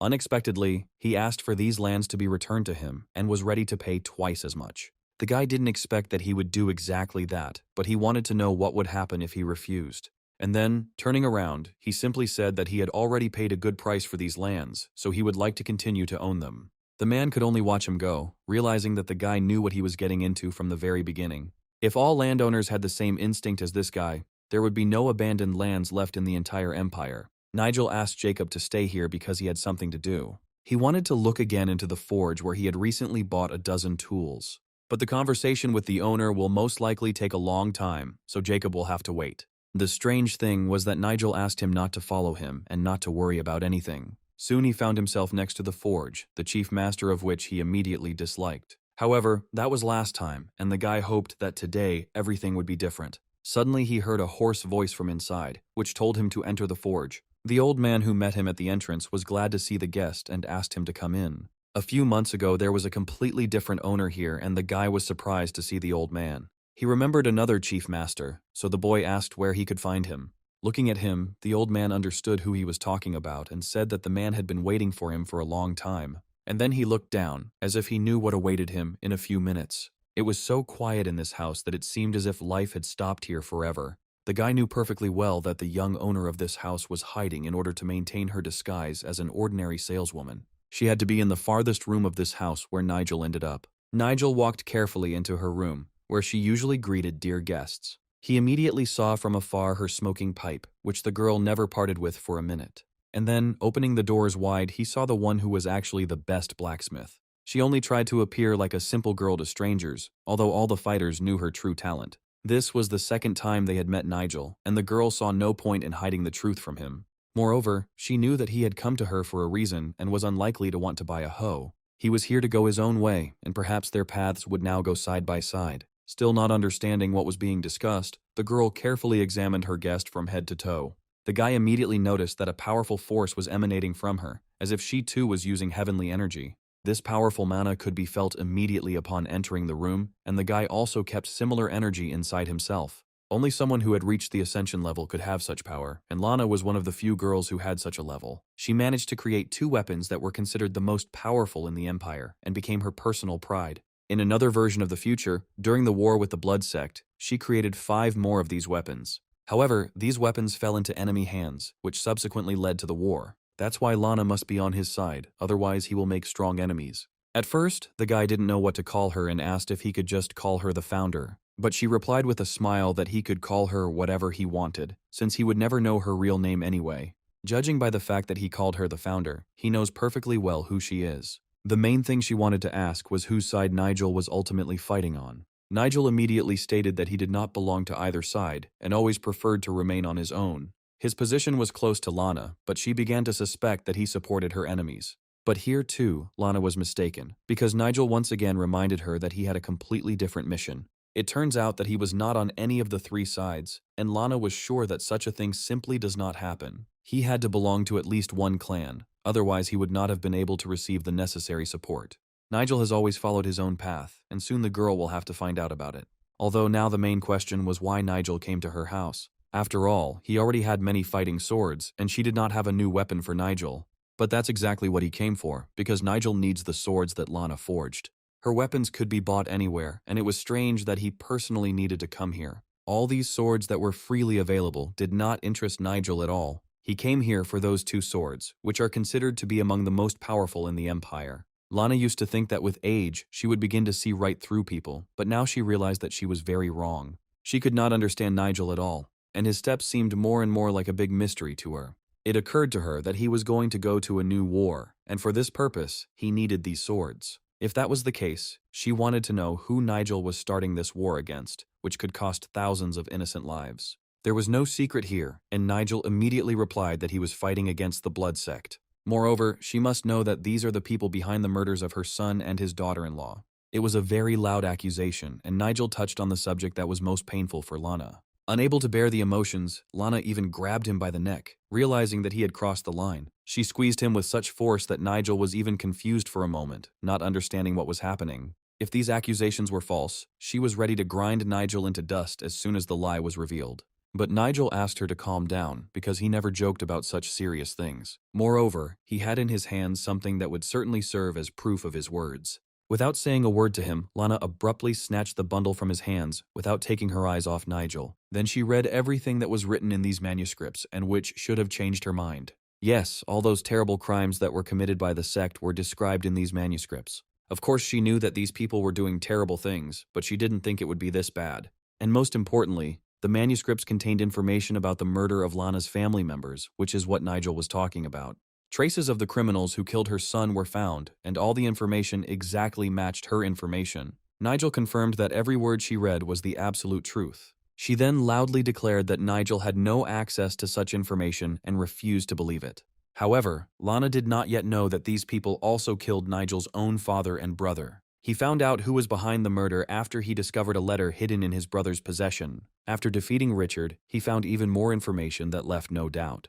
Now that Lana saw such clear evidence before her, it was hard to deny the truth of those words. It seemed that now everything fell into place, and she understood exactly who her main enemy was. Nigel assured her that he had no need for swords to kill innocent people, and that death awaited only criminals. The swords were needed to protect the civilian population from any subsequent attacks by the Blood Sect. Therefore, if he has these swords, he will definitely not allow any more victims. Without saying a word, the girl suddenly turned around and headed back to her previous place. Taking up her smoking pipe, she slowly prepared to give him her answer. Even if he gets the provincial lands, will he be able to defeat those who have already captured half of the empire? Of course, the guy knew that it would be difficult to do now, but in the future, he hoped to fix everything. Even if this is true, the guy is not omnipotent, and the girl knew what kind of enemies he would meet. That's exactly why he came here today, because his team is missing a good blacksmith. Nigel needed to find as many allies as possible and then win the support of the remaining half of the empire. Soon after the conversation, he returned to the cart where his servant Yakov had been waiting for the leader for a long time. The guy managed to fall asleep because he had to wait several hours for Nigel to return. This time everything went better than the guy expected, although many questions still remained. This flute he held in his hands was supposed to summon the members of the major factions. Thanks to Lana, he received this valuable thing and hoped that it would help. As they parted, the old man said that if Nigel wanted to contact them again, he could also use this flute. Now Lana needed some time alone, and Nigel decided to leave their house. However, at the last moment, the girl suddenly opened the door and asked the guy to wait. It turned out that after their conversation, she still had one question that she had not yet managed to ask. The guy was ready to answer any of her questions, although it seemed to him that they had already discussed everything. But Lana wanted to know if Nigel had ever met a being from the heavenly realm in his life. At first, she didn't dare ask about it, but now she realized that she could trust the guy. And then she suddenly realized that she had spoken about it in vain and had rushed into it. Turning away, she asked to forget about this stupidity and not pay attention. Remembering this, the guy tried to understand what kind of beings of the heavenly kingdom were being discussed. Moreover, she spoke about it as if she had met such creatures many times herself. Even if Lana had met some of them, Nigel might have tried to meet them too. The demon he fought could have been one of the creatures the girl asked about. As a result, the guy had even more questions than before meeting her. He would have to find out everything in the future, but now he had other important things to do that needed to be addressed. Finally, Yakov woke up and was ready to return to his native settlement, which he had already missed. Suddenly he realized that while he was sleeping, they had almost arrived and his house was already visible from the carriage window. He apologized to his young master for sleeping so soundly, and then the guy reminded that today there was supposed to be a celebratory dinner in honor of their clan's victory. In fact, Nigel had completely forgotten about it, and only Jacob reminded him. It's strange, but when they arrived at the settlement, for some reason their cart was not allowed through for a long time. Noticing a crowd of people in front of them, they heard the loud cries of these discontented people gathered in the square. The guard repeated over and over again that people were not allowed inside without an invitation. As he got closer, Nigel realized that all these people were not just so eager to get into the clan's territory. Jacob immediately realized that each of them had come here without an official invitation, but it was strange that they behaved like that. Turning sharply towards the guys, the assembled people realized that it was the head of the clan.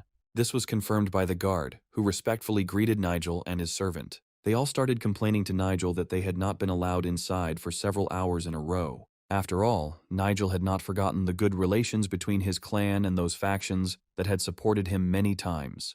But now he saw before him not allies at all, but traitors with whom he had no intention of talking. Without answering, he ordered Jacob to follow him, and silently made his way through the crowd. Now they could only watch, but each understood that the alliance with Nigel was broken. It was quite fair, because when the guy needed help, none of them helped. And this celebration, arranged in the central square, was only for his most loyal friends. Among them were those people who at first seemed ordinary, but only in battle showed what they were worth. Nigel did not mind spending a lot of money on this feast, knowing that it would make his alliance stronger. The boys cheerfully recounted to each other the dangerous moments they had experienced in the battle.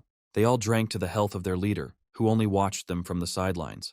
In fact, anyone would be pleased to see their own success, and Nigel was no exception. At that moment, someone suddenly snatched the glass from Nigel's hands and began to laugh loudly at their leader. It was Leslie, who cheerfully advised him to drink in company so as not to spend his whole life alone. He poured him a drink, not wanting Nigel to be as gloomy at this general celebration. However, for some reason Victoria remained thoughtful, and it seemed to her that the main thing was not yet finished. Leslie also kept up with his leader and wanted to ask him one more question. He wanted to know if it was really Nigel who had been able to beat Richard in a fair fight before the explosion happened. Leslie had never doubted the strength of his leader before, but now he was convinced of it once again. Victoria also dryly stated that it was Nigel who had orchestrated the fall of the blood sect, as if it was just a routine matter for him. Still, she couldn't shake the feeling of anxiety, and it was strange that it all ended so quickly. It seemed as if evil was spreading everywhere like mold, and soon the battle would begin again. But there was no need to worry, because together they had the power to stop any disorder in the Empire. At any cost, the guy was ready to bring peace back not only to his settlement, but also to all the factions fighting among themselves. Suddenly, in the middle of the celebration, the guys noticed uninvited guests who burst into the territory. Each of these guys had a sign on their suits, and it became clear that they belonged to some clan. As expected, this group had its own leader, whose mood was very different from the general one. And then he suddenly declared that everyone gathered in the square was guilty of crimes. Without understanding what he was talking about, Leslie was ready to fight if Nigel ordered it. Victoria also saw this man for the first time, and it was strange that he came here without an invitation. It was clear that someone had sent this commander here, and he had not come here of his own free will. He continued to declare that the holiday was over and ordered the leader to come forward immediately. Logan could not tolerate such insolence and ordered his warriors to draw their swords. They were all supposed to stand up for Nigel and, if necessary, give their lives. And those guys who were celebrating their victory a minute ago had to get ready for battle again. The entire group of uninvited guests was surrounded on all sides, and there were too few of them to win. Logan ordered their commander, who had caused the chaos, to state his name immediately. If he doesn't answer, Logan will consider it an invasion of privacy, which is punishable by death. The guy immediately identified himself as Frank and said that he was the commander of the 2nd Battalion. They were soldiers from the Imperial Alliance's security detail, and they were here legally. And they came here to arrest the criminals who are hiding behind these walls. Many of the guys had heard of this alliance, but did not expect to meet them in person. The law enforcement squad was a special group, and only the best of the best could become a warrior. No one ever returned after being caught by this squad, and its commander was already the stuff of legends. But Victoria loudly objected that this made no sense and that the swords should be lowered. Can those who stopped this disorder in the Empire be guilty? In response, the guy dryly stated that she would explain herself to the Alliance and not to the commander of the combat squad. The elder would decide who was guilty before the law, and it was not for him to decide that. Seeing the clan leader in the distance, Frank loudly ordered Nigel to step forward and follow them. You'd have to be a fool not to realize how protective Nigel's loyal friends would be. Moreover, all his men were next to him, each of whom could single-handedly defeat a crowd of soldiers. Therefore, Frank stated that he saw these people as only loyal servants of the leader of the Blood Sect, whom he personally killed a few days ago. Moreover, before entering someone else's house, you had to first knock and not break down the door. Frank hadn't encountered such resistance for a long time and advised Nigel to watch his words. He repeated once again that he was the commander of an alliance squad, and that should have meant something to Nigel. Although this did not impress the young leader at all, and he was ready to talk like this to anyone who burst in on him without asking. Besides, if the alliance is full of stupid fighters, he can easily afford these offensive words. Yes, after such words, Frank's patience finally ran out, and he was ready to personally get the sword. All the other fighters did the same and pointed their swords towards Nigel. And if Nigel had the courage to insult the commander of the alliance squad, he will have to answer for it. But if Frank had heard the latest news, he knew who he was really dealing with. After all, they risked heading straight to the same place where the leader of the Blood Sect had gone. After all his crimes, Richard went straight to hell, and Frank could easily follow him. Yes, it was a direct threat, something Frank didn't hear every day. He was already used to everyone shaking in fear at the sight of an alliance squad, but Nigel was not like that. He also had divine energy, which means that everyone who sees this fight will remember it for a long time. This was one of the best warriors in the Empire, which meant Frank would have to do the impossible. Although Frank had already reached a moderate level of strength, Nigel managed to kill Richard himself. To win, Frank had to at least get close to his opponent, but he couldn't even do that. Frank's hand, which was holding the sword tightly, began to shake so violently that it seemed as if he had a fever. It was most likely due to Nigel's protective energy being stronger than Frank expected. The boy remained in place, but his invisible energy instantly suppressed Frank's power. All his warriors were also bound by this energy, and they did not have the magical abilities to resist it. He understood that he had to hold out until the end and survive this invisible attack. Soon the sword fell out of his hand, and the end of this duel became obvious to everyone. Frank fell with his whole body onto the cobblestones of the square, and for some time could not recover. And Nigel was still looking at him from afar, and only he could stop it. It's unlikely that this guy was ready to follow the orders of a bunch of idiots who burst into his home uninvited. So it was worth asking him politely about it, unless, of course, Frank wanted to choke on his own saliva. Unable to bear it any longer, Frank began to beg Nigel to stop it and stop the flow of energy. In response, Nigel stated that if they did not get out of here immediately, they would remain buried in this land forever. The problem was, however, that Frank was on duty and could not disobey his superior's orders. After all, he himself will be executed if he does not bring the guilty and does not complete the mission. Turning to Victoria, Nigel tried to figure out if anyone knew what the matter was. It became clear that not only Nigel, but everyone else didn't understand what the hell they were doing there. Unexpectedly, Victoria and her partner knelt before the guy, although he had not asked them to do so at all. And then they declared that they were completely subordinate to their leader and would carry out any of his orders. But Nigel had no intention of giving any orders and didn't understand why they did it. And then the guy heard for the first time that Victoria, who was a member of his clan, was also a warrior of the Alliance. The girl admitted that more than anything in the world she does not want innocent people to suffer and promised not to appear on these lands again. After these words, she immediately said goodbye to the guy, realizing that their relationship was over. Taking Leslie with her, Victoria silently walked towards the Alliance fighters, leaving the guy in the same place. It couldn't be called betrayal because Nigel knew from the beginning that the two were hiding their identities. Even Frank didn't know these two agents who were secretly carrying out the Alliance's mission. Yes, it was unexpected for Nigel because he lost his best people, on whom he always counted. Realizing that they were about to leave forever, he loudly asked Victoria to stop.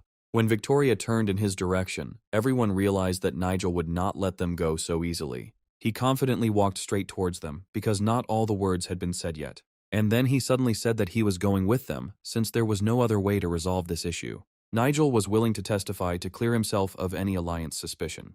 They were heading to a distant province, and although the journey was not short, it was worth it to find themselves in that beautiful place. After all, this was a city with a 1,000-year history, and it was here that one of the most famous martial arts flourished. But now the city was famous for a completely different reason, and Nigel was soon to find out about it. At the Alliance headquarters, Lucas had been waiting for his guests for a long time, who were too late today. Finally, he saw Rupert at the door, who was a master of a famous school of martial arts. This visit of theirs was special, and Lucas wanted to hear the whole truth that they had to tell him. He knew very well that this bald man often secretly played tricks on him, carrying out his own little selfish deeds. His friend was a little more modest, although he also always kept his dark secrets. And since they had come, Lucas wanted to know the truth about what brought them here. Rupert immediately replied that a law enforcement squad had recently arrested the clan's offspring in a neighboring province, and that they would soon arrive here. This was good news, because as soon as the criminals were in place, Lucas wanted to start the trial as soon as possible and punish the scoundrels. But the monk could not understand why his leader would do such a thing without discussing such an important matter with his chief advisors. After all, he made the decision himself, without consulting them, and in general, he did such stupid things too often. In the entire history of the Alliance, something like this had never happened before, and Lucas increasingly reminded them of another tyrant. It turned out that information about this somehow leaked into the highest circles, and the clans had already managed to intervene. In order to somehow influence the situation, Lucas had to make a decision, as time was working against them. They had already been challenged by both clans, and without a lot of noise, this matter would not have ended anyway. Clutching his staff tighter, he assured his advisors that he was only doing his job, and if these two came here to reproach him, then they should immediately turn around and get the hell out. However, this was a reproach, and Rupert believed that he had every right to make it. Besides, if the Supreme Lord found out about this, he would probably ask Lucas the same question. The bishop had been absent from the settlement for more than a month, and it was impossible to simply sit and wait for his arrival. So there was no point in mentioning his name now. It was better to think about the future of their clan. Finally, the man lost his patience and could no longer hear the accusations against him. It became clear that he would insist on his own until the end, and no one would be able to convince him otherwise. The monk lowered his voice a little and stated that they could conduct a quiet investigation until the chief returned. Besides, there was no point in agreeing with that person's decisions since his position was no higher than their own. Standing up from his seat, Lucas loudly declared that the two were simply afraid of the other clans and therefore dared to accuse him. They behaved like hungry wolves stalking their prey and waiting for the right moment. Sooner or later, these sinners will have to pay for their actions, and Lucas' decision will remain unchanged. It is difficult to say whether he was actually right, but soon everyone will find out the answer to this question. After all, a meeting of heads of influential families was also taking place in another building. Some of them did not know why they were called to an urgent meeting today, but no one had the right to refuse. It became clear that there was no one else to wait for, and all the city's top officials had already gathered here. Aurora was the first to speak, trying to understand what they were about to discuss. Salvador, the man who chaired the meeting, thought she knew the answer to her question perfectly well. It doesn't matter what clan a person was from if he committed a serious crime. But the crime that Salvador spoke about could have been committed by other people, because the investigation was not yet finished. This means that these people are no better than real criminals, since they are so quick to brand the innocent. In response, many attacked Bruce, claiming that the truth had long been known to everyone. Then such a quarrel began in the hall that the voices of those arguing could be heard at the other end of the street. Aurora had always been a patient woman, but even she had run out of patience. After all these people hinted at her involvement in the crime and tried to drag her name through the mud. For the first time in this hall, such frank words were heard, and those present did not know what to answer. At that moment, the sound of footsteps was heard from the front door, and it became clear that a law enforcement squad had arrived. The detained criminals were supposed to be delivered along with this detachment. Salvador understood that this woman was caught on the hook and would soon have to somehow get out of it. She had known for a long time that young man who was now being brought into the hall as the guilty party. If Nigel is found guilty, the entire clan will be humiliated, and his name will be dragged through the mud. Imagine Salvador's surprise when he saw that other people were brought in along with Nigel. Aurora also didn't expect to see anyone else here, especially since the faces were very familiar to her. The worst part was that these people weren't even tied up with ropes, and Commander Frank looked on calmly. Salvador immediately accused Frank of treason and ordered him to immediately tie up the accused. After all, these people could have simply escaped from the conference room, and then they would have lost their main suspects. However, after Salvador's order, no one moved. Everyone simply watched what was happening. But the main thing was that another person was found who wanted to personally testify and give evidence in court. It was Nigel who said that the guilt of these people had not yet been fully proven. This means that you shouldn't tie anyone up, because this can also be considered illegal. The guy's words immediately made Salvador angry, because this young man was talking to him as an equal. The guy immediately gave his name and explained that he had come to defend the interests of his friends in court. The members of the commission had not heard such words for a long time, and they finally had to remember the existence of the law. Only now did Aurora realize that she was seeing before her the same legendary clan leader who had managed to defeat Richard. Yes, there was no doubt that it was him, and even Salvador calmed down his ardor for a while. If this was so, then before them was one of the strongest warriors in the entire empire. Moreover, the young leader of the clan had enormous influence and enjoyed the support of the emperor. It's surprising that he decided to come here personally and didn't even take his security. Apart from the two accused and several bodyguards, there was no one else with him. This was also noticed by Lucas, who usually saw clan leaders only accompanied by their huge retinue. It seemed that the guy was too confident in his rightness and therefore was not afraid of anything. Many of those present at the meeting already understood where this was all heading. Unlike the young leaders of the clan, the experienced elders already understood that the guy was right. After all, no one in his place would take such a risk without being sure that he was right. It became more and more interesting with each passing minute, and even the slightly drunk lord had something to look at. Tony, that was the name of this lord, could calmly watch what was happening because it was an ordinary hearing. All these rumors about the guy turned out to be a lie, because in life Nigel looked completely different. The Alliance's crime investigation department was the best in the entire empire and would easily be able to get to the bottom of this. But it was hard to believe your eyes when one of the suspects acted like the main defender of justice. Nigel's arrival would surely stir up a storm in these calm waters, but that was what the situation called for. Each of them was held back by the fact that the guy actually enjoyed the support of the emperor himself. He wouldn't dare come here without knowing that any faction leader would be afraid to enter into conflict with him. This means that he will soon actually appear in court as a key witness. Even at the moment Frank arrived on his clan's territory, he realized that things would not be easy. At the end of the conversation, he even had to apologize for being too brazen. He understood perfectly well Nigel's concern for his subordinates, but Frank himself was only following orders. However, Nigel responded by saying that he was ready to tie up Frank right now and drag him down the street. After that, Frank did not sleep for several days and nights so as not to let Nigel out of his sight. And now, when they finally reached the settlement, Frank received a reprimand instead of gratitude. It became clear that there was no way back, and Salvador officially addressed the guest. After all, in order to protect his friends, the guy had to have the necessary knowledge.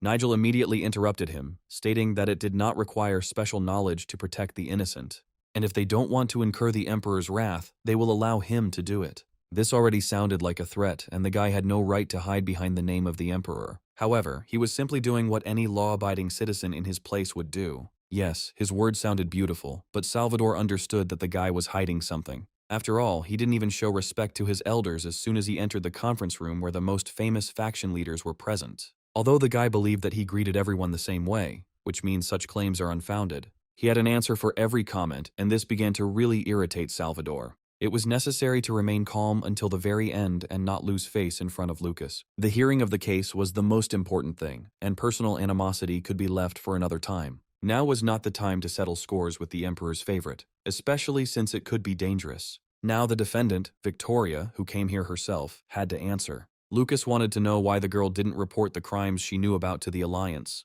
After all, people from the Alliance could easily stop new crimes of the sect. Nigel immediately intervened in the conversation, saying that no one from the Alliance even guessed what the cultists were doing. Salvador immediately asked the guy to keep quiet, because he had not yet been given the floor. He immediately realized that the guy would interfere with his efforts to conduct this trial in his favor.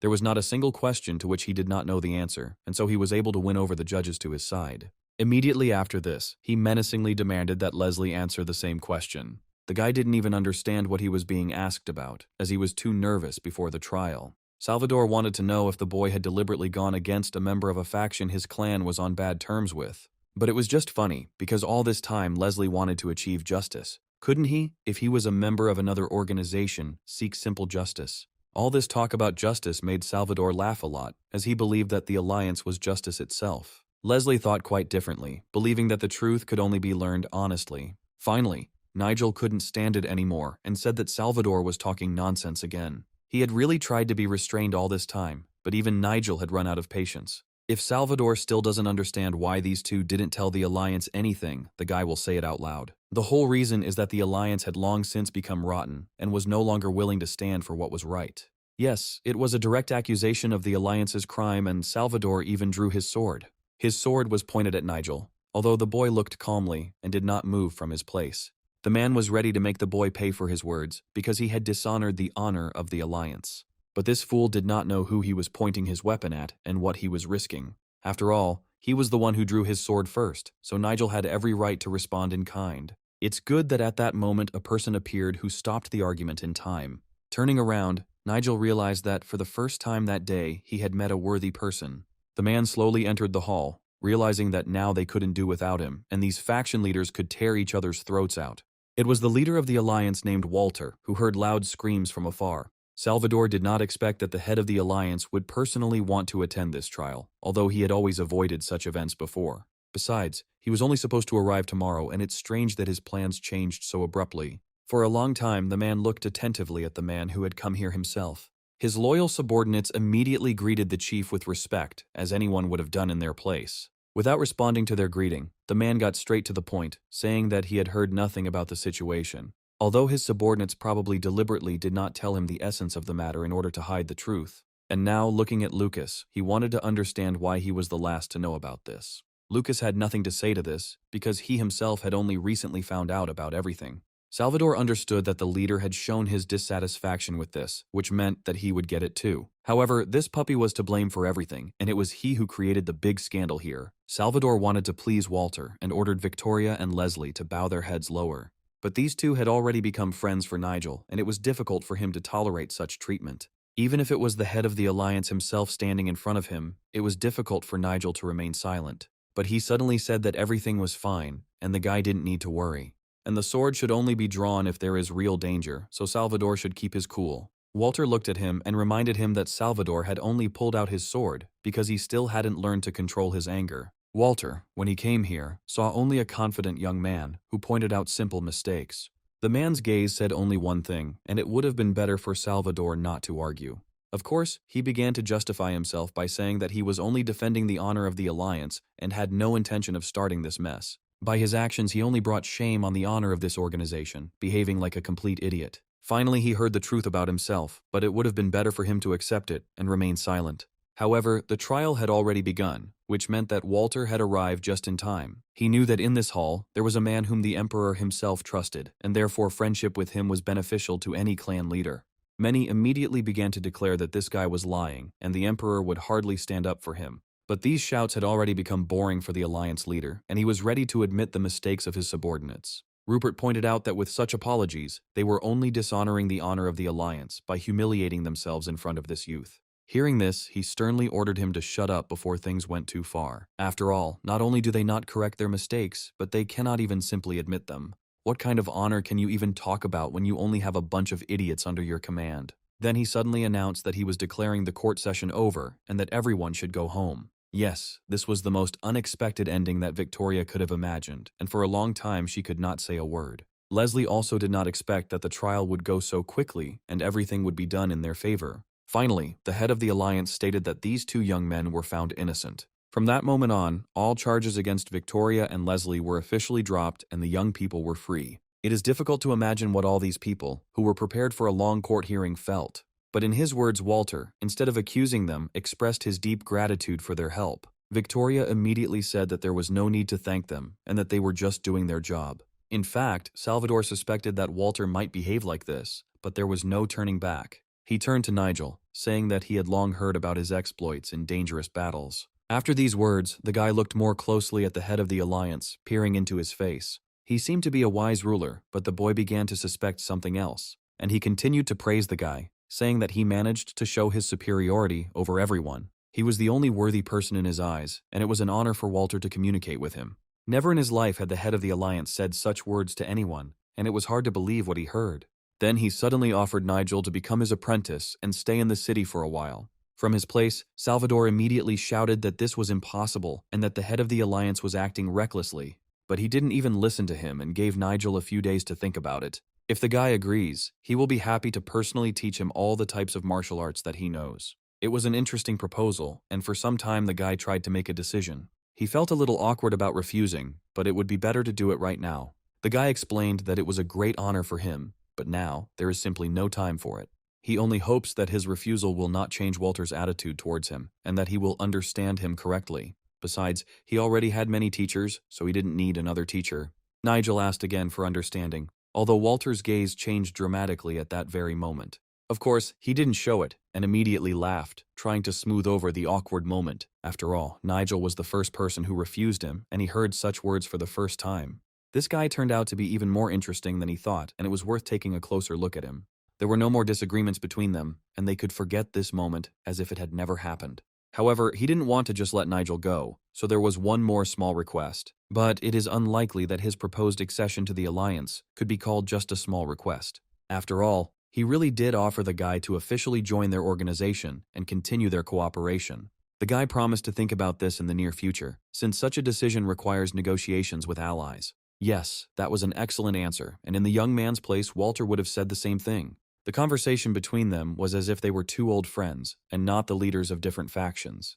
At this point, Lucas began to suspect that the head of the Alliance was up to something. After the meeting ended, Walter went straight to his office to collect his thoughts. He studied the documents carefully for some time, trying to clarify some details. But at the moment when he picked up the last of them, he heard some noise nearby. It turned out that there was one person who wanted to hear from him personally what happened in the hall today. It was Lucas, who did not fully understand what Walter's plan was and what he was trying to achieve with his visit today.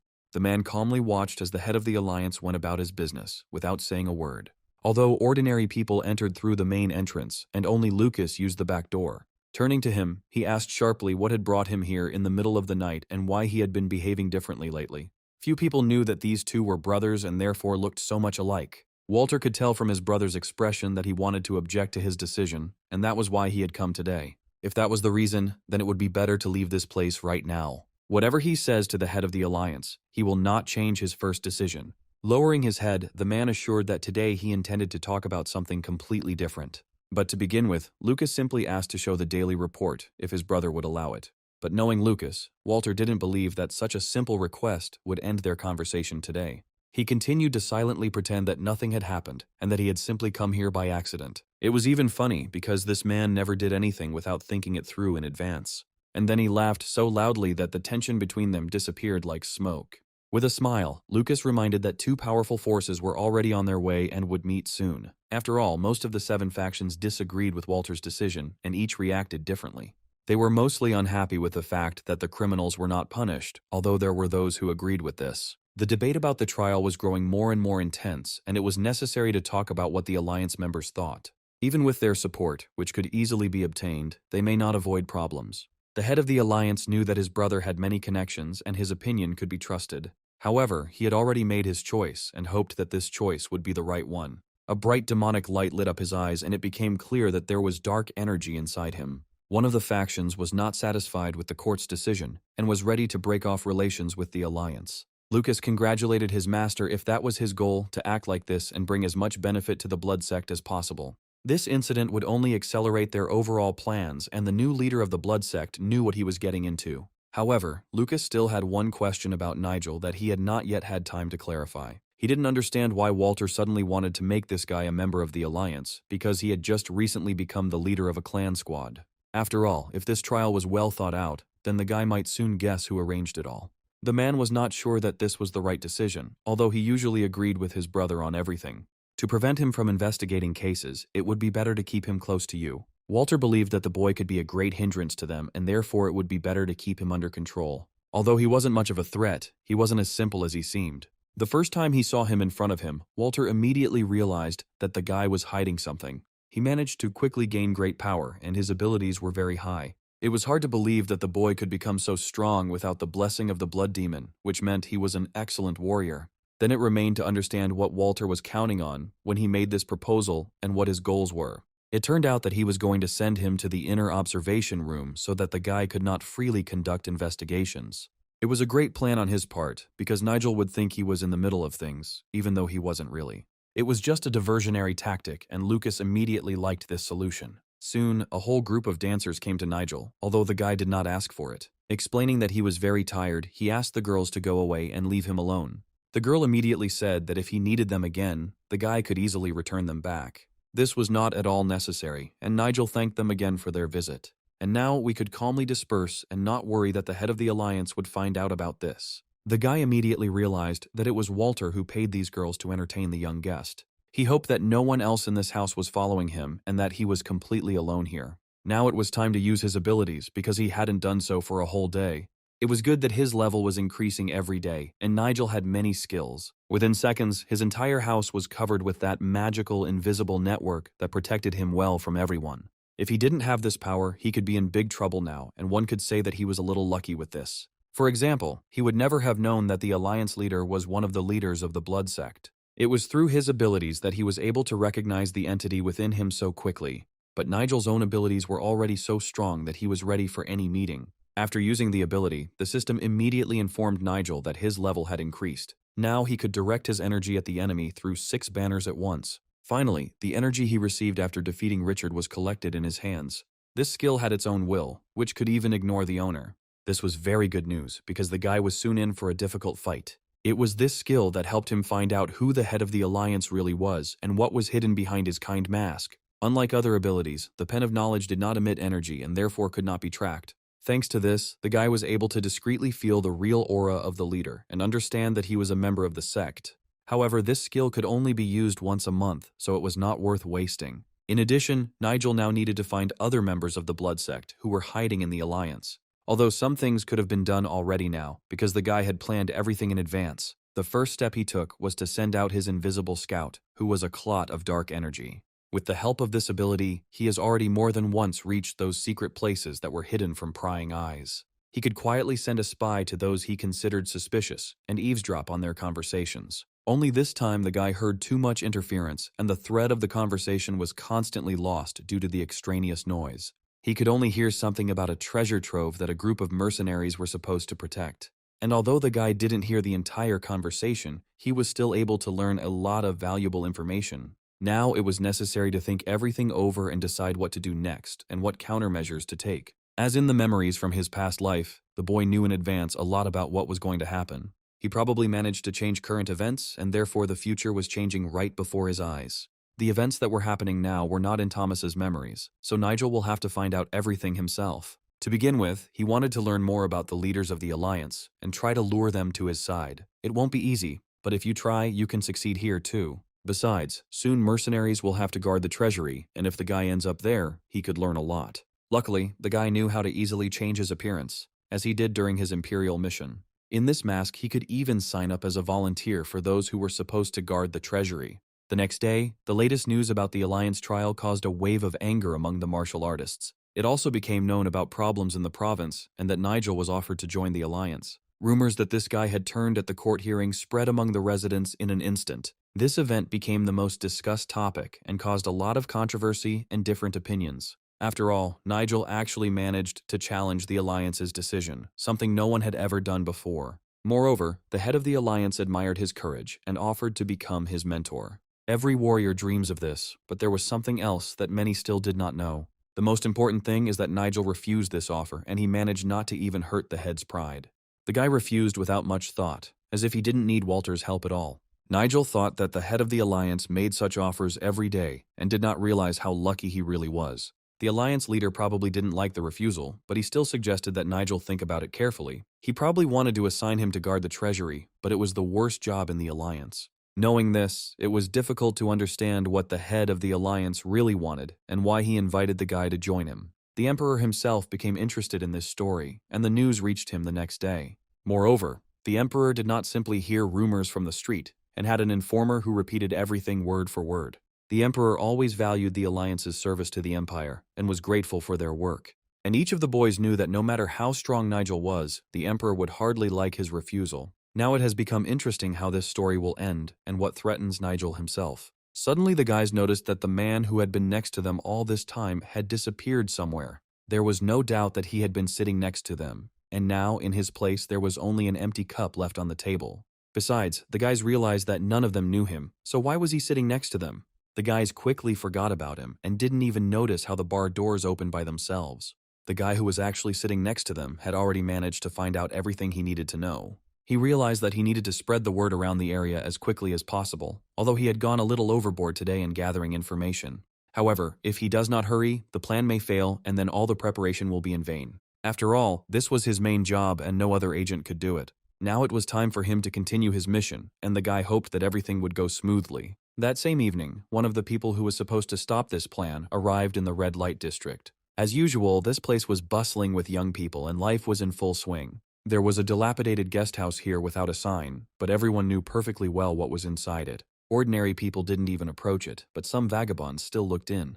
Now the man that each of them knew was, as usual, at his workplace. The head of the tramp was known to each of those guys who respected this man who had done a lot for them. But this time he saw in front of him a man who had come here for a task, whom he saw for the first time. The guy immediately seemed too strange to him, especially because of his mask with horns, which had never been seen in these parts before. Yes, he was indeed strange, although such behavior could be understood from a person carrying out a secret mission. In his hands, the leader held the characteristics of his skills, which did not say a word about his name or origin. It was said that some people came to the head of the vagabonds not for money, but to quickly commit suicide. Well, if this was the guy's goal, the old man didn't stop him and enrolled him in the next squad. He didn't want to interfere in people's affairs once again, and only pointed to the place where there were many tasks on the board. At that moment he heard someone's voice calling out to the strange guy in the mask. The squad leader had been watching this guy for a long time, and he immediately found him interesting. Moreover, this guy wrote in his application that he had a talent for magic, and he really needed people like that. It turned out that it was the commander of a detachment of Red Wolves, who was just recruiting people for his team. And if the guy didn't mind, he could join them right now, especially since there was a good fee for it. They could use such a glorious warrior who uses real magic in battle. But only the leader knew perfectly well how the life of everyone who joined that team would end. For this work, even a few lives will not be enough to return alive after the campaign. However, Nigel, who was hiding behind this mask, immediately replied that it was an excellent offer. Soon he joined the detachment moving along forest paths. In the cart, the volunteers discussed how they would encounter monsters on this expedition. Many of these guys had been on missions many times before and weren't afraid of what lay ahead. But each of them noticed a new member of the group who was very different from all the others. None of the recruits wore such a mask or hid their faces from everyone else. However, one man was not at all afraid of this stranger and asked permission to sit next to him. He apologized for distracting him from his thoughts, but explained that there were no other places left. Nigel immediately suspected that this was a difficult young man and that he was clearly hiding something. Although on the surface he seemed like a very ordinary guy who, like everyone else, asked for a mission. Most likely, he did it just for the money, because this was the only way to easily earn a living. The guy turned out to be so friendly that he immediately called Nigel his brother and offered him some rice. Nigel must have gotten hungry on the road and the guy handed him some food to help him get some food. However, Nigel immediately refused and the guy assured with a smile that the food was not poisoned. Although he was not at all afraid of the poisoned food, realizing that this young man had sat down next to him for a reason. Even if he was good at pretending to be kind, it didn't mean he didn't have selfish goals. It felt like he was stalking Nigel and knew he would end up here. The guy understood that the young man had no chance of guessing his true identity. Soon, a detachment of volunteers arrived at the place where they had to get out of the carts. The journey here was very difficult, but fortunately, everyone arrived safe and sound, and no one was hurt on the way. Now it was possible to go on foot because the carts would not be able to go any further, and therefore, it would be necessary to stretch a little. Right in front of them, the guys saw that very hellish cave about which there were so many rumors. They believed that the squad leader wanted to kill them all since he brought them to such a dangerous place. The commander stated that only the most complete cowards raise panic, while real men always go to the end. After all, risking their lives was their main job, for which they were paid such good money. And if anyone still had doubts, he could come forward and express his dissatisfaction. As usual in such cases, there was not a single person who would seriously dare to argue with him. Soon the whole group was already walking along the dark gorge, and the detachment commander was leading it forward. The boys immediately smelled a terrible smell as soon as they found themselves in the depths of the gorge. Some even vomited from this unbearable stench, which came from somewhere far away and only got stronger with every step. Then they heard some strange sound, as if some creatures were flying under the ceiling of the gorge. The boy loudly asked someone to light a torch so that he could see where the sound was coming from. The guy who first lit the torch and looked up will never forget what he saw. After all, monsters were flying right above their heads, with hellish flames burning in their eyes. And indeed, there were so many mutants on the ceiling that Nigel understood why the mission was considered so dangerous. Besides the mutated bats, he also noticed poisonous spiders heading their way. The commander immediately ordered everyone to draw their swords and prepare for a protracted battle. They had to line up in 2 lines and prepare for attacks that could come from all sides. The monsters were so hungry that they were ready to swallow everyone and drink the blood of each of the soldiers. Never in their lives had the boys met such mutants, and it was clear that many would die here. However, there were also those who immediately entered the battle, instead of standing aside and trembling with fear. Gradually the boys came to their senses, and fought the monsters that were attacking from all sides. At some point it became clear that they were winning and there was a chance to save their lives. Looking at this, Nigel understood that these people were celebrating too early and the most important thing was coming soon. Nigel could activate his destructive ability, but then he would have to show everyone his true identity. Instead, he looked closely at the technique that the fighters demonstrated. It couldn't be said that they had good skills, so they could only fight low-level monsters. It's obvious that if these creatures become even a little stronger, the guys will never be able to defeat them. It was the poisonous spiders that could have become a real obstacle for these guys. The spiders quickly descended from above and headed towards the fighters who were in the front row. They should have been more careful and not let a single spider get into their rear. Otherwise, things would get even worse. They deserved praise for their fighting spirit, but Nigel knew that this mission would not come so easily to them. At this moment, the young man who had first spoken to Nigel looked closely at his new acquaintance. At this time, Nigel just activated the ability to subjugate bats and immediately established control over them. In a sense, these creatures were his fellow tribesmen, so it was easy for him to establish mental contact with them. He mentally conveyed to them information about how to fight correctly and what their main mistake was. The flying monsters immediately heard his messages and changed their battle tactics, confusing the guys below with their new maneuvers. Just a few minutes ago, the fighters easily dealt with the monsters, but in a second, everything changed. The guy suddenly noticed that the monsters had changed their behavior and were no longer attacking as easily as before. Besides, they became much faster, and the guy didn't even notice how the monster was close. However, it was too late to think about it, and such a miscalculation cost the poor fellow his life. The boys couldn't understand what had suddenly happened to their friend, who had fought so bravely all this time. But it was clear that the bats were now attacking differently, and none of them had ever encountered anything like this. The squad commander also noticed that panic was starting to set in among his soldiers, and that was bad news. He shouted loudly that his Red Wolves squad needed only victory and fighters who were used to achieving goals, and if these cowards continue to behave like this, they will never be able to get a reward. Suddenly, 2 of his fighters grabbed the recruits and dragged them deeper into the gorge. But why did they do this? It was difficult to understand where they were running to and why they were taking the recruits with them, but they treated them as if this was their plan in advance. It felt like they were running away and leaving everyone else to be eaten by the monsters. If there are so few of them left here, the guys will not be able to win and will definitely die, becoming a hearty dinner for these creatures.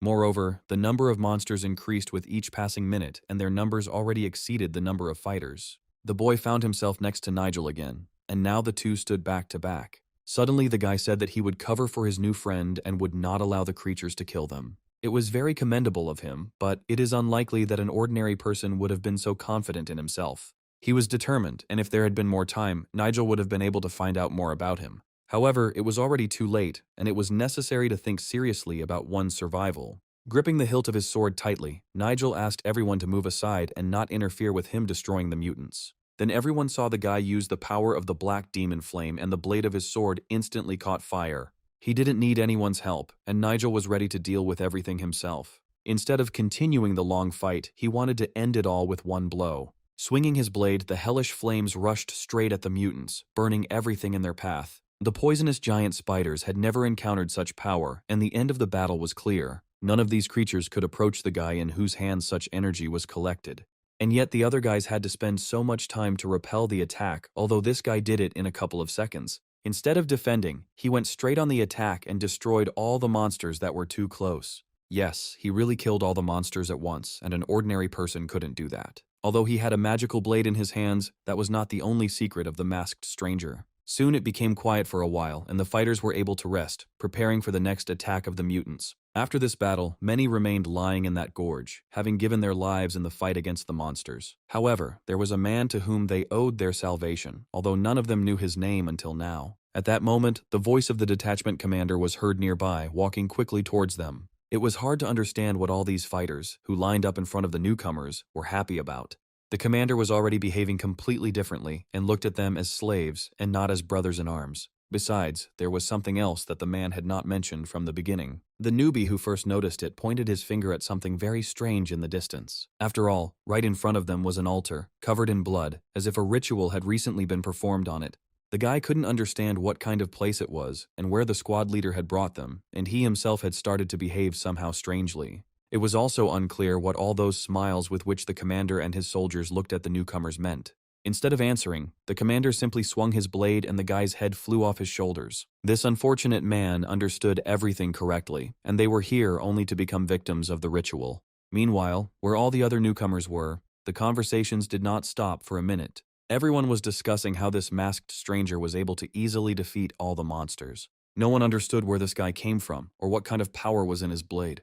However, the main thing was that there were still too many monsters left in this cave. If the boys wanted to survive, they shouldn't have gone deep into the dark gorge. Realizing where this was all heading, the newcomers immediately rushed in the opposite direction, trying to save themselves. But the young man noticed that the guy in the mask remained in place and could not understand why he did not run with everyone else. If he had something in mind, the young man was ready to help him, because he had already managed to understand that Nigel could be trusted. However, the masked guy decided that he could handle it himself, adding that you can't trust someone who hides their face. The young man understood this hint correctly, and Nigel had in mind exactly him. Although he answered with a smile that it was his business and wished him luck, not intending to dissuade him.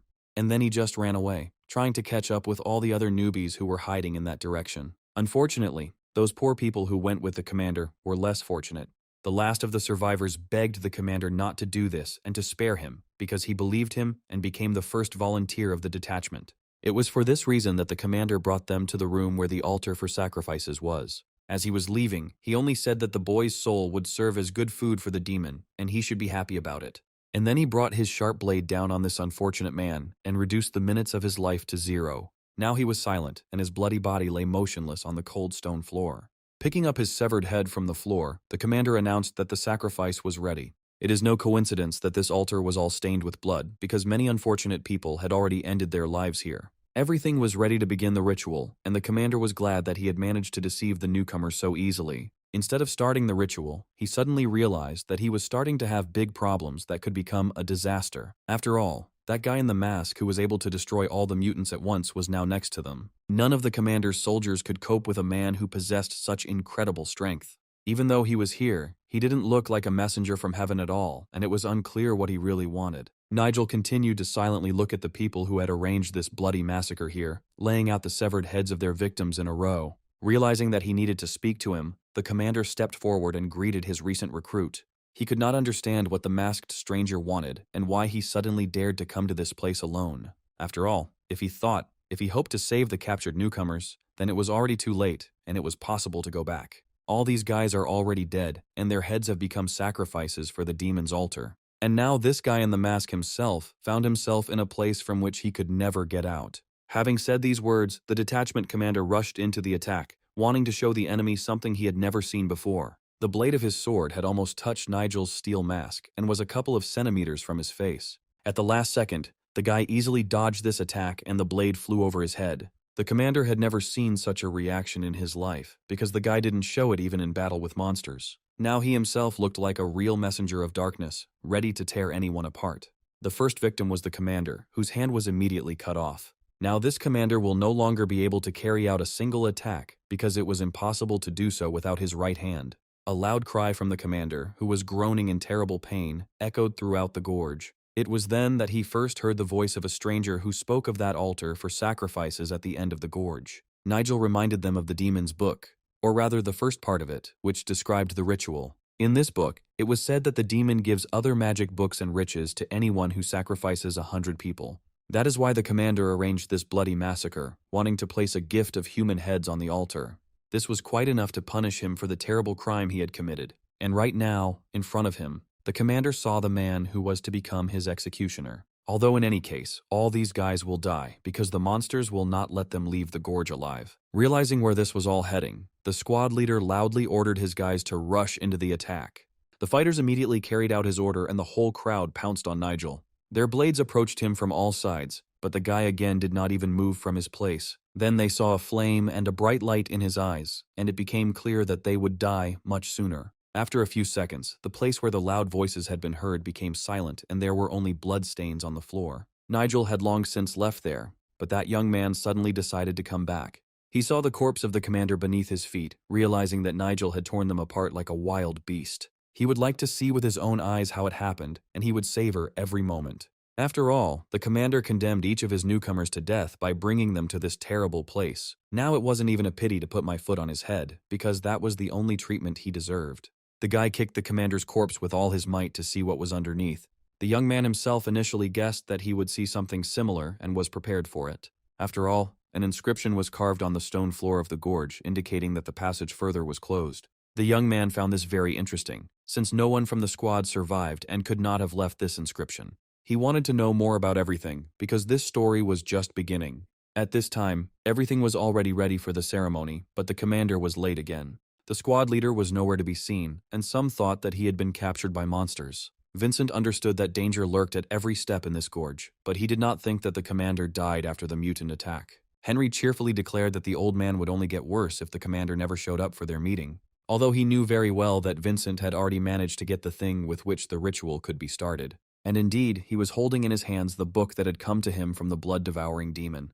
Thanks to this book, he could become an invulnerable warrior, and his desired goal was just a short distance away. He was ready to drench the entire world in blood if necessary, although his main target was only the hypocritical faction leaders. Finally, William suggested reading the book without waiting for the commander, and the old man immediately agreed. There was no point in sharing my wealth with this fool, especially since he might never come here at all. It would have been better to keep everything for themselves, especially since they knew much better how to use this power. Immediately after this, Henry came out to the squad of fighters and thanked them for their excellent work. That is why the head decided to reward everyone in advance, and soon the guys will receive a reward for their efforts. However, none of them knew what reward awaited all these guys who killed many people on the way to this gorge. After all, Henry had no intention of rewarding them with the promised gold, but instead used his ability. After this, the fighters one after another began to fall onto the stone floor of the gorge, and liquid began to flow from the mouth of each one. No one could understand what was happening, but gradually, this infection passed from one to another and caused severe suffocation. At some point, even Vincent stopped understanding what had happened because his young partner couldn't have such strong energy. It became clear that someone else had started the curse and done all the work for them. But the man who slowly approached them very close was not at all a welcome guest at this demonic celebration. Donning a black magic robe, Nigel promised that the same fate awaited each of them. Henry knew perfectly well that this was the guy he was one of the first to invite to his squad. He never expected that this strange guy in a mask would be the one who would ruin all their plans. After all, they tried to summon a demon, but instead, someone appeared who was more terrible than the Lord of Hell itself. Vincent couldn't believe that this boy, who hid his face behind a mask, was seriously going to fight him one-on-one. And if the one who was sitting right now on the altar was that very demon, then this seemed quite interesting to the guy. Nigel had learned a lot from them today, and he was ready to respond in kind. This brat was just making fun of them, so Vincent ordered his men to attack. The boys immediately carried out his order, and a few seconds later found themselves in front of the target.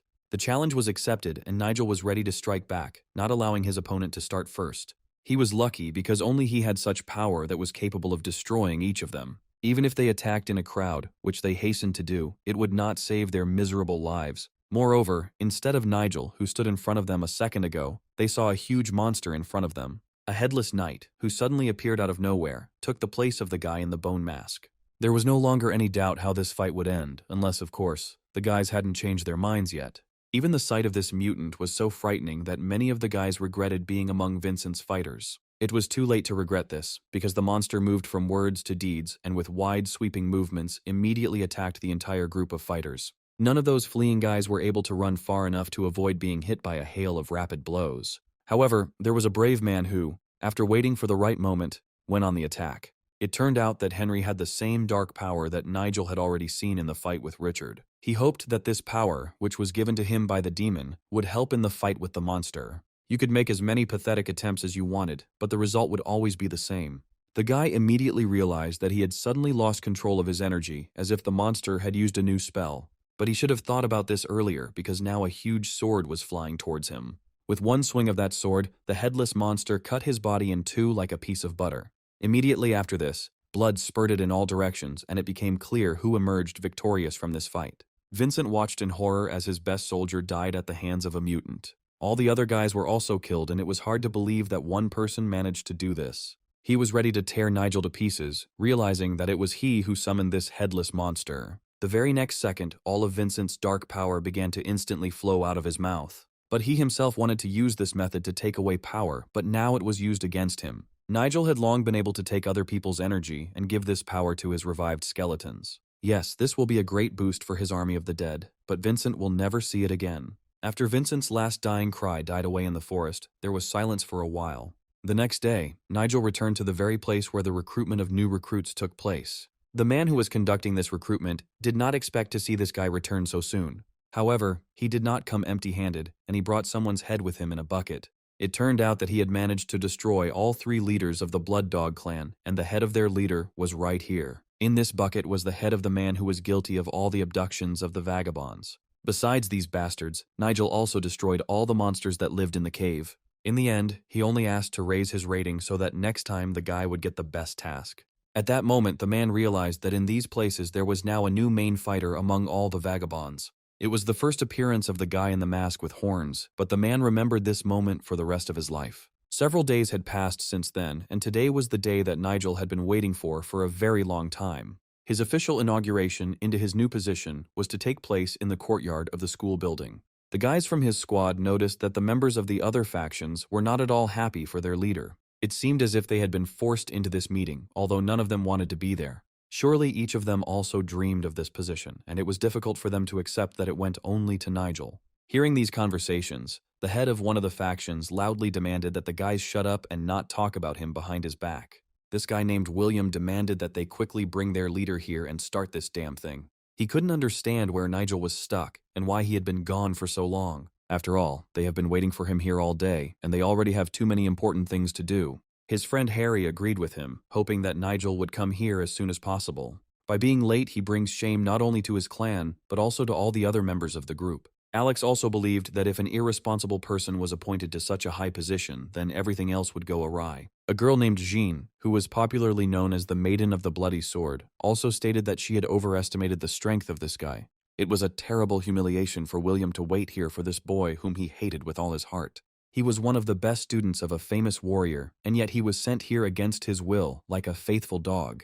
Eventually, the guy's patience snapped, and he ordered his men to get out of there. However, not even an hour had passed since they had arrived here, and it was still too early to leave this meeting. Simon believed that the people who would become clan leaders in the future needed to be more tolerant. Simon seemed to be hinting that William was a bad leader, even though the boys were already at their wits' end. They really did behave like little children, and at their age they should have learned to accept defeat.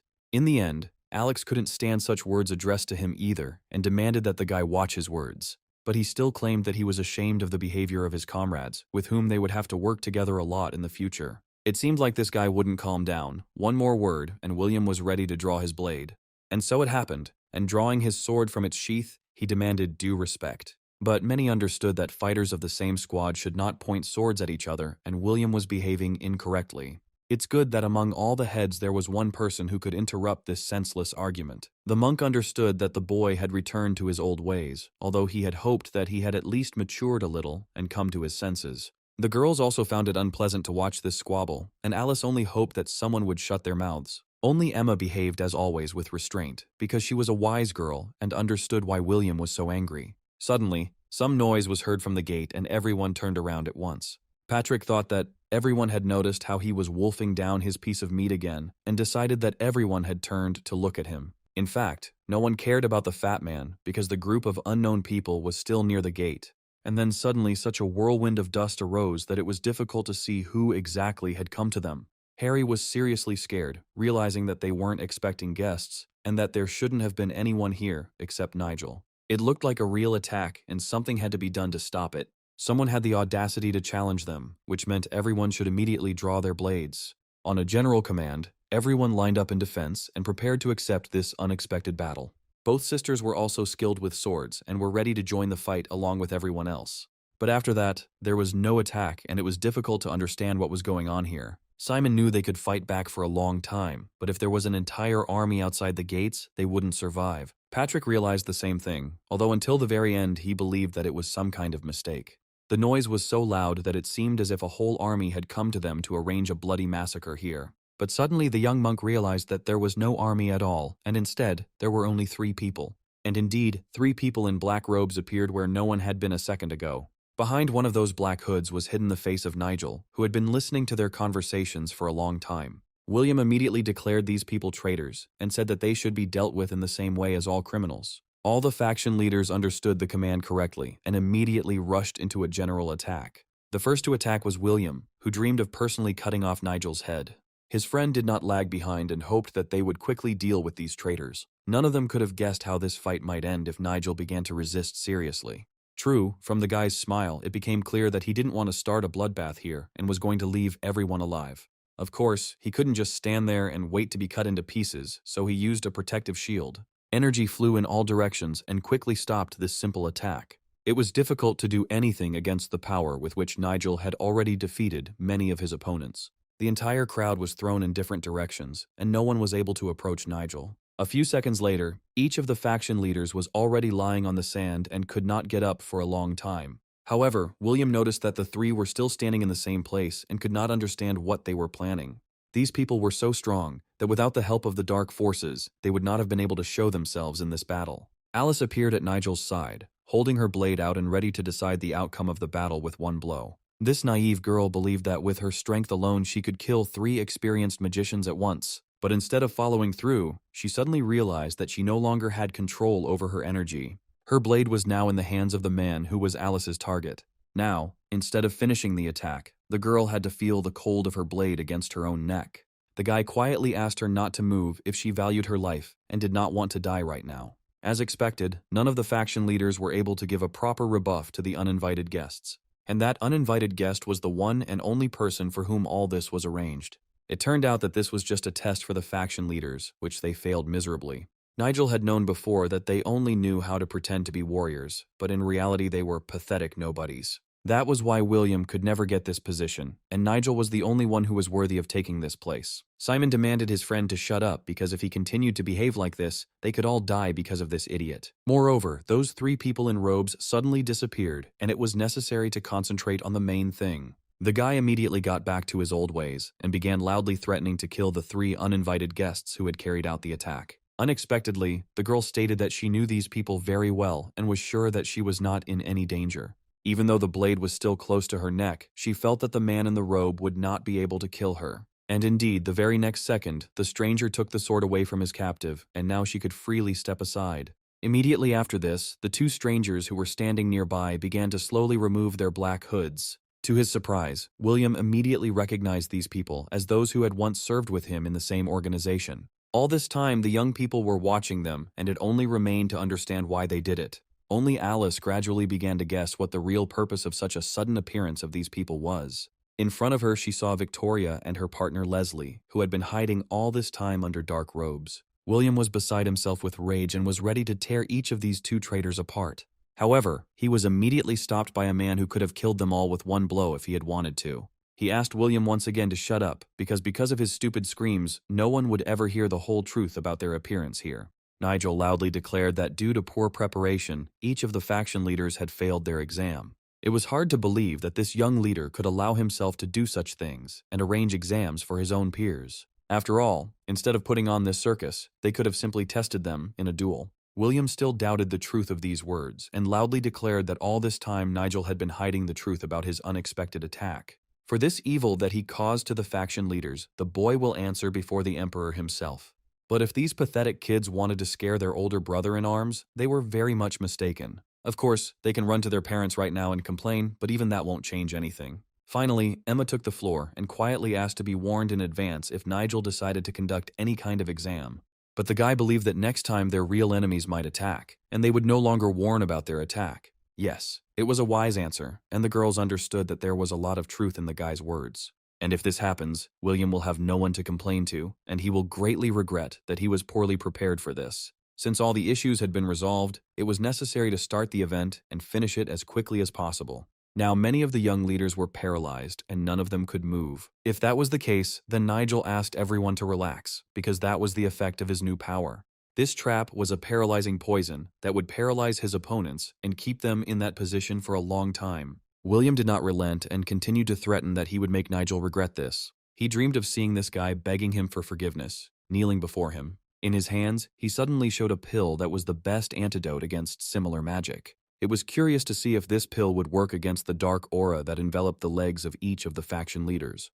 William was sure that no magical power could resist the antidote, which was his clan's signature invention. Immediately after that, he expected to see Nigel kneeling before him and begging for forgiveness. The boy then threw the pill into his mouth, hoping that it would help him get rid of his young rival's magic. But after standing in the same place for a few minutes, he realized that the pill was not working very well. Or rather, it didn't work at all, because Nigel's magic still affected each of the faction leaders. The medicine that had worked in all other cases now resembled an ordinary candy, and his legs were still under the power of that man who had no intention of renouncing his magic. William suddenly said that it was impossible, but that was exactly what was happening right now. The only way the medicine might not work would be if the guy was using real demonic power. There was no point in watching this circus, and one could simply relax and give up these pathetic attempts. And then, Nigel threw a whole scattering of tablets with real medicine at their feet, which could really save them from the attacks. The problem was that you still had to reach these tablets, and it was very difficult to do this with your legs tied up.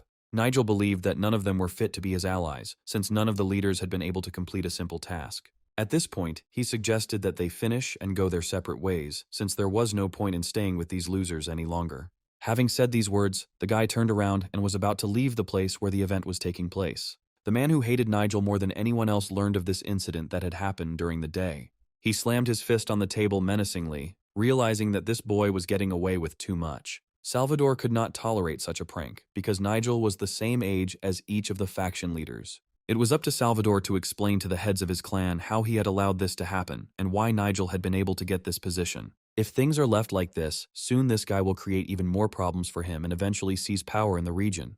But he could not allow this to happen, and was ready to do anything to prevent it from happening. His angry cries continued to echo throughout the settlement for a long time, because Salvador understood that this would mean the end of his career. Soon, Nigel gathered two of his assistants in his office to discuss today's failed event. Leslie hadn't felt the way he did this afternoon for a long time, and he couldn't tell when Nigel was joking and when he was serious. It was funny to watch him solve his problems and set rules among the other faction leaders. If Leslie had heard this story, he would never have believed that it actually happened.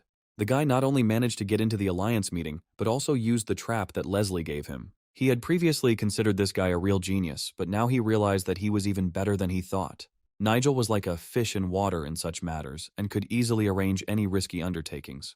Victoria couldn't even imagine that Leslie would learn this technique without a teacher. After all, the poison used against the faction leaders was one that could not be removed even by the special medicine of the William clan. However, now the girl knew that there was another poison, and it could be useful to her in her service. But seriously, the families of these two young men were against Nigel leading a detachment of clans of the region. Victoria believed that this was not the case at all, and Leslie admitted that he had last spoken to his family a long time ago. He only told his family members at the end that he would help the Lord, and they could not answer him. Victoria heard her partner call Nigel his master for the first time, and it made her think. No one had used that title for a long time, and it was strange to hear it from Leslie. This can only mean that the guy will follow his leader anywhere, even if he is threatened with death. Well, they had to prepare well, but the guy said that none of them would regret it. But even if the path is difficult, Leslie will be ready to protect his leader, as he always did. Victoria would also be happy to serve this young man if she were not the heiress of her clan. The guy immediately noticed that she was lost in thought and realized that she had been holding something back all this time. She had long since realized what Nigel was truly capable of, but something prevented the girl from making a decision. True, Leslie was still cheerful, as if not noticing that his partner was lost in thought. At that moment, Nigel remembered the young man who had been the most dissatisfied with today's test. It was William himself, and judging by his appearance, he doesn't even know the true nature of the Alliance leader. You can't take your eyes off him, because due to his hatred, he may even make a deal with the dark forces to take revenge on Nigel. The young man had no strong character at all, and if his patience ran out, he would do a lot of stupid things. It seems that he had long wanted to become the head of the squad and was ready to kill anyone who could interfere with him. It's good that on that day, there was a person who immediately understood what this meant. The leader of one of the clans attacked the young man in response to prevent an open quarrel between him and Nigel. After such an unexpected attack, he could not get back on his feet for a long time, because he was not at all prepared for it. Of course, Nigel could have easily parried William's blow, but this fight could have ended in an unnecessary death.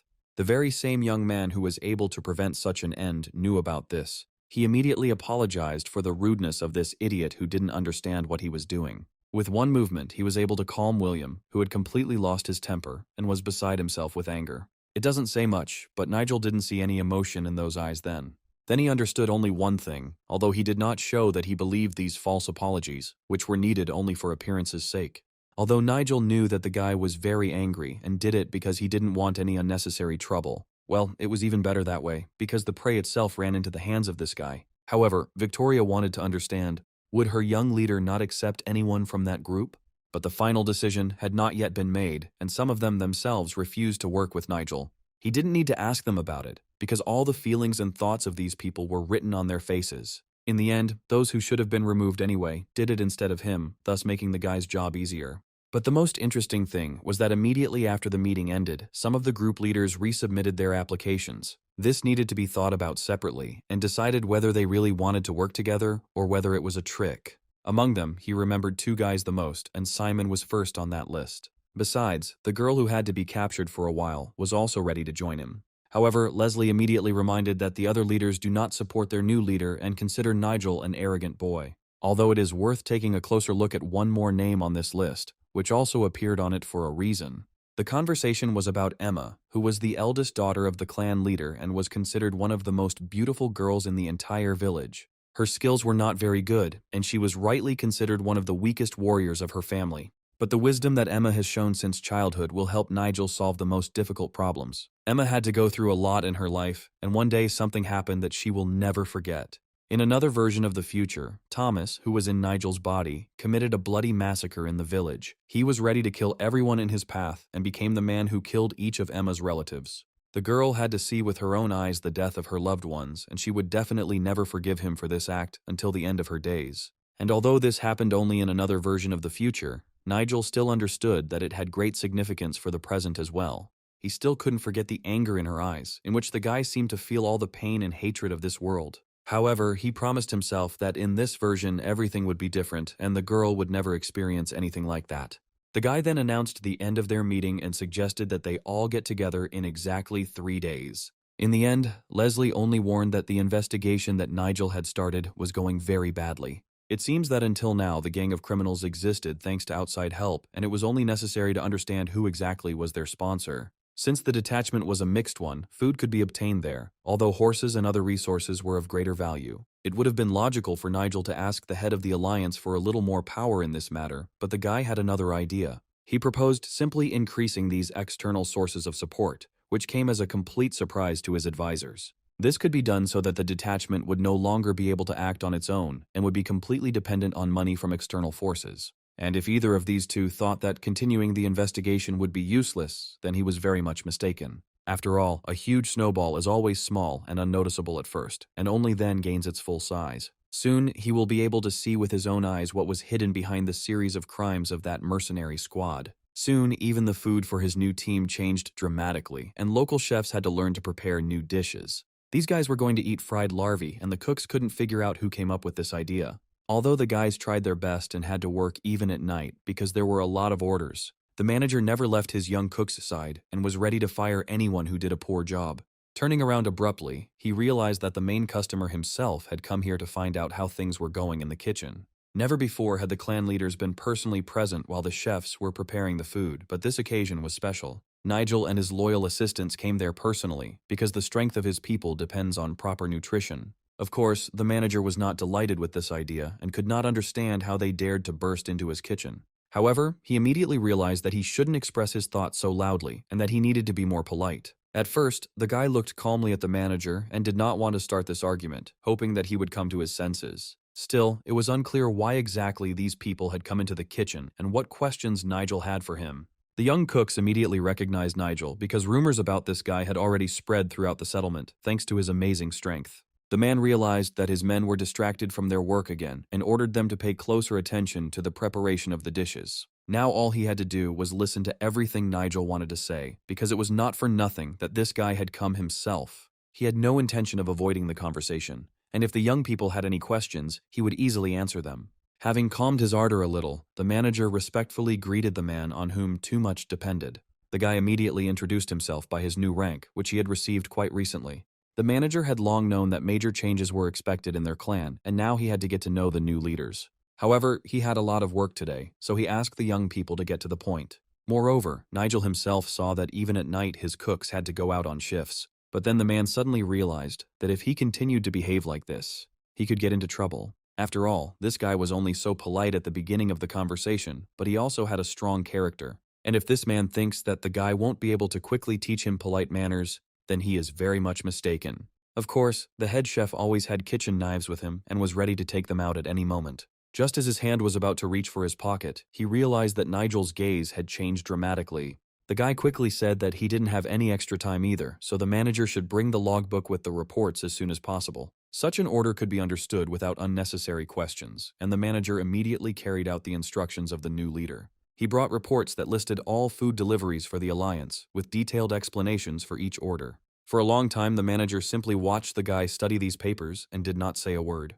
Nigel immediately noticed that the squad leaders fed their warriors different foods and even ordered home delivery for them. The manager was proud of his work because he supplied the highest quality products. All these recipes were invented by the best doctors because the dishes were not only tasty, but also healthy for the soldiers. But Nigel suddenly said that the cooks hardly understood all the intricacies of their work because they did not understand anything about military affairs. Not yet understanding what he was hinting at, the man assured that each of his chefs goes through a strict selection process. And if a person with a grudge against one of the clan leaders gets a job here, even then he won't be able to mix poison into the food. And if that was what Nigel was hinting at, the manager knew it was simply impossible. The guy thanked the manager for the detailed explanations and said that now he had no questions left.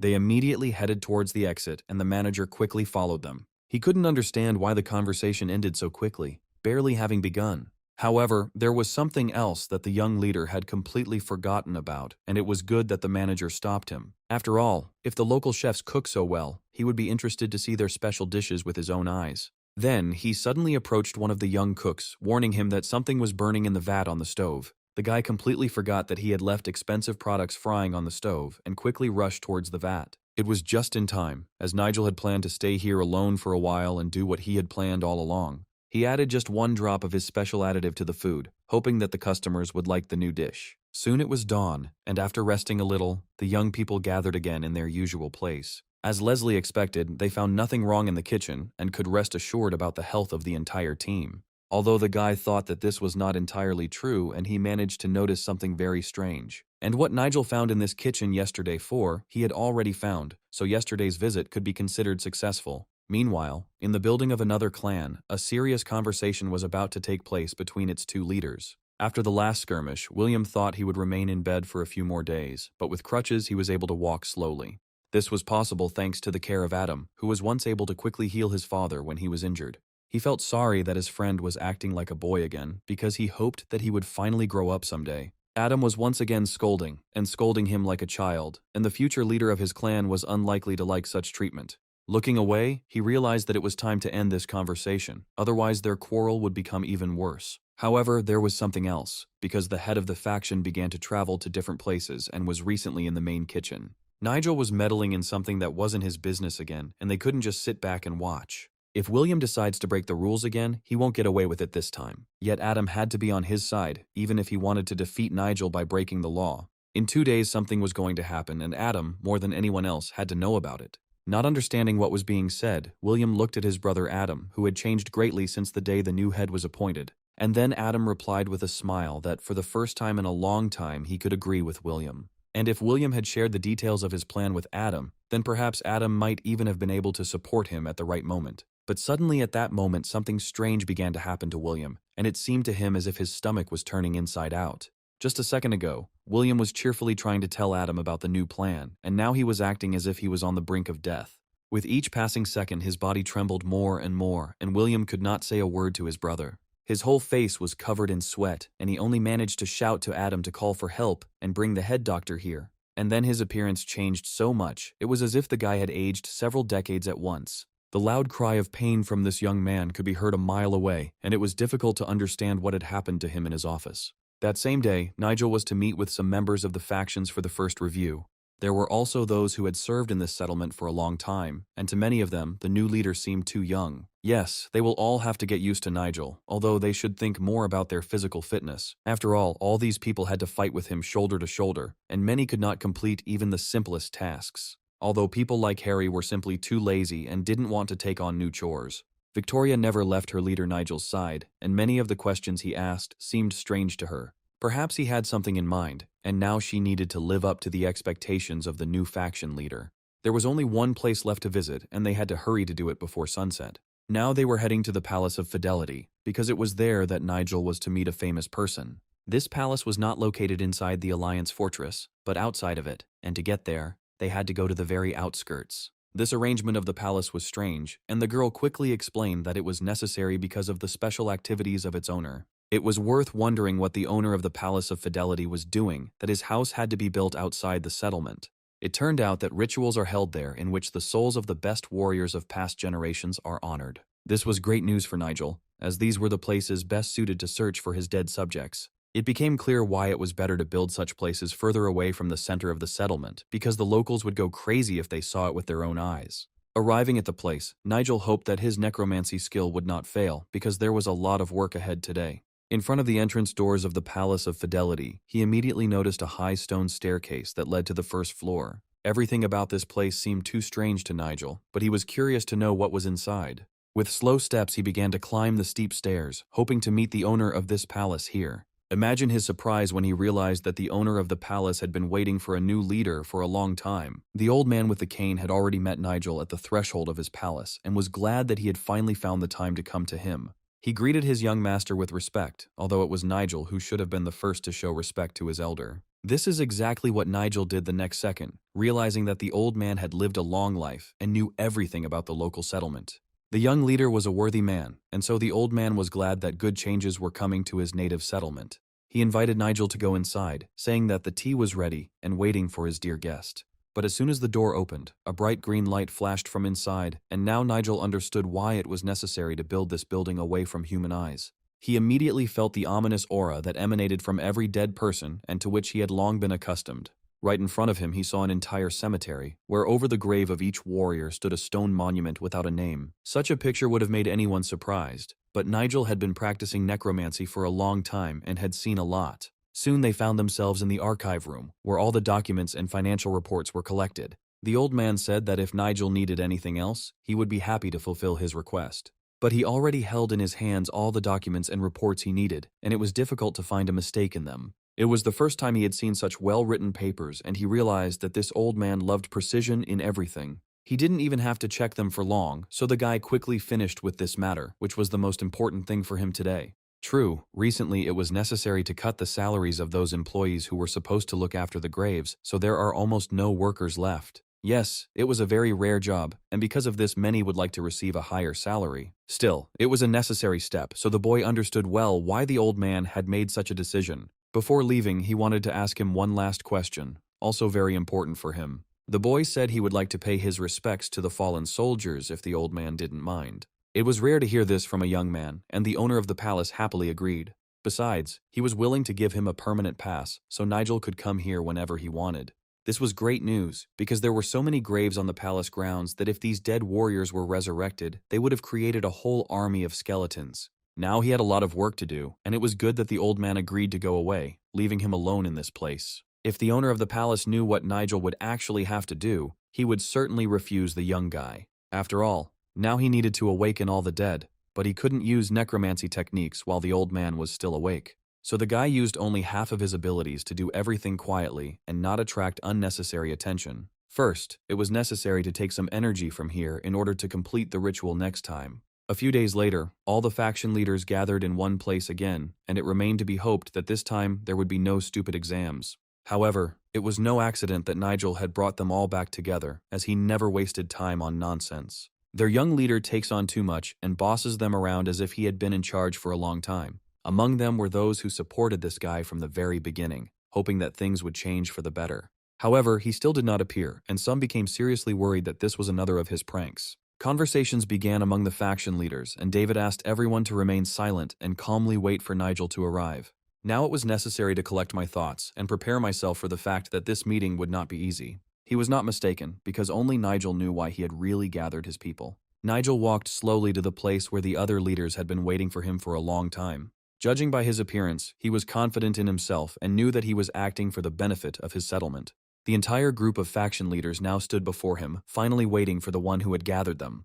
But they immediately noticed that Nigel was not prepared for simple conversations, and his aura was striking. In just a few days, he developed his abilities so much that energy burst out of his body on its own. He radiated an even more menacing aura than the one he had a few days ago when they first met. And if they ever want to have that same power, they will have to obey their leader in everything. It was hard to tell from the guy's expression what he was up to this time, but many of them definitely wouldn't like it. He immediately stated that he saw before him only half-baked warriors who only pretended to possess real strength. Nigel had no intention of taking weaklings into his squad, because the Alliance should only have worthy leaders. And so after much thought, he found an excellent solution to this problem. The guy threw one wooden sign in their direction, one for each faction leader. From that moment on, each of them was only half a member of the squad, and would remain so until they proved their worth. You could say he was going to take them apart and put them back together again, writing new offensive names on the tablets for each one. Now they should forget their usual names and call themselves by the nicknames that Nigel himself gave them. Many people didn't like what Nigel wanted to call them now, because they weren't little children to be mocked like that. But, looking at the farce they were trying to create, the guy immediately stopped it, asking them to shut up. He reiterated that from now on, he would only call them by their new names and had no intention of repeating it for those who had not heard. By giving them all nicknames instead of names, Nigel wanted each one to prove his right to the big name he had borne since childhood. After all, their parents named these weaklings after the ancient gods, although none of them were worthy of bearing such a name. The guy hoped that soon these timid sheep in front of him would finally become leaders worthy of bearing the proud name of their faction. Even Emma, the Ice Woman, as Nigel now began to call her, had to accept this and not resent him. That's the end of the introduction to today's meeting, and now they will have to prove their strength before they can get their real names back. Of course, there were still some disgruntled voices in the hall, but Nigel knew well that they would soon die down. There was no time, so it was necessary to start training while it was still light outside. Less than an hour later, everything was ready for training, and they went out to the main training ground. Instead of the expensive dishes they were accustomed to, there were pots on the table that smelled terrible. And then they realized that there would be no breakfast at all, because it was the smell of burning incense from gilded censers. This whole smell spread throughout the entire area, and the young people immediately noticed how something began to happen to their bodies. Looking at his hands, Simon immediately realized that it was a caustic poison that immediately affected the skin. It was hard to believe, but this poison completely penetrated the skin of every group leader who was there. But the monk immediately became rude, loudly demanding to explain what this whole circus meant. In response, the guy calmly stated that in 2 hours the caustic poison would disappear, and that yesterday it had been prepared especially for them from snake venom. Each of them was too keen on improving their fighting abilities, and it was for this reason that Nigel decided to disperse this special poison into the air. These people's training began today, and it was important to know that there would be no breaks. But this schedule immediately seemed stupid to Emma, and the method of learning was not suitable for her. The girl believed that Nigel could not decide how to train them because everything had a limit. In response to her words, Nigel suddenly threw the iron shackles that each of them was supposed to wear on their wrists onto the training ground. It was hard to understand why he was planning this, but it was worth starting to get used to this guy's antics. It turned out that not only did they have to wear shackles on their wrists, but also on their ankles, which restricted their movements. And although the guys were very angry at such a prank, it is unlikely that any of them would have dared to say a word. Immediately after this, the whole group went to where these iron rings intended for them lay. David had no doubt that he could cope with any difficulty, even if his hands were bound with rings. He wanted to show what he was really worth if this new leader really decided to drag his face through the mud. This attitude always pleased Nigel, and with a smile on his face, he suggested that they start training. However, after 10 minutes, many of them could not move because this task was very difficult for everyone. The iron rings they now had to wear on their wrists and ankles made their training today noticeably more difficult. And even David, who shouted louder than anyone that he could do it, understood that his strength was almost running out. Moreover, these rings were much heavier than he thought, as if they were made of some unknown metal. And the guy continued to stand in the same place and asked them to finally get up and continue training. He found it strange that their fighting spirit disappeared immediately after they put on those iron rings. They had to continue as soon as possible because there were still many tasks ahead. But Alice didn't understand how this could help them learn the martial arts that the guy promised to teach them. She had already lost her patience and, like a little girl, began to ask to cancel this task. These people were just kids, and they still had to prove their right to be real leaders. And if now Alice thought that this guy was just laughing at them, then in the future, she would have to find out something completely different. What they saw the next second made them finally change their minds and listen to their new leader. All this time, Nigel had 3 of these iron rings on his wrists at once, and instead of complaining, he patiently carried out this task. The boy couldn't understand who taught them to give up before even starting to complete tasks, and to behave like children who were punished by their parents. From the very beginning, the guy wanted to be gentle with them, but he understood that he needed to behave completely differently with these people. And now each of them deserved a little punishment, so that no one else would have the desire to argue with the leader. A light blow to the back of the head would have been a great way to bring them to their senses, although none of them were prepared for such punishment. It was hard to believe that the guy was actually going to hit those people who were his peers and had the same rank. However, one of them had to be the first to endure this punishment. At the beginning of the training, David was the loudest one shouting that he could withstand anything, and now it was time to prove it. Seeing those rings on his leader's hands, the guy was no longer as brave as he had been at the beginning of the training. As the strongest of them all, it was he who ended up face down on the floor after Nigel grabbed his head. At that moment, everyone realized with horror that he was not joking when he said that punishment awaited them. It was a very tough test of endurance, and none of the young people were prepared for it. Of course, David didn't make a scene, but it was clear from the guy's look that this was the first time something like this had happened to him. These people didn't seem to understand him, so Nigel asked them one last time to gather together and carry out their tasks. The entire squad had to go through the same thing that David experienced. And then, turning to them, the guy declared that each of his new students would receive 1 blow to the head. After this, the group of students began to behave completely differently, and without further ado, they went on to the next task. Now, they had to carry a huge log on their shoulders, and it became clear that the tasks would become more difficult. The task turned out to be even more difficult than the last one, because the iron rings were still on the wrist of each of them. The worst part was that we had to climb up a steep mountain and not stop until Nigel gave the command. It was simply unbearable, and David already regretted what he said at the very beginning of these training sessions. Just yesterday, each of them thought that the training would be just a simple warm-up on the training ground and did not expect anything like this. Behind them, Nigel urged his group on, saying that the summit was still a long way off and sunset was just around the corner. It's hard to work as a team when everyone is from different squads, so we had to pull together and help each other. If even one person in the group gives up or falls, he will expose all his comrades. In addition to this training, he promised many more fun and useful activities that young people will now have to do every day. Several weeks later, training was still going on, and with the onset of night, it was possible to rest at least for a short time. Ever since they started their first training session, there hadn't been a moment when Nigel had allowed them to just rest. They went so far into the mountains that the roofs of the houses of their native settlement were no longer visible. Yes, these few weeks seemed very difficult to many, and it was a miracle that they survived at all. And these iron rings on their wrists were still on their hands, and many had long since gotten used to them. What was interesting was that at first they seemed heavy, but after wearing the rings every day, their weight seemed to become lighter. Although they still felt heavy, the rings were now less of a hindrance to their tasks and had become familiar. Gradually, David began to understand why Nigel had arranged this test and why he had ordered them to wear iron rings at the very beginning. This guy was treating them so cruelly, as if he wanted to kill them, although each of them understood that Nigel had another goal. The monk immediately said with a smile that their new leader had some kind of plan and they would soon find out about it themselves. Now they only had to obediently listen to him and not argue with their leader, who knew the results of the training in advance. However, they had been sitting for a long time, and it would be possible to start getting up and proceeding to the next task. Their mission was to find a village in these dark mountains, which for some reason the new leader urgently needed. It was difficult to understand what he wanted to find there, but it was this group that needed to find a trail that would lead them to the village. As usual, the monk asked everyone not to worry, assuring them that they only needed to focus on their goal. In fact, some people were already starting to get a little annoyed by this wisdom of the young monk, which was actually complete nonsense. And he continued to cheerfully say that in an hour, he himself would be able to find the place where the leader had sent them. But an hour later, he suddenly found himself in the same place, realizing that he had been leading the whole group in circles in vain. The boys were already very tired, and because of this monk, they had to walk in circles for an hour in vain. This is probably why this bald braggart lost all his hair, and the monk once again received a portion of angry shouts. He had already asked many times not to call him bald, and turning around sharply, said that next time, he would not hold back. However, right during the next quarrel that the guys had, a man who had been watching this scene for a long time appeared next to them.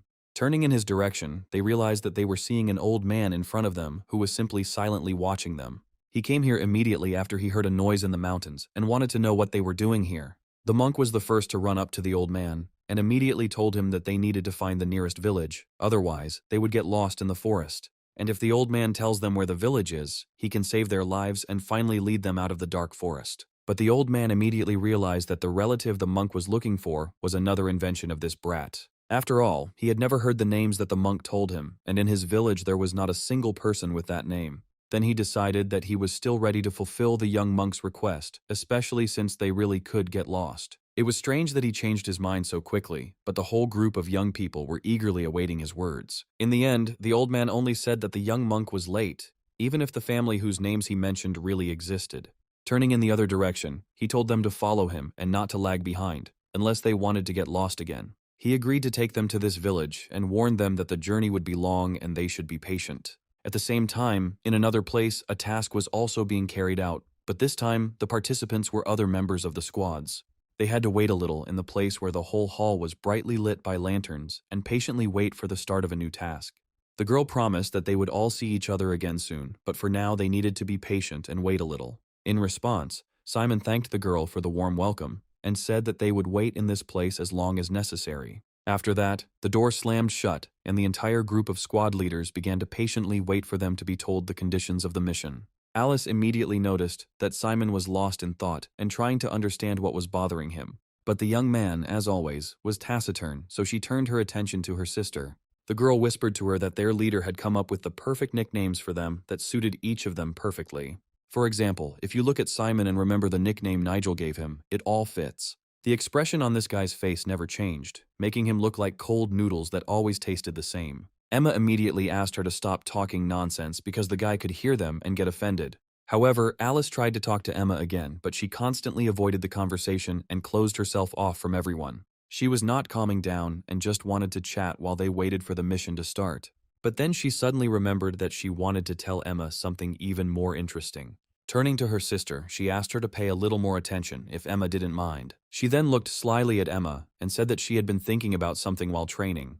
It seemed to her that their leader Nigel was not as strict with Emma as he was with everyone else during these tough training sessions. Come to think of it, Alice could only think of one explanation for why Nigel was so kind to her older sister. Suddenly she said directly that the new leader had fallen in love with Emma because otherwise it was impossible to explain his attitude towards her. In response, Emma protested so loudly against this stupid idea that everyone immediately turned in their direction. Emma believed that this simply couldn't be true, and that all her sister's words were just another one of her inventions. Yet when Nigel made everyone stand on their heads without using their hands, only Emma didn't have to do the task. Each of the boys knew they would have to do the same, but Emma stayed away. So Alice said again with the same cheerful laugh that the new leader gives Emma much more attention and care. Even at the last training session, where everyone had to carry a huge log on their shoulders, Nigel did something that the cunning Alice still couldn't forget. He suddenly approached Emma and said to her words that he had never said to anyone, although many deserved praise. It was her sister that he supported, and said that she was doing the best job, although he constantly scolded the other team members. Nigel told Emma that day not to give up and to find the strength to complete the task. No matter how you look at it, Nigel still likes Emma, because she was such a beauty that it was easy to fall in love with. There was no point in hiding it, but Emma asked her sister not to tell anyone else about it, so that rumors would not spread throughout the settlement. She herself had long noticed that the leader treated her completely differently, but every time she tried to drive this thought away. Alice was wrong about one thing, because the guy's gaze didn't show the care and tenderness that her younger sister had been talking about all this time. Rather, there was some kind of regret towards Emma visible in him, as if the guy knew something from her past. However, it was still strange why the new leader looked at her like that, since they had never met in the past. Finally, their wait was over, and the same girl came out to meet the group of faction leaders with a new message. She thanked them for their long wait and invited them to enter the room where the healer had been waiting for them for a long time. He had just recently finished treating his patient, and the latter remained in the doctor's office for some time. The patient was glad that he felt much better, and thanked the healer, who really had great talent. In response, the healer said that he was simply doing his job and with a smile, wished the patient a speedy recovery. He then turned to the front door and asked the next visitors to come closer. The man saw the young people he noticed in front of him for the first time in his life. These people came to him in a large group, although he usually saw his patients one by one. It was a little strange to see the young faction leaders here, since each of them had their own family doctor. So he asked them to tell him honestly why they had come today and what their real purpose was. He also asked them not to be tricky with him because he would still find out the truth and hoped that it would coincide with their answer. Moreover, it was strange that they came to him at a time when usually each of the faction leaders was in his own estate. The young people sat down on the floor in front of him, and Simon, who spoke for everyone, apologized for their unexpected arrival. He promised to only take up a little of the healer's time and asked him to simply listen to them while they were there. The man immediately interrupted him, realizing that the young man always started a conversation like this when he wanted to draw the healer into some kind of story. This time everything was different, because these people did not come to the healer's house empty-handed. Simon brought with him a letter from the new leader of their faction, which needed to be delivered to the healer. They recently got a new leader, and for some reason this news hasn't reached the estate yet. Just in case, he asked again whether they were talking about the same young man named Nigel who was able to defeat Richard in a fair fight. Yes, it was about him, and this letter, lying on the floor right in front of the healer, was written in his hand. Taking the package with the letter, the guy still did not understand what Nigel needed this time and why he sent his people here. He immediately unfolded the package and carefully read the letter, which was more important to him than all other matters. What he read there surprised even this man, who was ready for anything and had seen a lot in life. The young people could not understand such a reaction, and for some time simply looked at the healer in silence. And he read the letter to the end and loudly ordered the servants to prepare the horses, because he was ready to go to the territory of the Alliance. Fortunately, it was not a long drive, and in less than an hour he already saw the main building of the Alliance in front of him. At this time, there was already complete chaos inside, because everyone was up in arms over those latest changes. Everyone was discussing whether the new leader of the clan squad was doing the right thing by interfering in the usual affairs. After all, for many years, different departments of the faction had been establishing joint work, not so that the new leader could break everything with his orders. It was said that even the head chef was affected by the changes, as Nigel wanted to change the order of preparation and serving of food to his fighters. As a result, the manager became one of the strongest opponents of the new changes and today wanted to express his dissatisfaction. It was a convenient opportunity because everyone would hear his words and there would be those who would support him. There was no time for long introductions, and the manager immediately began to complain that he was being torn away from important matters. His deputy, Jack, asked his boss to calm down, explaining that it was the new leader's wish. Moreover, Nigel was not alone now, and there were people standing behind him, ready to support him at any moment. He once again demanded that the manager stop these stupid arguments, because now everyone would find out why he called them. He also asked them not to jump to conclusions, as they would soon learn something new. At this point, other dissatisfied voices were heard because it wasn't only the manager who didn't like being distracted. Salvador was also beside himself with anger, thinking that this brat imagined himself to be in charge. If he thought that Salvador would listen to him and carry out all his orders, he was very much mistaken. But the guy remained calm and said that Salvador always talks too much.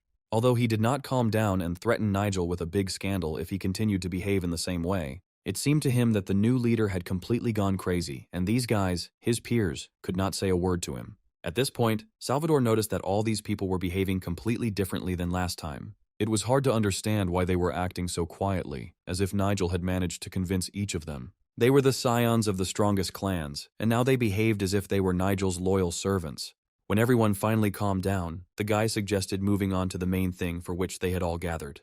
He wanted to start a very important investigation as soon as possible, which could not be delayed. The leaders were prepared for anything, but they didn't expect that instead of new changes, the guy would suddenly decide to conduct an investigation here. This nonsense could anger anyone, because the boy completely forgot that among the faction leaders, there were people much older than him. And Salvador was one of them, so he didn't want to stay here for a minute if this circus continued. The children of the ruling clans remained calm, as if they had already received instructions from their new leader. So Salvador had to think about whether he would anger the leaders of all the clans if he refused to help with the investigation right now. Nigel needed to be told quickly what all this meant and why even such important people had to be distracted from their work. Once again, the guy had to listen to all of Salvador's titles, which he listed from beginning to end each time. In response, the guy only said that he knew perfectly well all the titles that this man had. However, he had to get used to the fact that Nigel was now the leader of the provincial clan squad. When a young brat shoves his title right in your face, it will make any grown-up boss nervous. He wanted to say a lot of nasty things to this guy, but the Emperor's support still stopped Salvador. Although, if you think about it, it was even better this way, because if the guy disgraces himself, everything can change. After all, Salvador will be able to prove to everyone that the guy was just an impudent boy from the very beginning. And then he will be immediately removed from the post of leader, and this young idiot will get what he deserves. So he was willing to let him embarrass himself even though Nigel had other plans. He began his internal investigation with the manager, asking if he added the elixir to the food. He immediately replied that yes, his cooks really do add a small drop of the elixir to improve the taste of the food. This elixir is diluted and added to food also to increase the level of internal energy. Nigel asked who was responsible for the right amount of this elixir and who monitored how much was added. The manager did not immediately understand the question and asked again whether Nigel wanted to know the name of the person who had entrusted him with this task. Salvador was secretly glad that this young idiot had gathered them all for some trivial matter and would end the meeting by making all these people angry. And the manager continued to say that all elixirs undergo strict testing by the commission. This happens at every stage of preparation, and special people monitor the health of the alliance members after taking this elixir. In other words, if the elixir were poisoned, the cooks who prepare the food would die first. The guy asked again whether only cooks could add it to food, or if there was someone else who could do it. Without understanding what Nigel was getting at, the manager still guessed that he was going to take this elixir for his investigation. But in their last conversation, the manager himself said that different dishes are delivered to different alliances. And if that's the case and each alliance department gets its own order, then it's time to turn to Leslie, who also had something with him. The guy was holding a large notebook in his hands, which contained records of all the latest orders with the names of those who prepared the food.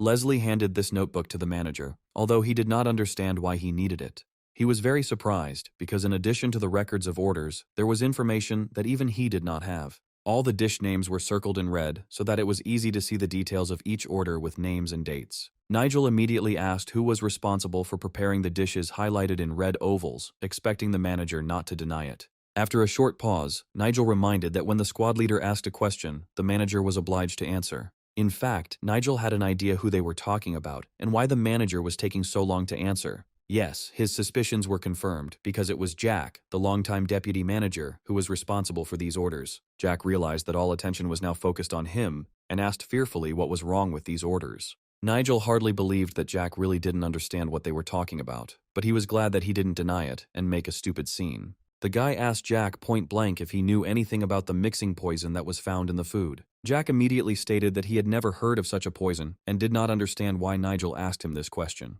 But it was a magical elixir that turned into poison if you added another component. The elixir they added to food contained many rare and safe plants and vegetables. However, if you add just one head of garlic, the beneficial elixir turns into a deadly poison. This is what is called the mixing poison, which was found in one of the orders, and Jack was the main suspect. Things turned out to be more serious than Salvador thought, and he warned that Nigel would have to answer to the law if his accusations were false. At this point, the healer, who had come to the hall for precisely this purpose, declared that he could personally vouch for Nigel. A few days ago, Nigel sent him a letter, and at first the healer doubted what was written. But after just a few days of investigation, Nigel's fears were confirmed. After all, the combination of the ingredients of these dishes with the magic elixir really did produce a poison that was difficult to detect due to the small dose. After just a few years, eating such food could cause severe damage to one's mana due to the accumulation of poison. Jack loudly declared that the accusation was unfair and asked to be heard first without jumping to conclusions. Without listening to him, Nigel named a place in the village that was probably familiar to Jack. The talk was about the village where Jack was from and where it was easy to find his family and loved ones. Jack was born in that very village, and the manager knew perfectly well that this was true. Even in the letter Jack sent to the Alliance, he mentioned all of his family members, and he would hardly deny it. But a couple of days ago, Nigel sent a few fighters from the clans of the province there to find out everything themselves. They quickly met with the head of the village, who had lived there all his life, and had a serious talk with him. To avoid arousing suspicion, they introduced themselves as distant relatives of Jack and said they wanted to meet his family. However, the head of the village immediately suspected something was wrong and soon brought them to where Jack's entire family was. The strangest thing was that the old man took them to the cemetery where all the members of his ancient family had long been buried. The place where the village chief brought them was an old cemetery on the very edge of a dark forest. This meant that Jack's entire family had died more than 30 years ago, and there was no point in denying it. Now Jack had to immediately tell who he really was and how he was connected with the poisoning of food. Even the manager did not expect such an accusation against his assistant and now wanted to hear Jack's answer. Realizing that he had been exposed, Jack only lowered his head, but everyone nearby noticed how his aura had changed. Then a red demonic light lit up his eyes, and it became clear that Jack was not an ordinary person. This is not surprising, because his entire family had long since died, and Jack should have followed them, but for some reason, he was still alive. There was no point in hiding the truth, but instead Jack suddenly rushed at Nigel, who exposed him. In his hand was a blade, with which he wanted to kill Nigel before the investigation went too far. He didn't yet know all of Nigel's abilities, and hoped to quickly finish off this brat. Nigel had been prepared for this from the start, and would hardly have allowed himself to be dealt with so easily. Moreover, he had encountered many dangerous mutants in his life, and Jack did not at all resemble a high-level monster. With a simple swing of his sword, Nigel cut off both of Jack's arms, quickly showing which of them was the true warrior. The pathetic attempt at an attack failed, and both of Jack's hands fell to the wooden floor, and he was now their former owner. The monster was firmly grabbed by the neck by Nigel's hand, who revealed his dastardly deeds. Now he had to answer who he really was, and why he mixed poison into food, knowing the consequences. But suddenly Jack's expression changed dramatically, and he declared that Nigel would soon find out everything himself. It is clear that the demon gave him strength, and it was he who ordered his faithful servant to commit this crime. And then, holding it in front of him, Nigel realized that the evil power had left the body of this man, who was in fact just an empty doll. He threw it aside, because the demon no longer gave Jack his power, which meant he would no longer hear a confession from him. It was a bit of a shame that they couldn't find out everything, but at least it was good that they were on the trail of a demonic sect. In addition, it was clear that there were traitors in the Alliance, which meant that, besides Jack, there could be other servants of the demon. Now El Salvador could hardly blame the new leader so much for the fact that his search was a waste of time. Even his subordinates did not quite understand what was happening, and only now saw how serious everything was. This man, who was now lying dead on the floor, had been in a demonic sect all these years and had hidden who he really was. Only Nigel knew the whole truth, because that was why he sent his squad into that forest on a mission. It must be said that he was very lucky, because if everything had gone differently, he would never have been able to find out the whole truth directly from Jack. Nigel accidentally learned the secret of the very house where the deputy manager had lived all this time and kept his terrible secrets. When the manager brought him papers with a detailed report, Nigel noticed for the first time that there was something wrong with these reports. The system activated a special ability, thanks to which Nigel saw everything himself. After quickly studying the papers, he found combinations of those products that together produced a strong poison. This poison could cause not only a weakening of abilities, but even poisoning of the life force, which could lead to death. Then he did not show that he had found anything and thanked his manager for the reports. It turned out that it was Jack who chose these food combinations. To hide his true identity, the deputy manager used an ability that could quickly change his body. This man knew how to change his flesh, hiding who he really was. Therefore, it was easy for him to commit this evil deed that the blood sect leader ordered him to do. Nigel had long been trying to find a trace of this sect, which had long since disappeared, as if it had never existed. He remembered that in another future, after some time, there was supposed to be a battle with all the group leaders. The death of many of the leaders would have happened precisely because of the demonic sect that staged this battle. Yes, now everything has become clear, and Nigel managed to stop this plan before it actually happened. The guy was convinced that all his guesses were correct and he was on the right path. This man had been serving the Alliance for a long time, and strong evidence was needed to prove his guilt in court. It was good that he had people who could go into the dark forest and visit for themselves where Jack was born. The healer also immediately agreed to help Nigel and quickly realized that the food really did contain dangerous poison. Now the man was dead and both his hands were cut off, but there was no other way to stop this evil deed. However, if he had not attacked Nigel himself, of course, the guy would have waited for the trial and would not have attracted the attention of the demonic sect. This could even be to his advantage, since the demonic sect had become too bold and could do many more terrible things. There was one more person who needed to be asked about something, and that person was Salvador. During the search, it turned out that it was he who wrote the letter with details of Jack's merits. Jack might not have been hired if Salvador hadn't described his abilities so well. But if Nigel was wrong, and Salvador had nothing to do with it, then it was necessary to say so right now. The man knew it was true, but he didn't want to support a person guilty of such bad deeds. He urgently needed to justify himself somehow, and he began to say that he was forced to write that guarantee. But Nigel didn't let him finish and said that these words were quite enough. After all, Salvador has now been officially arrested on suspicion of betraying the Alliance and will be immediately handed over to the Imperial Court. He immediately began to argue, saying that Nigel had no right to detain him, since Salvador had been the head of the squad for many years. Realizing that he was surrounded by Nigel's men, the man turned around abruptly and ordered everyone to stand still. He demanded not to listen to this crazy leader, because even if they followed his orders, each of them could die themselves. But now no one would listen to Salvador after the clear evidence that their young leader was able to find. His sword was already ready to be drawn, but still the man did not dare to take it out of its sheath. He understood that in front of him stood not just a young guy, but a strong warrior who could kill him with one blow. Of course, if he wants to take a risk, he can take this fight and try his hand against Nigel. But the guy said it so easily because he knew that Salvador didn't have a chance. Looking into his eyes, he realized that Salvador had made the right decision if he wanted to simply surrender to the Emperor's judgment. It seemed as if Nigel was in control of the man, knowing that all avenues of retreat were already closed to him. His hand was reaching for the sword, because even if he agreed to go to trial, he would still be found guilty. It was a difficult choice, but right now Salvador didn't know what to answer this young man. If he speaks out against him, it will only increase suspicion, and he will not have a single chance to prove that he is not guilty. Unexpectedly, the guy warned that he was ready to wait as long as necessary, and was not rushing Salvador into making a decision. Moreover, the head can take a lawyer to help him, and if he is not guilty, then he has nothing to fear from the court. This was Nigel's last argument, and after that, the man finally agreed to become the main accused. The news immediately spread throughout the village, and no one expected that the deputy manager would turn out to be a member of a dark sect. It was hard to believe that the head of the law enforcement squad wrote a nice letter to this murderer with his own hand. An emergency meeting of the Alliance was held, although some of its members tried to keep silent about the main thing. The Alliance began to be criticized not only by the leaders who were part of it, but also by other powerful groups in the village. At the same time, this event greatly improved the fame of Nigel himself, who received even more power. Now this new head of the clans in the province had such power that he could quickly solve all problems. Nigel had done a good job this year, and was ready to turn things upside down using his position. And this time, he found himself at the door of the house where the owner had been waiting for him for a long time. Walter knew that Nigel would soon come to him himself, realizing how quickly his strength was growing. It was difficult to understand the thoughts that were in this man's head, but he would hardly argue with the strength of his young opponent. Nigel looked at him and greeted Walter with the same smile with which they had said goodbye at their last meeting. Walter, too, smiled broadly at his young friend, having already heard of the latest successful cases that Nigel had solved. If it weren't for the strength that emanated from this man, one might think that he was an ordinary person.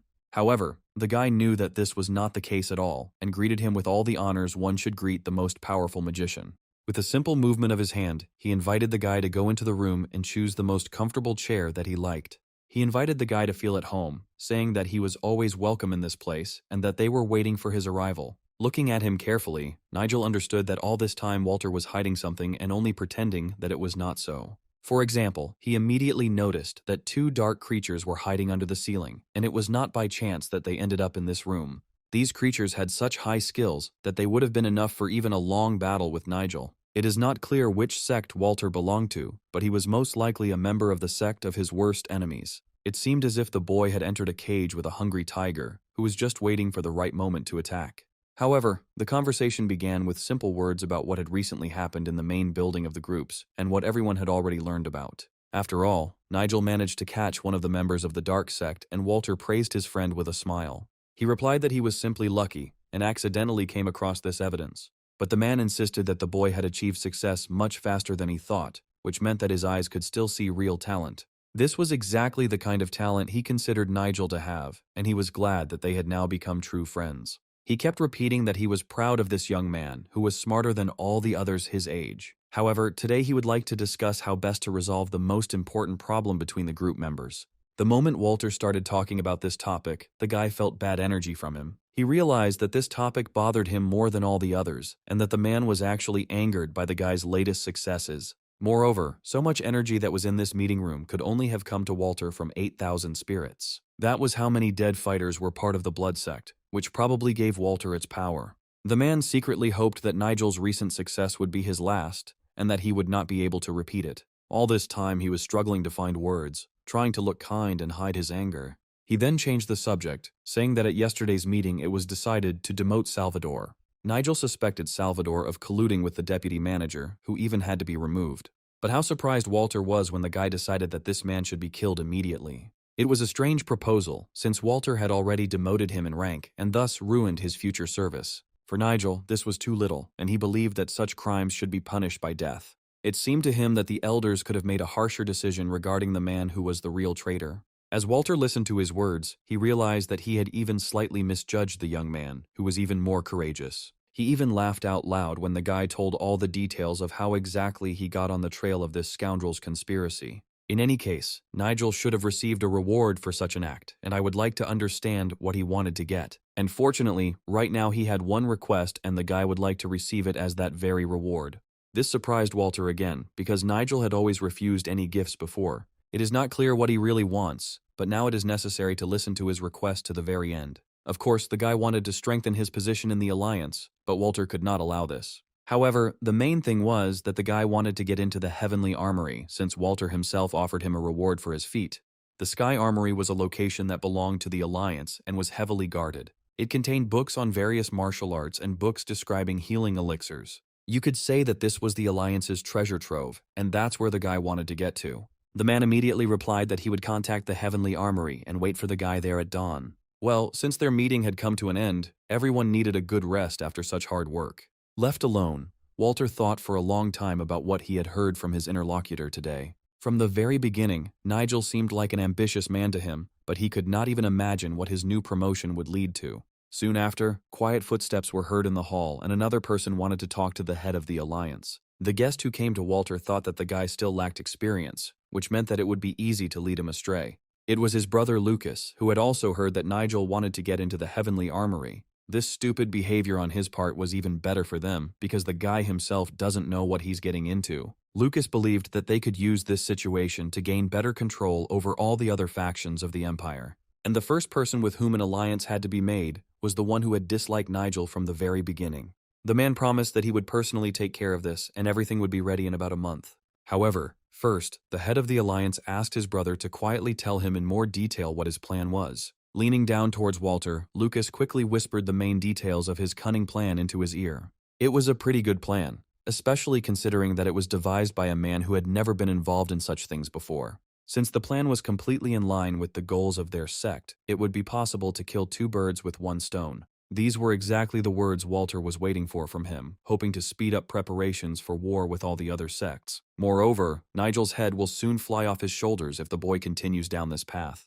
At the same time, the young leader was glad that the meeting was over and he could rest a little. Yes, it wouldn't hurt to relax now because he's already done a lot of things lately. He tried to remain calm until the last minute, but at some point he revealed his intentions. Nigel knew he couldn't underestimate his opponents because he couldn't beat them right now anyway. Walter was much stronger than anyone Nigel had ever fought, and his patron was the demon himself. He may be on the brink of life and death right now, but he couldn't give up. Moreover, this guy's plan was already in action, and all that was left was to wait for its results. At that moment he saw before him the man whom he had recently accused of treason and brought to trial. It was Salvador, who had grown even more hateful of Nigel after that last court hearing. After all, instead of simply blaming the deputy manager, he exposed the person who got him this job. And now, seeing Nigel in front of him, he understood that the guy had just recently left Walter's office. However, it was unclear what the hell this brat was doing at the boss's place and what they were talking about. It seems that today, Salvador came here only to beg forgiveness from the head of the Alliance. After all, this was his last chance not only to preserve his freedom, but also to avoid the executioner's axe on the bloody chopping block. As usual, he pounced on the guy with curses and was unhappy that he stared at him as if he had seen an alien.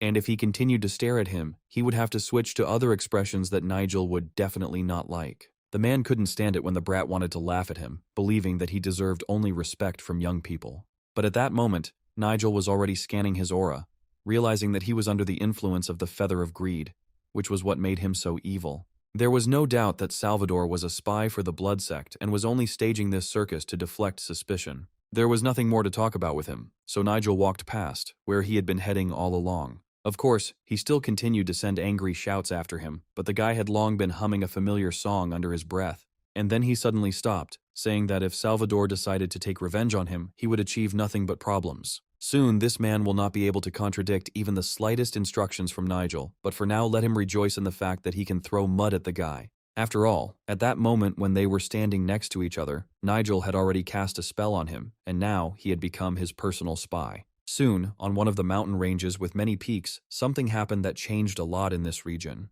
In the deepest gorge of the ridge, where only birds of prey lived, eating the corpses of stragglers, there was another creature. This creature enveloped even the local birds of prey in its dark aura, who, unknowingly, were its faithful servants. He looked at the world through the eyes of these birds, and with their help, he could be in several places at once, knowing about all movements in the area. The main house of this sorcerer stood in the very center of the forest, and few who came here managed to survive. The poor souls who found themselves near the palace of the bloody demon were immediately killed and became just food for the black crows. However, one person still managed to survive, and right now he was answering to the leader of the sect. The leader explained that the sect had spent 30 years trying to teach everything to this idiot, who could not even complete a simple task. But after 2 years of successful work, when his spies infiltrated the Alliance, some of them stupidly gave away all the secrets. One of those guys was right now banging his head on the floor and begging to be forgiven for that mistake. He was ready to do anything just to beg for forgiveness, promising that this was the first and last time. He will try his best if the leader spares his life and allows him to continue serving him. All this time the old man listened attentively to the youth, who had indeed managed to create a lot of problems for him. At that moment, another person appeared behind them, who should have been here a long time ago. He had done his job well and now hoped that the leader would reward him for all his efforts. The leader of the bloody sect slowly rose from his chair and wanted to first finish the conversation with the one who had seriously offended him. The young man remained on his knees, hoping that his prayers had been heard. Suddenly the old man grabbed him by the head with force, and it was clear that he had no intention of forgiving his slave. Without even turning around, he asked the guest how long this idiot had been serving him. The guy immediately replied that 30 years had passed since that day, and that was exactly how much time he spent in the service of the bloody sect. Yes, it was quite a long time, and it was worth forgiving him, because he only made one mistake. Looking down on him, he said that it was necessary to appreciate those people who had gone through such a long journey together with all the members of the sect. The guy was immediately happy with this news, and he hoped that he would soon be home again and continue his normal life. The very next second, his head exploded into small pieces, and the guy didn't even have time to thank the leader for his generosity. However, no thanks were required at all, because this demonic creature just wanted to have a little fun. All his hands were covered in blood, and once again, the leader of the sect was overcome by the same feeling that always came over him in such cases. Whenever a light of hope appears on the faces of these people, he immediately wants to destroy it and see how hope is replaced by darkness. At this moment, his soul becomes much lighter, and he wants to tear his slaves' heads to pieces again and again. And then he turned to his young guest, who, although accustomed to such scenes, still restrained his feelings. The leader ordered him to contact his main mercenary, because a new target had just appeared for him. In exchange, he was willing to give anything, and the young man immediately began to carry out this order. When he left, the creature remained in the same place and was in no hurry to move away from the dead man, who a few seconds ago was a living person. He had heard about this guy named Nigel for a long time, and knew that he had recently become the new leader of a clan squad in the province. This brat dared to ruin his plans, although his confidence and the light of hope in his eyes had long interested the leader. He wanted to do the same thing to Nigel as he did to that unfortunate man, and at that moment Nigel's ear began to itch. According to the signs, this meant that someone was remembering Nigel, and most often discussing him behind his back. But at that moment a man appeared behind him who did not want to hide from Nigel at all. He was ordered to escort Nigel to the place to which he had recently gained access. On the way, Nigel wanted to know more about this secret place where they would soon find themselves. There were no special secrets, and the guide explained that the Heavenly Weapons Depot was divided into 3 pavilions. However, the main thing was how many things the head of the Alliance allowed Nigel to take from there. Unexpectedly, the attendant announced that Nigel could take as many things as he wanted. Even the leader had never shown such an honor to his companion, and he was even a little offended that Nigel was held in such high esteem. Be that as it may, they were already there, and soon Nigel could carry out his plan. The doors were now open for Nigel to enter the Alliance's treasury. Entering inside, he saw before him something that he could not have dreamed of even in his most vivid dreams, and Nigel stopped at the threshold. The bright heavenly light that poured onto his face indicated that this place was indeed sacred. And right in front of him he saw high shelves that stretched along the walls, and this was the main hall of the Heavenly Armory. It was much more interesting here than Nigel expected, and for the first few seconds he stood rooted to the spot, not going deeper into the warehouse. It was a good thing his attendant distracted him by asking what exactly Nigel would like to start with. First of all, he wanted to get to the treasure pavilion, where many useful things were probably kept. And he was not mistaken, because in front of him he saw the ancient armor of the warriors who defended this settlement to the last. Each of these armors contained a special power that would help Nigel in future battles. Although the armor was not sorted by quality, it was divided into cloth, paper, and porcelain grades. The rank was written on each armor, so if the guy looked closely, he could see it on this armor. His gaze immediately fell on the armor of the Dark King's power, because this armor was of the highest level.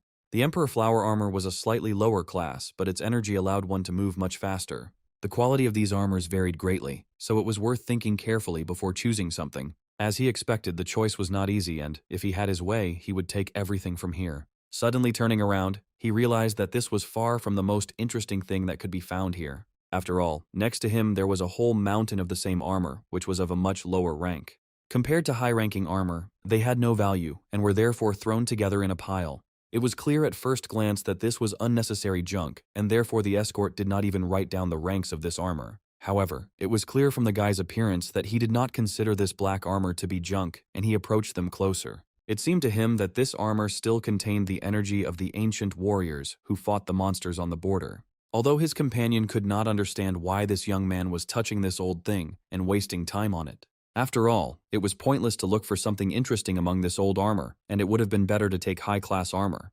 The guy spent so long messing around with this pile that now he'll have to clean it up again and spend time on it. But Nigel came here for exactly this reason, because only he knew the true power of this armor. The armor of 100 ghosts was now stacked before him into one armor that surpassed all other armor in strength. The escort knew that the armor in the guy's hands had been brought from Japan, although he thought that it had been thrown away long ago. They only looked beautiful on the surface, but in reality, there was nothing special about them. And since everyone around considered this armor a useless pile of iron that wasn't worth a dime, the guy decided to take it for himself. And then he threw them into the hands of the attendant and ordered him to take them to the exit and leave them there. This decision was very strange, but the guy immediately stated that it was only his business, and there was no need to stick his nose into other people's business. The attendant was a little taken aback by this answer, especially since Nigel had been behaving respectfully the whole time. However, Nigel sometimes could not tolerate the stupidity of people who tried to impose on others without understanding the essence of the matter. These clowns left the most valuable armor in the general pile, and he almost overlooked the most valuable item in this entire heavenly warehouse. Now it was time to head to the Elixir Pavilion, where Nigel also hoped to find something useful.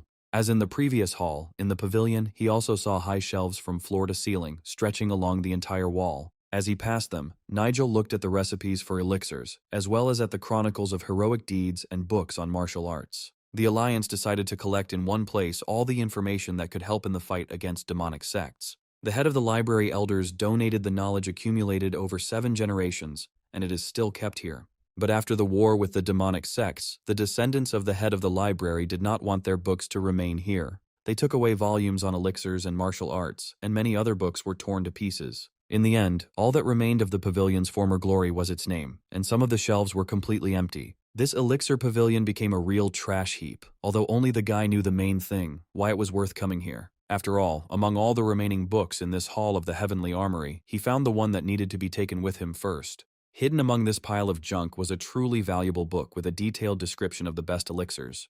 And the guy was happy that he found her, otherwise he would not have been able to fulfill the main purpose of his visit. The manuscripts in his hands described in detail the theory of the origin of the settlements with a detailed description of all their rulers. Unable to resist, Nigel opened the book right there and decided to read at least a few lines. He knew that these manuscripts would help him in creating new elixirs as they revealed their true origin. However, the main thing was different, because Nigel could not be deceived by such a cheap trick. He would never have fallen for it, knowing that there was something else hidden behind those hieroglyphs. After rubbing the pages of the book a little where the hieroglyphs were, he saw how the inscriptions gradually began to change their appearance. And then he saw how, before his eyes, the book changed its name and was not at all a simple collection of ancient stories. Now he read the title on its cover, realizing that he was holding in his hands The Theory of Rigor Mortis. And this was already much more interesting, because for any necromancer it is important to have such works. The book on the theory of rigor mortis contained instructions on how to create different types of living corpses. Nigel knew that the blood sect leader didn't have these manuscripts yet,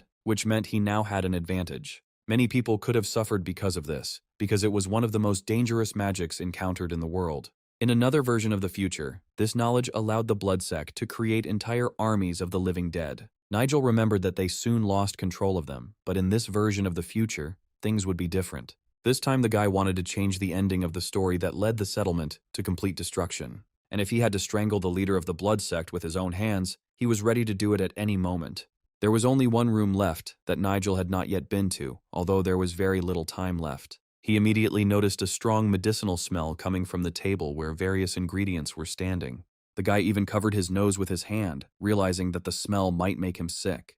The storage of medicinal ingredients immediately seemed to him to be a very interesting place. This place flourished in the Alliance because the elixirs were needed to raise strong warriors, but Nigel didn't care at all, because there was nothing here that would really be of use to him. No ingredient could have made him even stronger, because the guy already had the highest level. Of course it was a bit of a pity, but he still had to work with what he had at his disposal. Soon he came across a nursery and saw various plants in huge pots. It was here that the most valuable ingredients were kept, but even they would not have been of any use to Nigel. It would have been nice to take along the elixir that improved brain activity, although its concentration was not that high. And yet, I didn't want to leave here empty-handed either, and it would have been a shame not to take at least something with me. At that moment, not far from him, he suddenly saw an object that was very different from the others. Looking closely, he realized that he was seeing some kind of strange box in front of him. As he got a little closer, Nigel immediately felt that the energy of this box was very strong. It was even a little strange what was in the box with such a powerful aura. Taking it in his hands, the guy spent some time trying to understand what was the source of such powerful force. He immediately brushed the dust off it, because perhaps there was some kind of inscription on this box. But instead, the aura grew even stronger, and the guy realized that he had found the right item. Carefully opening the box, he clearly saw that in front of him was a sacred artifact that gave new possibilities. Of course, it was unlikely that anyone would leave such an artifact unattended, but he still found it interesting. And then the guy realized that he was holding in his hands a sacred relic, which was an elixir with the energy of the divine spirit. It was just strange why this valuable item was here, and no one had taken it for themselves yet. Perhaps no one except Nigel knows how to use it, because the origin of this item is shrouded in mystery. The elixir came with a brief instruction manual, although no one but Nigel could have used it anyway.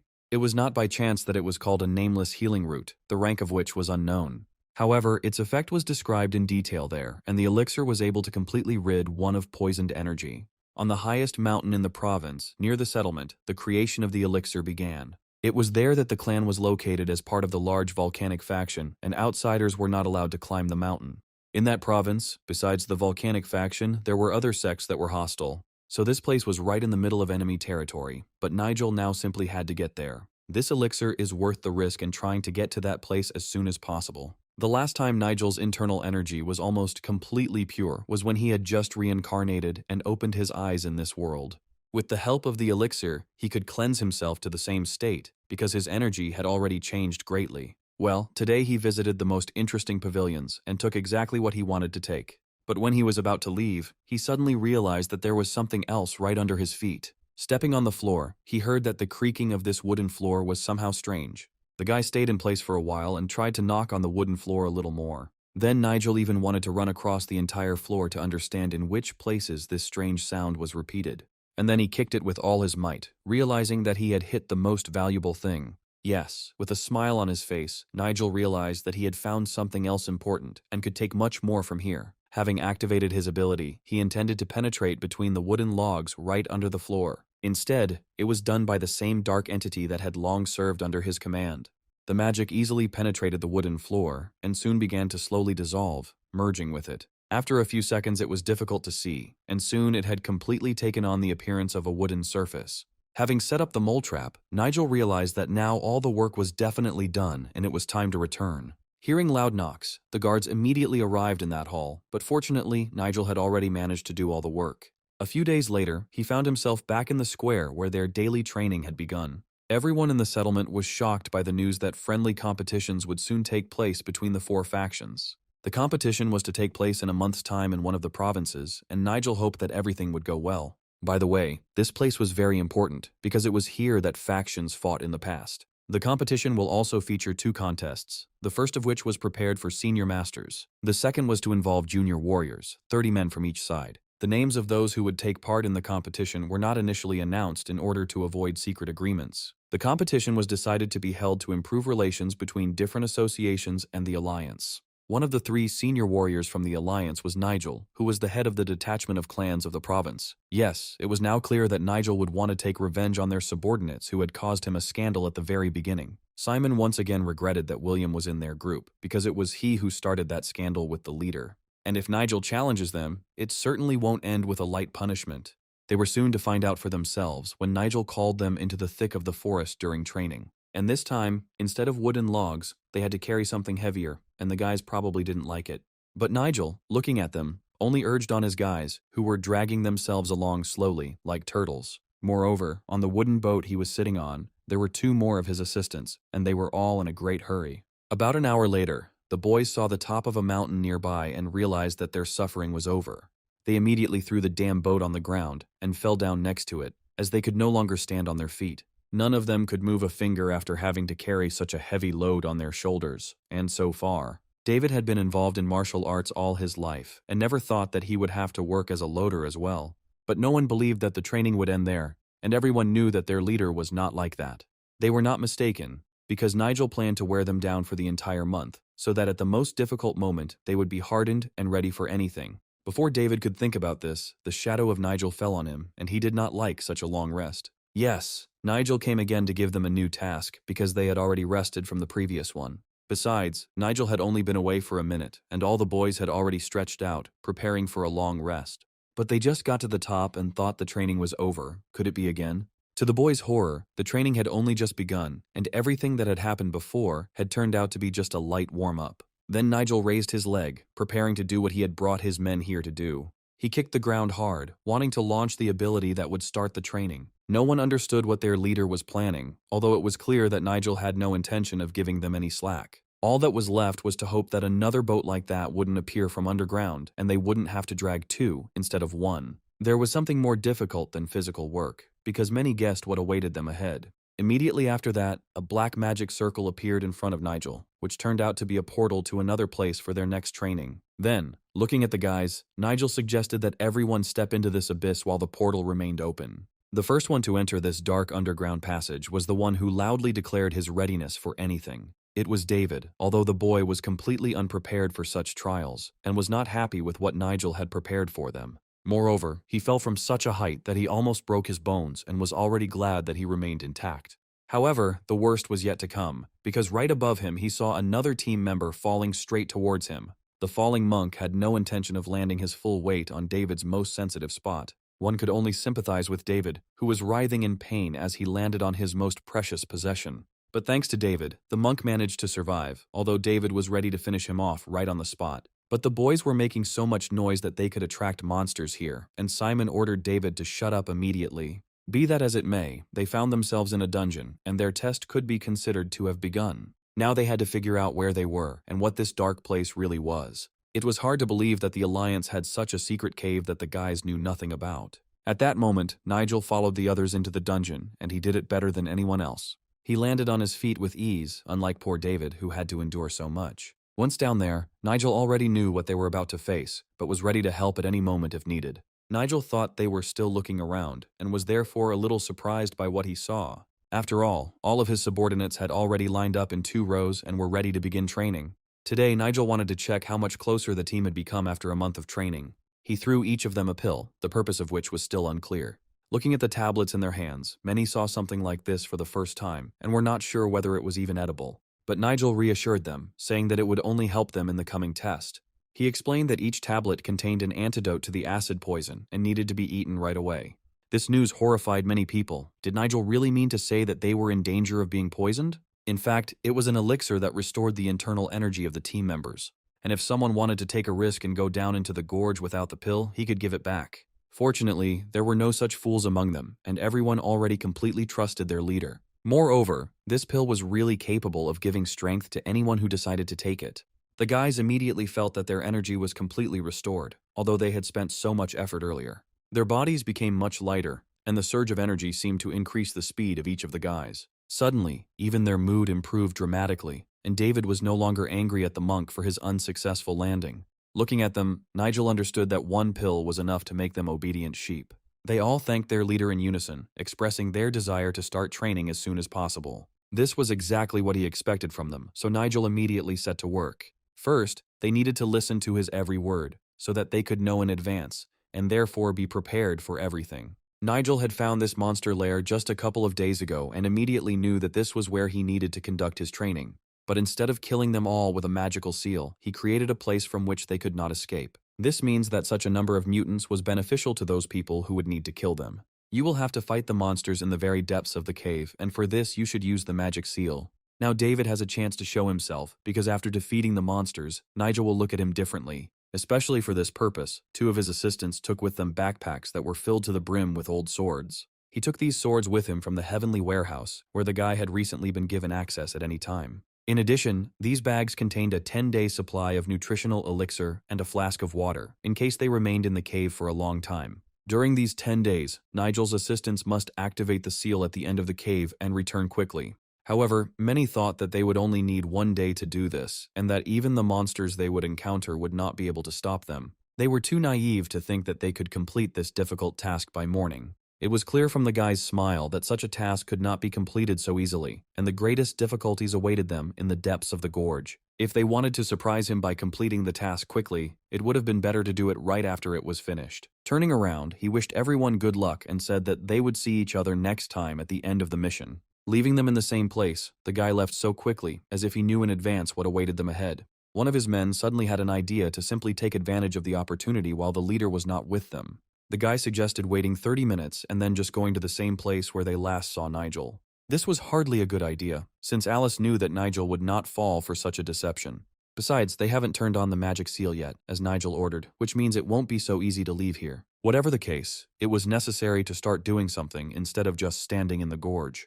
If they really wanted to kill all the local monsters, Simon would be the first one to agree to do it. And since everyone had expressed their opinion, he suggested dividing into groups and entering the deep gorge in groups of several people. Now they could finally throw off their shackles so that they would not hinder them in future battles. Immediately after this, the guys rushed into the very depths of the gorge, where there were definitely plenty of monsters. It was really so dark in the gorge that anyone in their place would not have done this task and would have simply run away. But they couldn't lose face in front of the young leader who had done so much for them. Moreover, David still hoped to prove to Nigel that he was not the fool the young leader thought he was. Simon also wanted to show his best side, because without Nigel, it was he who led the whole group. Only the monk was still having fun, and it seemed to him that he had simply gone off to have another fun. Although Harry still found it too strange, and he still felt some kind of deception in all of this. After all, Nigel himself told them that the whole cave was full of monsters, and they still hadn't met a single one of them. The two had already gone into the very depths of the tunnel, but apart from this darkness, there was nothing more scary here. He thought they needed to be more careful and not act as carelessly as this monk.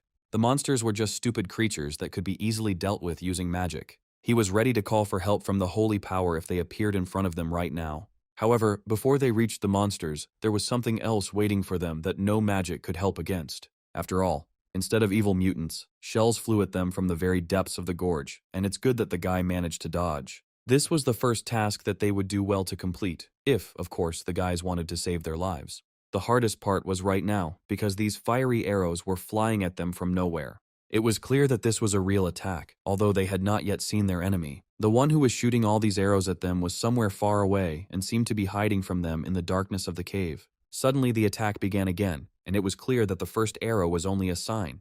Immediately after this, the entire group was attacked, and it took a lot of strength to dodge the arrows. The monk's usual smile immediately disappeared from his face, and now the guy understood what they had gotten themselves into. The girls had never been in real battles, where defeat meant only death. It remained unclear how much longer they would have to endure this attack of magic arrows. The enemy did not give them a second to think, continuing to attack them with arrows. Each of these arrows emitted an internal energy that could only come from the dark force. They were so sharp that they pierced the stone, and the entire wall was covered with these arrows. At some point, Simon realized that he needed to immediately stop any movement, and loudly ordered his men to do so. If they continue to simply wait for the next attack, then their numbers will become fewer with each passing minute. And instead of just dodging the arrows at random, you had to find where they were all coming from. It felt like their enemies had heard the guy's command and didn't want this group to notice them. As these arrows flew towards them, David was able to feel their inner strength, which could not be confused with anything.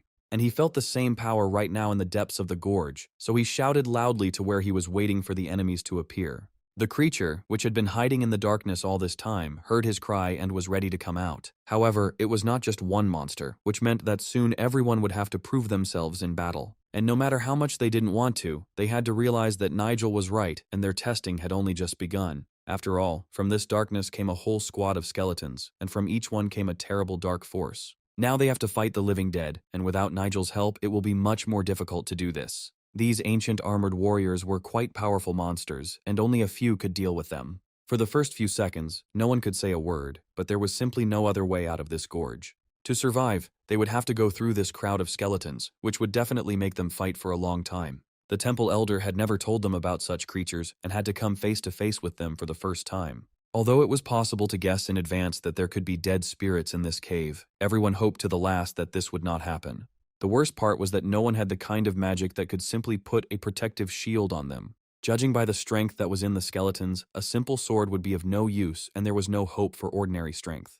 However, if they all work together, they will have a chance to defeat the skeletons and get out alive. There was no point in panicking in the face of danger, because Nigel would never forgive them for their fear. If their leader had been with them, he would have definitely figured out what needed to be done long ago. All these faction leaders knew in advance what they were getting into, so all that was left was for them to go on the attack together. Soon they were so close to the skeletons that they could see small details of their armor and weapons. All this time, the person who organized these training sessions was watching them. Nigel watched the battle from above, realizing that his men were overconfident. Although he knew in advance that this would happen, all he could do was watch them fight ineptly. If you remember, he had been summoning skeletons for a very long time and began to forget how to practice necromancy. But today was exactly the day when it was time to remember my skill a little, so as not to forget it completely. In fact, it was a very ordinary cave, and he specially invented the legend about the ancient god to scare them.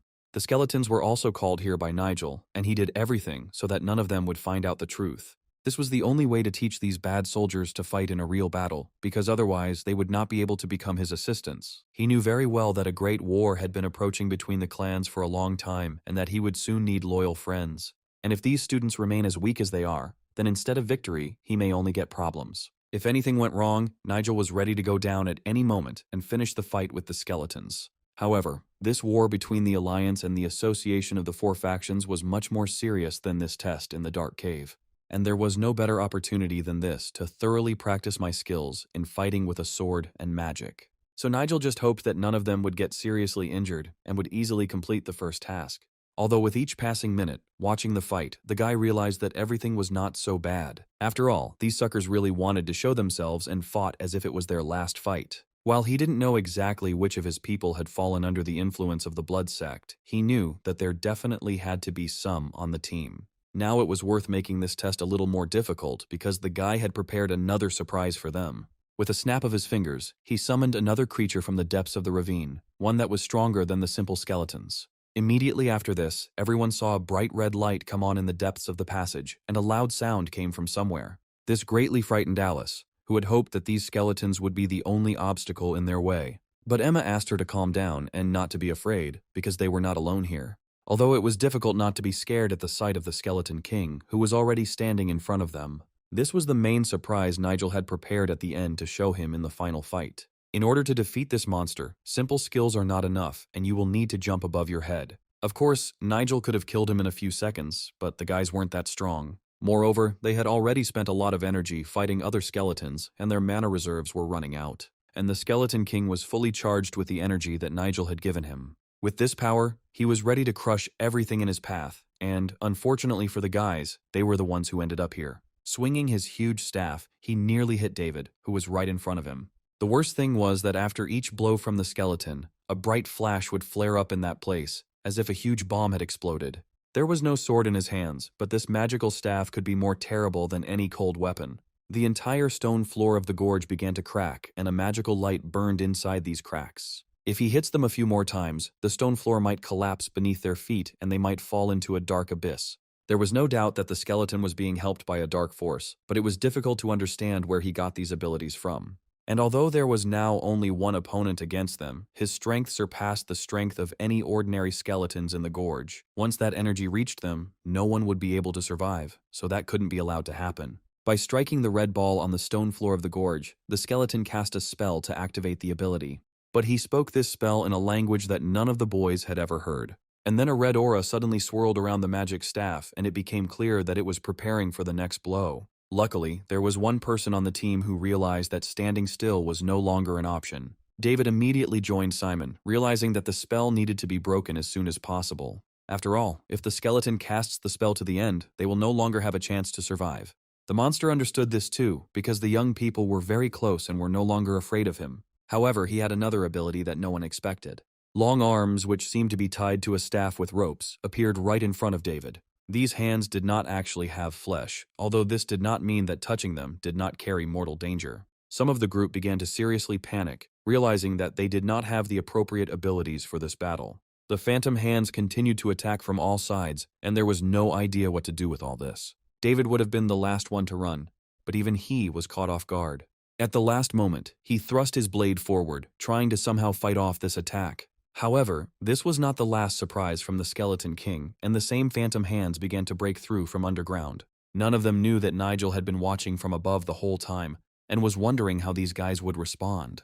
The worst thing was that the weapon in David's hands suddenly began to change before his eyes. After all, the blade of his sword melted as if he had just dipped it in a barrel of acid. If phantom hands can dissolve even metal, what will happen to their bodies when they come into contact with such a hand? Obviously, this will end in death for anyone who misses even one hit from the skeleton. David was one of the strongest fighters among all the clan leaders, but there was another fighter just like him. Simon knew that if the two of them didn't come up with something, their group would be defeated today. And now they both rushed at the Skeleton King, and David's blade finally touched his bony body. At the same time, Simon also struck and hit the mutant right in the neck with his sword.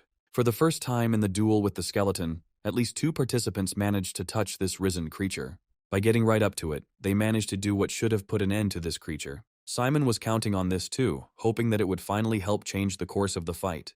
And now they both hung in the air, hoping that this would be their last attack. To his horror, David realized that the tip of his sword had broken like fragile crystal. It was hard to believe that it was possible, but his armor was capable of breaking even metal. Looking at this, Emma understood that the guys had spent all their strength on this attack and would no longer be able to carry out the same attack. But it was so easily reflected by the Skeleton King, as if it was just a simple amusement for him. And now the guys were next to him, no longer capable of even good defense. This could be called a complete defeat, because up until now they have not been able to come up with anything. Patrick shouted loudly that the skeleton was attacking again, although in his place it would have been better to activate the combat ability. But, like everyone else, he was no longer capable of anything and could only watch his opponent's actions. The skeleton acted as if he was truly invulnerable and knew full well that these guys didn't have the appropriate ability. It seemed too late to come up with anything, and the faction leaders would simply have to accept their death.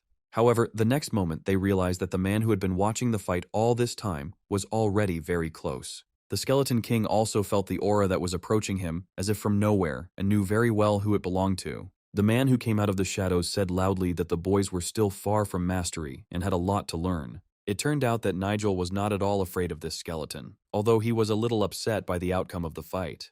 Each of them was scared, because no one knew how to think ahead and attack together. He had never doubted before that these young leaders were no good in a real fight, but now he saw it for himself. And to avoid the worst that awaits them in the future, they need to become faster and much stronger. The best way to do this is to experience defeat yourself and find out what skills you lack to fight. Nigel wanted each of them to show all their skills and try their best for the common victory. However, if they thought he would simply defeat this skeleton, they were very much mistaken. After all, instead of a gorge, David saw an empty white space around him, not understanding how he ended up there. And then the guy fell to the floor, because even his legs couldn't hold him in that place. Looking around, he realized that there was no one next to him, and for some time he could not come to his senses. In the last seconds, Nigel promised to give them one more test, and most likely this was exactly it. Although perhaps David was the only one left alive in that battle with the Skeleton King, and we just need to wait for Nigel to return. At the beginning of the fight, he was so confident in his abilities, but now he understood that this was the end. The guy clenched his fist in anger, realizing that he had let down all his squad mates and that because of him, they had lost. Suddenly, David's lips began to tremble and the guy was ready to burst into tears, feeling guilty. If he had shown everything he could in front of the enemy, he might have been able to save them. Although he fought alongside his comrades, it was not enough for the overall victory. Now he found himself here all alone, as if as punishment for having shown himself so badly. The last thing he remembered was Nigel's face, deciding to stop this bad fight. All this time, David was a fool who attacked alone, without even thinking about his comrades. In the end, the guy couldn't stand the emotions, realizing that he was a complete idiot to allow such a loss. At that moment, he suddenly heard a question asking if he felt as sorry when he lost his brother.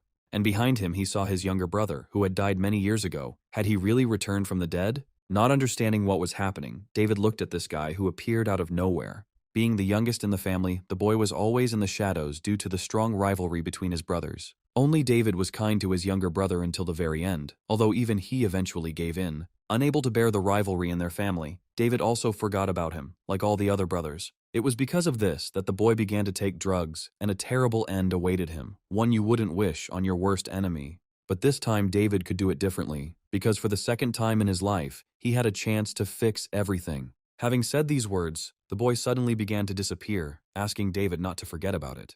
To become better, he needs to save his comrades, even if there is a whole crowd of evil skeletons in front of him.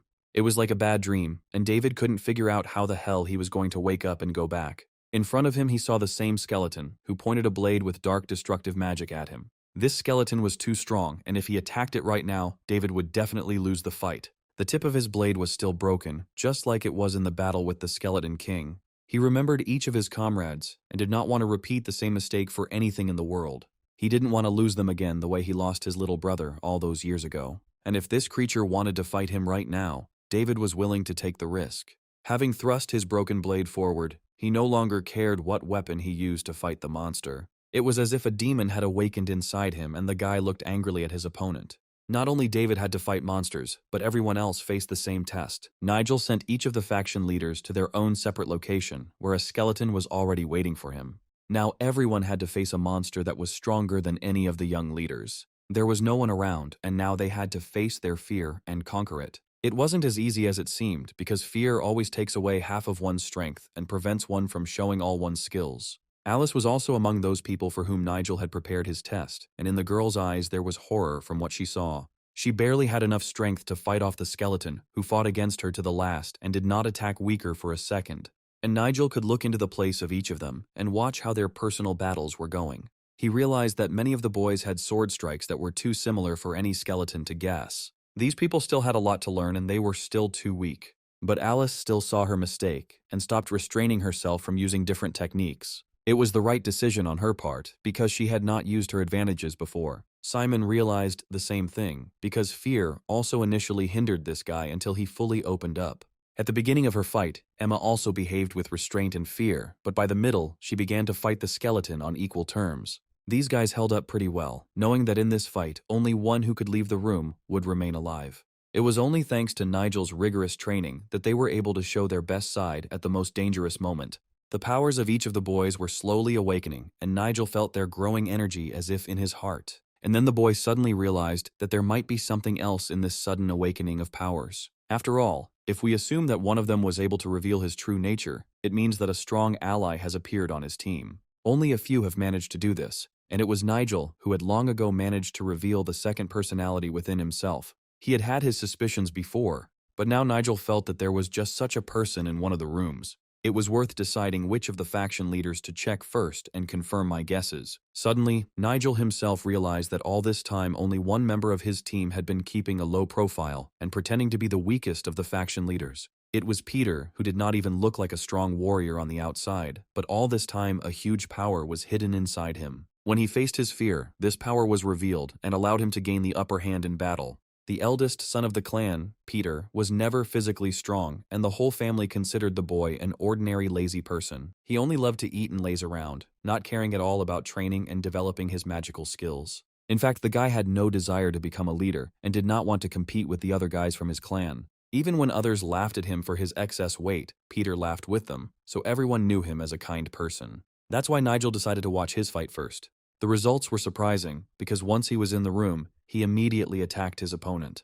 It was very unusual to see this plump guy brutally hitting his opponent without even thinking about his own defense. It was noticeable that the guy had already reached a high level of skill, and this said a lot about his strength. The only strange thing was why he still hid his true strength and what he feared most. After all, when he was left alone with the skeleton, he easily defeated him, as if the opponent was very weak. Nigel could see every detail of this battle and understand that the guy was one of the most dangerous fighters he had ever met. It would be nice to reveal his secrets, because if he was hiding his abilities, he could be hiding something else. Peter didn't stop for a second in this fight and waited with fury in his eyes for his opponent to start the fight again. It felt like he had been wanting this fight all along and was finally able to fight. He took part in the battle with such passion, as if he had been forbidden all this time to do what he did best. None of the abilities the skeleton used against him could harm the fat man. Nigel had suspected something was wrong with him before, but now he had reason to believe that Peter was somehow connected to the Blood Sect. In another version of the future, the forces that fought against the Blood Sect and their allies quickly lost, as the major factions did not show up on the battlefield. That's why it was worth taking a closer look at Peter now, because he could be connected to the Blood Sect.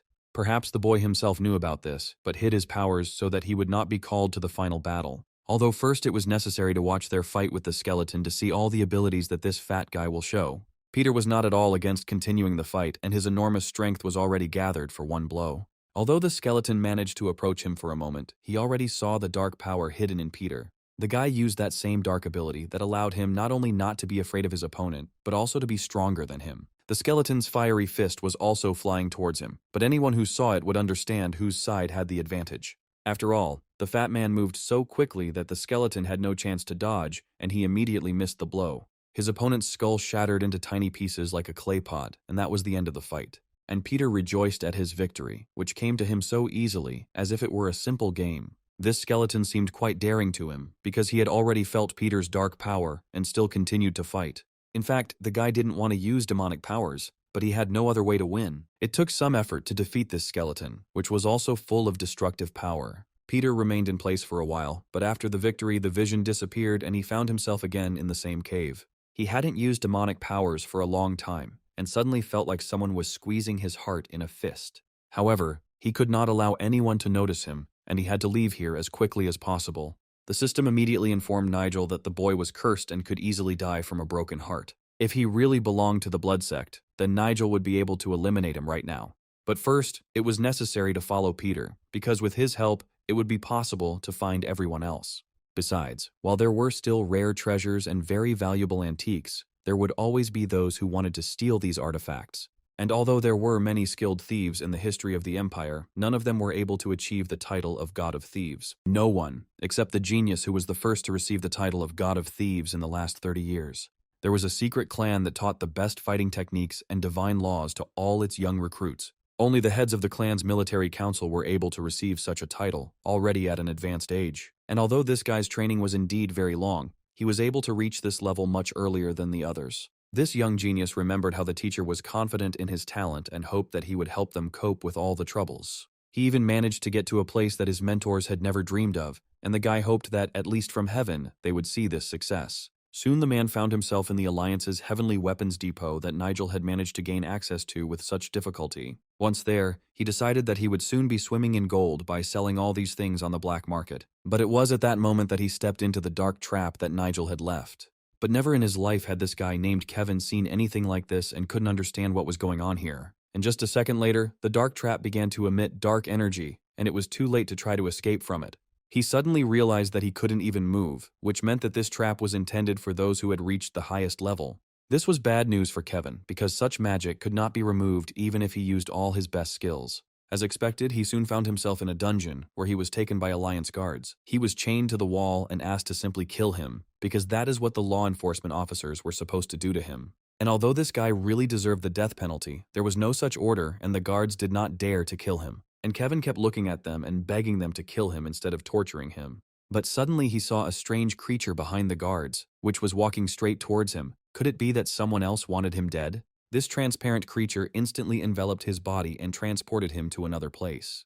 And a moment later, the guy opened his eyes and saw a dark cave around him, where there was not a soul. Trying to understand what was happening, he only looked around and wanted to see the one who helped him. And then he heard the voice of the man who had transported him here with the help of an energy flow. Looking back, he realized that he was seeing a real magician in front of him and immediately felt his aura tens of meters away. It was Nigel who slowly emerged from the darkness of the cave, and it immediately became clear that Kevin had been saved by the new faction leader. It only remained to be seen what Nigel had wanted when he had pulled him out of the dungeon of the Heavenly Warehouse. To his surprise, Nigel knew that this guy was called the God of Thieves, although this nickname was known only to the initiated. He decided to get straight to the point, saying that he had some rare beetles that live in tropical forests. It is said that there was a very strong love between the females and males of this species, and the male died immediately after the death of the female. They were talking about poisonous caterpillars, and until the very last moment Kevin couldn't believe that Nigel was holding one of those caterpillars in his hands right now. He was not mistaken, because by opening his palm, the guy showed the poisonous caterpillar that could survive even inside a person. Kevin knew that if the female outside died, the male inside the person would begin to secrete a deadly poison. Suddenly Kevin couldn't stand it and loudly asked Nigel what he wanted from him and why he saved him from certain death. Suddenly, following the caterpillar, Nigel took out a small vessel from his pocket, over which he held this green poisonous caterpillar. He started by saying that only a genius thief like this guy could get into the Heavenly Weapons Depot. And now Nigel wanted only two things from him in exchange for keeping him alive. And first of all, he needed one of the fighting skills that Kevin had possessed since childhood. Realizing that this was about his divine law technique, Kevin immediately warned that Nigel was demanding the impossible from him. He shouted so loudly that Nigel even grabbed his ear and asked him to speak more quietly. After all, he didn't ask to pass on all this skill to him. He only needed to learn the secret of swimming through the ground. However, this was the most important secret, which was known only to Kevin and a few other top students of his clan. But there was nowhere to go, and if Kevin wanted to save his life, he had to teach Nigel this skill. Now Nigel too had mastered this swimming technique, although Kevin did not understand why he needed to master such an ability. Kevin didn't know that in another version of the future, he still managed to steal the Alliance's Heavenly Weapons Depot and get out alive. But if the guard managed to catch him, then this guy's future has changed dramatically, and this usually means death. This means that he could have easily been caught by people from the sect, and he would have died immediately, having lost his limbs before that. It remained unclear what second favor he wanted from Kevin, since the guy had already provided one. Nigel said that he was well aware of the young man's talent and asked him to become his assistant for just 3 years. He didn't intend to ask him for too much, but simply steal what the young leader would soon need. In addition, this would not have to be done for free, and Kevin would be generously rewarded for his services. Nigel had already prepared a bag of gold as an advance payment and threw it right at Kevin's feet. In exchange for this bag of gold, Kevin handed Nigel the treasure of the Shaman faction, which he had recently stolen from the Heavenly Warehouse. If he agrees to the leader's terms before sunrise, a new god of thieves will appear to this world. Yes, Nigel knew how to persuade people, and the guy had no choice but to agree. Soon he found himself in the very place from which he wanted to begin his new task. Putting his hand to the wall, he remembered Kevin's words and advice to start learning a new skill by feeling the ground. Now Nigel will be able to easily feel the energy of the soil and then swim freely in it as in water. Almost immediately, this skill gave in to him, and the guy gradually sank into the soil as if it were a sandy shore. It was a completely new sensation, and Nigel felt as if his body had completely turned into the earth. However, if he gets the direction wrong and ends up too deep, the guy will never be able to get out. Closing his eyes, he tried to pull himself together, realizing that at some point his strength had begun to leave him. He took care of everything from the very beginning, and remembered the location of the required pavilion on the warehouse territory. But if the guy loses control of his breathing and goes astray, he will suffocate underground and die. In this case, no one will be able to save him, because this would require digging at least a couple of dozen meters. Nigel reminded that in 3 years of service to him, the guy would allow Kevin to rob not only the Alliance treasuries, but also demonic palaces. But in the places where he was going to send him, he could take with him only one person as an assistant. He had no intention of lying to him and exposing him to the attacks of warring factions. Then he extended his hand to him as if they were old friends, and he immediately felt a surge of warm energy. Although he had become accustomed to not trusting strangers throughout his life, it was Nigel who saved him from certain death. With the help of the airflow source, the guy managed to instantly activate his ability. Nigel's hands contained such a powerful energy that it was capable of destroying even the hardest matter. If he had wanted, he could have long ago razed to the ground this entire gorge, which was filled to capacity with evil monsters from the inside. However, he needed this divine power for something completely different, and it was not worth wasting it on various nonsense. Moreover, he knew about the meetings that take place in the Heavenly Temple and where the future of the entire empire is discussed. And now this guy was extending his hand to Kevin, although Kevin understood that, having accepted this offer, he would no longer be able to refuse. Having made the right choice, he accepted the offer, saying that it was too tempting for a seasoned thief. This was exactly the answer Nigel wanted to get from him, realizing that he would now quickly achieve his goal. Meanwhile, the fight between Emma and the skeleton continued, and the girl was still in that space. The revived skeleton did not retreat from her even a step, and his blade still glowed with a red flame. The monster was at a level that allowed it to carry out a series of instant attacks, quickly moving between points in space. The girl immediately realized that this pile of living bones already had an incredible level. But Emma herself showed a talent that she would never have found in herself or been able to use in a normal situation. She moved so dexterously from one place to another that even a skeleton could hardly notice her sudden changes of place. Suddenly, Emma realized with horror that the tip of her opponent's blade was just a few millimeters from her eye. But instead of killing her, the skeleton suddenly lowered his blade and walked away from her a few meters. Now was not the time for a truce, and she would not put up with being treated like a child. Therefore, she decided to continue the fight and suddenly increased her speed tenfold. Now, with the help of the Thousand Streams ability, she directed all her energy at this revived warrior. It was a very brave move on her part, and the skeleton did not expect that even after her obvious superiority she would dare to make another attempt.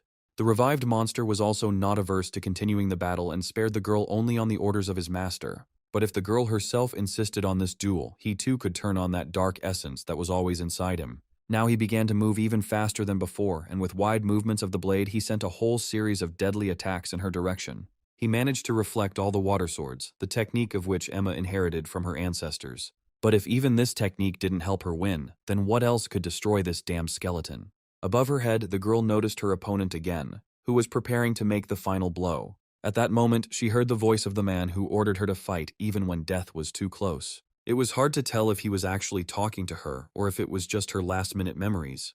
The young leader taught her to be strong because one can only learn one's true abilities by facing death face to face. This skeleton in front of her just resembled that very death, having defeated which she would be able to learn her true abilities. All this time she used the same technique. But in order to win, she needed to fully open her chakras. If she is completely confident in herself, then no mutant, even the strongest level, will be able to cope with her. The girl fought with all her might, and now her eyes were full of determination and that fury without which victory is impossible. The constellation Ursa Major is said to revolve around the North Star with the changing seasons. The entire martial art of this girl's clan, which was difficult for everyone else to learn, was built on this very principle. And now she could use the knowledge of her ancestors to redirect the enemy's attacks towards him. After all, during her training with Nigel, she had already managed to pull off a similar trick, and Emma was one of the few who had learned this technique. Luckily, it was now that she succeeded again, and the skeleton's bony hand was instantly thrown far away from him. Emma was happy that right now she managed to surpass herself and do something that no warrior of her clan had ever managed to do. This incredibly high-level monster was still strong, but now it was missing one arm. This means that now he will fight twice as badly, and Emma has a real chance to win this fight. Now nothing could stop her, especially if she didn't waste time and attacked right now. Soon, the whole group found themselves back in that gorge, and the guys were happy to see each other alive. Even those guys who had been arguing with each other the whole way, now behaved as if they were brothers. They all put in a lot of effort to defeat those monsters, each of which attacked them face to face. It was at this moment that Alice noticed her sister in the distance, whose aura had changed greatly since their last meeting. She rushed to her and was happy that Emma survived, and now she would be able to hug her loved one again. The girls immediately began to tell each other what had happened to them, although Emma, as usual, behaved more calmly. Now all that was left was to wait for their leader, who probably already knew all about their success, and was supposed to arrive here soon. It became clear that they were all fighting the same skeleton, which had somehow split into many spaces at once. But the young monk disagreed, saying that the skeleton in his space was stronger than all the others. Looking at the two guys, he immediately guessed that they had managed to reach a high level by defeating those skeletons in their own space. David modestly replied that they were just lucky, although in fact the guy almost died in his last fight. But his friend Simon disagreed with him, realizing that luck alone was not enough for such a victory. Not understanding what he was talking about and why he was suddenly behaving so strangely, the monk looked at him for a while and did not answer. The guy believed that the skeletons had no intention of killing them and always lowered their blades at the very last moment of the fight. In fact, the monk also noticed this during the fight, but he did not want to believe that the skeletons simply gave in to them. Simon had no doubt that all this was the work of Nigel, who had been in control of his skeletons from the very beginning. At that moment, a loud explosion was heard next to them, and a stream of bright energy flared up in that place. Yes, we should have discussed this a little later, but now we should think about how not to die from this attack. After all, a whole crowd of skeletons stood right in front of them again, although they had recently managed to destroy this army. And the black skeleton, grabbing him by the throat, held Peter, and the guy begged him to just kill him and stop his torture. Throwing him to the ground, Black Skeleton simply looked at the fat man he had been tracking for a long time. It was difficult to tell whether this skeleton was acting of its own free will or, like all the others, was obeying Nigel. The black skeleton was the main one among all the other dead people, and his strength exceeded the strength of any of the guys. However, this cannot be known until he shows his strength in a real fight. Unfortunately, this army included a whole group of archers, who began the first duel against the faction leaders from afar. The attack had to be made immediately, and Alice immediately launched a counterattack, using her destructive power. Once she was close to there, she hoped that she could reach the archers and remove the main problem in this battle. But the guys had already rushed into a frontal attack, realizing that they had no time left to develop a plan. Moreover, the first row of skeletons consisted of simple swordsmen who were the easiest to fight. After the difficult test that each of them had gone through, simple skeletons no longer seemed like a dangerous opponent to them. The Skeleton King still possessed the destructive power that he could instantly charge his fireballs with. If he starts attacking the guys from afar with these balls right now, they won't be able to continue this fight so skillfully. At some point, it became clear that none of them felt the same fear of monsters anymore. The guys acted as if they were facing not a crowd of resurrected dead warriors, but simple soldiers with swords in their hands. And even those of them who were losing self-control from fear and were ready to run away now looked confident and calmly led this duel. But still, when faced with danger, anyone will doubt themselves, because not everyone is given the same talent as their young leader. The black skeleton was such a strong monster that he could fight even against two fighters, and none of them could hit him. But if they all unite and attack the black skeleton, they will have a better chance of winning than if they did it alone. Strong enemies should always be attacked together, because that's what Nigel taught them from the very beginning. These people were always used to quarreling and proving their strength to each other, but now only teamwork was needed to win. Even the black skeleton suddenly realized that the fighters who had been fighting alone all this time were now acting as a single whole. Of course, this does not mean that they will win, and they must continue the fight until their enemy is completely stopped.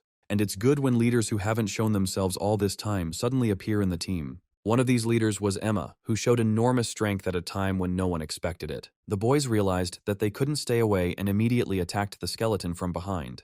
By attacking the enemy immediately, the guys hoped that their swords would be able to cut through his bones. But, as expected, the enemy immediately used protection, and a loud explosion was heard at that place, and the black skeleton continued to swing his sword with destructive force in different directions. Everyone who was nearby was immediately hit because the speed of the black skeleton was enormous. Only Emma still stood in the same place, and every movement she made was precise. The girl looked death in the face with such confidence, as if all her hidden strength had awakened for this fight. She no longer seemed like that modest girl who always stands aside and just watches the fight. Her friend also did not lag behind and rushed at the black skeleton who was walking towards them. From the very beginning, no one doubted that the strongest monster was fighting against them, and the battle could end in any way.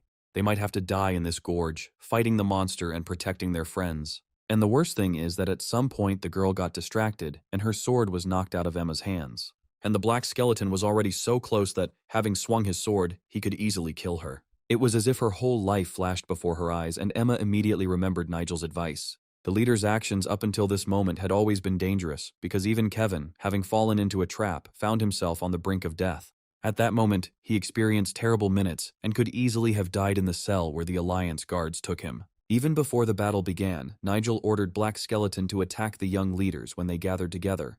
This monster was ready to carry out any order of the owner and would not think for long. He had fun watching his students fight, knowing that at the last moment he would still stop the monster. And even Fat Peter went through difficulties, because this guy should lose a little weight. Before leaving, he asked the skeleton to at least try not to be too cruel to the boys. After all, if he starts to fight them at full strength, each of them will die, since they will not be able to resist him. And now the moment came, when the black skeleton followed the order and attacked more weakly. He knew that the girl was now defenseless, and that just one blow would be enough to end the fight. At that moment, when he was very close, suddenly a projectile flew from somewhere far away and knocked down the black skeleton. It was clear from Nigel's expression that the boy was unhappy with how poorly his warrior was carrying out orders. Turning around, he saw on the ground the man who had fought the skeleton best in his space. It was Peter, who was lying on the ground right now, showing no signs of life. Nigel felt that he had become stronger thanks to the energy he received in the elixir pavilion, and it was necessary to finally stop the black skeleton while this dead warrior still obeyed orders.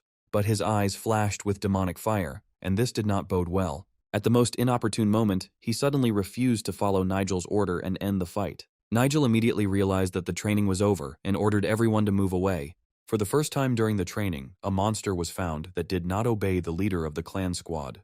The worst thing was that this skeleton was very strong and dangerous even for Nigel. With all his might, he rushed to attack the man he was supposed to serve, because that was why he was raised from the dead. Looking at him, the guy could not understand whether it was the same skeleton standing in front of him or whether it was a different creature. But instead of answering, the skeleton beckoned Nigel with a bony finger, calling him to fight. It seemed that this dried-up corpse had learned to joke, and the guy couldn't stand it when people treated him like that. But the fatal blow that the monster dealt Nigel the next second could hardly be considered a joke.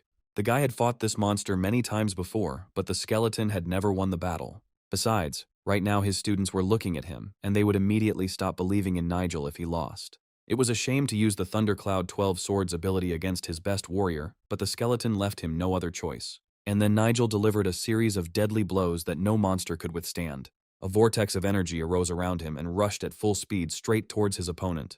The punch was one of the best in Nigel's repertoire, and he hoped to win quickly. If necessary, the guy could call all the other monsters to this fight, but he was in no hurry to do so. Besides, if the group leaders notice that he has shown weakness, they will begin to doubt his true strength. We must give credit to this monster, who even managed to turn on a protective vortex and for a short time created a barrier around himself that protected him from attacks. The guy knew all his skills, and since then, the revived warrior has had nothing new. And no matter how hard the black skeleton tries, he will never be able to defeat the opponent who brought him back to this world.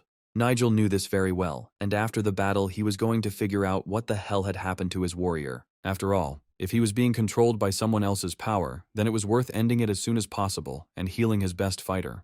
The skeleton continued to swing his sword in different directions, and from the outside, it might seem that he even gained an advantage. After all, Nigel was even able to miss one blow, and it was clear that this fight was not so easy for him. I had to activate the energy wall, realizing that I needed to at least keep him at a distance for a while. But with one blow, the skeleton instantly cut through this energy shield, and soon they were face to face again. Nigel knew full well that this would happen, and was ready to use his last skill. He had no doubt in his victory, but he still wanted to cause the skeleton as little harm as possible. Thrusting his sword into the floor, he sent a stream of energy towards his opponent that was supposed to end everything.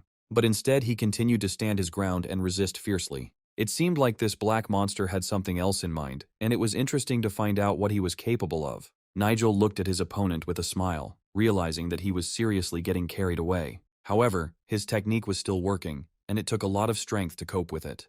And yet, there was one ability that the skeleton acquired quite recently. After all, the dark force, which was still subject to the skeleton, could move in space. The guy noticed that even his sword did not obey him as it had before, and this was already quite interesting. He gripped the hilt of his sword tightly, realizing that he was not wielding it as well as he always had. Nigel warned that the black skeleton himself was forcing him to take extreme measures, and it would be better not to let it come to that. But this monster noticed Peter, who had been lying on the sand of the gorge all this time and could have helped Nigel. To everyone's surprise, Peter suddenly stood up, although his eyes were still white, like any other monster's. The dark aura that had been inside him all this time gradually disappeared, as if making its bearer look like an ordinary person. When Peter woke up, it seemed to him that he had been seeing a terrible dream all this time and was now back in the ordinary world. However, what he saw in front of him was not at all familiar, because a real mortal battle was taking place in front of him. Harry was the first to notice his friend and was very surprised that Peter actually stood up. He shouted loudly at him to stay where he was, as Nigel had ordered him not to stick his head out of there. He did not listen and believed that they should help their leader and intervene in this fight. For the first time in his life, Simon saw such courage in the guy who had always been considered the most cowardly warrior of all fighters. Even in his distant childhood, when Simon was a young student, his teacher gave him advice that he remembered for the rest of his life. In the quiet silence of the forest, the old man taught him the right path so that the boy could preserve this wisdom for many years. He talked about how everything that would happen to him could not be avoided, and that in the future, the boy should not grieve about what lies ahead. His teacher asked him to never forget what he taught him, and then the strength would not leave him. From childhood, Simon knew that he had a heavy burden to bear. And then the young man saw a light in the place where his teacher had been just a second ago, who suddenly disappeared into thin air. There was only emptiness left in that place, and the old man's voice echoed throughout the forest. And now he saw before him a man who was supposed to help him understand the truth and follow his path. It was Nigel himself who fought the immortal warrior, whose strength surpassed any of his previous opponents. The boy was no longer the younger student of his teacher, but could take part in a real battle himself. He would have been glad to help his leader, but he felt that any interference would only spoil the course of the battle. Nigel was quite confident of his victory, but even he had to try hard. This energy that came from the black skeleton was not typical of the ordinary dead people he had seen before. This energy was very different from the one with which Nigel first revived the black skeleton. In addition, the dead warrior gained a new ability to absorb other people's energy. If the skeleton uses this move against its master, Nigel will have something to fight back with. The very next second, he used such a powerful ability that its waves spread throughout the entire gorge. Nigel was very angry, realizing that this scoundrel had attacked the one to whom he owed his life. He was ready to take revenge on him for everything and, if necessary, even crush his bones and turn them back to dust. In order to defeat such a creature, he even had to use the power he had saved for the blood sect leaders. Otherwise, he would not have been able to repel the attacks of a creature full of demonic energy directed against him. And now Nigel had to use secret techniques that his students saw for the first time. Despite using the 12 thundercloud swords, Nigel was unable to completely defeat his opponent. But it was this ability that was supposed to bring him victory, because his strength instantly increased tenfold.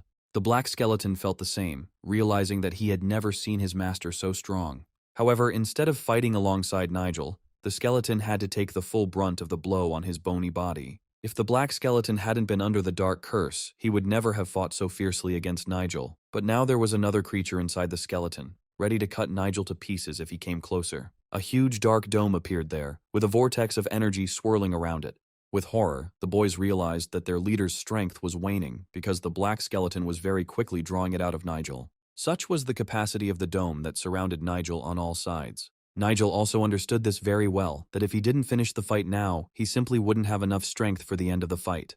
Therefore, only the ability of the 12 thundercloud swords could help him win this fight. Rage boiled inside Nigel, although he knew perfectly well that the black skeleton was not guilty and was forced to fight against him.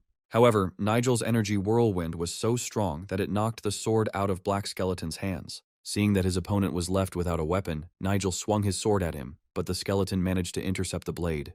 Through the magic blade, the skeleton was able to use his ability again and draw even more mana from Nigel. Nigel couldn't even dream of this in his worst nightmare, because the dark force had completely subjugated his dead warrior. And now, controlling the black skeleton, this power gave him a new ability each time, unknown to Nigel. The skeleton continued to hold tightly to the blade of his master's sword, as if not realizing that it could kill him. The dark demonic force had completely absorbed the skeleton's own energy, and in order to win, Nigel had to find a way to get it back. Nigel's students had never seen him like this, because for the first time, an opponent had managed to provoke him into a rash act. And the skeleton understood perfectly well that now Nigel would not have enough strength even for one attack. The skeleton turned out to be so strong that he was able to remove the curse from himself and take control of himself again. He slowly placed his black, bony hand on his master's shoulder, and Nigel realized that the monster had just saved his life. In this situation, the skeleton could have simply killed Nigel, but at the last moment, the dead warrior managed to stop the dark force.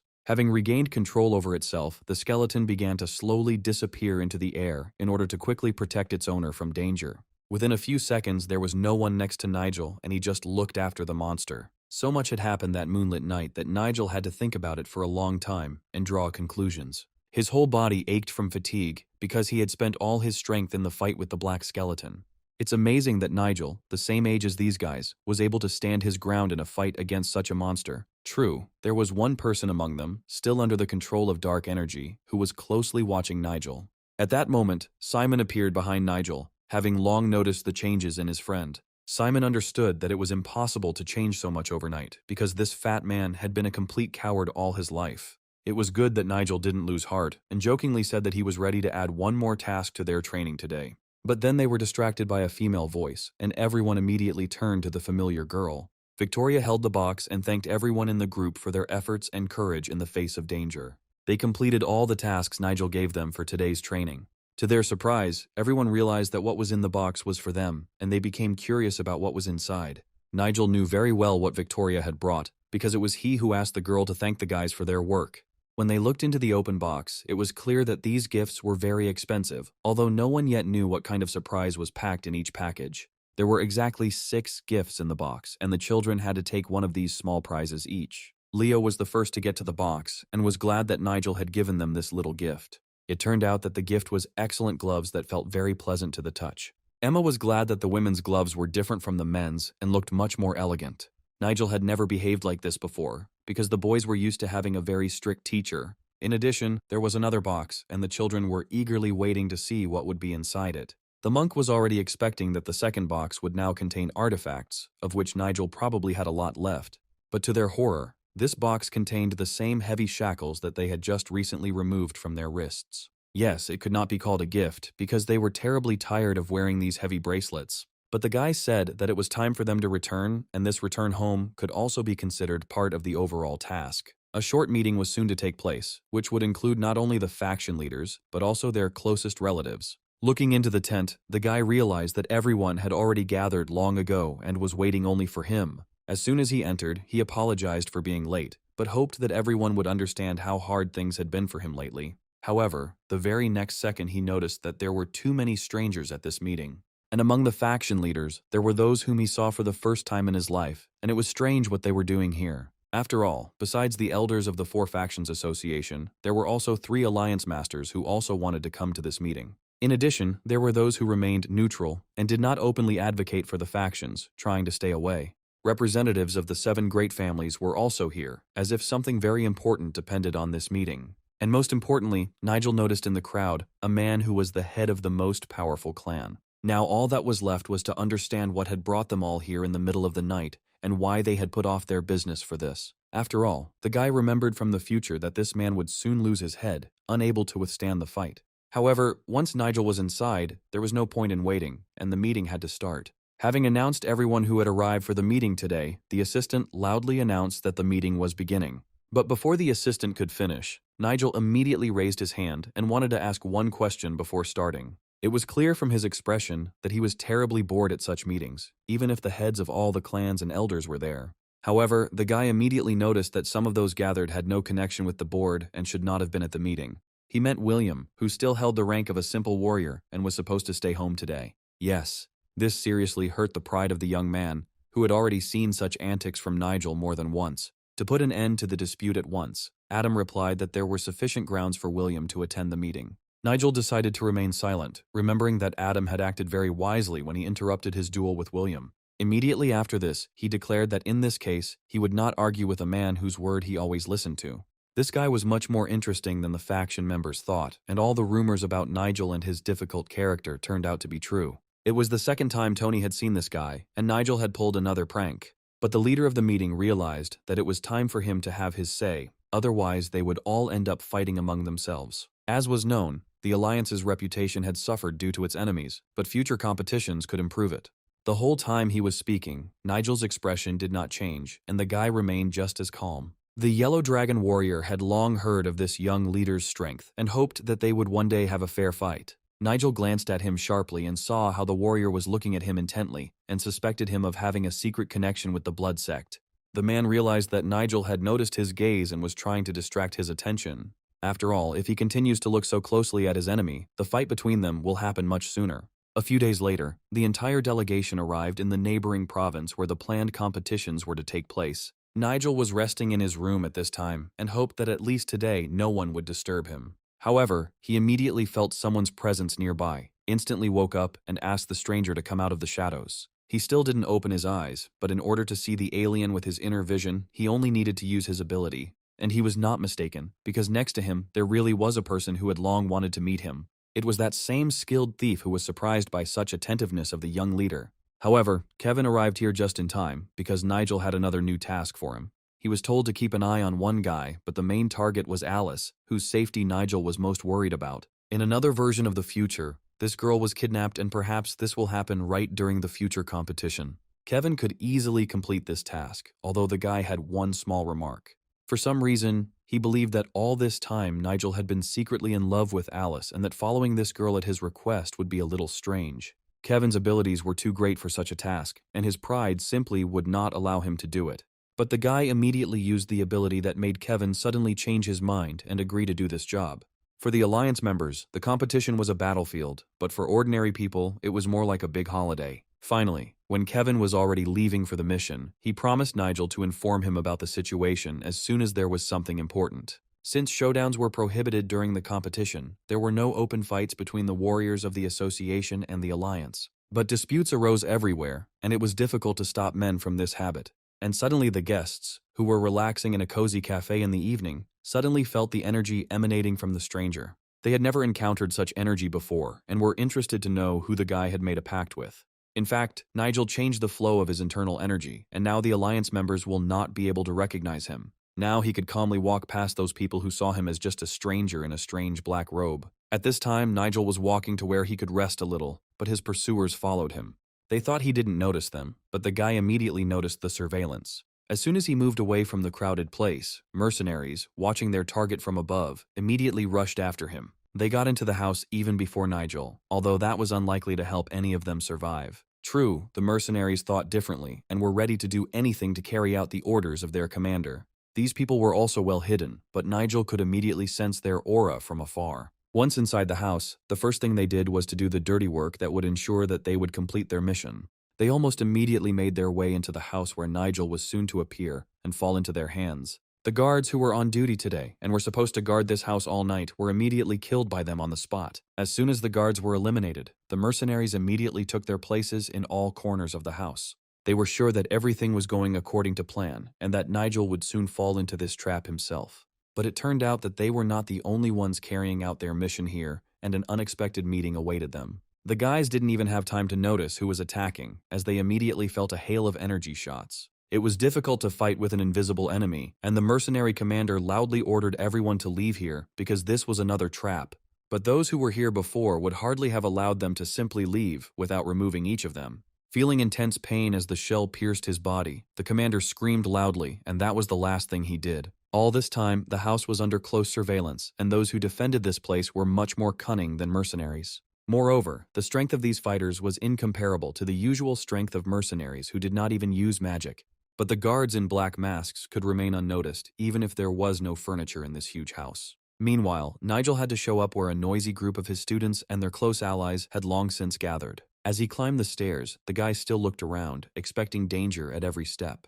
However, everything was calm here, and his companion promised that they would soon be there. The guy didn't feel any bad aura at the entrance, although it was hard not to smell the wine coming from above. After all, today everyone here was celebrating a common victory, and it was clear why the hall was so noisy. However, Nigel did not sit down with his students, but chose a place not far from them and asked for roast duck to be brought. He was a little displeased with the faction leaders who chose to have a fun party instead of training before the competition. The monk believed that even Buddha could sometimes afford a cup of strong tea, although judging by the monk's cheerful look, it was unlikely that there was simple tea in his glass. After getting drunk, Leo honestly admitted that he thought he would never leave that cave alive, and that he had to be crazy to send them there. Fat Peter said sadly that if his family hadn't forced him, he would have left this unit long ago. After all, he also had a hard time in that cave, and the battle with the skeleton could have put an end to his life. Simon listened attentively to his every word, although he already guessed that his skills had grown too rapidly. Although Emma believed that it was Nigel who saved the lives of each of them, and they should be grateful to their young leader.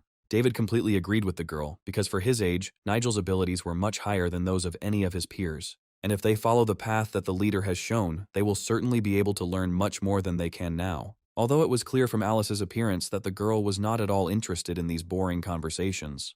And this holiday occupied her more than any boring conversations, because there was no point in remembering the past. It was now easy for Nigel to understand what was on the minds of each of his students, because they were so drunk that they gave away all their secrets. And he, remaining at the top, thought that next time he would arrange a hard training session for those who had said too much today. At that moment, they brought him a roast duck, and the guy who served it immediately left Nigel alone. Without even turning around, Nigel realized that someone else wanted to meet him, and he definitely didn't expect to see this guest here.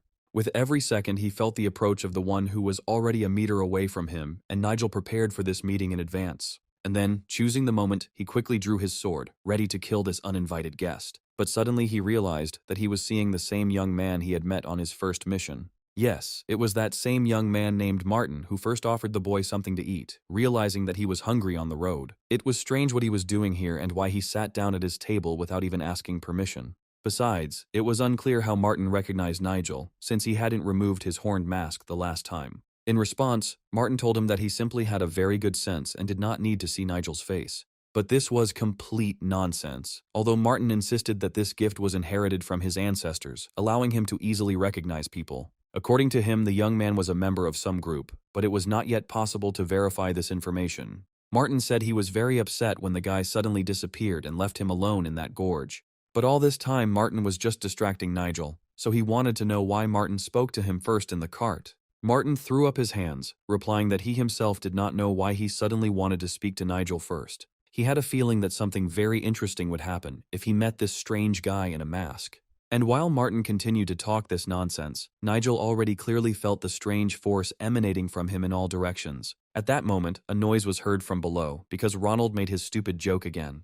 Today he was with his friends, who were accustomed to his behavior and laughed loudly throughout the hall. But David was in no mood for laughing and a little more and he would have hit this joker, smashing his face to pieces. But the worst thing was that Ronald's friend offered David and his friends to free up a table for their company. But then Leo intervened, saying that there were plenty of empty tables around and they could take any of them. It seems that these guys were looking for a fight themselves, and David's guys, returning from a difficult mission, could become strong opponents for them. These guys had long disliked everyone from the Alliance and were happy to fight with David's guys, who had already drunk a little. But even drunk, David could handle this crowd of idiots who didn't know who they were arguing with. However, it never came to blows, because Nigel's students had long since mastered a technique that allowed them to win without even drawing their sword.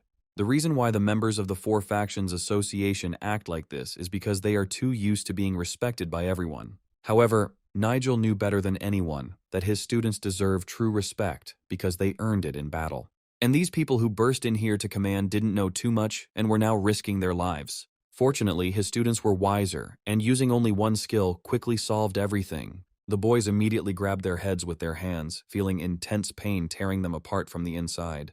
This was the very skill that any of Nigel's students could use, and it worked great on ordinary people. But Emma was against using on them the skills that Nigel had taught them for important missions. And even if these fools attacked themselves, after a couple of seconds of headache, they definitely won't do it again. Taking Emma's wise advice, Peter let the boys go, hoping that they would come to their senses after that. Unexpectedly, Ronald said with a smile that if this was all they could do, then the boys were still weaklings. It's strange. What other skill had to be used for this fool to understand who he was dealing with? However, in this short time, Nigel's students seemed to have matured beyond their years and knew that they possessed too much power. And even though Ronald called them cowardly weaklings, there was no way to force Simon to do magic again now. The worst part was that among Ronald's people there was a boy who was also affected by this ability, and Emma immediately used her healing skills. And then, she handed the boy the medicine and asked him to distribute it to everyone when they left this place. With these words, she quickly moved away from Ronald's table, realizing that this would only lead to another argument. She clenched her fist in anger, because the girl also had a tough character, but she still held back and did not say anything unnecessary. Watching this from above, Nigel felt that this was not the end and the most important thing was still ahead.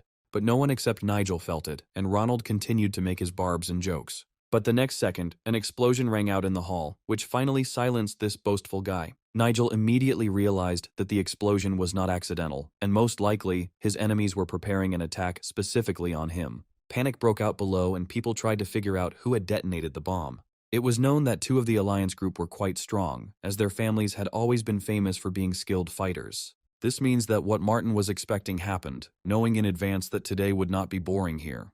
And he was not mistaken, because now David's guys were facing a new fight, although they came here just to relax. All this time, Nigel was watching closely and was ready to intervene in the fight at any moment. Judging by Martin's reaction, Nigel immediately guessed that he had done it by throwing the bomb there. There were 12 attackers below, and David's strength alone would have been enough to defeat them all. He noticed that 2 of them were quite strong, so it would be difficult for his students to deal with them. But while Martin was nearby, he could not interfere in this fight, otherwise the young man would immediately understand who he was. If Martin had been working for the Blood Sect all this time, he would definitely be able to immediately determine the true strength of his target. What's worse, besides those 12 warriors, several more people in red masks appeared right in the middle of the crowd. This means that his students have even more problems, and they will not be able to cope with them without his help. Unexpectedly, Martin declared that his new friend had prepared his students well and that they should be able to cope on their own. He kept his eyes on what was happening below and was ready to risk his disguise if it became too dangerous. Then he suddenly realized with a smile that he now had a real reason to intervene personally. After all, these guys in red masks were probably sent here by the leader of the blood sect, which means he saw his worst enemies in front of him. They immediately showed their speed, because a moment later, in place of the group of warriors, only emptiness remained. Now Nigel's students had to split up, because if they gathered together, they would be too easy a target for their opponents. Ronald's partner immediately wanted to intervene in this fight, but for some reason, the guy stopped him and asked him to calm down. He reminded them that they were warriors of the Four Factions Association, and there was no reason to worry about their competitors. It was strange that he could calmly watch this fight, where the forces were not equal, because other guys in his place would probably have done it differently. They wouldn't stand aside even if they saw the blood sect members attacking their enemies, because it was their duty to protect people from monsters. The power that each of these uninvited guests had could not be possessed by ordinary people, and there was probably a monster hiding under the mask.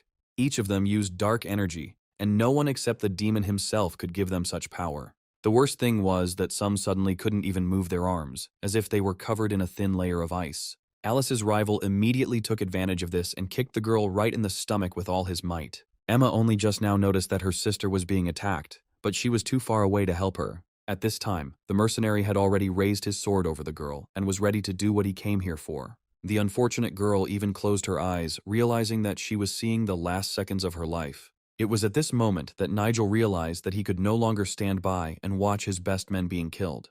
The next second, Alice saw the mercenary thrown far to the side and realized that help was already very close. It was that guy in the mask with horns, behind which the face of their leader was hidden, who appeared here at the right moment. Alice had never seen this mask before, so she didn't know it was Nigel. However, the girl immediately noticed that this man was not an ordinary warrior, like the faction leaders were. Even the look of this guy in the mask was special, and two bright white flashes flashed in the eye slits. Suddenly, a male voice came from under the mask, and it became clear that this was not a monster at all, which meant that he was here to protect them. Each of them might have thought that it was a ghost, but would a monster have protected them from its own? The guy said that he would destroy each of these uninvited guests and prove to the guys that he was not a mutant at all. The guys in red masks were just very close and seemed to be crawling under his blade. Nigel could easily provide them with this opportunity, and they could also serve as a light warm-up for him in place of a missed training session. Using the power of the demonic attire sword, he quickly attacked so that few could stand on their feet and remain alive. This guy in the mask had possessed such great power for a long time, but with each passing day, it only became greater.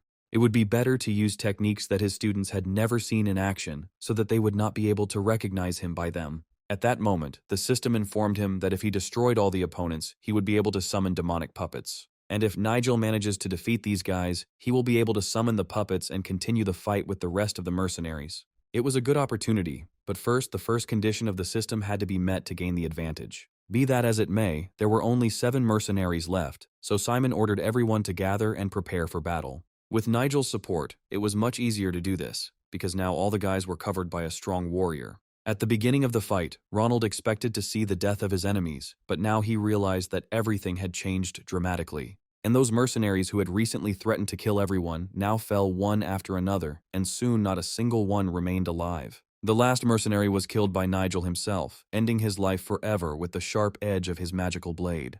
It was a real stroke of luck that a guy in a strange mask came to their aid and did it just in time. However, it was all the fault of this young monk who drank too much and said all sorts of stupid things to their competitors. But at that moment, turning to the door, they realized that today's adventures were not over yet. Noticing the alliance group in front of him, the commander immediately ordered that these people be captured, not knowing what they had to endure just a few minutes ago. The guy in the mask decided to suddenly leave and left the guys alone to solve this problem. Still, it was interesting to find out who this guy was and why he got into the fight with them. No one had ever seen such skills as this stranger had, and everyone wanted to know him or at least see his face once. However, he was already too far from here, because having jumped out of the open window, he quickly found himself on the street. It was early to go to bed that night, because first I had to find out what the hell this was all about. And it was for this purpose that Adam burst straight into the house of the captain, who knew perfectly well what had happened and was certainly involved in it. With a smile on his face, the captain replied that the boy was as pathetic as his master, but Adam demanded that they speak to him respectfully, otherwise he himself would have to take out his blade and speak differently.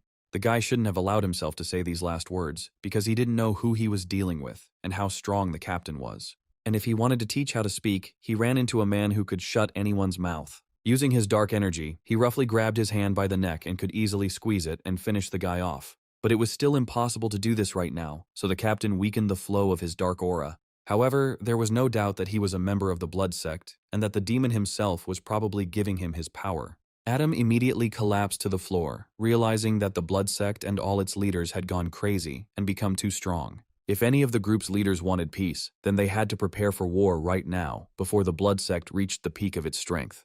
Adam thought this guy was just supposed to solve a small problem, but instead, he created a big threat to all the leaders. Whatever the case, this problem needs to be resolved as soon as possible, otherwise next time, he won't be able to leave so easily. And then turning to him, the captain declared that they would begin to act immediately after this conversation ended.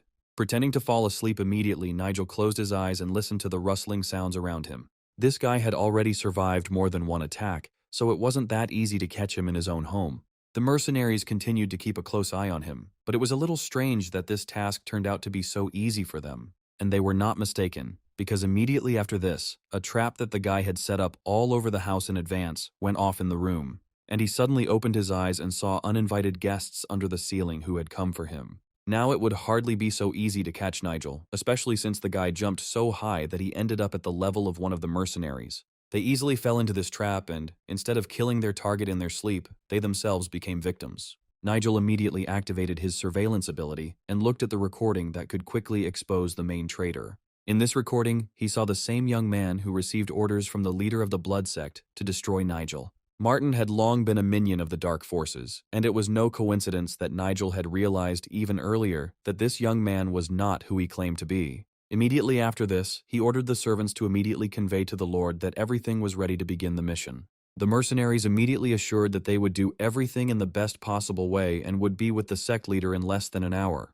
At that time, the guy was in a neighboring building and was watching his target's house from his window. He believed that he already had enough experience to quickly eliminate the new faction leader. This new leader was the very man he had first met during the mission. Thanks to his ability, Nigel now knows the name of the leader of the demonic sect who sent the assassins to get rid of him. He hadn't expected this at all, but now the guy had to strengthen the security system in his house. Moreover, this young man only seemed like a boy in appearance, but in fact, he was one of the most influential people in the clan. If the guy had known about everything in advance, he would not have made new enemies for himself and crossed these people. But if his assumptions are correct, then Martin still had to lie to the leader of the demonic sect.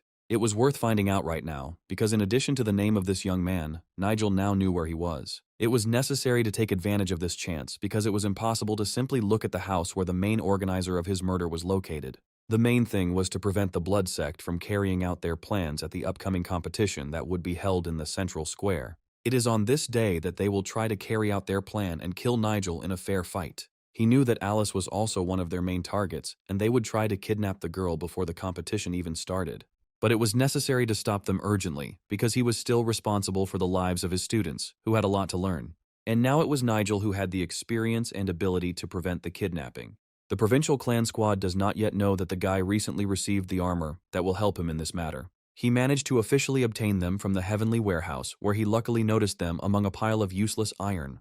They had to act as quickly as possible, because that guy with the fake identity was still next to them. He had activated the ability to awaken the spirit in advance so that this new creature would quietly protect Alice. At this time, the girl just saw on her table all those treats that had just recently been delivered to her room. She hoped that now she would finally be able to eat in peace without the judgment of her family, who demanded that she take care of her appearance. But even this time, there was someone who distracted her from this pleasant activity when the girl had just managed to pick up a spoon. The worst part was that this strange creature did not look human at all and appeared suddenly at the far end of her room. It was difficult to understand what kind of creature it was and why it had suddenly appeared here. But suddenly she saw in front of her a huge soft toy that had come to life, which had been abused by its previous owner. Alice could not calmly watch this living toy cry, and she wanted to help this creature. But suddenly another guest appeared behind her, who noticed that instead of training, the girl was again stuffing her stomach with fatty foods. Nigel gave her a look that told her without words what her overeating could lead to. But she cheerfully stated that all this time she had been performing well during training. The guy clearly didn't like this answer, and he realized that Alice was back to her old ways. The next second, they found themselves in an empty training room that Nigel had created. If the girl claimed that she still had her level of skill, now she had to prove it in practice. But she didn't want to conduct another training session at all and asked Nigel to put down the sword, giving her at least 1 day to rest. Then she had to answer the main question for which the guy came here, and without an answer to which he would not have left. He wanted to know where she had put the armor that he had recently given her, and that could have saved the lives of each of his students. Nigel knew that in another version of the future, it was with the help of this armor that the Blood Sect was able to make its warriors invincible. Now all he had to do was transfer his energy to Alice, because he had no other way to protect this girl. While she remained under the influence of hypnosis and felt nothing, he quickly transferred his power to her. But this was enough for the energy to quickly spread throughout Alice's house and wake up all the servants. Everything turned out not to be as bad as the guy thought at first, and now he realized that the leaders of the Blood Sect could not have foreseen everything.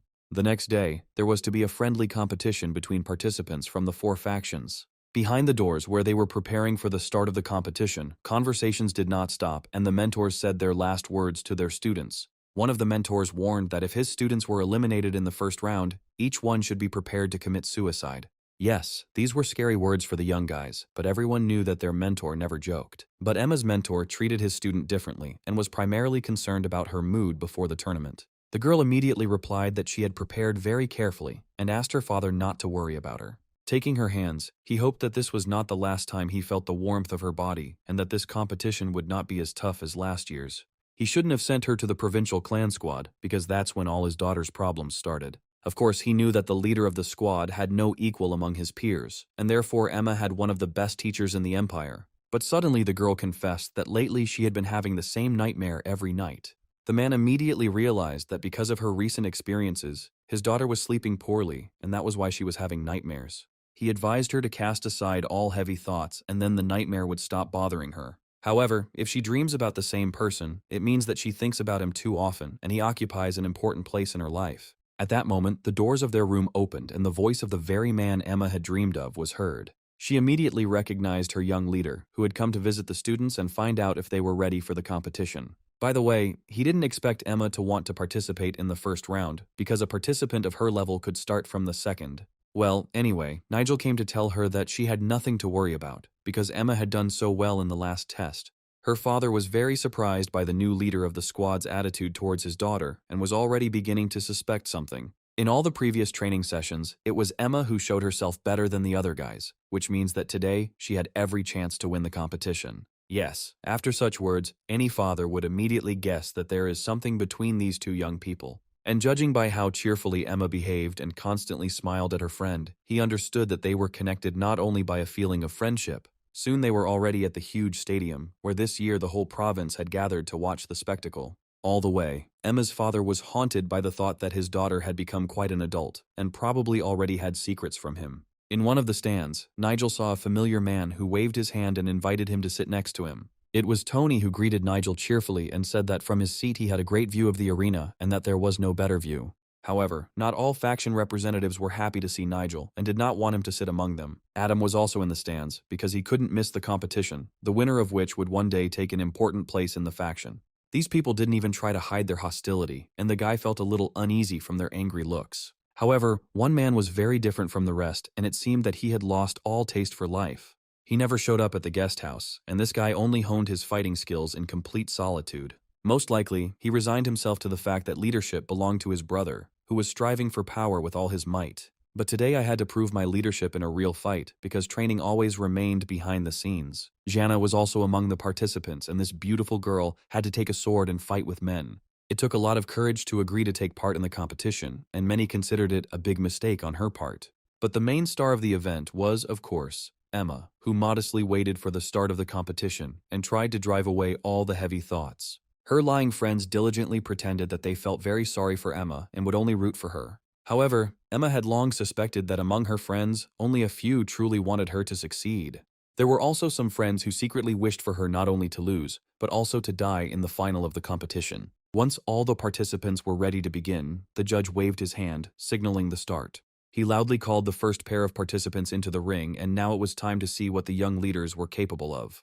Each of these fighters represented the future of their factions, and the heirs had to prove to the elders that they were worthy of becoming successors. There were many surprises during the competition, and those participants who seemed weak were actually secretly honing their skills. It became clear that the alliance members were stronger than the fighters from the four factions, since many newcomers had gained experience over the course of the year. Nigel watched each fight closely, knowing that his students would have many strong opponents today. Peter surprised him more and more, although he was also fighting against a strong warrior who did not allow him to relax for a minute. At some point he realized that the combat experience that the fat man had shown in the fight with the skeleton seemed to have evaporated in a few days. He remembered that Peter was one of the few who bravely entered into battle with the black skeleton, knowing the strength of the enemy. After that, Nigel appeared to him in his dreams every night and again showed him the most important moments of the fight. He had no doubt that one of his disciples was a supporter of the blood sect, and now he needed to be re-educated. Soon the guy was already lying on the ground, and it became clear that after another missed blow, Peter was out of today's competition. Many were only glad to see that the fat man had finally given up and become the loser they knew him to be again. However, one of the elders looked at the defeat of his successor for a long time and realized that this was the worst day of his life. Unable to bear watching this humiliation any longer, he turned towards the exit and said that it was time for him to leave. It was understandable for the man to have put so much effort into teaching Peter martial arts. Although the mentor of the guy who defeated Peter was happy to watch the enemy faction's disgrace. It seemed to her that the mentor was responsible for the performance of his successor, and since Peter had disgraced the faction, it was also his fault. Listening to all these conversations, the guy understood that none of these people knew what really awaited them ahead. Instead of fighting among themselves and rejoicing in each other's failure, they should have joined forces against a common enemy. Salvador, who had miraculously escaped the Emperor's punishment, was only glad that Nigel's students were losing. But he spoke about it so openly that the rest of the faction suspected that he simply hated Nigel. Only now did Salvador realize that he had said too much, something that should have been kept silent about. At some point, even Salvador himself felt like he was a stupid puppet, saying things he didn't want to say out loud. But it was already too late, and Nigel managed to notice that Salvador was also one of those who had long served the leader of the Dark Sect. It's very strange why some faction leaders suddenly started supporting the clan squad and its new leader. Suddenly, one of the spectators realized that the man he had come here for was now entering the court. Jumping up from his seat, Emma's father realized that his daughter was now performing, and he immediately noticed that her abilities had increased dramatically. Her speed was so high that Malcolm didn't even immediately believe that it was his own daughter who was holding this sword in her hands. But everyone could see that the girl had already achieved a very high level of skill, and did not at all look like a modest girl from a remote province. Her opponent also did not expect that Emma would be able to become stronger so quickly, and was not ready for it. Although from the very beginning she swore to herself that she would grind her rival into dust and even kill her if necessary. These competitions were held according to all the rules, but at their core they were quite brutal. Emma's rival knew this very well, and was already so close that she could carry out her threats. But Emma wouldn't be herself if she didn't control every second and strike at the right moment. The opponent was thrown far to the side, and just one blow was enough for Emma to win.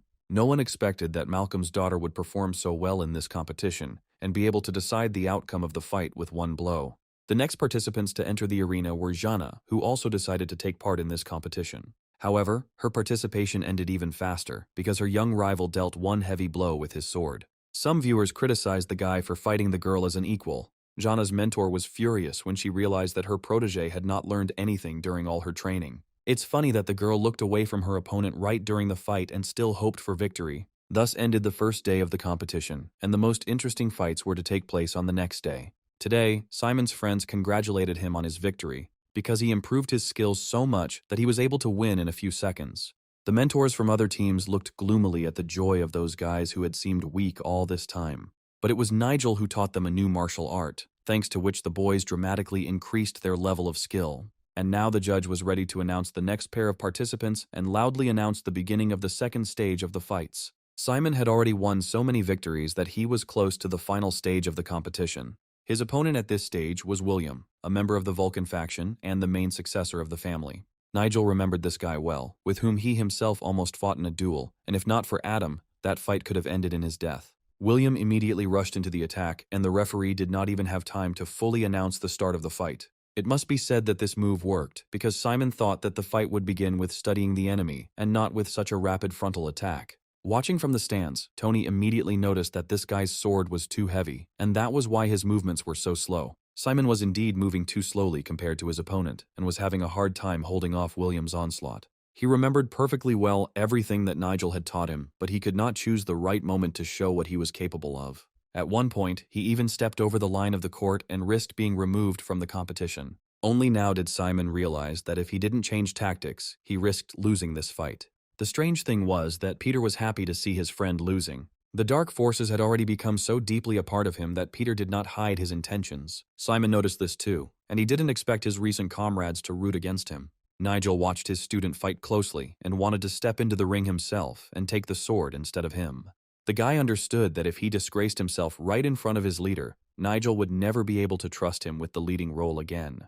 It didn't matter how exactly he learned the truth about Patrick, but the main thing was to achieve a result that would completely satisfy Nigel. After the fight, Nigel himself would have told him the whole truth, but now there was only one goal before Simon's eyes. And that goal was to win over his current opponent, because it would determine whether he would make it to the final or not. William was already imagining how he would shatter all the hopes of this guy who thought too much of himself. But today he had not yet shown everything he was capable of, and it only took one blow to completely change the course of the fight. And so it happened, because after one instantaneous lunge he delivered an accurate blow and found himself behind his opponent. And now, without even turning around, he knew that no man could withstand such a blow. Now Simon hoped that his leader would notice how he used this technique in battle. Yes, this suited Nigel just fine, and he watched with a smile as his students followed all his instructions exactly. That same day, after the competition ended, Nigel sat at the same table with Emma's father. Malcolm admitted to him frankly that he had previously seen the young faction leaders as a bunch of losers, but now they were all indebted to one man.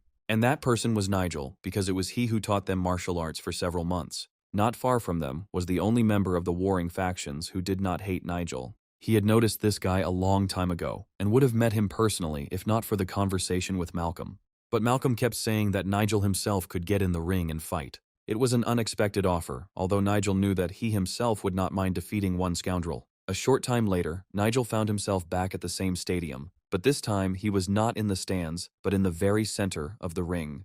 The judge loudly announced the next pair of participants, among whom were no longer newcomers to the factions, but experienced warriors. And the first of them was the guy who had recently become the leader of the clan squad, and behind him stood Emma's father. Malcolm warned that this fight was not counted, which meant the guy could just relax and work on his techniques. He wished him good luck in the fight, and hoped that in a few minutes he would be congratulating the guy on his victory in this competition. It seemed that the guy was completely ready for the start, and was glad that now, in addition to Emma herself, her own father was on his side.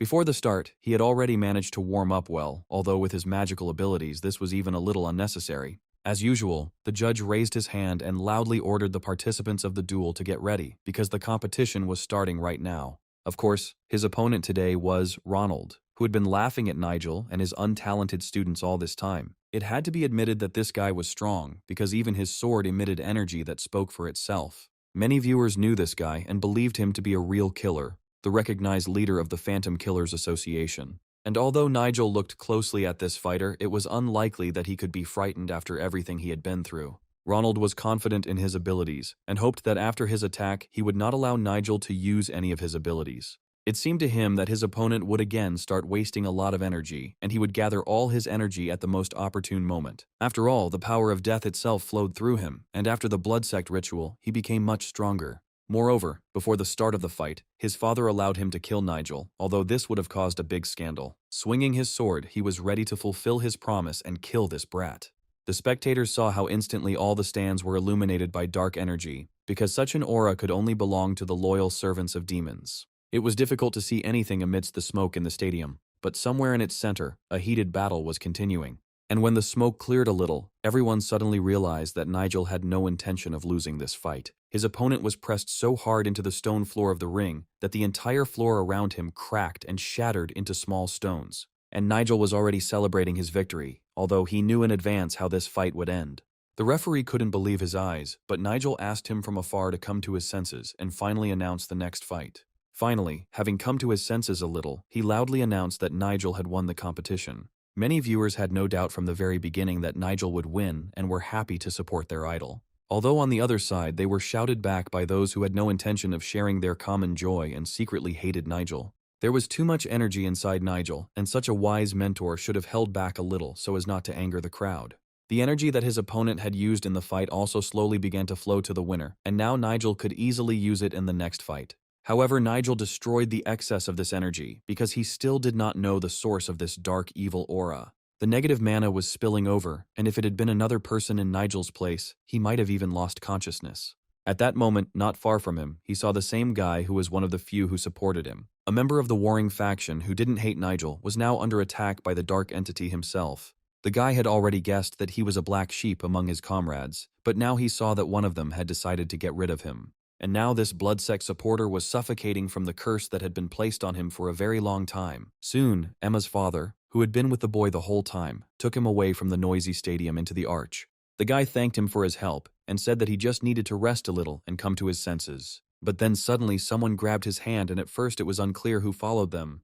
But now it didn't matter anymore, because this man clearly didn't want to harm the guy, but was only trying to help him. After all, just a second later he used divine energy, which immediately spread throughout his entire body. The guy immediately felt how this divine power was destroying the dark aura that had been haunting him all this time. And then he felt much better, and his breathing was restored again, although it was strange how this was even possible. Standing before him was Nigel, who knew full well that he was looking at the blood sect's strongest disciple. But he didn't need his thanks at all, because the second fight was about to begin.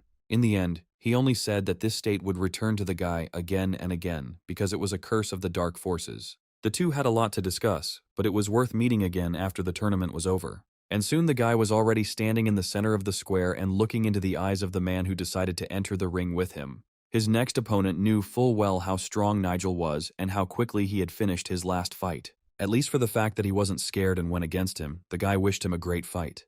The referee tried to announce the start of the fight as quickly as possible and move away from its participants so as not to interfere with them.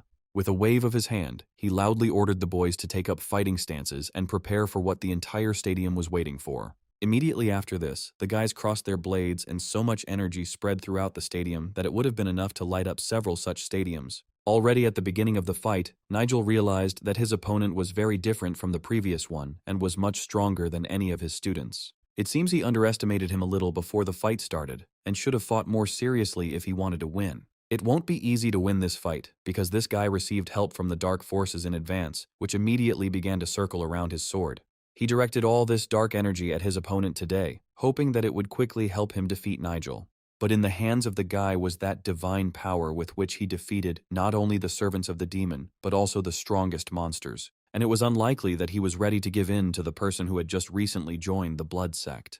However, the opposing forces that collided in one duel immediately created a flow of energy that spilled out in all directions. Some of the spectators began to seriously worry that this dangerous force could hit the stands. After all, if even a small part of this energy had touched any of the spectators, it could have burned him to ashes in an instant. These two wanted to win so badly that if it weren't for the referee, they could have killed each other in the heat of battle. The guy realized that this was his chance, and if he missed it, Nigel would take over again. He pushed off the stones of the square with all his might and was ready to immediately find himself above his opponent. The dark energy still permeated his entire body and swirled around this guy in a dangerous vortex. He then used the ability against Nigel that caused the dark aura to merge into one, and his opponent was pleased, hoping that Nigel would not find anything to respond to such a successful use of his abilities. But all this time, Nigel continued to carefully study every movement of his opponent, waiting for the right moment.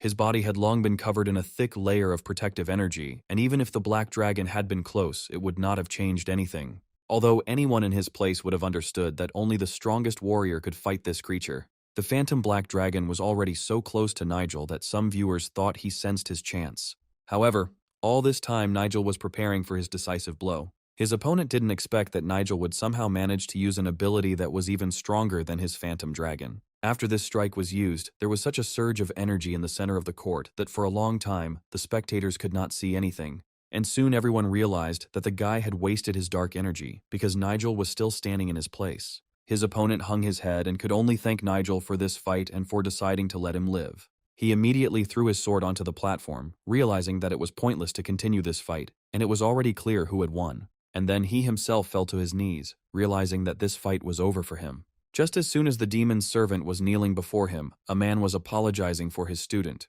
Norman's entire face was covered in sweat, and he realized that his best student had lost what should have been a decisive fight. The demon's servant stated that he had disappointed not only him, but also their lord, who would hardly be pleased with this news. And then he took back all the dark energy that was given to Norman. But then he suddenly declared that he would be able to correct his mistake and get rid of all the enemies who had long been interfering with their ruler. Lucas had thought about this for a long time and asked the servant to bring something that would help Norman. The servant brought him a magic pill that would quickly give him the necessary strength and allow him to fight Nigel himself in a fair fight. That bloody drink in his hand needed to be drunk right now, and then the fight with Nigel would go much better. For exactly 2 hours, his powers will grow so much that even Nigel will not be able to use the divine power against him with which he usually won. Without wasting any time, Norman swallowed the bloody drink, realizing that it was a very dangerous undertaking, but there was no other choice. Meanwhile, Nigel was glad that he had quickly replenished his magic supply, and now it was as much as before. Emma's father was also happy for his young friend, and was glad that thanks to his daughter, he found a good conversationalist. It was strange how this guy had managed to hide his abilities until now, and even Malcolm noticed them for the first time, only now. Yes, he really was able to cheer up the old man, and he also recently saved a man who had long been cursed by dark forces. This made the father of the girl with whom Nigel had recently become very close, very happy, and it no longer looked like friendship. At this point, the spectators began to whisper, because everyone knew the couple who would enter the ring next. Besides Alice and Emma, there was another person in the stands who had been hiding the whole time. But it didn't matter now, because Norman was already slowly climbing into the ring and was ready to use the bloody drink. Now Nigel had to pull himself together before the fight, because he immediately felt the dangerous power coming from his opponent. It seems that the leaders of the blood sect have started using doping, and Norman was one of those on whom the new drink was tested. His speed had really increased, and it was hard to keep up with the quick movements he made as he effortlessly twirled the weapon in his hand. But he could do much more and wanted to quickly show off all his new skills in battle. But Nigel was not sitting idle either, and could easily repeat the same simple trick. In full view of everyone, he performed the same trick with his weapon that his opponent had shown a minute ago. He then pointed the weapon at his opponent, and it became clear to everyone that Nigel was going to win with a simple stick.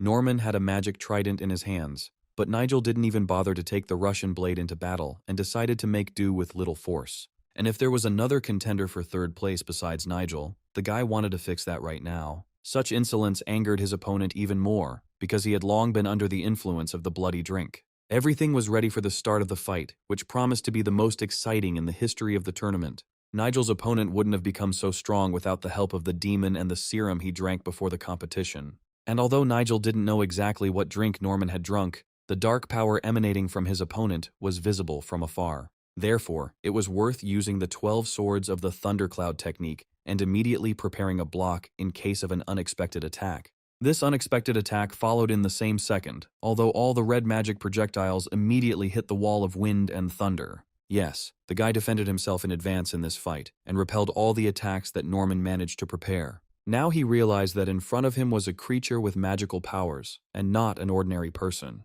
From the outside it seemed that their strength was approximately equal, but Norman used all his skills the whole time, and Nigel only half. And if this idiot decided to measure his strength with him, then Nigel was ready to use skills that he had never shown to people before. Thanks to all the enhancements, the guy was overflowing with energy, which greatly accelerates the flow of his magic. And now Nigel looked with a smile at his opponent, who wanted to win with a simple blow in the fight, as if not understanding his strength. With his trident, Norman would hardly be able to penetrate the shield of pure energy that Nigel had already created around himself. Nigel's defense was so strong that the tip of the trident broke in Norman's hands like thin glass. It was hard to understand how he managed it, but Nigel looked at his opponent with such confidence, as if he were fighting a child. Spectators noticed that as soon as Norman came close, he again received such a strong rebuff that his fighting spirit was falling with every second. If this continued, Norman risked losing the fight without ever winning in this competition. This is exactly what Nigel wanted and called his opponent to act, and not to stand aside like a cowardly puppy. Yes, such an insult would hardly be tolerated by a person who had gone through dozens of bloody battles. However, his opponent today was very different from the others, and Norman felt as if he was fighting a whole army of strong warriors. Nigel knew every blow that Norman was going to throw in advance, and he easily dodged any of his attacks. He wore his opponent down, trying to wait for the moment when Norman's strength would completely leave him, and even a drink would not help him. But Norman's main advantage was still the dark flow of power that fed him and did not allow him to weaken completely. For the first time during the competition, some spectators realized that Nigel was in real danger. Although it was too early to be upset, everyone noticed that Norman's series of terrible attacks had almost achieved their goal. Norman himself realized this and tried not to miss the only chance for victory that suddenly appeared. Moreover, he was now assisted by a dark creature that was difficult to see from the stands. Tony even put down his glass of strong drink, realizing that he was seeing the last seconds of his new friend's life. However, none of them knew that all this time, Nigel was managing the fight perfectly. With the help of the wind sphere rupture and the sword strike, he quickly threw his opponent far to the side and bought some time. Another blast of energy from the guy flew a couple of centimeters from Norman, and only miraculously did not hit him. I had to believe that this guy had been saving his best skills for last all this time. However, it would hardly help the man who was already being hovered over by this guy, although he still had a regular stick in his hands and fury in his eyes. But it was enough to hit his opponent right in the head. The tip of his trident was still broken off, and now the owner of this terrible weapon himself was defeated. Nigel didn't want to kill him, because if this fight ended with the death of one of the participants, it would immediately start a war between the Alliance and the Association. Therefore, a simple victory in battle was enough to clear everything up and at the same time to worry the leaders of the Blood Sect a little. Although for Norman today's defeat would mean death, which would certainly overtake him after the battle, but after he showed his abilities, the guy now had every right to finish him off. It was worth realizing this much earlier, but now the magical charge hit Norman straight in the head. The spectators could not understand why this fight had not been stopped yet, and why the referee was still allowing the fight to continue. Coming closer to Norman, the judge asked if everything was okay, and whether the man needed the help of a doctor. How surprised he was when, instead of answering, he was ready to tear him apart, no longer able to contain his feelings. And although the referee was not a participant in the fight, the man used an illegal blow against him. The referee was thrown far away from the ring, and it was clear that after this, he would hardly ever be able to get back on his feet. Malcolm knew the guy was completely out of his mind and shouted loudly at Nigel to get out of there. It was now clear that since this man's mind was broken, the curse that the demon had placed on him, he was ready to do anything to end this fight with his victory, and there was no longer any human essence left inside him. This was most likely the work of the Blood Sect, and the big question was whether Norman could be saved. All that remained was to wait and see how this fight would end, although even Salvador was seriously worried about the life of this young leader. If this continues, then not only Nigel will be in danger, but all the other viewers as well. And indeed, the fighter suddenly threw several dark, destructive rings of energy towards the stands. It was good that Rupert was nearby at that moment, and he understood in advance how this attack could end. The man promised himself that when it was all over, he would personally settle accounts with the person who dared to attack innocent spectators. But now it was necessary first of all to protect peaceful people, because none of the spectators possessed magic. It turned out that besides Rupert, there was also Lucas, who had no intention of fighting against Norman, but was his ally in this battle. Now the man had completely lost his human appearance and continued to fight with the one who, according to the rules, had long since won. But Nigel had no intention of running away, realizing that only he could send this bastard to hell. And if he was so confident in himself, then the guy wanted to quickly remind him of what real divine energy is capable of. Yes, the guy got a very clear proof, although with his head torn off, Norman will hardly be able to see it with his own eyes. The worst thing was that Nigel immediately sensed that something terrible had happened to one of his students in his absence. It was at that moment that he saw Kevin running past, who shouted loudly to the guy that a big problem had happened. Emma disappeared somewhere a few minutes ago, and most likely the girl was kidnapped by the servants of the leader of the Blood Sect. If the Blood Sect had managed to pull off such a trick, then the future that Nigel had seen would have changed greatly. The guy was too distracted by this fight, and perhaps it was arranged only to kidnap Emma. The stands were still packed, and it was strange that none of these people noticed how one of the main participants was kidnapped from the stadium. The crowd immediately became noisy, and the members of the Blood Sect began loudly proving that they were not guilty of anything. Everything was going too badly, and if news of the kidnapping broke, the empires would immediately start a war. There will be such a big battle between chaos and order that the war could drag on for decades. Although looking at Salvador and Adam, it became clear that their faces did not express any sadness at all. But Nigel was the one who was able to fix everything and not let these scoundrels finish what they started. His new friend helped him with this, because Kevin ran as fast as he could in the direction where Emma was last seen. Looking around, the guy realized that they were somewhere close, although apart from the remnants of a dark aura, he was unable to find any traces. And if even the god of thieves himself could not find traces of the theft, it means that these scoundrels acted very skillfully. Suddenly the guy remembered that he had another great way to quickly find Emma's tracks. On his hand was the same glove that he had recently given to Emma and all his other students. He felt the response from the glove that was caused by Emma calling for help. These guys seemed to be seriously looking for a fight, and Nigel was ready to give them one as soon as he got close. And in the place where Nigel had stood a second ago, only a whirlwind of dust remained, and the guy himself immediately dissolved into thin air. Even Malcolm didn't immediately understand what had happened, and, turning in that direction, saw that the guy had simply disappeared.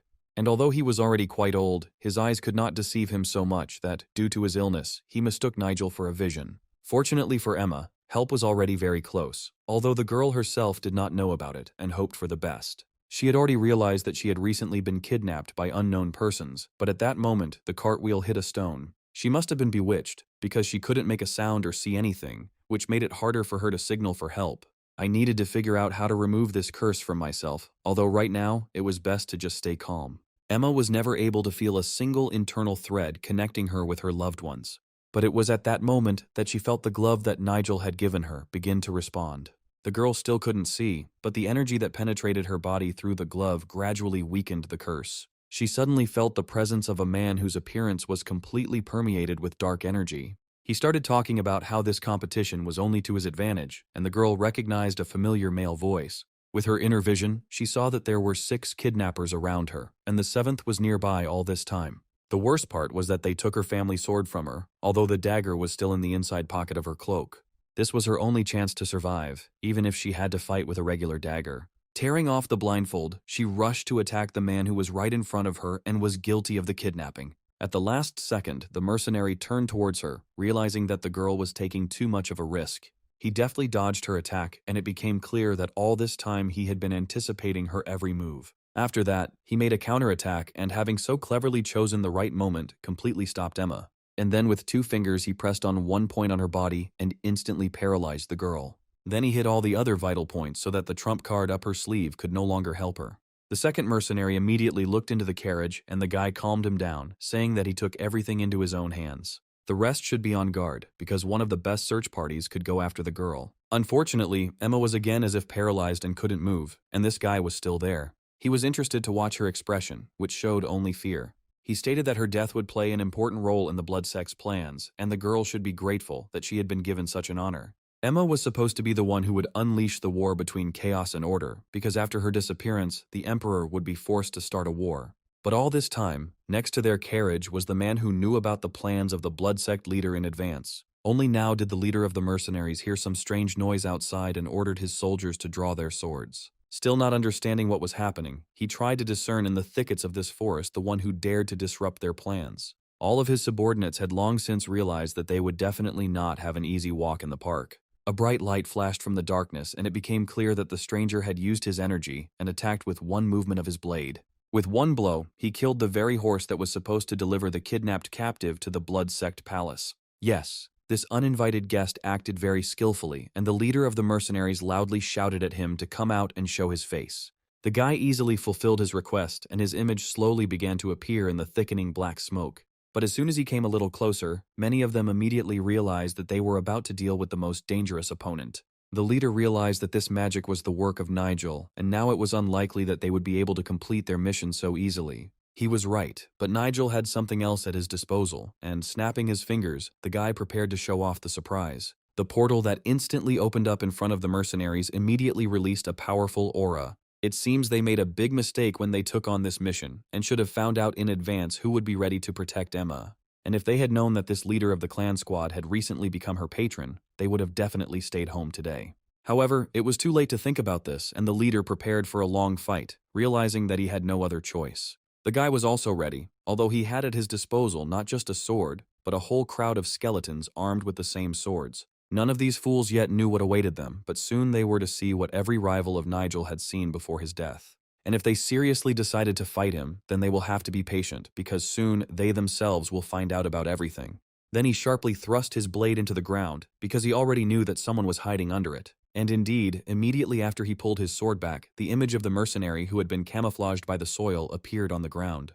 But Nigel was never the kind of person who would fall for a cheap trick so easily. Although it was worth admitting that there were so many mercenaries around him, as if all the supporters of the Dark Clan had gathered in the forest. And if there was no longer any point in hiding his magic, the leader was ready to use his last ability. The bodies of the mercenaries quickly became covered with a magical essence, which in seconds turned them into dangerous monsters. Instead of people in masks, Nigel saw monsters that replaced the human heads of these mercenaries. A moment later, he saw the human bodies of the mercenaries, but instead of a head, each had an octopus. It's really not a trick you see every day, although the guy knew that his loyal subjects could instantly rise from underground. All this time he was also hiding an ace up his sleeve, because skeletons lined up in front of him, ready to enter the battle at any second.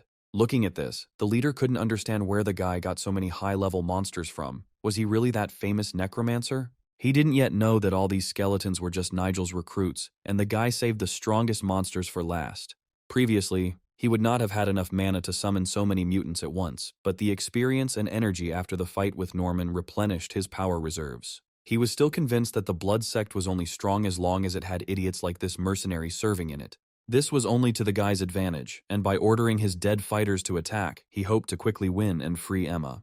On the other hand, the leader also ordered his mutants to attack and destroy every single one of those damn skeletons at all costs. The tentacles of these mutants were indeed a problem for Nigel's new recruits, but the guy could call the black skeleton here at any moment. He wanted to test the new fighters in action, so he simply watched the fight from the sidelines. In the first seconds of the fight, some skeletons immediately missed blows because they were not yet accustomed to strong opponents. These monsters hoped to take the energy of the skeletons and use it to activate their other powerful abilities. But there were so many skeletons that they attacked from all sides and also possessed divine power. And although the origin of these monsters was dark, it was Nigel who mixed their dark essence with his light power. With the help of this energy, the skeletons attacked the octopuses, and it became clear that they could not escape death today. Moreover, with every second the skeletons gained experience, as if they had spent not a minute, but an eternity on the battlefield. These monsters were already able to use whole series of deadly attacks, and it seemed like each of them dealt dozens of blows. Over time, they got used to fighting together and no longer attacked individually, as they had in the first minutes of the duel. This caught not only the mercenaries who had turned into octopuses by surprise, but also their leader, who was watching from afar. He kept his eyes on the carnage unfolding before him and intended to activate another ability. However, he did not have time to do this, because the skeletons got so close that the leader's life was in danger. Two skeletons moved forward and approached the leader so close that they were ready to destroy him from both sides at once. Of course, the guy understood what this meant for him, but the main problem was what was happening to Emma now. The leader saw that Nigel had been using the skeletons as a distraction all this time, and he himself rushed towards the cart. Once he reached the carriage, Nigel immediately freed Emma and lifted the curse that bound her body. But the leader should have thought about why this iron statue, which Nigel unexpectedly called for help, appeared here. There was a huge statue in front of them, and the guy commanded Emma to climb inside it. The leader knew that Nigel had been trying to confuse him all this time, but the trick he had prepared for the last minute made him panic. He was furious that his subjects were afraid of some bunch of walking bones and could not carry out a single one of his orders. They had to show everything they were capable of, otherwise the leader would send them to a place where they would no longer be able to fight. It seemed to have worked on the mutants, and now the skeletons noticed that their opponents began to move much faster.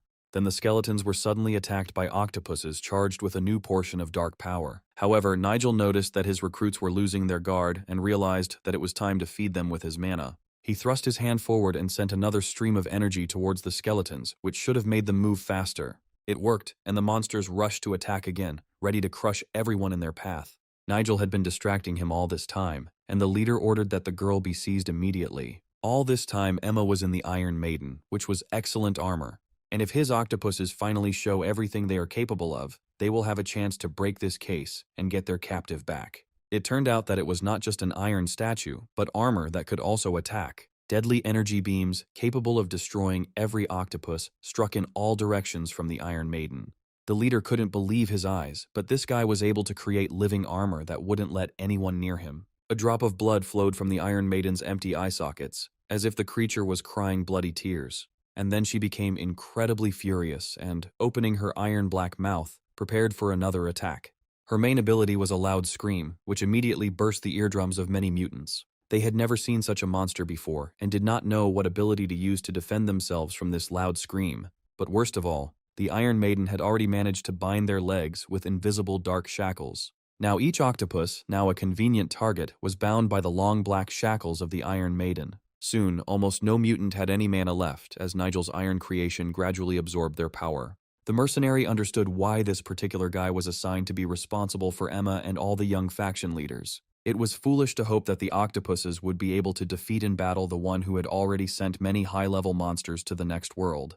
It was with the help of the dark force that Nigel managed to create this Iron Maiden, who destroyed all his fighters. Looking at this, the leader found it difficult to understand who the hell this guy was and why he was still serving on the side of the light forces. Typically, the Iron Maiden was always used as a torture device, but in Nigel's hands, it was an excellent way to protect the girl. He saw that instead of the previous confidence, there was only fear in the leader's eyes and suggested that he surrender. It was a great offer, and if the idiot had thought about it, he would have realized that he really had no choice. However, the leader had another artifact in his hands, which had recently fallen into his hands.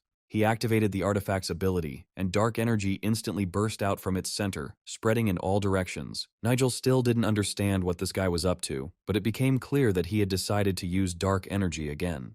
The guy saw a real artifact for the first time in the hands of a henchman of the Blood Sect, and was sure that only the light forces could have such items. So Nigel sent dozens of bone knives towards the enemy, hoping not to give him time to gather his strength. But all these bone knives turned out to be useless, because the portal that opened above the enemy swallowed them up. Nigel remained in the same place, and the next second summoned other creatures. This time, he summoned headless knights who instantly headed towards their target. In front of them stood only an enemy who, it seemed, would no longer be able to use the portal that had absorbed the bone knives. To Nigel's surprise, the portal opened wide enough to swallow each of them.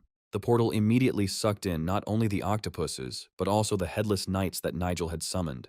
Along with them, the portal sucked in Nigel himself, who felt as if he was plunging into some unknown sea abyss. And indeed, Nigel found himself at the very bottom under the water, and in front of him was a huge octopus. The guy saw the very embodiment of an ocean catastrophe that carried away countless people to the bottom. The octopus was looking straight at Nigel, and the worst thing was that he was now its target. Nigel immediately activated his destructive ability and was ready to accept the challenge. The system suddenly announced that during this battle, all of his stats would be increased by 200%, as if it was helping Nigel. This was good news, but Nigel still decided to refuse and use another ability. He understood that he could cope much easier with such a gift from the system, but the price it demanded was too high. Besides, he could fully rely on his own strength and hope to win the fight with the octopus only thanks to them. The sea giant continued to look at Nigel, realizing that he needed to deal with the reanimated skeletons first. The two skeletons were right next to the octopus and, having entered the battle first, would never have allowed him to attack Nigel. They immediately grabbed onto the giant tentacles with which the octopus began the attack, but even the skeletons froze due to the cold ocean water. You could summon as many skeletons here as you wanted, but they still wouldn't be able to do what only Nigel could do. The main thing the skeletons had to do was to immediately take away the iron armor from here, inside which Emma was located. And Nigel himself was forced to enter into direct combat with this giant sea monster, although he understood what this threatened him with. At this point, the system informed Nigel that his main condition had been met, which meant he was entitled to another bonus. The bonus was the ability of the Sign of Six Souls, which the system instantly unlocked right in the ocean. Now Nigel could breathe underwater and happily realize that this was the best gift from the system. However, soon the ocean washed them up on the shore, and the octopus found itself outside its usual element. Without water, the octopus would be even weaker than any of Nigel's skeletons, which meant it was time to continue the fight as soon as possible. Diving underwater, Nigel was ready to appear where the octopus did not expect to see him. He could easily examine the octopus's huge body, still deep under the water. From right under the water, he summoned his most powerful monsters, who had been waiting for this hour. Now the octopus was attacked not only by skeletons, but also by those two mutants whose main element was fire. They were ready to incinerate this sea giant, because that was the order of their master. The fire instantly engulfed the giant octopus's body from all sides, and its end was near. It seemed that the sea monster definitely did not expect such an attack, but now all that was left for it to do was accept defeat. Standing in the water near the shore, Nigel looked at the charred octopus, realizing that the outcome now depended only on him. There was nothing more to say, so Nigel commanded one of his summoned monsters to destroy the beast. This octopus, at the behest of the dark forces, risked attacking Nigel, and for this, he deserved only death. The mutant immediately carried out the young master's order and came close to his target to complete the job. Grasping its tentacles tightly, he was ready to take away the creature's weapon and any hope of victory. The next second, he tore the tentacles apart with force and blue blood flowed from the appendages. Looking at all this, Nigel understood that if the octopus had come to its senses in time, he would have avoided this fate.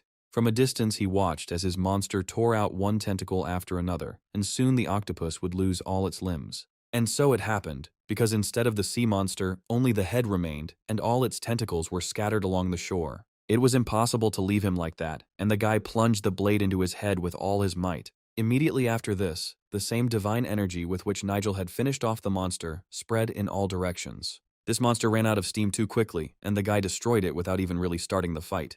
However, he did not want to kill the monster at all, and, putting his hand forward, used his ability. Necromancy had always been his main trump card, and the fresh wound on the mutant's body began to heal. And then the wound almost completely healed, leaving only a light scar on his mucous body. Now, the monster will go to the space from where Nigel can call him at any moment.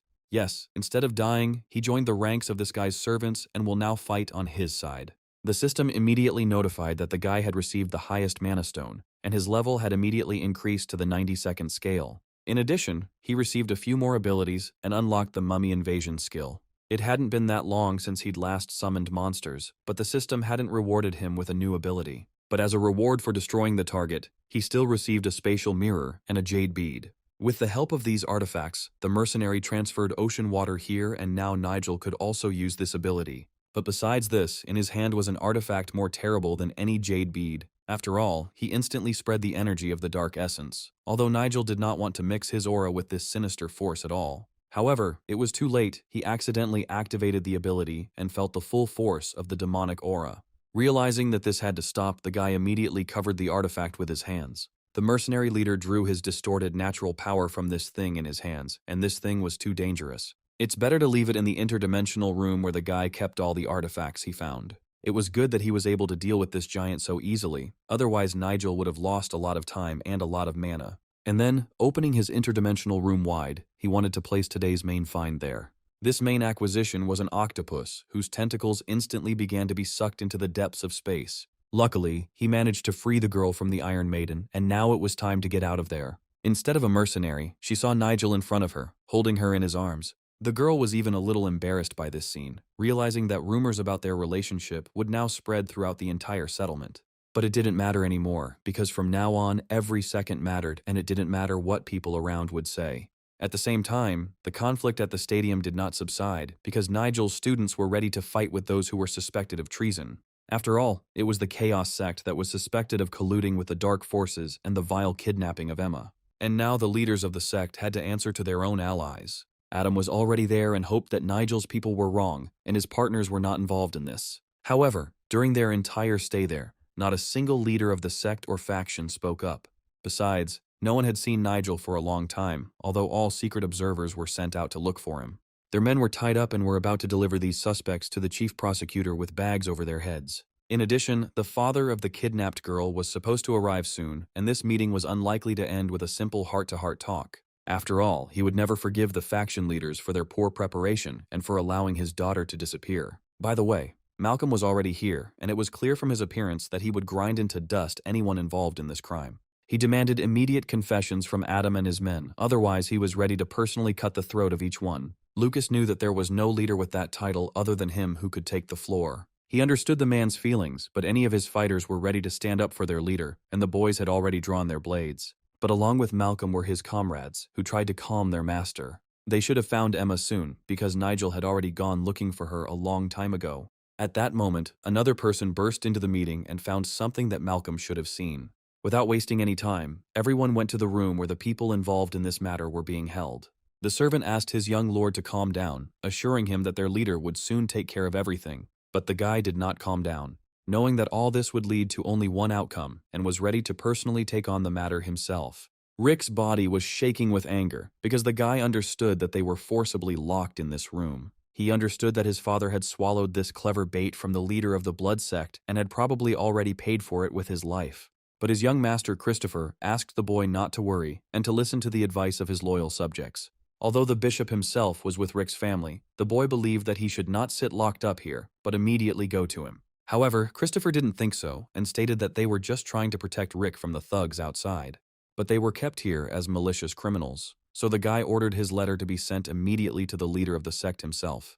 Christopher promised to carry out the order, but calmly replied that for now, Rick should simply wait for the decision of their supreme leader. If they try to escape from this place, everyone will face severe punishment, and even Rick's guards will not survive this meat grinder. However, the guy understood that they would definitely not leave here alive, and the only way to save their lives was to flee. But at that moment, loud sounds were heard on the street, and both of them suddenly turned around at this strange noise. It became clear that an intruder had entered their territory and had managed to detonate several explosive devices in the center of the palace square. It was hard to believe that someone would dare to do such a daring act, but that is exactly what was happening right now. The worst thing was that all the guards had been killed, and now there was no one between them and the intruder. However, looking at the one who dared to do this, even Rick was very surprised, although he had seen a lot in his short life. After all, right in front of him stood an unknown creature in a mask, in whose dark eye sockets a bright demonic light was burning. Christopher Tudge took the floor, realizing that no one but him would dare to speak to the stranger. But he, without even listening to the end, warned that Christopher had already been sentenced to death, and he was here only to carry out the sentence. Instead of this chatter, they should have prepared for battle because the stranger did not want to continue meaningless conversations. Now Rick had a choice. He could also join the fight or order his men to stop. Even though the masked guy used dark, forbidden magic, he didn't seem like an enemy to Rick. But he suddenly realized that he was very wrong when the unknown person instantly attacked him with magic. Rick had no doubt that he needed to join Christopher and become his ally, at least for the duration of the duel. He couldn't just sit there and wait for death while the masked stranger continued to attack. So he ordered his fighters to raise their swords and was ready to give the order to attack at any second. But he remained in place and silently looked into the eyes of the man on whom the outcome of their meeting today depended. However, Christopher gave the order, realizing that there was nothing more to wait for and that the fighters should immediately enter the battle. The decision was made, although none of the guys knew what they were risking by entering into an open duel with him. Only now did Rick realize that the masked stranger had no intention of killing him and had ordered his boys to help the ghost. The guards did not know whose order to follow, since both leaders gave them different commands. Nigel realized that he needed to turn the tide of the fight and activated the Storm of Ghosts ability. Immediately after this, the same clap that the clan leaders had heard earlier in the closed hall of the palace was heard again in the center of the square. And then the boys saw with horror the creatures that the stranger had summoned to help him. Dark creatures suddenly burst out of the ground, quickly attacked their group and killed several of the best fighters at once. Now the boys had no choice, because they couldn't just calmly watch as this crowd of demons tore them apart. These creatures were commanded by a masked guy who remained in place and was an excellent target for a combined attack. But a magical scythe had already appeared in Nigel's hands, and with its help he released several deadly red rays. These rays, like blades, cut them in half, and soon only fragments of bodies remained of the guards. Those brave souls who were the first to attack the ghost of Nigel were instantly killed without a chance of salvation. At the same time, Rick and his men were suffering defeat and loudly asked Nigel for help. Nigel's entire body was already stained with blood, and the guy understood that, having dealt with some guards, he needed to immediately move on to others. He was immediately there where the trouble started, ready to help Rick, who was his only friend here. The first to fall under his magical scythe was Christopher, who, in the last second of his life, managed to shout that they would pay for this. In the end, Christopher himself paid with his life, and Rick turned out to be the one who became his executioner today. Yes, Rick had long wanted to finish off this bastard and thanked the masked stranger for his help in the duel. However, looking at the ghost, Rick realized that they were allies only at the beginning of the battle. At the same time, the conflict in the palace was still not subsiding, and Nigel's students were rushing as fast as they could to help their teacher.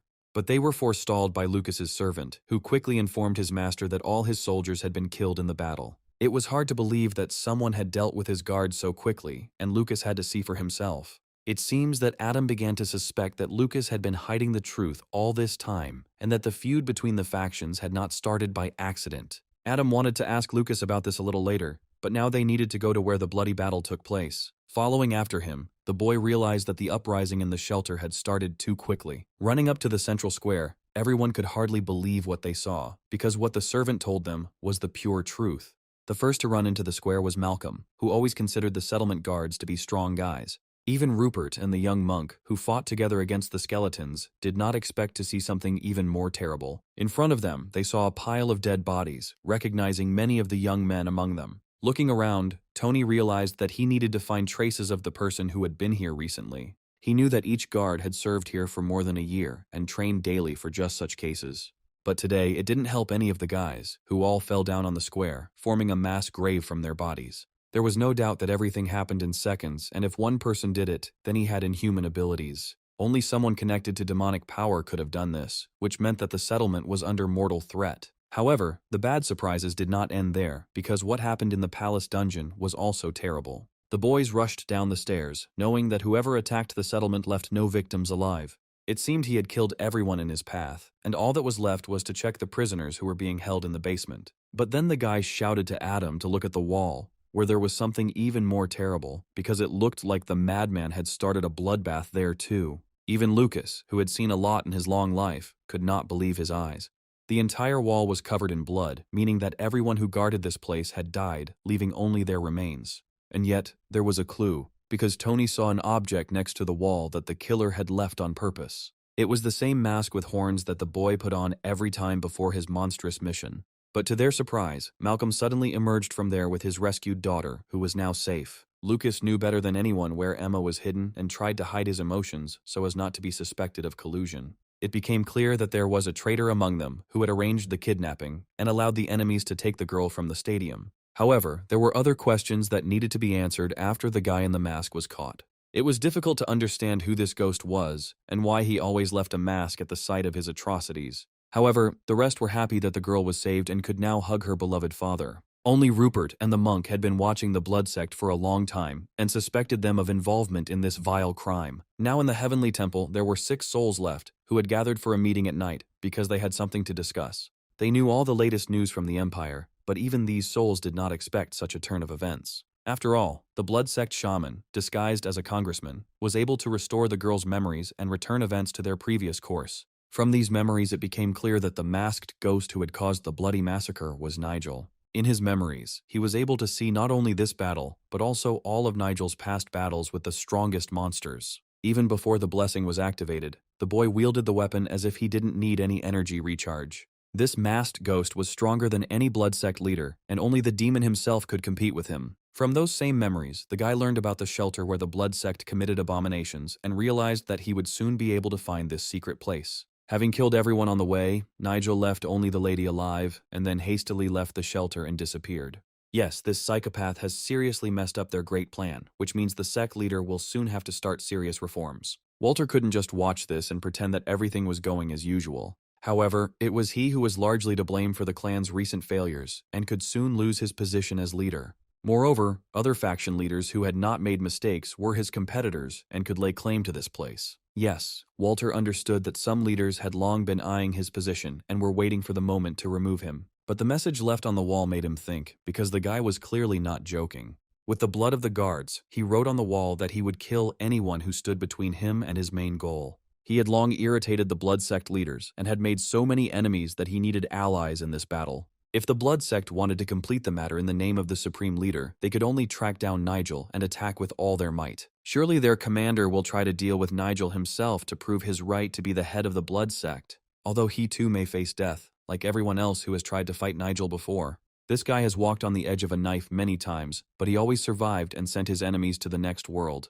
However, Walter ordered that the boy be watched until their strength was restored for the final blow. Yes, it was too bold to count on victory, but Walter was determined to keep his post. If this continues, Nigel's disciples will soon become so powerful that their faction will eclipse any sect in the Empire. The next day, the young monk opened his eyes and realized that he was in a temple. On the table, he saw jugs smelling of grain drinks, and the guy was happy to receive all this goodness. The monk decided to drink everything at once, otherwise the drinks would simply rot here. After drinking from the jug, he decided to dispose of the rest, although the smell of alcohol had already hit his bald head. At that moment, an interdimensional portal opened nearby, from which Alice appeared, glad that she was not alone here. The monk immediately apologized for drinking alcohol, explaining that he wanted to relax a little after his recent difficult experiences. But the girl said that his behavior was unforgivable, because a monk should be an example for everyone who carries God's banner on earth. Following her, the rest of her partners emerged from the portal, becoming a single team under Nigel's leadership. The monk thought it was a dream, because they couldn't all have appeared here at once, as if they had been transported by magic. And he was not mistaken, because the last one to emerge from the interdimensional portal was the one who called the students here for a serious conversation. Each of them had already been training in their sleep today, as Nigel had arranged so that they would not waste time even at night.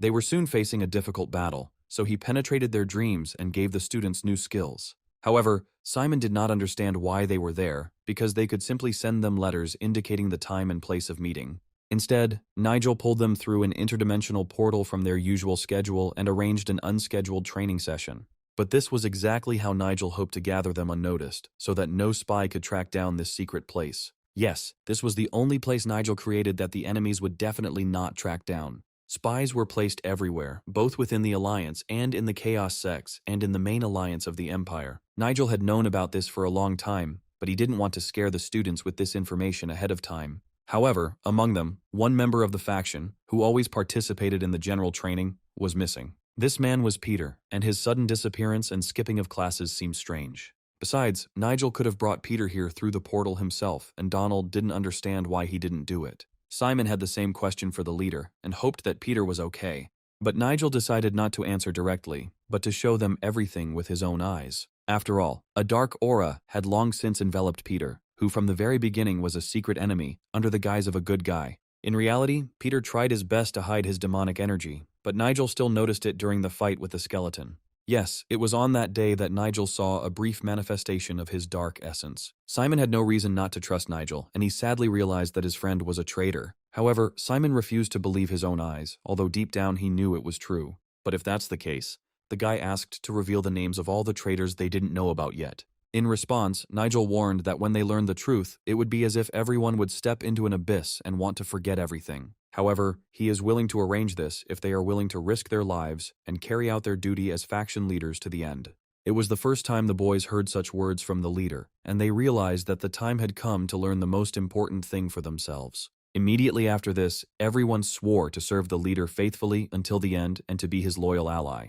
This was exactly the answer he was expecting, because Nigel was ready to risk his life for the sake of justice. Now they were faced with the contact of life and death, which began to manifest in the air as another of Nigel's abilities. Soon, magical chains began to spin around him, capable of revealing lies through their links. Each student had to swear that he would die within an hour if he lied. But suddenly the girls noticed that the chains were not directed in different directions, but straight at the one who activated them. The chain struck Nigel in the back and pierced his phantom body, which existed only in this space. He warned again that no one should tell anyone about what they had seen and about the truth that Nigel had now revealed to them. Everyone swore at once to fulfill this covenant, and no one would dare to break the oath given to the leader. And then the chains rushed towards the group of faction leaders and, like Nigel, pierced their phantom bodies. And although these were only projections of bodies, the pain was real and David could barely contain himself. Fortunately, it didn't last long, and immediately afterwards they felt a dramatic change. The energy David felt was unfamiliar, as he had never encountered anything like it before. This was the contact of life and death that would have torn the heart of any contract breaker.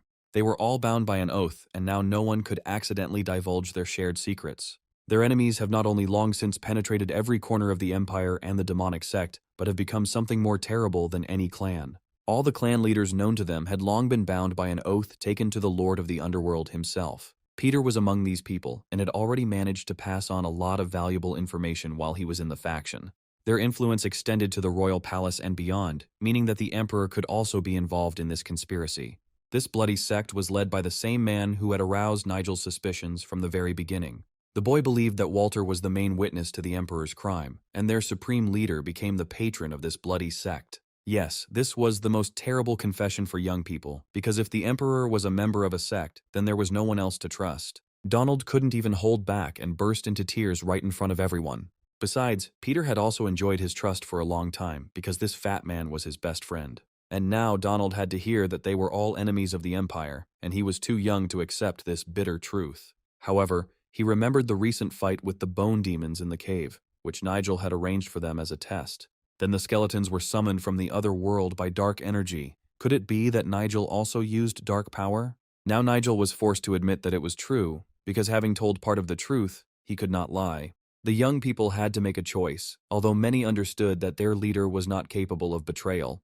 Although, of course, Nigel's witchcraft was always considered illegal, and it was impossible to establish contact with the dead using magic. Everyone else thought the same, and even David was ready to admit that Nigel was breaking the law in doing this. But at that moment, Emma intervened, reminding them that all their leader's actions were correct. Emma could never return, and after her kidnapping, she had no doubts about the leader. Nigel's power was completely different, and although he used dark magic, he was not a demon's servant at all. Although Donald did not calm down, and believed that Nigel was still dealing with the dead, and therefore, according to the laws of the Empire, he should have been sent to prison, Nigel listened to all these conversations, and understood that Donald's mistrust was quite natural. At that moment, another portal opened in space, from which a man was supposed to appear to have the final say in Nigel's case.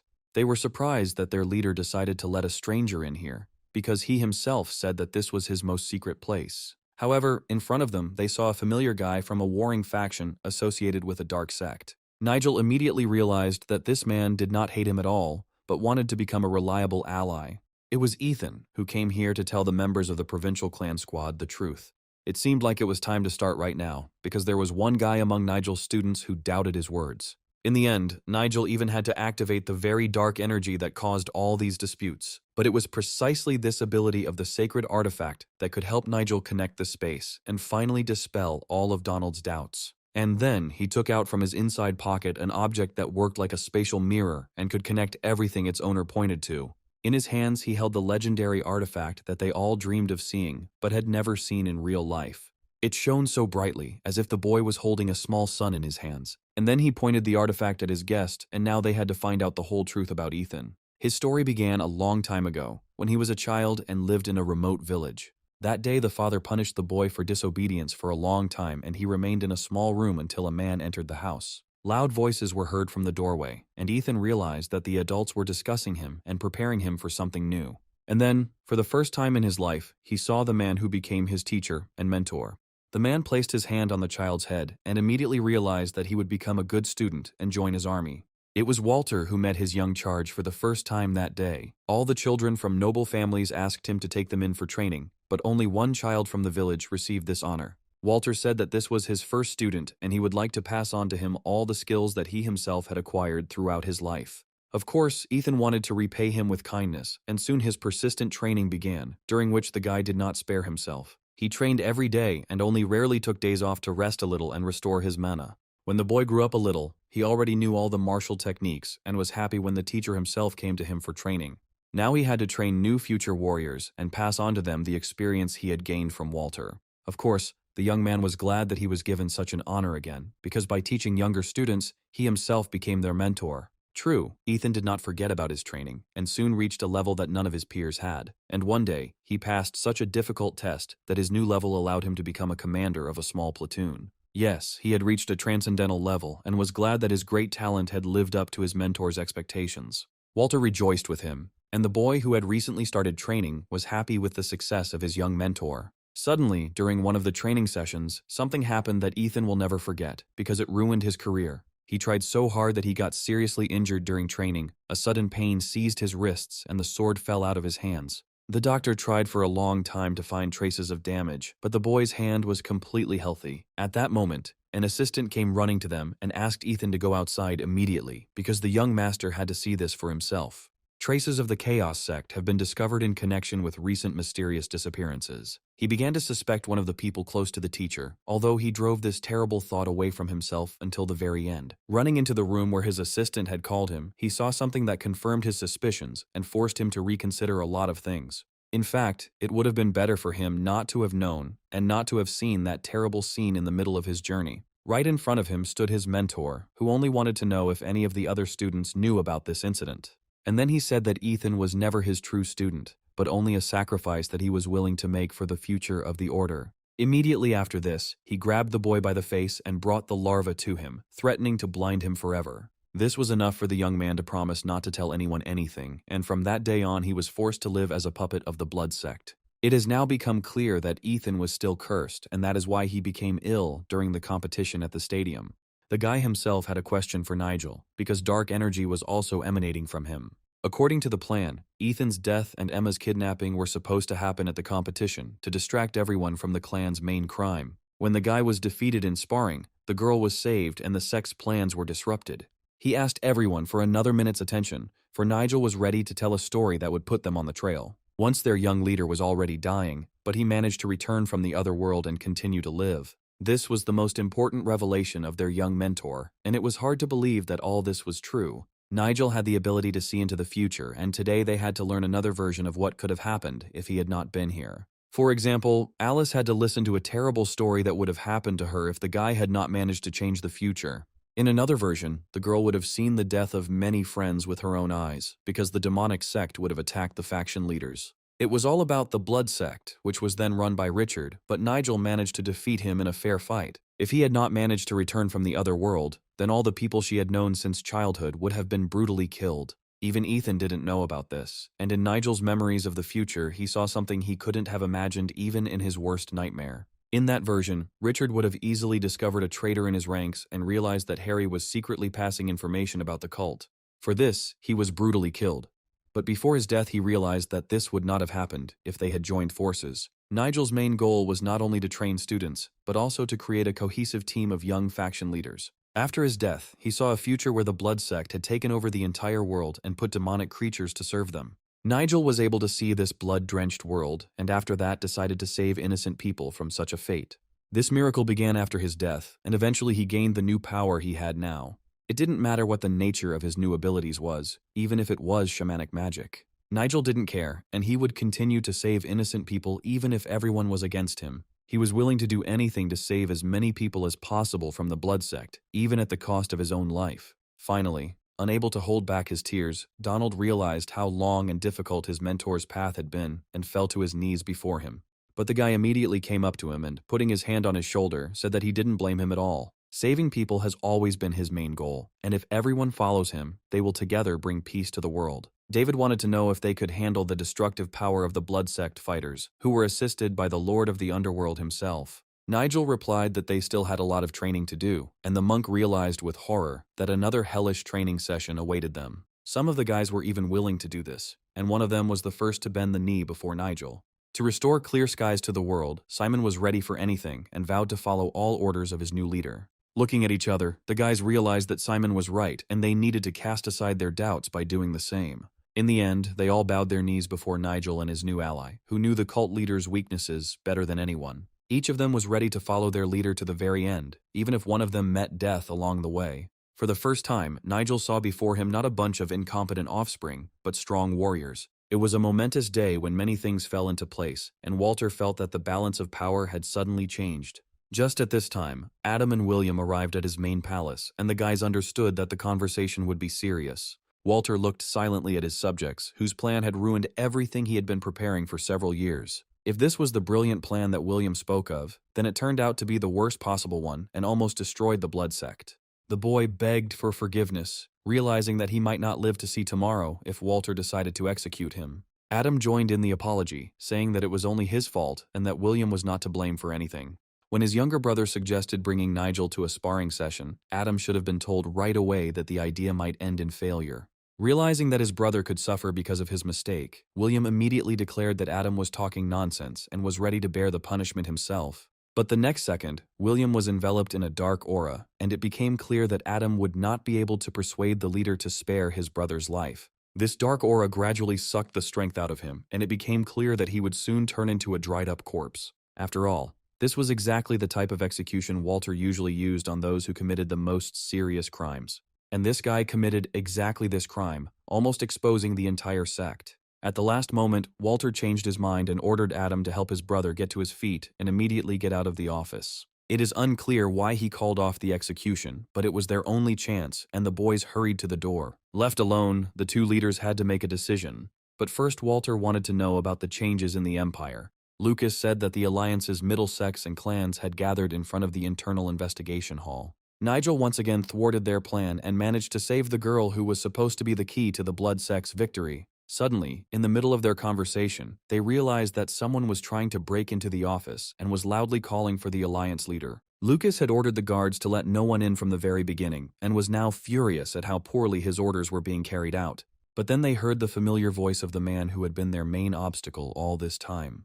Realizing that this was an opportunity, Walter loudly invited the boy in with a smile, trying to act welcoming. Seeing a young man at the door, Walter asked him not to stand but to go into the office, assuring him that he was always welcome there. Once inside, the guy saw Lucas and asked the Alliance leader to leave them alone for a calm conversation. Walter immediately asked Lucas to leave them for a while, and he, wishing them a pleasant conversation, hastened to carry out the order. Now there was nothing to stop them from discussing difficult issues, and Walter wanted to hear Nigel's opinion on the latest events. To Walter's surprise, the boy suddenly decided to give up his job in the Alliance and return to his clan. No one in Nigel's place would have dared to leave the post of leader of the internal investigations room, because such an honor fell to few. Even then, Walter understood that this boy was plotting something against him, but he tried to control himself. Like any leader, he wanted to know why Nigel had suddenly decided to leave a place that promised him rapid career advancement. It turned out that during sparring, Nigel received a serious internal injury, and now he faces a long treatment. After all, during the fight he encountered a demon worshipper and used one of the clan's secret arts.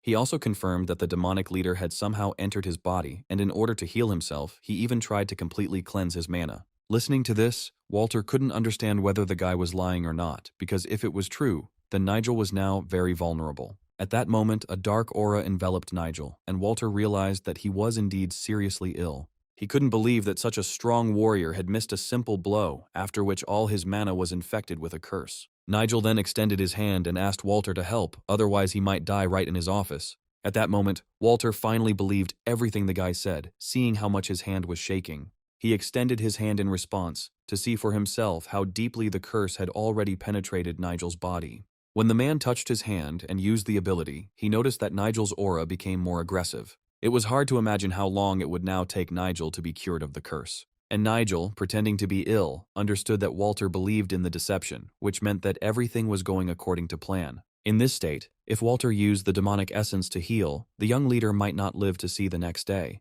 The problem was that there were people waiting for the guy in the internal investigation room who would immediately suspect Walter of premeditated murder. It will no longer be possible to prove that the murder was accidental, occurring at the moment when the man was healing the boy from a curse. But the temptation was so great that it took a lot of effort for the man to restrain himself and not commit the irreparable. He began to carefully study the changes in Nigel's mana caused by the curse. In fact, the guy was in control of the process all the time and was ready to stop the energy penetrating the body at any moment. He wondered if Walter would commit a crime now, when the enemy was vulnerable and had come to his palace himself. He did his best to hide the fact that he knew every move the Alliance leader made, although if Walter had thought better, he would have figured out this cunning plan. Walter then stopped the energy transfer and apologized, saying that his skills were not enough to fully restore Nigel's powers. But that was enough, because Nigel could breathe normally again and felt better for the first time in a long time. The boy said that it was his own fault, because due to his age, he still lacked the ability to resist curses. However, the man replied that it was not his fault and asked when he planned to return after treatment. And he suddenly announced that he might return tomorrow evening, if Walter didn't mind. He felt a little ashamed not to say goodbye to the members of the hall, but time was short and he would see them tomorrow anyway. The boy's friendship with the members of the hall was not as close as Walter thought, which meant Nigel had far fewer allies. Still, he was free to do things his own way, and Walter only promised to lend a shoulder when the boy needed help. Smiling, he suggested that Nigel go into the Hall of Golden Treasures before leaving, because he could not let him go empty-handed. The man promised him a great return pill and, in addition to it, the inner heart of a 100-year-old dragon. Nigel immediately thanked them for the valuable gifts, and before leaving, apologized again for the sudden visit. Yes, these elixirs from Walter were of high quality, but their combined energy would prove fatal to the guy. When he came out, Walter ordered that they give him enough carriages for his departure, and make sure that the guy could leave the territory easily. Walter rewarded the boy with such gifts, but stated that all of it would return to him as soon as the boy died. Now he can get the approval of all the faction leaders, but it will be useless if Nigel's death happens too soon. Soon, the Blood Sect will regain control of the entire province, and then the entire empire. The plan was excellent, although Lucas still felt ashamed that he had not lived up to the leader's expectations. However, that didn't matter now, so he asked what the Chaos Sect Association was doing. The man replied that some members of the association were acting strangely, as if they had changed their minds after the guy's latest victories. In addition, there were madmen who started dangerous games, and Walter probably already understood who among them was the enemy. The sect leader would definitely make a move before the end of his training, so Walter needed to get rid of the extra players. Now it was necessary to send a letter to the Wandering King, and Lucas promised to carry out the order immediately. Approaching the window, the man looked after the young man for a long time, trying to understand who he really was. And although everything seemed fine on the surface, he understood that his problems were not yet completely resolved. A few days later, Nigel found himself in a place where he had not been for a long time and where his journey in this world began. After a long absence, he saw in front of him the house of the man in whose body he found himself after reincarnation. Before he had time to approach the building, a young man, whom he had met first in this world, ran out to meet him. Yakov couldn't believe his eyes because for some reason his master had come here and not to the main building. Trying to catch his breath, he said that the other servants should have reported everything to Nigel, and it was strange that he had not been warned. However, he was ready to explain everything himself and asked the guy to follow him. Soon they found themselves in the main building, recently built on the site of the sect that was hostile to them. Nigel now had 2 armies under his command, for his men had established relations with the bandits and accepted them into their service. This was the perfect scenario for Nigel, who would soon have to fight the Blood Sect. There was also another piece of news, because an influential clan, the strongest in the province, also entered into an alliance with Nigel's family. And today, in the hall of the new building, Nigel saw the familiar faces of his faithful assistants, gathered together again. He hadn't seen all these people for a long time, and was happy that Logan had already fully recovered from his illness. When Nigel left, the old man was struggling for his life, and judging by the look of it, he had successfully coped with this task. The guy expressed special gratitude to the person responsible for the construction of the main building, where they were now located. Zack simply replied that it was his job, although he had put in a lot of effort to ensure that everything was in the best possible condition when Nigel arrived. It was very impressive and came as a big surprise to the leader, as not everyone was lucky enough to see a new building on the day of their return. Old Man Alfred was also there, and decided not to sit in the chair, but to greet his leader standing. After Nigel ceased to be the leader of the warriors, his squad was reorganized into the leader's personal guard. In addition, Maruk managed to create his own squad, for which the strongest warriors who could control fire and ice were selected.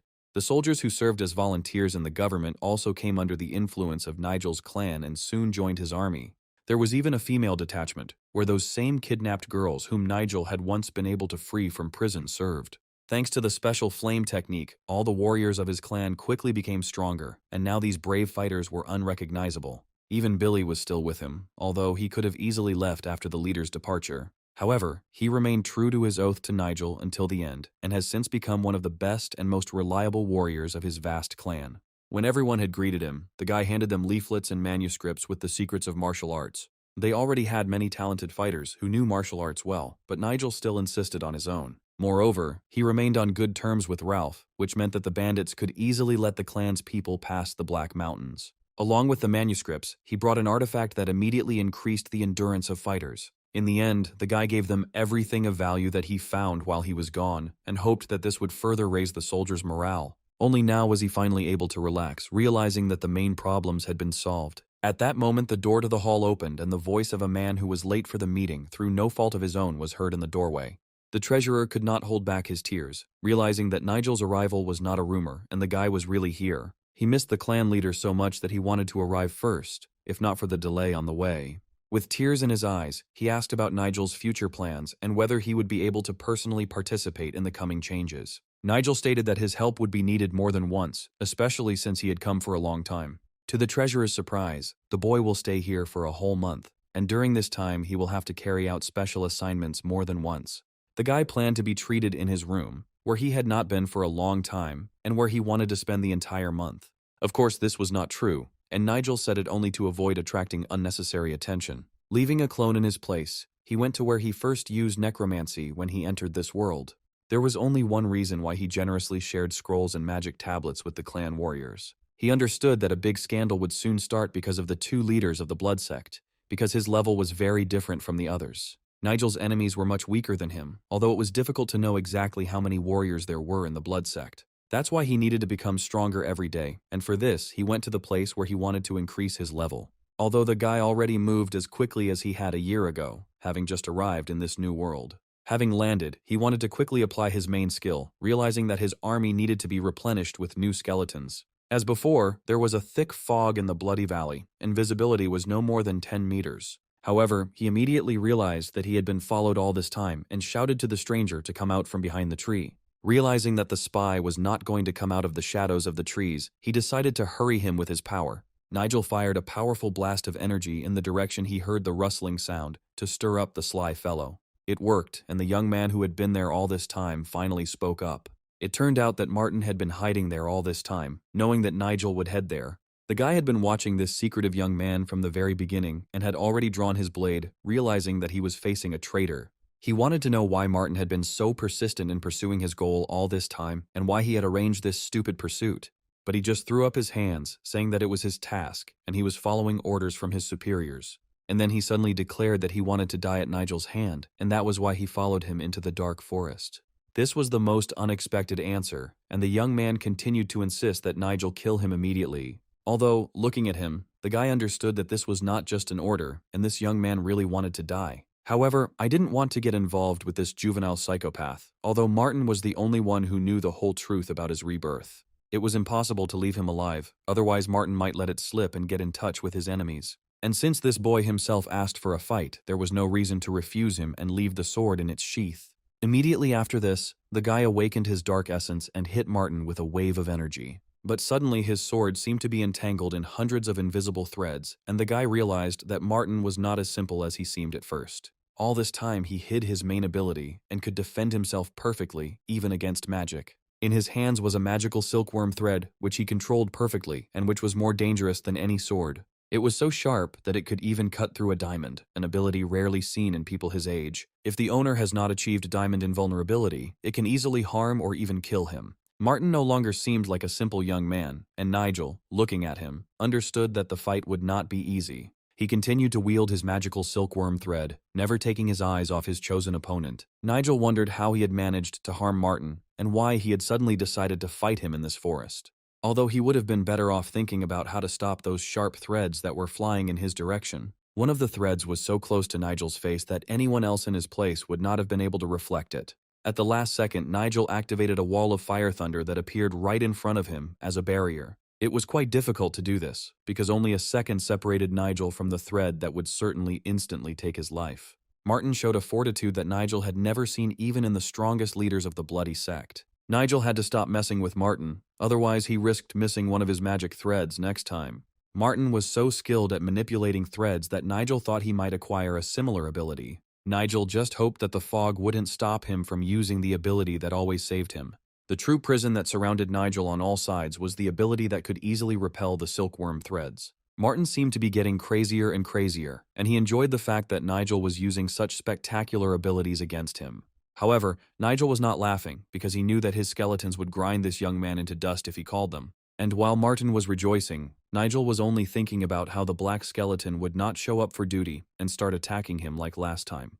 Nigel was the only one who could break Martin's heavenly punishment and grant him death as a source of freedom. Only now did Nigel realize that Martin had been cursed all this time. Perhaps Martin was not even in full control of his body, and would have rushed to beg for forgiveness if the curse had gone away. But now Martin looked like yet another psychopath who had gotten in Nigel's way and was getting closer to his death with every second.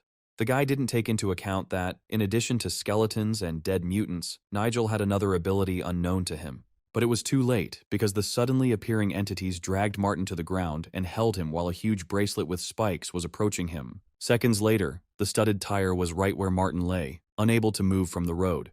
And then Nigel saw the wheel immediately turn dark, and Martin's blood drip from under its spikes. It seemed that everything was over, because Martin left Nigel no choice, and he really had to get rid of the young man. But suddenly, next to him, Nigel again heard the same laughter of Martin, which seemed to become even louder. After all, now Martin had finally taken on his demonic form, and instead of a young man, an evil monster was looking at Nigel. Even Martin's appearance had changed dramatically, and instead of a human face, he now had the face of a mutant. Martin was still half human, but the other half of his being was trapped by the curse. Sharp claws instantly grew on his hands, and from their appearance it became clear that he would never become an ordinary person again. His voice began to change as well, but Martin still sounded like his former self when he was human. There was no doubt that in front of Nigel was a half-demon, born from a human and a monster.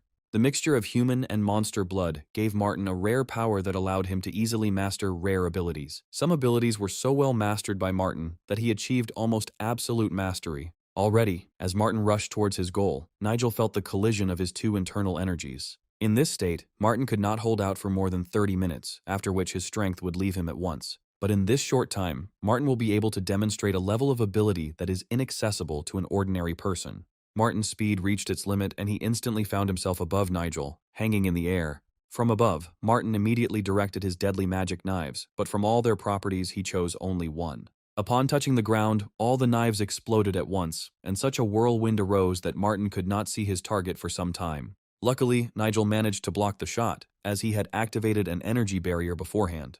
It is unlikely that anyone would enjoy standing against a creature that, at the peak of its powers, has turned all its forces against him. But that was exactly what was happening now, although Martin secretly hoped that Nigel would still manage to kill him and end his suffering. If Nigel had wanted it, it would have happened, but Martin still hoped that he would be able to lift the curse from him, instead of simply killing him. The monster in Martin's body tried to grab Nigel's blade by the blade in order to suck out all the owner's power through it. However, black magic could not absorb the divine energy that Nigel had been endowed with from the very beginning. The monster didn't seem to know this and looked at Nigel with fury in his eyes, who continued to only defend himself instead of attacking.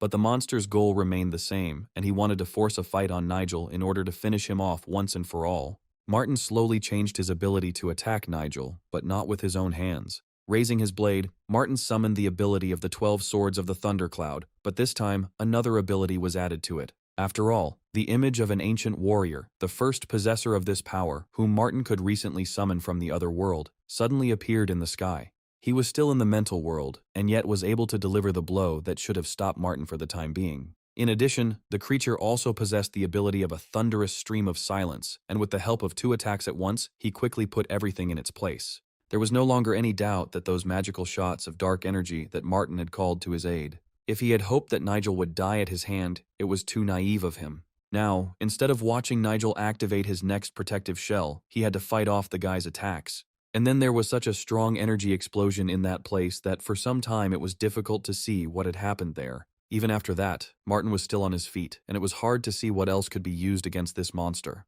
After all, if the thunder stream of silence doesn't work, the guy won't be able to destroy it with his own forces, and will have to call the skeletons. This guy had the power of immortality, like some of the monsters from Nigel's past life. Of course, it would be possible to simply absorb his energy, although after that the guy could die right on the spot. Looking at him, Nigel realized that if he had no other choice, he would be ready to resort to the last method. Although Martin was not going to give up either, and instead of accepting his death, he began to accelerate even faster. It was impossible to simply leave him as a living corpse because surely this young man would have been a good person. But before the guy could even think, a huge paw appeared in front of him, almost touching his face with its claws. It seemed as if he was becoming angrier with each passing minute and no longer resembled the friendly young man. The guy brought his blade down hard on the ground and instantly threw it away from himself to a safe distance. And even the dark essence that was inside him and oozing out of his body could not cope with Nigel. However, this guy had already reached his peak a long time ago, and all his abilities were at the highest level. One of these abilities was a mountain of swords that he instantly raised from the ground in the place where they were fighting. Immediately after this, Nigel's magic scythe, with which he had repeatedly won battles against monsters, appeared in his hand again. With this force, he rushed forward towards his opponent, realizing that he was now most vulnerable. Finding himself high above him, he was ready to use this reliable weapon and end the fight as quickly as possible. And then he lowered his scythe down, hoping that this would at least temporarily pacify his young, damned rival. Only now did Martin realize that all this time he had only wasted his strength because his opponent was truly invulnerable. It is worth remembering how Martin's path began, because many years ago he was overcome by the desire to become immortal. Many years have passed since his birth, during which his mother died, but he still remembers some facts. He was that outcast in society whom people were even ready to feed to the wolves because of those claws that immediately gave away the monster in him. And even hating people, he could not calmly watch as the monster's mouth was already open in front of the defenseless baby. His father was unable to kill Martin, even though the man was renowned for his strength, talents in combat and magic. Since childhood, he was abandoned by both monsters and humans, and eventually there was not a single creature left on his side. He became a living disaster for this world, and in this terrible loneliness, he decided to become the monster he was considered to be. But one day, he suddenly saw a mysterious creature in the sky that appeared before him. It extended its hand forward and mentally told the boy that he was making a big mistake, and this managed to stop the bloodshed. Looking up at the sky where the creature was still, it was at that moment that a completely new thought came to Martin's mind. He thought that he could become truly happy, but this happiness would be very different from what people were used to. Yes, he will have to be locked in darkness, but in this endless cold loneliness he will be able to find his happiness. From that day on, he became a true outcast and found his peace in places where no man had ever set foot. But one morning, greedy people were able to awaken him by destroying the protective seal that hid the guy. In front of him, he suddenly saw 3 mercenaries, each of whom possessed destructive power. From that day on, he became not only a bloodthirsty monster, but was also completely subordinate to these people. Martin ended up taking the lives of countless people to carry out their terrible orders. At that moment, he wanted to scream loudly and curse the sky for making him like this. And then one day, while in one of the local establishments, he met the man who exuded the smell of death itself. It was Nigel who had been down there all this time and who could have helped him find peace. That's why he chased the guy into this forest, hoping that after this fight Martin would close his eyes forever. He had long since grown tired of the curse that the heavens had bestowed upon him, crossing a man and a monster in one body. Nigel knew perfectly well that deep inside this creature there still lived that friendly guy he had first seen in it. If only he could break the curse that was locked in the very depths of his soul. To do this, it was necessary to first cleanse everything that was harming him, so that over time Martin himself could take control. When the boy began the ritual, the young man suddenly felt a divine power permeating his body.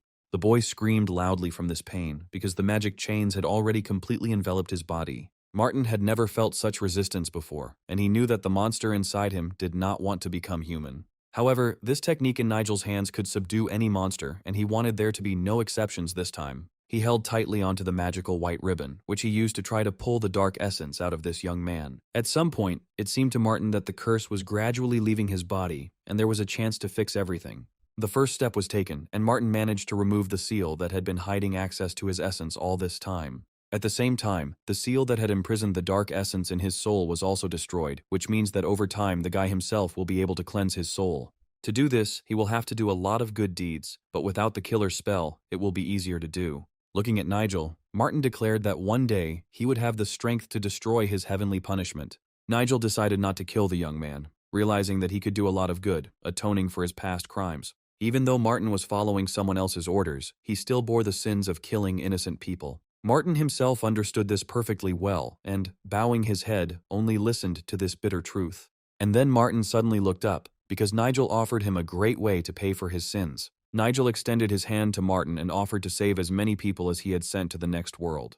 And if necessary, after this Nigel will be ready to fulfill Martin's wish and finally rid him of the appearance of a monster. No one had ever said such words to Martin before, so the young man extended his hand in response and was ready to go all the way. Martin was still in his mutant form, but after everything that had happened, there was no point in hiding anything.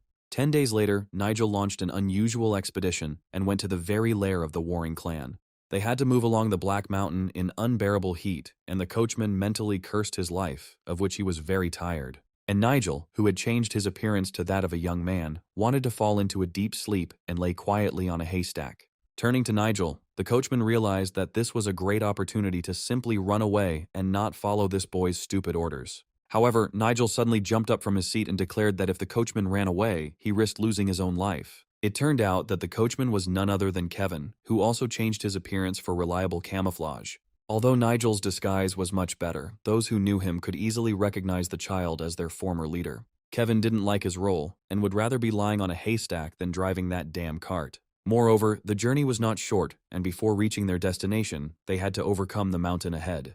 Kevin suddenly declared that Nigel had taken on too much, and that he would not be able to defeat both factions at once. But all this talk only made Nigel sleepy, because he was already used to easily fighting several opponents at once. Finally, their cart reached the walls of the fortress, and Kevin's difficult work would soon be completed. Nigel warned that no one would want to let in strangers who for some reason decided to go straight to the main camp. They would have to choose another place for their first stop, and the idea of going to a local tavern immediately came to mind. This place was happy to welcome any traveler, and Nigel immediately ordered 2 servings of noodles, hoping to get a good meal. While they waited for their order, Nigel scanned the congregation, hoping to spot a familiar face. At the very edge of the hall, at a table, sat a guy from the main fighting squad of the warring faction. This uniform was different from all the others, but it was the same clothing worn by William's subordinates. Not far from him, Nigel noticed an old man who had been suffering from a well-known disease for a long time. Approaching the old man, Nigel suddenly asked him how long he had been burping and whether he suffered from stomach pains at night. The old man was surprised why the unknown young man asked him this question, and who he was anyway. However, the old man immediately replied that it had started about a month ago, and since then, his life had turned into a real nightmare. Moreover, Nigel immediately realized that the old man had serious problems with digestion, and that the nausea appeared along with the fever. Luckily, Nigel had studied medicine in his home village, but he apologized for only mentioning it now. This was great news for the old man, and he immediately began asking Nigel if the disease could be overcome in a simple way. Yes, there was such a way, and turning to Kevin, Nigel asked to bring clean water from the kitchen. This was very unexpected for Kevin, especially since they did not plan to help the locals. However, it was impossible to disobey the order, and Kevin turned around and hurried to carry it out. Nigel slowly began to read the spells and, without the patient noticing, activated his ability. A few seconds later, Nigel realized that the unfortunate man suffered from a disease that could soon lead to stomach cancer. It was hard to believe that this young boy could diagnose so easily. Everyone who had the chance to see this miracle with their own eyes remembered the confidence emanating from this child for the rest of their lives. At that moment, Kevin ran up to them, quickly bringing a large cup of clean water and hoping that it would help. No one noticed that Nigel had not just dipped his hand into the water, but was using his healing power at that moment. He asked the old man to take off his clothes and sit with his back to him so that he could do what was customary in his settlement. And after that, taking a needle out of his pocket, he dipped it into the water charged with magic and prepared to begin the healing. At that moment, his body was instantly enveloped by that divine power, which was the main secret of any healing. After he stuck the needle into the poor old man's back, he immediately felt unbearable pain. But after that, it turned into the liquid that the old man spat out of his mouth and immediately felt much better. Luckily, the boy intervened at an early stage of the disease, and now the old man had nothing to worry about. Everyone who saw it with their own eyes could not believe that a young genius had appeared in their settlement. Kevin always knew Nigel was a tough guy, but he'd only ever seen him destroy monsters with martial arts. A few days later, he was already in a place that was not inferior to the association of the four factions in terms of the number and strength of fighters. And now, instead of the old man, his patients were young fighters, wounded in battles or suffering from chronic diseases. In the hands of the young man were the same magic needles with which he easily healed even the most advanced diseases. He quickly became popular with the local nobility and was therefore invited to the homes of the most noble families. He soon earned the trust of the common people and was able to learn a lot of useful information about his enemies. People were willing to share information with him when he asked them discreetly during ordinary conversations. Very soon, news about the brilliant young healer spread far beyond the settlement. For some reason, Harry didn't believe the rumors until the very end, and it seemed to him that this was not a healer, but just a little charlatan. However, William was interested in listening to gossip and was eager to see this young medical genius for himself. But right now he was receiving an old man who was reporting on his subordinates. The boy promised to forgive the old man with a smile, because he was sincere, and immediately admitted the mistake of his servants. He also asked to bring to him those who wanted to talk about art or culture. The old man understood what this young brat was hinting at, and barely restrained himself from saying too much. And he continued to pour himself alcohol and have fun in the company of two young girls. They seemed to have no intention of working at all, but were merely mocking their subordinates. Suddenly, Harry remembered that they had recently lost contact with an important person and asked William if there were any ideas on how to fix it. In the end, Harry himself had to look for this guy, because William did not want to be distracted from the pleasant company of girls. Harry thought that to be in William's place, he would have to train a lot more. The last remark could have infuriated anyone, and Harry did not like the fact that William made fun of him in front of the girls. But then they forgot about it, and continued to have fun, ignoring their responsibilities and other nonsense. William turned to the girl, hoping to continue the conversation with her, because his boring friend Harry was getting on his nerves. He saw a familiar girl ahead, who was having a good time in the company of another faction member. It was she who first told him that the brilliant doctor who cured all diseases was a young man under 15 years old. Moreover, she called him by the title that William himself always dreamed of bearing. William decided to go to where the healing rituals were taking place to see everything for himself. However, when he arrived there, he was surprised to see that there was a crowd of people standing around the building. The young man was supposed to be inside the building, and William decided to go in to find out for himself. In fact, Nigel enjoyed dealing with predictable and stupid enemies like these boys. All this time he was drawing a map of the area so that at the right moment he could return here and set traps. Once inside, the boys saw a crowd of patients whom Harry advised to go home. It was a tavern building, not a hospital, although the owner said his tavern was temporarily closed because of the healer. However, William claimed that he was not a healer, but a simple swindler deceiving people. To the surprise of many, these guys came here to severely punish the swindler and stop this farce in their home village. But the innkeeper said that this boy was not a fraud because he personally cured his serious illness.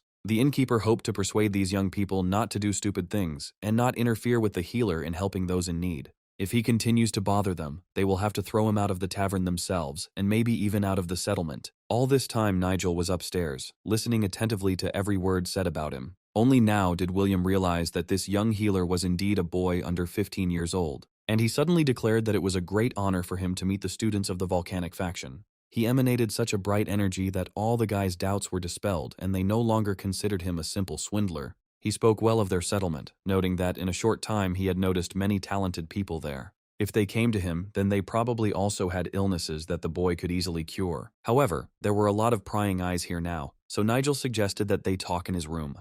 But William was not so easy to deceive, and he asked the boy why he had spoken so many flattering words to them. But he explained that he had to go to medical practice, and as a doctor, he was obliged to know everything about his patients. While he was wandering through the central plain, he managed to help a seriously wounded man at the foot of a mountain. This poor fellow was on the verge of death, and it looked like he had fallen into a hunting trap. So he immediately began treatment, and soon the wounded man quickly disappeared, as if he was being pursued. Then the young man tried to remember something else, because there was one small detail that he had forgotten to tell. He remembered that 10 days later, there was a tournament in which a fighter participated whose wounds resembled the marks of a trap. He chatted so much with the guests that Kevin began to worry about when the conversation would end, and Nigel would be ready for the next step. However, there was something more important now, because the guys, looking at the young man, realized that it was he who saved the life of their fighter. The map he had was too old, and it was difficult for him to determine exactly where it happened.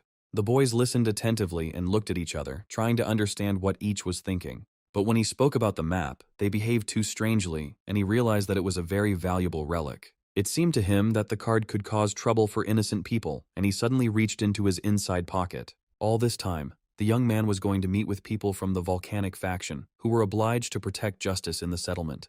And fortunately, he was the one with the key to all locks, which could help open the most secret places. And then in his hands was the key, which Nigel accidentally came across at the mountain where he met the fighter. He found it by looking at a pencil mark on a map, and the story captivated the young leaders even more. Harry realized that if the boy agreed to accompany them there, they could find ancient treasures. Throwing aside his previous suspicions, William said with a smile that he would be grateful to the boy if he agreed to take them away.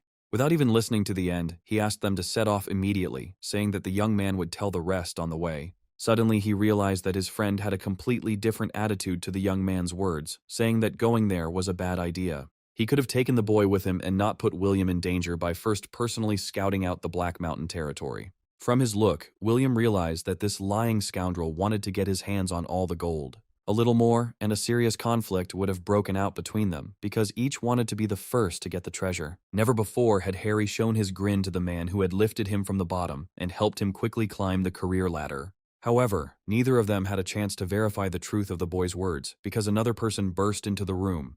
They immediately realized that the master also found out about this story and wanted to be the first to ask the boy for directions.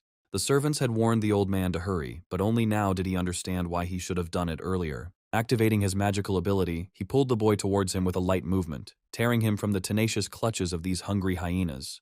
Aiden knew that they were ready to do anything for the sake of the boy's trust, and might even draw their blades if the conversation dragged on for too long.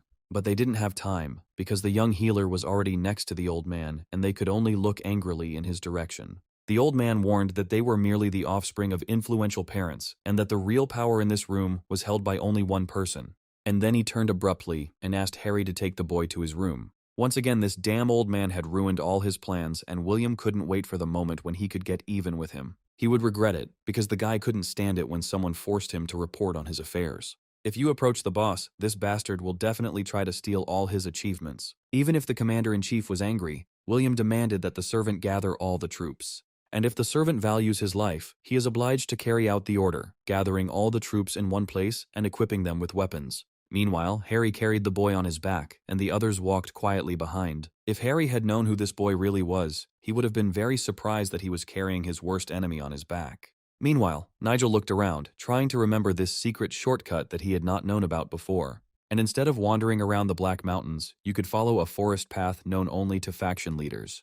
Less than an hour later, they reached the clan's main palace, in the center of which stood the building they needed. By this point, Harry was sweating profusely and was surprised at how heavy this young boy was. Once inside, Aiden ordered that no outsiders be allowed to enter the clan's main building. Offering the boy a seat, he brewed fresh tea to treat his guest to a rare family drink. The teapot itself poured the drink into the cup, which looked like a spectacular trick from the outside. Before a serious conversation, the old man suggested drinking tea to perk up after a long journey. Nigel realized that before him was a clan leader whose skill had reached its limits. As expected, the old man asked Nigel to give him the object he wanted to look at. The young man handed him the very same map with the marked treasure hunt location, about which there were many rumors. The old man was happy to hold in his hands an object for which many would have given their lives, and which he had received almost for free. He wanted to be honest, and said that this thing was originally in the Alliance treasury, but was then stolen from there. It turned out that the map was stolen by the Keeper of Spiritual Energy, who was trying to return to the blood of his ancient ancestor. The boy shouldn't have doubted, because there was no point in Aiden deceiving him, since the map would still remain in this building. Nigel didn't mind, especially since he had drawn this useless picture himself when he was in the tavern.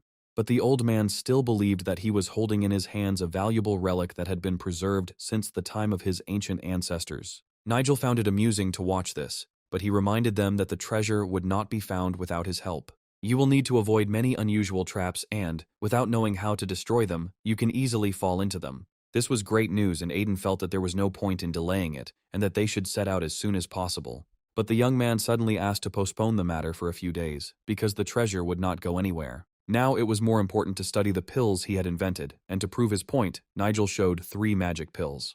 If you eat them before a fight, your attack power will increase tenfold, and the warrior will become practically invulnerable for an entire hour. Harry immediately agreed to test the pills on himself and immediately threw one into his mouth.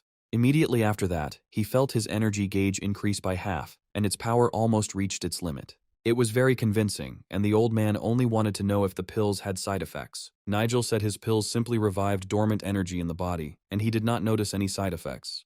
Besides, these pills are much more effective than the blood elixir that Voltor gave the old man during their last meeting. It was funny that the old man asked so seriously about the side effects. The young man promised that if he was given a few days, he would make enough pills for the entire army. In such a short time, he was ready to make thousands of tablets, because for him it was an easy matter. He was willing to strengthen their army, making the faction almost invulnerable, and asked nothing in return for this service. As a token of gratitude, the old man was ready to give the boy an item that would allow him to move freely around the territory. This wooden tablet, which he placed on the table, was supposed to protect the young man from trouble. With her, the boy could feel safe, although in reality the old man simply did not want to lose a valuable assistant. The paper with the golden imperial seal that the boy held in his hands could quickly make him rich if the terms of the agreement were fulfilled. One could safely indicate any amount, and the faction leader would immediately pay the young man for his future assistance to the clan. In response, he said that he would try his best, and these words were enough for him to be believed. The next day, Nigel went to the mountain to collect the necessary herbs for the magic tablets. Unfortunately, too many people followed him, and it would have been better if he had gone there alone. However, Aiden was afraid that the enemies would try to capture the boy, and so he sent a squad of his best fighters with him. But the boys quickly ran out of steam, not understanding how the boy had climbed the mountain so quickly without any special abilities. Almost immediately they were so tired that they could no longer stop Nigel from doing what he wanted. Soon they were all lying on the ground and only one person remained conscious. It was Nigel in the guise of a young man, waiting for the man with whom he had gone on this mission. When he arrived, Kevin immediately apologized for being late, even though he did this every time he had an appointment. These guys had to be hidden in a mountain gorge, because if they were eaten by wild animals, there would be a lot of suspicion. Having laid everyone in a row, Nigel and Kevin made sure that no one else was bothering them, and Nigel was ready to begin the main task. On the way, Kevin said that even the name of the village suddenly changed, as if the faction leaders wanted to start a new story. Although the village itself remained the same, and ahead Nigel saw the same settlement he had already visited. And if anything had changed here, it was only Nigel's appearance, which he could change at will. True, the soil in the village was not in the best condition, and agriculture here had clearly fallen into decline long ago. On the way, he saw many animal corpses, because life here was gradually dying out and could soon disappear completely. It was strange why the faction leaders didn't care about this village, and didn't care about everything that was happening here. However, now it was necessary to find at least one resident, because among the rotting corpses, there had to be at least a piece of life preserved. Walking a little deeper into the village, they came across an old house where the residents who had not managed to leave might have remained. Having loudly called the owner, the boy almost immediately heard a child's voice in response. Soon the door opened a little and the young owner of the house asked what brought these travelers here. And when they saw his face, Nigel immediately realized that the boy had leprosy and urgently needed a doctor's help. It was the kind of infection that would cause the skin to fester, and soon the unfortunate child would lose all of his hair. These words made things even more scary, and Nigel turned sharply to his friend and asked him to shut up. He immediately began to calm the child down, and the boy said that they would have to go back, because there was no road from the village to the city. After stroking the girl's head, Nigel still thanked her for not being afraid to go out to strangers. He handed her 3 magic tablets and told her to give 2 of them to her parents and to eat one herself. Kevin liked the way his friend treated the unfortunate child, because Nigel was always ready to help people. But then he suddenly turned around sharply and demanded not to relax, but to go to another house. People in every house they visited were infected with the same disease, although they were unable to find a single clue. All their efforts were rewarded, and ahead of him Nigel saw what he was looking for in this settlement. He suddenly came across a flag that towered over the main building of the clan. And ahead the gates were already visible, and it would be stupid not to go in there and see everything for ourselves. Although the guy understood that if he met the owner of the village here, he would strangle this bastard with his own hands. The open gate immediately struck Nigel as suspicious, although he had no intention of stopping over this trifle. There was no longer any point in hiding his true nature, and the guy was ready to reveal himself right now. He tore off the leather mask from his face, under which the main enemy of the owner of this palace had been hiding all this time. Yes, that boy was able to cleverly disguise himself as a leper, but the guy immediately saw through this secret spy. All these people actually served the dark forces and hoped that the guy would fall for this trick and easily believe them. This guy's team included real masters of their craft, who taught him the basics of camouflage. He knew very well the signs that immediately revealed human skin stretched over the face. The system suddenly informed him that behind these gates there was someone hiding who did not need any disguise. The worst part was that before they could meet this man, they had to deal with the guys who were already waiting for them outside the gate. It looked like a crowd of ordinary mercenaries, but Nigel knew from experience that this was not the case at all. After all, the dark essence that lurked inside each of these guys was visible even to those who did not possess strong abilities. He could have called in the skeletons and ordered them to storm the building, but now the guy had a better idea. It was possible to break through the main entrance on your own and save the dead warriors for a more difficult task. A second later, he found himself right in the territory that was guarded around the clock by a crowd of minions of the dark forces. With a barrage of energy projectiles, he immediately hit several guys who did not have time to react in time. But the most interesting thing was saved for last, because the guy was already holding a scythe in his hands, with which he had fought against mutants more than once. The boys were immediately ordered to rush into the attack and not allow this boy to get into the building. And even though they surrounded him on all sides, none of the mercenaries knew what they would actually have to face today. With the help of the scythe, it was easy to attack, and with wide movements, cut down everyone who stood around. It worked, and many of the mercenaries were seriously injured, and some had their heads cut in half. Those who risked going forward fell first, and gradually all the others who were covering the rear began to panic. Even if the guy failed to kill the mercenaries to death, the blows of the sharp blade of the scythe left deep scars on the body. As soon as the blade touched their bodies, they began to be saturated with dark energy. Soon every mercenary was defeated, and now there was no one left between Nigel and the one who had been inside the palace all this time. He was not mistaken, because looking at him, the guys understood that they were risking their lives if they tried to attack him again. Looking at them, he guessed why the ordinary guards had been so strong all this time. They managed to use the power that they stole from the locals and sucked out of all living things in the settlement. If things were left as they were, they would continue to rampage here, and soon there would not be a single living plant left in the village. Nigel's goal, though noble, was blocked by those who were determined to stop him at any cost. Thanks to the dark force, each mercenary could turn into a mutant, and now the guy has to fight a crowd of angry monsters. Having transformed into these terrible creatures, they were ready to tear to pieces the boy who dared to disturb their leader. From that moment on, the jokes ended, and instead of the usual guards, green mutant heads appeared in front of Nigel and his partner. Now he had no choice but to destroy everyone who stood in his way. It was up to Kevin to take on the lead role and distract these monsters so that the guy could buy some time. Before this, Nigel imbued him with divine energy, which instantly increased the level of his abilities. Kevin felt an unprecedented surge of strength and realized that for the first time in his life, he could fight using real divine energy. Pushing off the ground with force, he quickly took off and the monster could only watch this strange guy. Incredibly, Kevin's speed instantly reached its limit and none of the mutants could notice how he flew past them. This played into the guy's hands because now he was no longer an easy target for high-level monsters. While the monsters were distracted by Kevin, he hoped to have time to quickly finish the fight. His partner was so carried away by the gifted ability that he even forgot why Nigel entrusted him with this skill. He found it interesting to watch how time and the mutants' movement slowed down, making it easy to dodge attacks. This guy was not called the King of Thieves for nothing, because another rare ability allowed him to swim even underground. The monster saw this trick for the first time, not understanding how it was possible to dive into solid ground as if into water. Using his Sky Ice ability, he attacked any mutants that were too close. After the first attack, the monsters froze and turned into pieces of ice. It was easy to cut down such mutants, and the guy immediately rushed into the attack again. He easily finished what he started, splitting the frozen figures of the mutants into pieces. The attack was successful thanks to the fusion of treasures, his inner strength, and the power of the 8 tribulations that the boy possessed. Looking at the front door, Nigel hoped that no more mutants would jump out from around the corner and prevent him from fighting the leader. However, he completely forgot that by using freezing, he left Kevin, who had been helping him all this time, underground. Kevin demanded to be released, pounding his hands as hard as he could on the thick layer of ice that was preventing him from reaching the surface. Nigel apologized with a smile for forgetting to defrost the area next to the house. But now there was no time for jokes, because suddenly an ominous glow appeared from the side of the house and the owner activated the protective barrier. An ominous aura instantly spread in all directions, designed to protect the house from uninvited guests. Instantly grabbing his friend by the collar, the guy pulled him back with all his might so that he wouldn't fall under the rays of dark energy. He did it just in time, because if even one of the magical rays had touched Kevin's body, he could have remained in this castle forever. Kevin was grateful to Nigel for saving him, and promised to repay him with kindness at the first opportunity.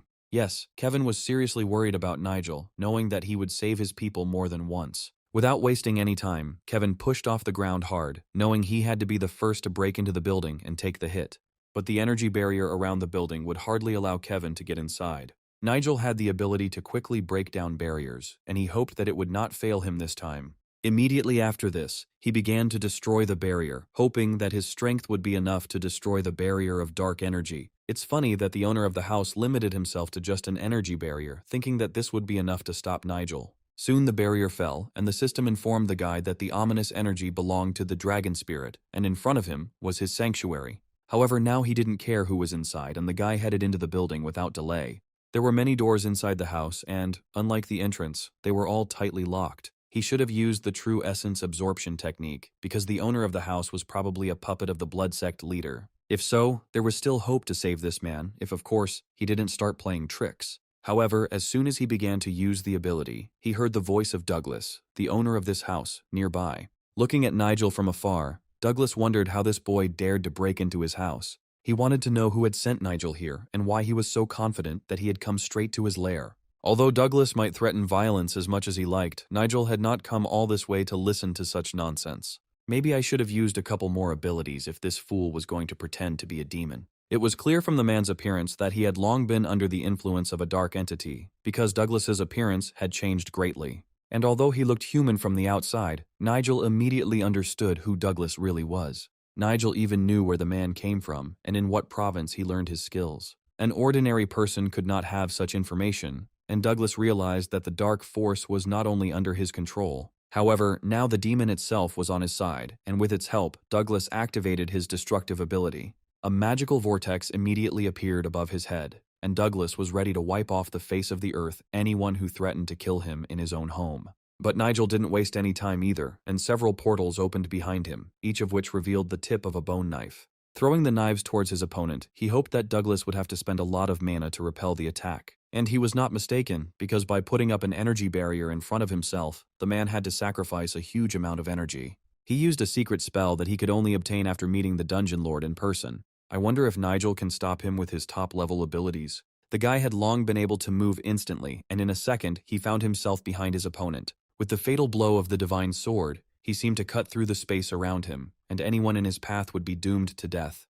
But it was much more difficult to destroy this creature, because with every second it only gained strength. All that was left was to hope that at the right moment the guy would be able to pull the dark essence out of him. As expected, Douglas didn't want to be healed by the guy at all, and the dark essence inside him gave him a pleasant feeling. The endless flow of energy allowed the battle to be fought as if the initiative belonged solely to Douglas. And then he activated such a destructive force that an explosion occurred right inside his house, and the guy was thrown several meters away.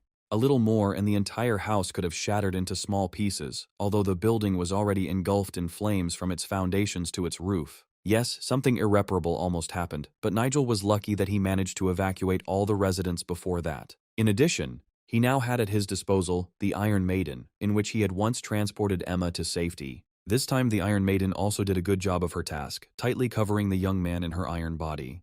However, Nigel understood that right now attacks would begin that could destroy even the Maiden's iron hull. It only took one attack from Douglas to cut through the top of the statue. The guy hadn't encountered such tough resistance for a long time and understood that to win this fight, he would have to use all his skills. Douglas managed to cut the Iron Maiden in half, and now only the remains of her strong armored body lay on the floor. Somewhere in the distance there was already someone who could do this, but looking around, Nigel did not see anyone nearby. He continued to hear the voice and realized that it was no longer Douglas who was talking to him, but the creature he had turned into. His voice changed, became much rougher, and perhaps he too turned into another mutant. The guy was not mistaken, because Douglas knew how to transform, and this time he took the form of a dragon. In addition, in his paws he held a pearl of desires, which could create spatial portals. The worst thing was that he had two such pearls at his disposal at once, and without the help of the dragon, no one would be able to enter his sanctuary. It was a great trick of the magician, and it would have been impossible to use this ability without the help of dark forces. Although the dragon was surprised that Nigel was able to control the internal energy, using both dark and divine power at the same time. The fusion of two opposing forces was the main secret of this guy's success, and only Douglas was the first to understand this. The dragon also had a power almost equal to Nigel's, which meant that this opponent was not an easy one. Nigel realized that this was not a 1,000-year-old water dragon, but just a horned dinosaur that had grown a horn after 1,000 years of training. Looking at this upstart, the dragon could not come to terms with the fact that he dared to mock him. He said that he didn't even want to get his paws dirty, and therefore decided to get rid of the boy with the help of the rebellious spirits.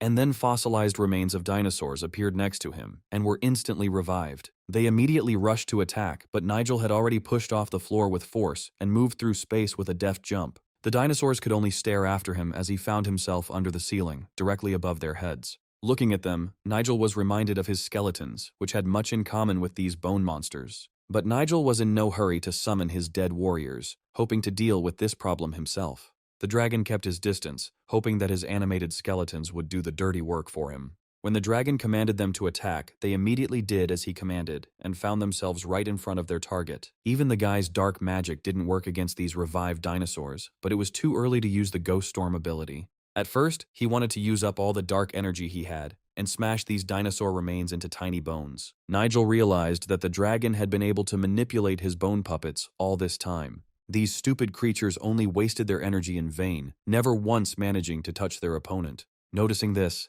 the dragon quickly began to boil with rage, realizing that the guy had managed to summon more creatures to help him.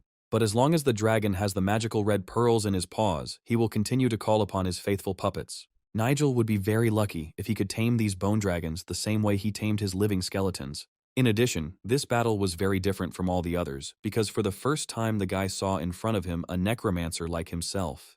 Their dark energy was very similar, which meant that now Nigel had to fight his colleague. The difference was that Nigel had had a lot more fights than Douglas. This guy had never lost a battle before, and the dragon understood that a simple man was not capable of performing such complex tricks. Even when the bone dinosaurs were right in front of him, he remained in place, as if he had learned to sense their energy. And then, putting his hand forward, he cast a spell that instantly attacked them with a wave of energy. Each of these monsters that found themselves in the dome where Nigel was located instantly split into small pieces. The dragon understood that this ability was his main trump card, but the guy somehow managed to overcome it. At this rate, Nigel would be able to take the bone dinosaurs for himself, and the dragon could not allow this. But Nigel's abilities had already reached their limit, and his aura had more dark power than the dragon itself. He had already gathered enough energy to summon all his dead slaves from the other world. And now there were not only the living skeletons here, but also all the other monsters that Nigel had destroyed earlier. Just recently, his army was replenished with a giant octopus, which was larger than even a dragon. The red demon was also ready to attack at the command of his master. The dragon saw with horror a whole crowd of mutants in front of him, who were heading in his direction like a single wall. Looking at this, the guy understood that he definitely couldn't cope with such an army, and commanded all his revived fighters to move forward. He was interested to see what this giant octopus, whose strength he had never seen in battle, was capable of.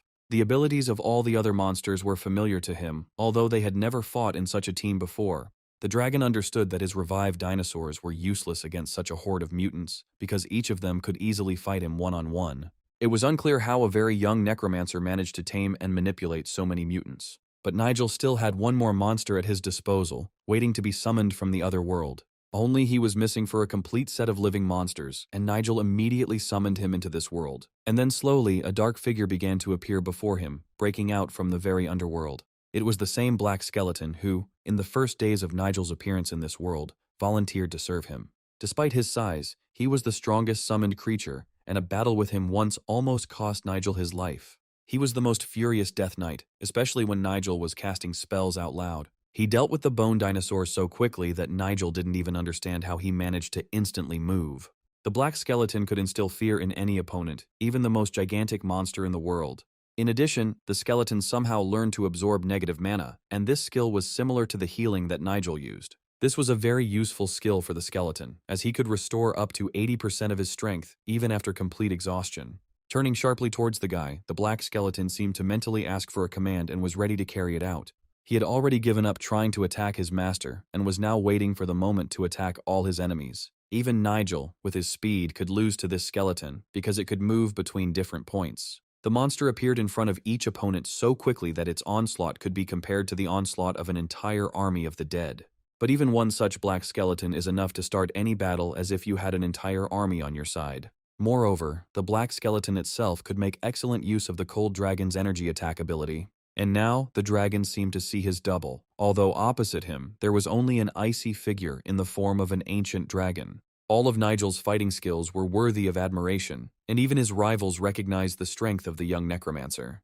The worst thing for the dragon was that Nigel's monsters leveled up right during the fight. One of these monsters was the black skeleton, who launched an ice blade straight into the giant dragon's chest. And although it could not kill him immediately, the dragon understood that this could not continue for long.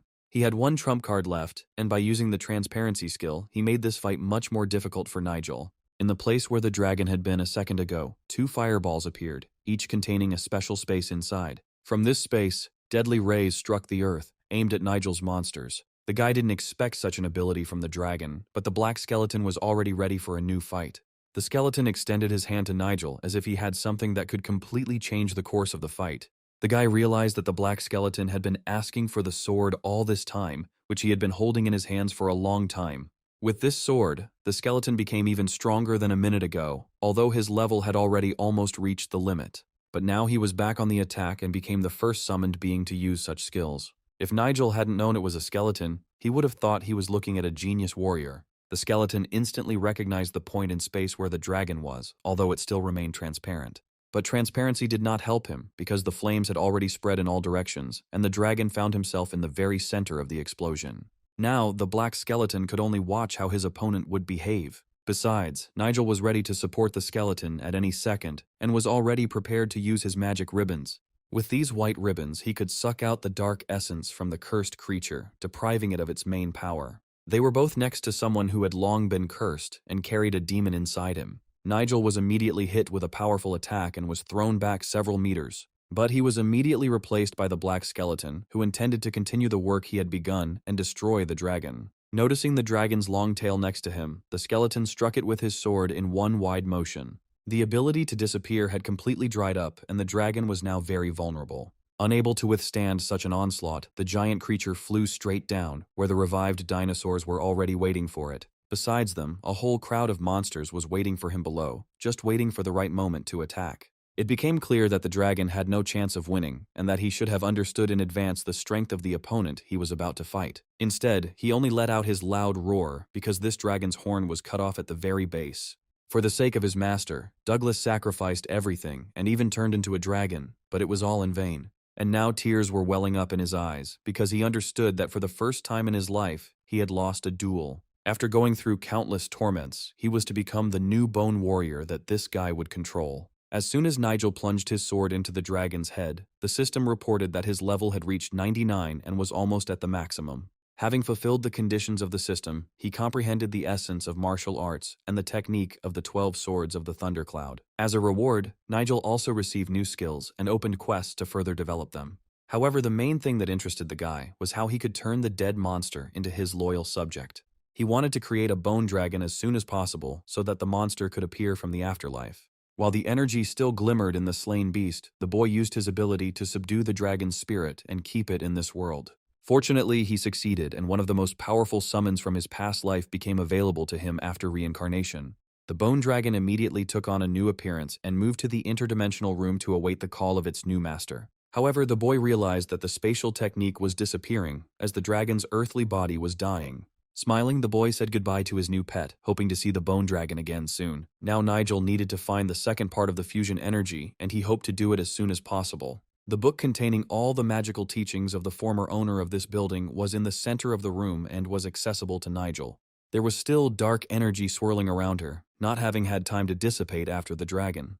The guy realized that he could easily remove the curse that had hung over the palace for many years and controlled the mind of its owner. Looking at the book, he realized that this was the real headquarters of the True Teaching faction, and by eliminating its leader, he had solved many future problems at once. The energy of fusion was their main power, and now all the knowledge they had accumulated over the years belonged only to Nigel. As soon as he took the book, the system reported that Nigel had received the second part of the fusion energy. Dawn was breaking, and it was time for Nigel to return to Old Aiden, who had probably not slept all night, waiting for the outcome of the expedition. Even William and the guards had to go looking for the guy because he was too late. Of course, William was angry, because the map that the boy had slipped him showed the exact location, but there was nothing there. All this time, spies were hiding in the bushes, ordered by the supreme leader to monitor everything that was happening. They did their job skillfully, and at the slightest danger they hid in the depths of the green thickets. Less than an hour later, the spy was already in Aiden's office, reporting that William had been searching for the boy all night long, without success. But the young man promised that it would be very easy to find it, and all the places with ingredients for the elixir were marked on the map. The spy even checked the members of the volcanic faction carefully, and reported that none of them had done anything. Suddenly, the old man declared that this was a great success for them, and everything should go as usual. Looking at the young assistant, he realized that he could only swing a sword. Even if William's people can't find the boy, that means the leaders of the other factions still don't know anything about the treasure. This young doctor's disguise skills are no worse than those of the best agents of William's faction, so there is no need to worry about being found. Harry only hoped that their people would be luckier than the guards of the other faction, and would soon find the boy in the mountains. But there was no need for this, because just at this time, Nigel had already come out to the guys assigned for the expedition. He cheerfully announced that he had finished searching for herbs and was glad that they could now return and meet the delegation that had been waiting for him for a long time. Opposite him stood a crowd of Aiden's faction members who hoped that this guy could cure any disease. The old man himself, meanwhile, ordered Harry to cease active action so that unnecessary rumors would not spread throughout the province. Another assistant, who had been a master of surveillance for many years, suddenly appeared behind him. He quickly whispered into his ear new information about the changes that were about to take place in the Four Factions Association. Having said this, he turned around and disappeared as quickly as he had appeared in the office. From tomorrow onwards, the young doctor should be put under more pressure, because Aiden will need the pills very soon. But what was their surprise when suddenly the ringing voice of this young man was heard? The only strange thing was that the doctor came in the middle of the night, although he said that he had excellent news for the old man. After all, the pills, the ingredients for which he had been looking for in the mountains all this time, had already been made and were ready for the soldiers. Yes, now the plans had changed dramatically, and Aiden had told his assistant to prepare to leave at dawn. Watching them, Nigel knew it was time for the old man to fall into the trap and become an important part of his plan. Soon they all set out on their journey together, and Aiden again ordered the best fighters to be gathered to accompany the healer. It was today that one of the fighters suffered a misfortune when he came across a dangerous plant with thorny leaves, injuring his shoulder. The wound was so deep that blood began to flow from the boy's shoulder, and Nigel rushed to his aid. Luckily, the young doctor had some healing ointment with him, and he immediately applied the medicine to the fighter's skin. Looking around, Harry realized that the path was overgrown with exotic plants, and they still had to somehow get out of here. It was strange that this place had gone unnoticed, since they had walked this path hundreds of times. Looking after them, he understood that the young fighter would have had a hard time if the brilliant doctor had not been nearby. The young man behaved so self-confidently that everyone saw the benefit of being friends with him, because with such a doctor, injuries were not so terrible. But Aiden thought differently, and it never occurred to him that these two were relying on some healer, forgetting about their own skills. Meanwhile, the guy reported that they had arrived because he had already activated the necessary ability. Harry was glad that they had finally reached their destination, and that this protracted expedition would soon be over. Although, looking from afar, Aiden understood that they were in the very middle of the desert.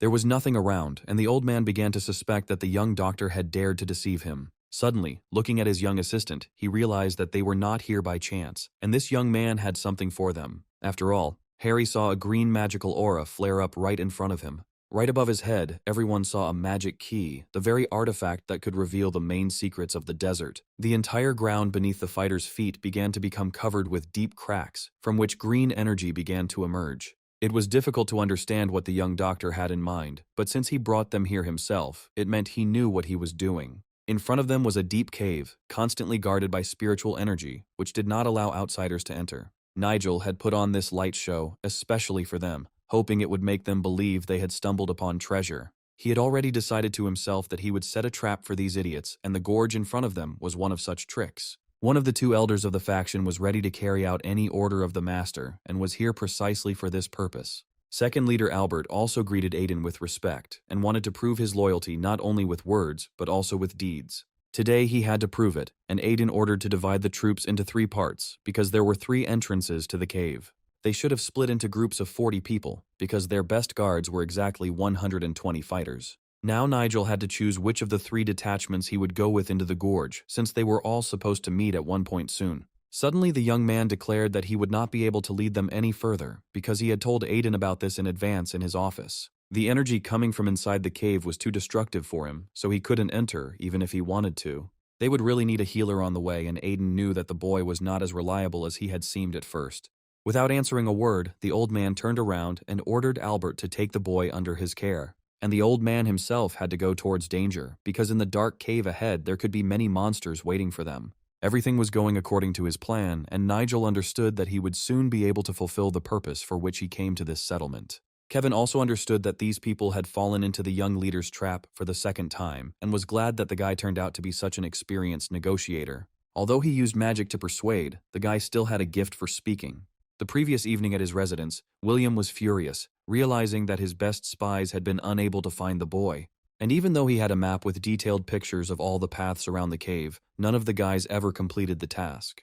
Then he realized with horror that the people from his personal guard were not specifically looking for the young doctor, trying to hide it from him. He realized that these guys weren't trying to do their job at all, but what were they hiding from him? The fighters no longer obey him as before, and he saw before him just a bunch of traitors. Suddenly, one of them announced that William had a guest who had been waiting for him outside for a long time. This was strange news, because at this time, William was not expecting anyone and had no meetings planned. The stranger was already here, and right now there was a man standing behind the door who for some reason was asking for negotiations. But William had already met the guy he saw in front of him, and was surprised that the doctor's friend came straight to him. This guy always rode in the same chariot with the young doctor, and it was strange that he did not go with him in search of ingredients. The guest said that he could personally accompany William to where the young healer had been conducting his expedition for a long time. It turned out that he knew the way to the cave well, and only a few people knew this short route. The doctor himself took him to this cave when the boy was seriously ill, and he urgently needed to find healing plants. And now he is ready to accompany William there, and during his friendship with the doctor, he himself has learned the art of medicine. The main question was what this young man would demand in return, because he would not do it for free. Only now the guy admitted that the boy had recently fired him, and yet they had worked together for many years. This answer was quite understandable to William, and he happily agreed to give the guy a job and a lot of gold in advance. He immediately handed him a check for silver, with which the guy could go to any bank in the empire, where he would immediately be given the full amount. But before handing over the check, William stopped and decided to say a few words to Kevin. The guy was about to snatch the check from his hands, but William was clutching the piece of paper so tightly that all his emotions were clear without words. He stated that if he tried to deceive him, he would soon experience unbearable hellish pain as punishment for betrayal. It's not every day you hear such words addressed to you, and the guy just asked to trust him.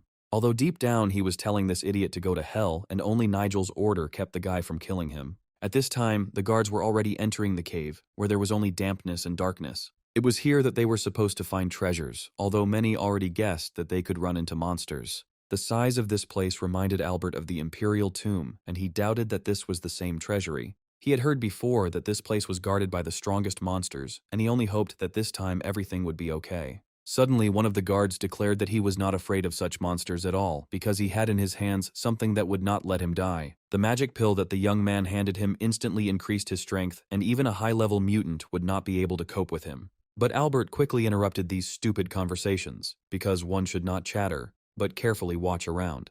This man could easily be understood, because the young doctor did not give him any pills, and for some reason only treated the fighters well. Therefore, they had to worry not only about their own skin, but also about the safety of the leader. On the way, one of the fighters said that Albert does not recognize such elixirs, believing that a warrior should receive strength only from artifacts. At that moment, the man suddenly stopped, hearing some noise ahead, which meant that the meeting with the monsters could have taken place earlier. He ordered all the fighters to prepare for battle, because ahead could be those very mutants who had guarded this cave since time immemorial. From afar, Nigel only watched how the soldiers would behave and was interested in checking their reaction. It was impossible to lose heart, because at such a crucial moment, the success of the expedition depended on brave people. By the way, the guy was impressed by the speed with which these fighters moved, especially after his magic elixir. However, he knew from the very beginning that there was no danger and that something that would please Albert was supposed to appear right in front of them. To do this, it was necessary to wait until the dust that arose after the fighters dispersed throughout the gorge cleared. But what Albert saw the next second made him stop, although for a different reason. After all, this was the real entrance to a secret place, strewn to the top with mountains of gold. It was difficult to count how many gold coins these people now saw in front of them, but it was clear that they could buy an entire empire. Most likely, these treasures were collected by ancient rulers, and all the gold was kept in this gorge for thousands of years. It was necessary to urgently contact the leader, because all of Aiden's troops were needed to protect such wealth. One of the young guards could not resist, and was the first to open the chest lying right under his feet. He immediately regretted it, because the dark entity that burst out of the chest almost killed the guy on the spot. The monsters they were so afraid of meeting were the guards who protected all this gold in the cave. These creatures were already everywhere, their ugly heads sticking out from under the ground, surrounded by a dark aura. It was necessary to come to one's senses urgently, and Albert again commanded the fighters to take up combat positions and draw their blades. He knew his soldiers' spirits were broken, but it was up to these guys to make it out of here alive. Hiding behind one of the guards, Nigel pretended that he was very scared and that he was seeing angry mutants for the first time in his life. Although everyone who knew this guy in the form of a young man knew that none of these creatures could even come close to him. Yes, that was the little surprise that Nigel had prepared for the squad of fighters led by Albert.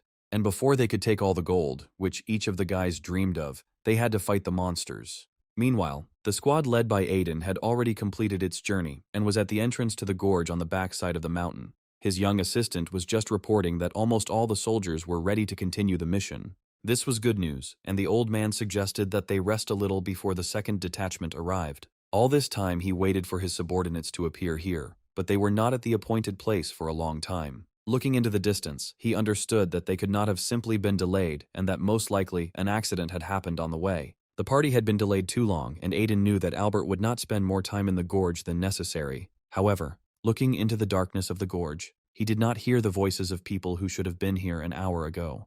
At that moment, the first voices of people coming out of the gorge were heard, but their news was very bad. Anthony said that there was no forgiveness for him, because all his guys, standing in blood behind him, suffered only because of him. In response, the old man handed him a healing ointment and told him to quickly heal his boys and then tell him what happened. Looking at him, the old man understood that this guy had gone through a lot, which even his subordinates did not dare to talk about yet. Numerous deep wounds and half of the dead fighters clearly indicated the difficult fight that these guys had to endure. The old man was ready to make up for this loss with the treasures that would soon be discovered in the gorge. It was at this moment that two more appeared from the depths of the cave, and it became clear that the second elder had been saved. The elder was covered in blood, and the young healer managed with great difficulty to save him and bring him outside. The good news was that the elder was alive, but there were still too many questions. But this young man smiled as if nothing had happened and the monstrous massacre was just child's play for him. Aiden turned around to look at him, wanting to know where all the other people who were accompanying them were. But the boy suddenly turned his head away because it was hard for him to tell the truth about the end of that bloody massacre. It was clear from his appearance that all the other guys were dead, and this was one of Aiden's best squads. They had only managed to walk a few dozen meters into the gorge when suddenly monsters attacked them. During the battle, Albert for some reason refused to give the students the magic pills that could instantly increase their level. The number of victims increased, and the students rebelled against his will, because his decision could kill them all. The boy wouldn't lie in front of Albert, but it was unclear why the elder suddenly refused to give these magic pills. After defeating the monsters, a fight broke out between the elder and his loyal disciples, in which many guys died. It was a real rebellion between the commander and his subordinates, because they could have just taken a pill and survived that hell. Aiden knew that if the other faction leaders found out about this, their reputation would be destroyed, which meant they would have to get rid of this boy. Turning to him, Aiden thanked the young man for his help in the expedition and ordered him to return to the settlement. Now Aiden had to return to the dark cave and collect the bodies of the dead. All that was left was to watch them go, and the young man didn't even try to stop them so as not to arouse unnecessary suspicion. He understood that their trip to the gorge would not end well, because the monsters he had spoken of were still there. But what was Albert's surprise when the boy suddenly began to dissolve into thin air right before his eyes. He knew that this young man had incredible strength, but he could not imagine that besides the gift of a healer, he had other abilities. Meanwhile, in the main building of the Alliance, at the highest mountain, a meeting was taking place where the latest news of the settlement was being discussed. Rupert, who was at the meeting, asked his colleagues to take his words and observations seriously. After all, in the Association of Chaos Sects, everything was becoming more suspicious every day, and Rupert was expecting the start of a new big riot. However, Lucas believed that the discord within the Chaos Sect Association began after the Four Winds tournament. But things were much more complicated, and this time Rupert suspected the intervention of a third force that was fomenting discord between the factions. But Lucas believed that the Alliance's intervention could lead to even more confusion, and hoped that everything would work out on its own. Rupert seriously proposed sending Alliance troops to the headquarters of the Chaos Sects Association, but that would be the beginning of a big war. He even jumped up from his seat because in order to prevent harm to the civilian population, it was necessary to act decisively. Listening to these conversations, Walter understood that even a secret rescue team would not change anything. His colleagues did not have the same experience as Walter, and it is unlikely that any of them would have been able to use the power given to them by the Emperor wisely. The monk also believed that if measures were not taken in time, this could lead to a serious incident. At this point, another person was supposed to appear at the meeting who was not going to sit idly by. Tony, appearing on the threshold, immediately declared that the Alliance leaders had been doing complete nonsense all this time. Looking at them, he could not believe that such wise and experienced rulers behaved like naive boys. It was a bold statement, and none of the leaders expected such audacity from Tony. But Tony had a map with him, with the help of which he wanted to prove his case and bring the leaders to their senses. For several days now, information about this map, where the first repository of spiritual energy was marked, had been circulating throughout the country. It turned out that Tony wasn't the only one with such a card, and all the faction leaders had already gotten it. There were even rumors that the elders of the factions had already gone there with troops. If they arrive at the scene at the same time, a real massacre will certainly begin between their troops. But Lucas thought all this talk was complete nonsense and asked Tony to immediately stop sowing panic. But Tony personally checked this information and was sure that one of the factions had already entered the storage in the Dark Gorge. It was hard to believe that Old Man Aiden had hidden from his colleagues the map that had helped him get into the Dark Gorge. If this is true, it means that among Walter's former friends there are traitors who are secretly working behind his back. After hearing Tony's report, Walter ordered the elders to immediately assemble a combat squad and head to the location indicated on the map. But before he could finish the order, everyone rushed to the door, and it became clear that they had wanted this for a long time. This was very bad news, because even if his elders could expose the traitors, they themselves might soon turn their backs on Walter. With the strength and power they would gain in the gorge, he would no longer seem like such a strong leader to them. Walter's suspicions were understandable, because while he was in the office, Aiden was already standing at the main gate. Anything could happen behind those gates, so Harry was seriously worried about himself and Elder Aiden. If something goes wrong and the monsters are too strong, they will die, because there will be no way back. Yeah. You never know what's going to happen next, so Old Man Aiden told all the fighters to take a magic pill. Anthony agreed with the old man and ordered his boys to take the pills, hoping to increase their inner strength. Looking at the pill, Anthony hoped that there would be no side effects, because that was what the young doctor had promised. Following the rest of the fighters, Anthony threw the magic pill into his mouth and began to wait for the desired effect. The effect was immediate, and immediately after that, each of the guys felt a surge of strength. It became clear that their strength had immediately increased by 50%, although this effect could be temporary. But while they had this time, they needed to immediately open the door and find themselves inside, taking all the wealth for themselves. Fortunately, the door opened easily for them, but the old man did not expect to see in front of him something completely different from what he wanted. After all, there was nothing there except emptiness, and the huge room did not contain any treasures at all.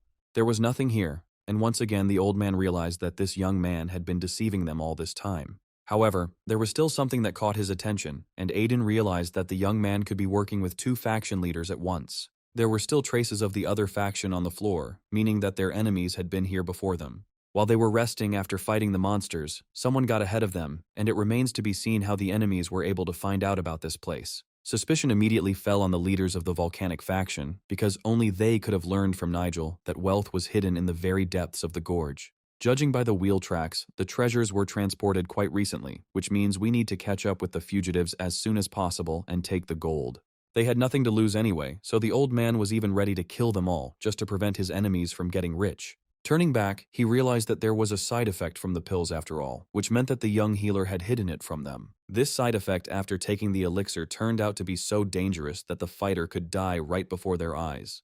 And so it happened, because almost immediately he fell down dead, and it became clear that there was nothing that could be done to help this unfortunate man.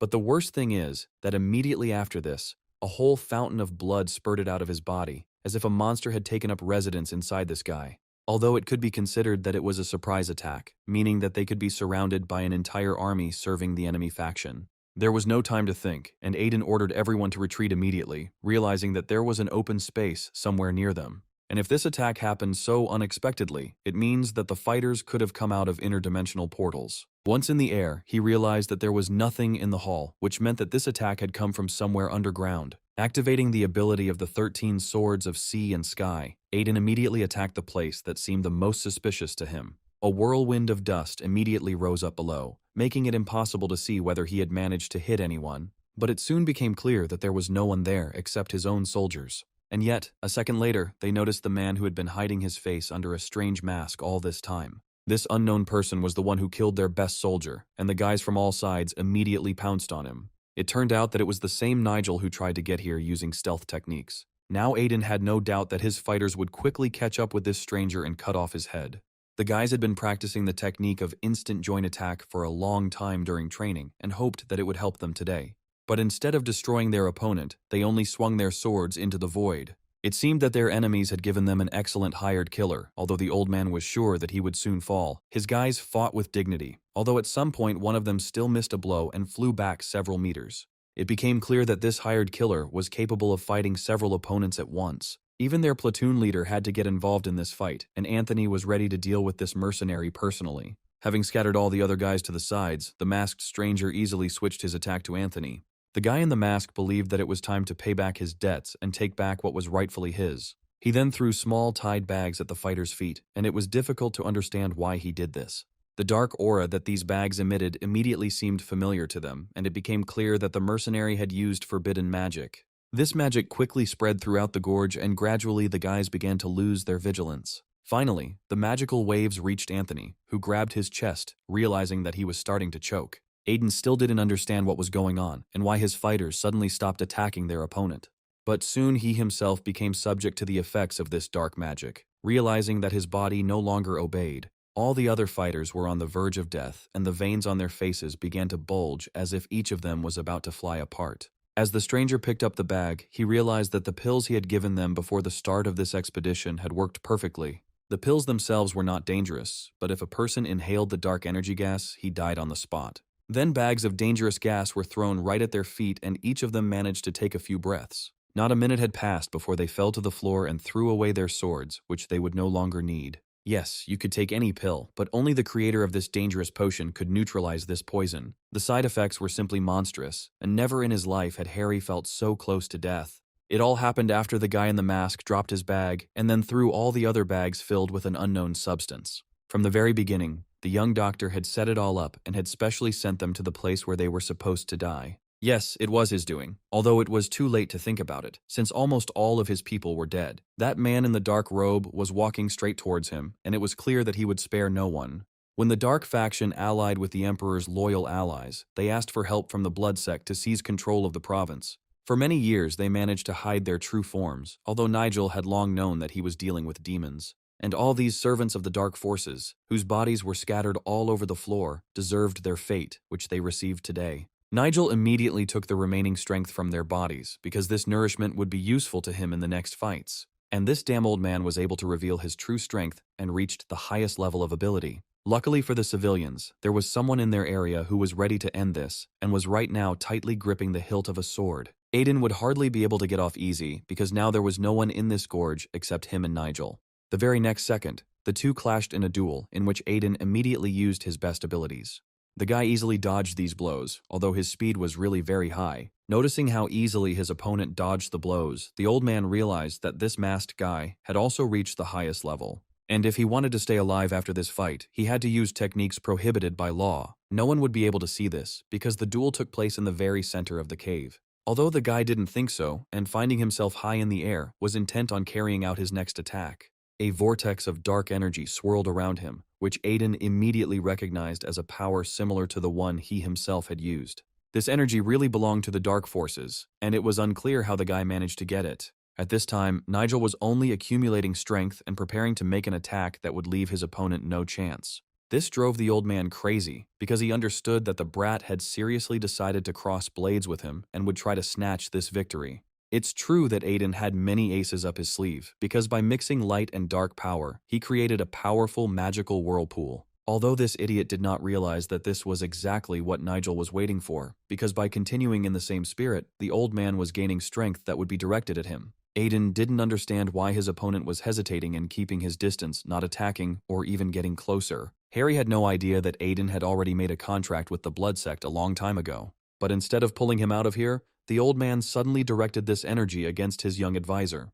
The guy flew back several meters and, hitting the wall, was unable to get to his feet for some time, and he continued to watch him from above, hoping to suck all the energy out of him.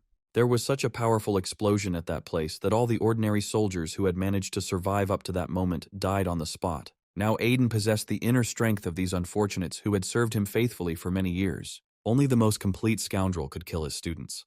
although the guy understood that he didn't expect to meet anyone else here. After all, if we are talking about the demon's minions, then they are always scoundrels and villains who always face the same fate. To kill such a powerful elder, the guy will have to use even those abilities that he wanted to leave for the strongest mutants. Now Aiden understood what his main mistake was, and why he, like a child, followed the young doctor's lead. Not understanding what this old idiot was talking about, the masked guy continued to look at him, trying to hear the whole truth. Even his young advisor couldn't figure out what he didn't know about Aiden, and what secret the old man had been keeping all this time. He felt the ominous energy from the very beginning, as soon as Nigel began the attack on his squad. This aura was exactly the same heaven-splitting energy and purple radiance energy that the Alliance leader had used in battle. Using that demonic energy, Walter easily surpassed his limits and reached the highest level. Only a few people in the history of martial arts have ever achieved such a state, and that is why Walter dedicated himself to the blood sect. But it was today that the old man learned that there was another person who was capable of controlling the same power. That man was Nigel, who was now hiding his face behind a mask. Looking at the two from afar, Harry knew that only one of them would survive this fight. Nigel resorted to a little trick and decided to play along with the old man, saying that they would all die today. And even if both of them simultaneously release a stream of energy into each other, no one will be able to survive. However, having gathered all the energy he had around himself, Aiden wanted to release it at this arrogant bastard. The guy had to work hard to dodge the shot, which hit the ground next to him. It turned out that Aiden was also capable of using the power of monsters, although Nigel believed that such skills were only available to him. But the old man definitely did not have the ability to summon the dead from the other world, and Nigel was ready to summon all his monsters here. Although the person who once sold his soul to the blood sect had to go all the way to the end, his level was quite high, but he still couldn't compare to the strength of the blood sect's deputy leader. Looking at Nigel, the old man was surprised that he had not yet used his necromancy. But the guy had the right to refuse this ability, especially since it wouldn't hurt Aiden. Raising his hand up, he declared that it was too late to resist, and he was ready to absorb the energy of everyone who had ever been here. Immediately after this, the ball above his head filled with a dark essence, which rushed into the center of the ball and was absorbed by it. The guy had never encountered the ability of light eaters before, and realized that in front of him was the offspring of one of the 8 best ancient magicians. It was interesting how he controlled the monster's power without turning into it and controlling his appearance. This ability was a rare gift, possessed only by the descendants of ancestors who lived long ago near Black Mountain. But this son of a bitch used his talent not to save the world, but to destroy it for the demon and become the leader. Suddenly Nigel realized that he was behind, which meant that the monster's power gave him a speed that the guy did not expect. The next second, Aiden was right behind Nigel, hoping that he wouldn't have time to activate the defense. He moved so quickly that a surge of energy rushed through the cave after him, and everything became illuminated as if it were day. Looking after him, the guy realized that this was the rare ability that in ancient times was called the Full Moon Pursuer. Moreover, it was amazing that Aiden created such a strong sword that helped him achieve absolute mastery. At some point it seemed that his power knew no bounds, and he was just playing with the guy in the mask. But all this was meaningless until they clashed in a duel and tested their skills in practice. Suddenly Nigel dropped the blade, although the main minutes of the fight were just beginning. But why did he do it? Aiden noticed this and decided that the guy had given in and wanted to meekly ask for forgiveness, but he was unlikely to agree. On the contrary, he was ready to destroy his opponent, even if he had to ask for help from the demon himself. But the demonic power that Aiden was used to seeing in his hands swirled around his opponent. Yes, this guy also achieved absolute mastery, which means that in front of Aiden was a true successor of the dark forces. But if this was so, it was unclear why they were fighting, since they were supposed to serve the same Lord of Darkness together. Aiden had better finish his thoughts, because the guy was already attacking with a force concentrated in one point. And Nigel launched all this force at one target, after which the old man was thrown back several meters. Nigel had been hiding his true strength all this time, but he thanked the old man for recognizing his power. Quickly jumping to his feet, he assured that Nigel would not succeed and the balance of power had not changed. And now it was interesting. Would the guy cope with the new surprise from his opponent? All this time, Aiden hid the animal essence that gave him strength, although he knew how not to reveal the magic. But now there was no turning back because he risked not only losing but also dying. The spirit of the wolf appeared right behind Nigel, and the boy immediately sensed another creature. Of course, it wasn't a real wolf and it couldn't attack the guy like a wild animal, but its energy was very dangerous. And the guy had to feel it because he immediately missed the attack, distracted by the wolf. With the power of benevolence, Aiden wanted to turn his opponent's mind upside down and subjugate him. In fact, he wanted to take away Nigel's mind and turn him into a useless idiot from a madhouse. By the way, Aiden might have succeeded if it weren't for the unfamiliar voice he heard the next second. Anthony stood up and slowly approached his mentor from behind, trying to say something. Then another fighter appeared on the other side and grabbed Aiden's arm tightly. But what were they planning?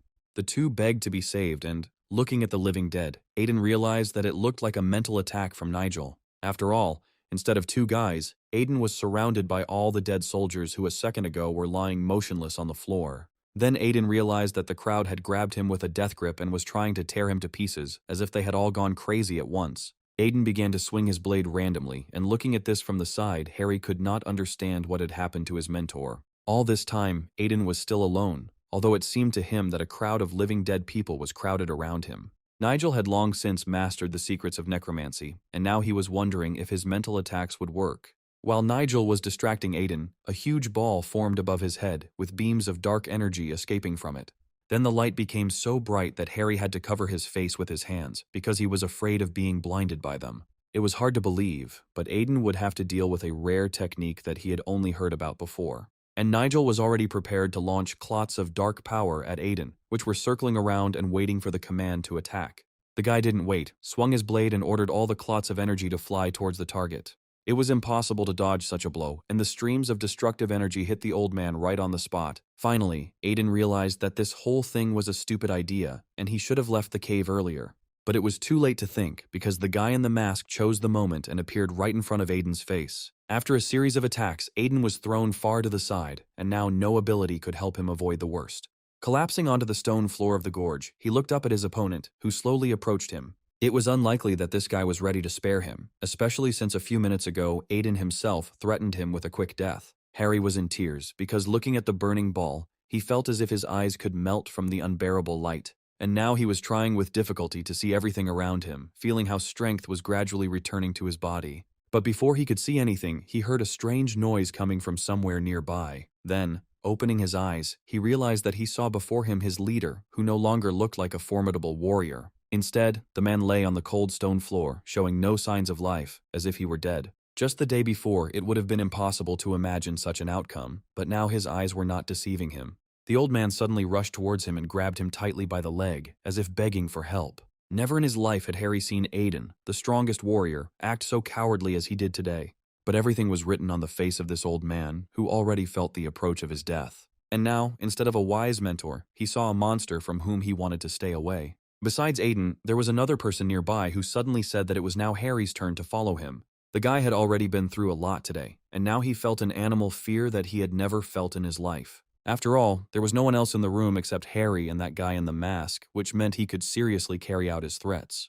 The old man continued to beg him for help, although with each passing second his voice became more and more like the wheezing of a monster. Realizing he had no other choice, Harry kicked his mentor in the face with all his might. Aiden flew back a few meters, and this was Harry's only chance to escape from here. Nigel had no intention of catching up with him, since in the future this idiot might be useful to him for another purpose. But he would hardly be able to let the old man go, because Aiden had committed too many sins in his life. The altar where they made sacrifices to their god would serve as an excellent place for the leader of the sect to go to the next world himself. Nigel was already gripping the hilt of his sword tightly, raising it high above the old man's head. At the same time, William and his people were in the cave of the first keeper of spiritual energy. If his entire plan failed, he would have nothing to say to his master, so it was useless to think about it now. Suddenly there was a noise behind him, and William realized that someone had addressed him by name. It turned out that his people had already searched the entire cave, but could not find the old man anywhere. At that moment, he remembered the stranger, who could have been a spy for the warring faction and had brought them here on purpose.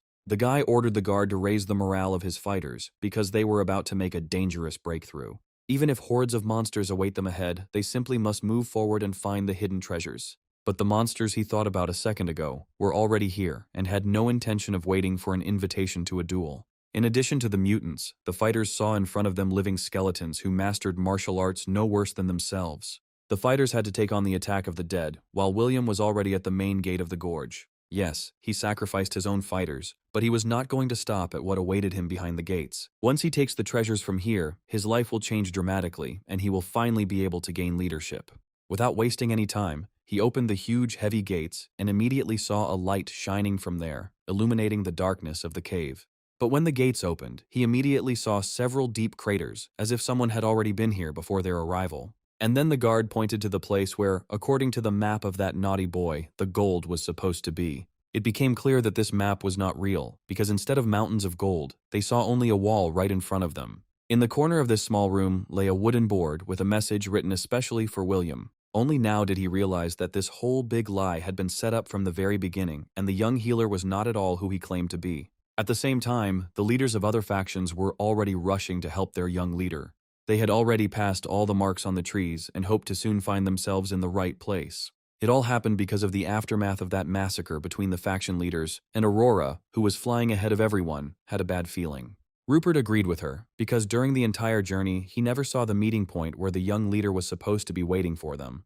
The Alliance sent troops to the province, which was in chaos due to the map of the first guardian of spiritual energy drawn by Nigel. And after them came the troops of the elders and the 7 great clans with their powerful disciples. Arriving in the province and realizing that Nigel was nowhere to be found, they continued moving without stopping, not losing hope of finding him. However, now everyone had scattered, and only 4 faction leaders remained in the dark forest, who had to make a difficult decision. Whatever happened, Aurora only hoped that the children would be safe and that their sudden visit would not bring great trouble upon them. After all, recently many, blinded by the treasures of the First Keeper, rushed to search for them and could not spare even their brothers. Warriors of all factions, from simple fighters to elite clans, were at odds, understanding what power the discovered treasures would give. Besides, if they met half-demons along the way, it was unlikely that any of them would be prepared for such a battle. If this happens, the woman will never forgive herself, because right now they could fix everything and return it to how it was. However, the monk believed that since they were all together now, everything would be fine and they would cope. All the faction leaders had already received valuable advice from Nigel, so they were prepared for anything. Aurora also hoped that they were already strong enough to stand up for themselves. But while they were talking, a strange rustling sound was suddenly heard nearby, and it became clear that they had not been alone here all this time. Aurora immediately noticed the dark energy that was creeping towards them from the shadows of the trees and commanded everyone to immediately prepare for defense. The creature next to them had no intention of hiding and was there to attack them instantly. At first it was difficult to distinguish the opponent, but from the aura emanating from him it was clear that he was a strong warrior. The enemy was very close, and if he alone decided to attack 3 faction leaders at once, it means he was very confident in himself. Moreover, his speed was so high that he managed to move to several points at once. The first blow fell on the monk, who was not prepared for such speed, and swung his blade wildly. A warrior in armor suddenly appeared from the darkness and said in a quiet voice that he had not seen a woman in front of him for a long time. Yes, these words were addressed specifically to Aurora, and she understood that she had to fight off the attack at all costs. And this warrior in armor named Herbert was already standing in front of them at full height and no longer intended to hide his face. They immediately recognized him as an unrivaled master who had achieved an average level of defense. However, he was not alone here, and 2 strange figures suddenly appeared behind him. These were the ghostly old women who knew the terrain of this dark forest better than anyone else. Now they were on the same page with him, and it was strange since when these 3 had joined forces. Herbert had already noticed from afar that each of the faction leaders was not in the best shape and was now easy prey. He hoped that they wouldn't have a single chance of winning if he started his series of attacks right now. They will most likely now have to fight with all their might and spend all the mana they have accumulated over the past months.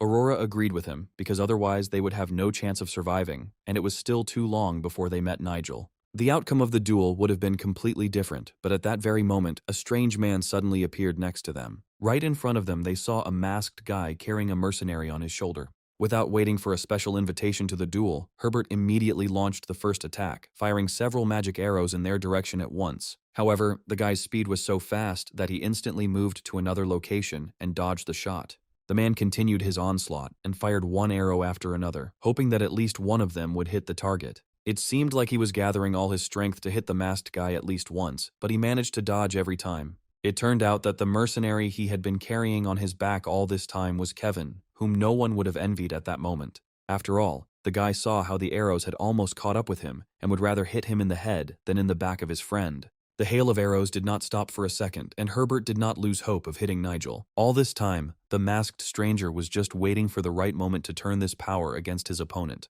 He moved so deftly from one point to another, as if, without even looking, he could feel the energy of the arrows flying towards him from all sides. Finally, Herbert realized that such useless shooting would lead to nothing, and this time he took accurate aim before releasing the bowstring. And then, he released the bowstring, and the arrow flew along a strange trajectory, changing its direction in the same way that Nigel changed his direction. Unexpectedly, instead of reaching its target, this arrow landed right in the hands of the guy, who caught it in flight. Herbert had never seen such a miracle in his life, and could not understand how this guy managed to catch his arrow. In the dark eye sockets under the mask of this guy, a bright demonic light lit up, which could only mean one thing. However, it is difficult to imagine what Kevin felt when he couldn't hold back his tears as death just flashed before his face. Nigel knew he had to get this over with as quickly as possible, while he still had the strength to mount a counterattack. He had mutants at his disposal, and he could even summon a giant octopus, but the guy was in no hurry to do so. And those magic arrows that a second ago were flying towards Nigel now changed their trajectory and were flying in the opposite direction. They all found themselves close to the man who had fired the arrows, but Herbert was able to repel this unexpected onslaught. But the worst thing was that not all members of his team had the same ability, and his recent allies missed several arrows. 2 arrows hit the ghost old women right on target, and they couldn't believe that this guy was able to use forbidden magic techniques. When Herbert set out on this mission, he thought that everything would go perfectly. But when he met this stranger in the forest, he quickly changed his mind. Even while carrying another guy, the masked stranger moved so fast that it was hard to keep track of him. A second later, he was almost right next to his opponent to deliver the finishing blow. With one swing of his sword, he attacked Herbert, and he flew several meters into the thick of the trees. After this, dark blood immediately gushed from his mouth, and the man realized that he was very close to death. He could no longer rise from the ground, realizing that this blow would have been decisive if he had not had an energy supply. There was no doubt that the ability of the 12 Thundercloud swords that Nigel possessed had reached the highest level. But, having regained his strength and stood up on his feet, Herbert was ready to tear this brat to shreds. However, Nigel was not going to give up and give his opponent time to counterattack. He immediately began a new fight, and this time the opponent was so close that Herbert had no chance to repel this powerful onslaught.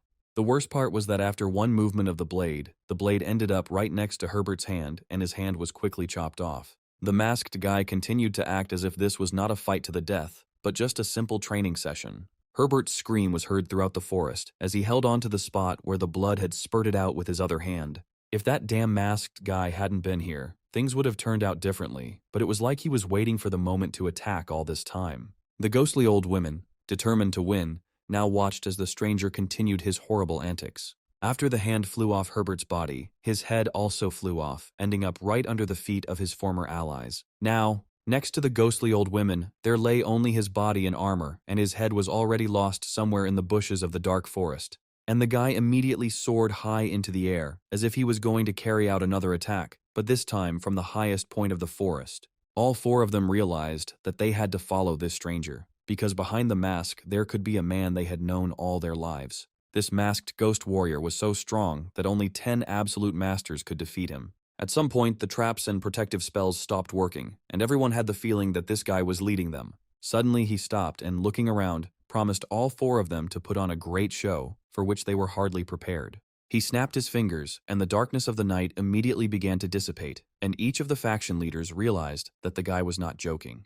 The ground seemed to disappear from under their feet, and each of them lost control of their bodies, being carried away into another space. Immediately after this, they found themselves in a place where none of them had been before, and it became clear that this space had been created by a stranger. However, the monks saw that the 2 ghostly old women were still in the same place. Yes, they clearly saw these 2 spirits in front of them, who seemed to be there completely alone. The old women looked where just recently there had been an ordinary tree, but now the space had changed.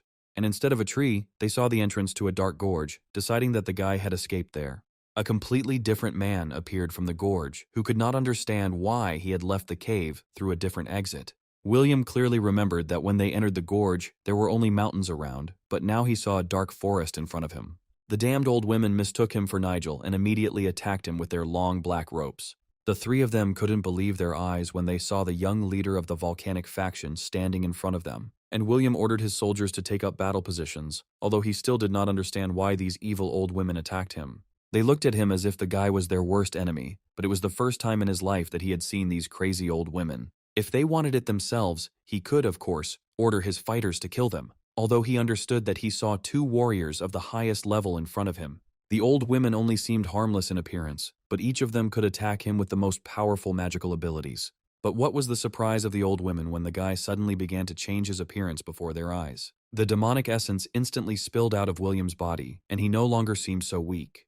This was the most unexpected revelation for the faction leaders, who only now realized that they were dealing with a demon's minion. All of his fighters were also enveloped in dark energy, and now it became clear why they managed to emerge from the dark gorge unharmed. Nothing could stop this battle between powerful warriors, and it was difficult to predict who would win. Although the old women entered this duel with enthusiasm, hoping that they would have enough strength to defeat this brat. However, beneath them they suddenly saw a flame flaring up, as if someone else had joined William. All this time, Nigel carefully watched the movements of each opponent, realizing that among them were only his sworn enemies. It turned out that Adam was there too, and William couldn't believe his eyes when he saw the leader of his clan in front of him. His mentor actually came to his aid, although it was clear from the guy's appearance that he was dissatisfied with his protégé. Along with him, other faction and clan leaders arrived in the dark forest, ready to pass judgment on the young man. Salvador was there too, and in his ranks were the best fighters who accompanied the man throughout the journey. It was hard to say for sure, but looking at them, Nigel knew that all of them could have once joined the ranks of the Blood Sect. There were so many leaders gathered in this place that Nigel would not have been at all surprised if a major squabble had broken out. To William's surprise, Adam suddenly asked him to never call him his mentor again. However, now they had one common enemy, and it was worth putting off all disputes for later. All this time, the ghostly old women were waiting for the right moment and, realizing that this was their chance, released a charge of powerful dark energy. But Adam's guard immediately stepped forward to meet them, ready to cut the throats of these enraged old women. His precise strike instantly neutralized the attack, and the old women froze in midair, realizing that their plan had failed. And after him, other guards rushed to help, who would not allow these forest creatures to carry out their planned meanness. Each old woman was pierced through and through by the guard's magical blade, and that was the end for the ghostly old women. Now they were no longer a threat, and Adam immediately turned his attention to the man who interested him most. Pointing his blade at William, Adam wanted to know what the hell he was doing in prison and where the gold was that had been hidden in the gorge all these years. Of course, if William had the gold, he would have disappeared long ago, although running away was what he wanted most of all right now. It was clear that the guy wasn't lying and really hadn't been able to get the treasures that the faction leaders had been fighting for in recent days. He assured that he simply wanted to be of service to Adam, whom he still considered his mentor since childhood. However, he warned William not to call him mentor in front of the elders, so as not to lower Adam's standing in their eyes. But most of all, Adam was interested in where Aiden was now, who had shown them the way to the treasure. Instead of an answer, the voice of another leader was heard, whose words were difficult to understand at first. It was Harry, who had been through a lot in the last 24 hours, having been on the brink of death just a few hours ago. Realizing he had been interrupted, William ordered Harry to shut up, threatening to personally take charge of his upbringing.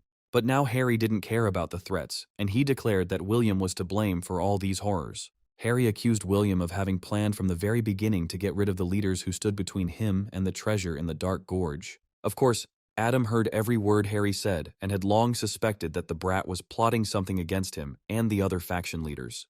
And then Harry added that William had not just made evil plans, but had committed a crime by attacking Old Man Aiden in a dark ravine. No one expected such revelations, and it became clear that William was trying to deceive everyone in order to take the treasures for himself. Harry was sure that after this, William, hiding behind the support of the Blood Sect, would soon declare war on the other leaders. But without listening to Harry, Adam swung his blade, and one blow to the neck was enough to shut him up forever. It was strange why Adam did this, because Harry was trying to uncover a secret that could save Adam's own life. William also did not expect that the mentor would act so cruelly and cut the throat of the main witness. It seems that the mentor also had many secrets, and he killed Harry so that he would not reveal them. Adam had also been plotting behind William's back, and it became clear that there had been nothing in the treasury to begin with. Perhaps Adam had been there before anyone else, and had gotten rid of the one person who could lead to the other faction leaders. But if so, then the mentor could get rid of William, which means he could follow Harry. Moreover, the dark aura had already completely enveloped Adam, as if he was going to do the same to William as he did to Harry.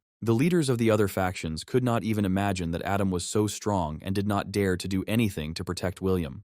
Adam kept a close eye on the faction leaders, ready to shut anyone up at the first sign of resistance. All this time, Nigel's allies were watching them from another space, and in one night they learned too much.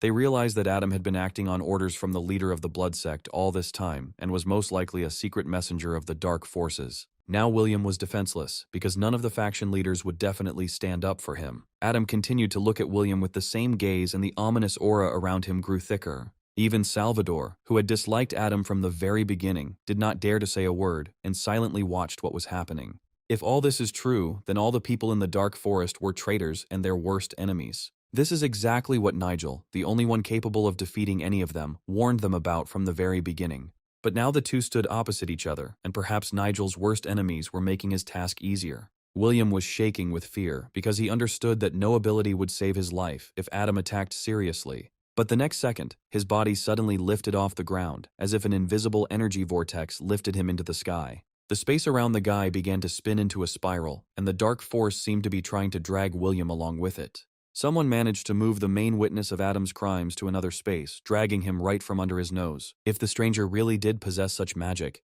it was unclear where he had learned it. Adam ordered his men to immediately rush after William, and the rest to go for treasure in the gorge. It was unclear what the elders would say in response to this, as they had not said a word up until now. Patricia stared at the young leader, realizing that this guy had completely gone crazy and was ready for anything. Salvador pulled himself together and declared that they would take care of everything themselves, without any outside help.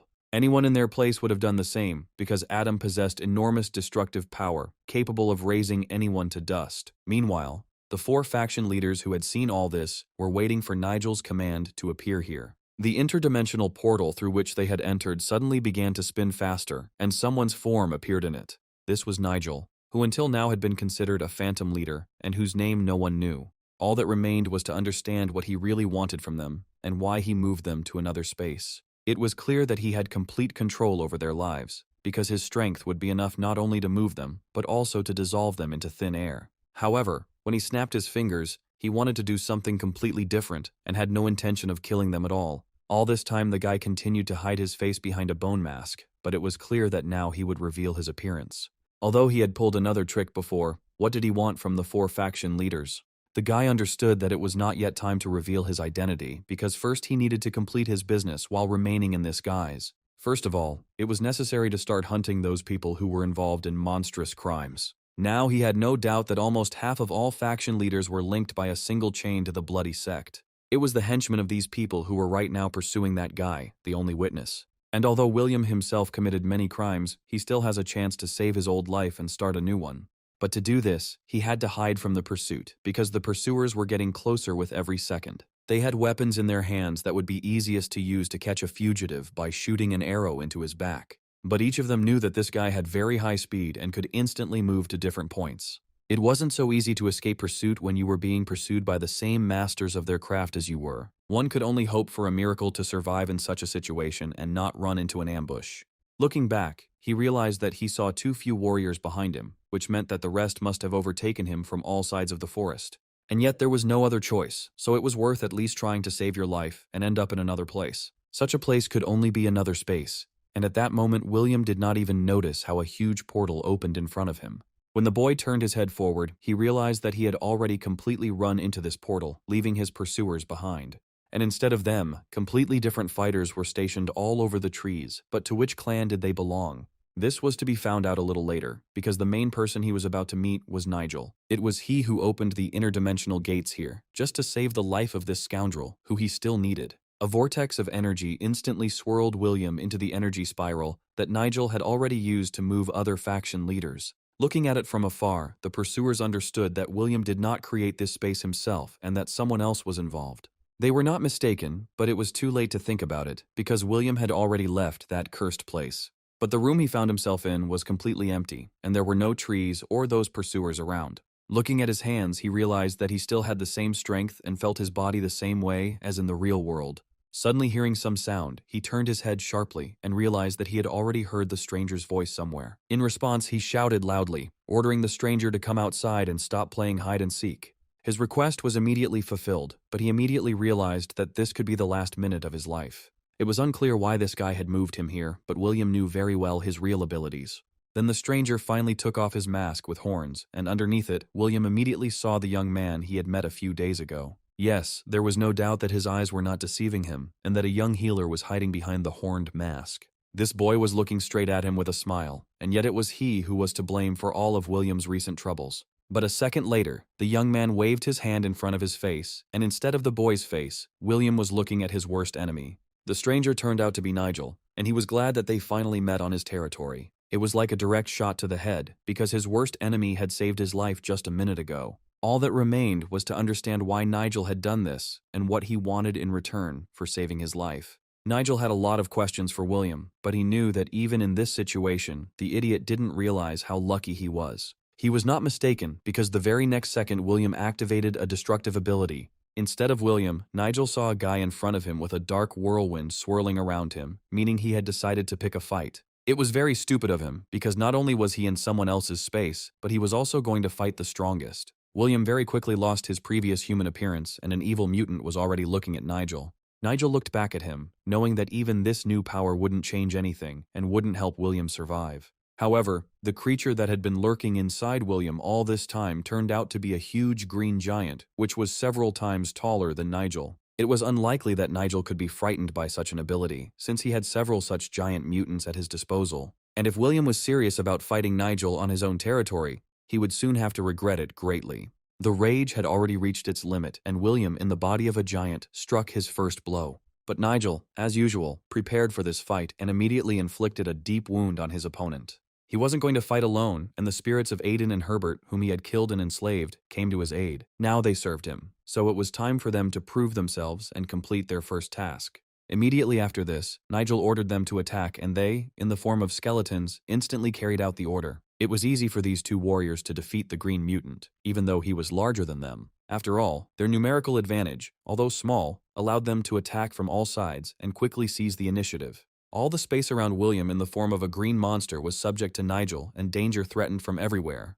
The guy wasn't going to end the fight quickly, because he had too many questions for William that he hadn't yet received answers to. It was unlikely that human speech could be heard from someone who had just become a giant green mutant. In this case, the guy decided to conduct the following experiment and ordered his fighters to get ready. These skeletons moved only by drawing energy from their master, which he generously shared. Now was a great time to test Nigel's new ability, even though it wasn't perfect yet. However, his opponent's strength was also running out, so he could try it like this. A bright flash immediately appeared in space, instantly releasing enough mana for any attack. Nigel immediately directed this energy to his loyal subjects, who had become them recently, since he had killed both warriors only today. If they wanted to continue to serve him, they had to show their best abilities. He instantly imbued the two with his mana, and if this combination worked, Nigel wanted to always use it like this.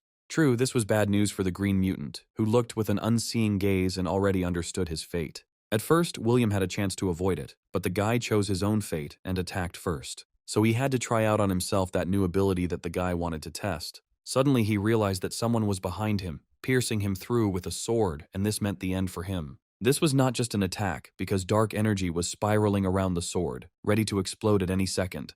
And so it happened, because in the center of the monster's huge body, the sword flared up, and the explosion instantly made a hole in the body. Even Nigel didn't expect the attack to go so easily, which meant it would soon be perfected. Although even now, anyone who encounters these two skeletons will encounter a powerful force in their face. The same thing would happen to him as to that green monster, in whose chest there was a huge hole through which Nigel's figure was visible. However, that was not all, because at the end, the guy prepared the final blow and ordered the skeletons to attack. Raising his green head, the monster saw the one who was supposed to carry out the order. Herbert, or rather the skeleton that now served Nigel faithfully, hung high in the air with his best weapon. Everything happened so quickly that the green giant did not even notice the moment of his death, which turned out to be too close. When the smoke cleared a little, Nigel saw in front of him only the heavy, motionless body of the monster. It was a little sad that William ended up like that, but the guy chose his own fate by doing another stupid thing. Finding himself in a foreign space, he took a risk for some reason, released this monster from himself, and now paid for it. After a short time, a huge flower appeared in the place of the mutant, whose petals opened one after another. From the very center of the flower, Nigel again saw William's image, but with an ordinary human appearance. True, he was already dead, and this appearance was only a projection of the William he was in life. Nigel understood that there was only one fate awaiting this boy now, and that was the only one that could be prepared for him. After all, William's body began to split into pieces, and white bones slowly appeared under the human flesh. Completely transformed into a skeleton, he will join the ranks of Nigel's army of the dead and await his turn. Suddenly the guy realized that his new fighters, Aiden and Herbert, also began to gradually disappear into the air, leaving space. Today they have already completed their mission, and the system has informed them that they will go to the interdimensional room for a short time. A few seconds later, he was left here completely alone and had to continue on his way. Now all he had to do was meet the black skeleton, who was probably already waiting for a new mission. However, right now, in the dark forest, those people whom he was supposed to save first and foremost were still waiting for him. Without wasting any time, Nigel dispelled his illusory space and found himself in the same place where he had been 10 minutes ago. From above, he could clearly see what this whole recent brawl had turned into. He was not at all surprised that the faction leaders continued to sort things out of habit. But this time, such a huge crowd of leaders had gathered that a big fight could no longer be avoided. Among these leaders, he noticed his loyal subjects who had come to this forest to look for their main leader. Looking at them, it became clear that Nigel's disappearance was worrying them more and more, and they were gradually losing their last hope. But there was no need to despair, because this guy always behaved like this and appeared at the most opportune moment. The man was sure that this would happen this time too, and that he just had to be patient a little and everything would work out. Suddenly, another cycle of energy began to spin between them, the kind that had recently begun to happen in the forest. None of them knew what had caused the surge of energy this time, but it was clear that the familiar space was being destroyed again. When the smoke cleared a little, they saw in front of them something that had not been there a minute ago. Behind the crowd of faction leaders, an entrance to a dark cave that had not been there before was already open. It was indeed an entrance to a gorge that could lead them to a treasure room.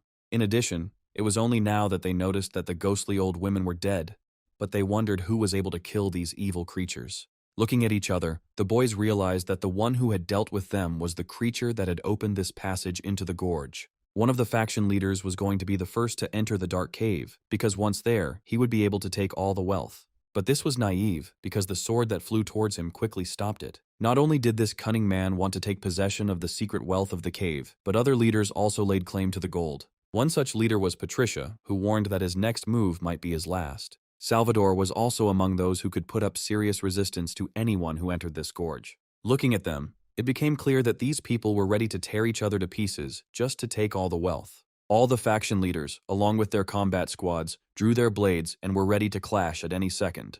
The treasury was the place that each of them was ready to start a war over and destroy anyone in their path. Finally, Patricia brought all these fools to their senses, because she knew that this could lead to a big war. This was already clear, so the leader of the warring faction wanted to hear other words that could stop him.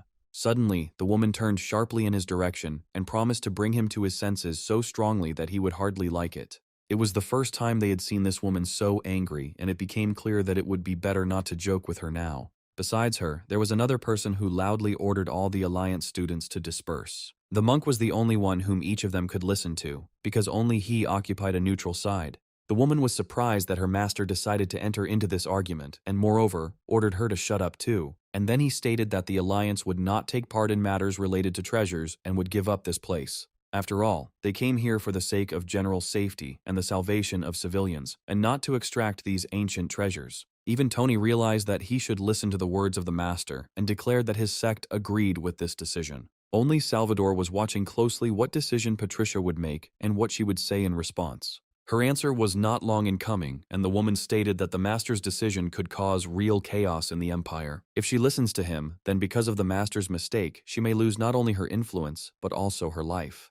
However, she has been thinking about it too much lately, and she should tone it down a bit and calm down. No one was planning on starting a major war, especially if none of the Alliance members got their hands on the treasure. It has been a long time since the location of these riches was announced, but no one has been able to see them with their own eyes. If this is so, could it be that these treasures do not exist at all, and they started a dispute out of thin air? It was a surprising statement, and if it was true, it made them all look like complete idiots. So how can we explain that passage into the gorge, which was not there a few minutes ago, and which suddenly appeared out of nowhere? It became clear that this entrance to the gorge was not a place to look for wealth, but on the contrary, a place from which to escape.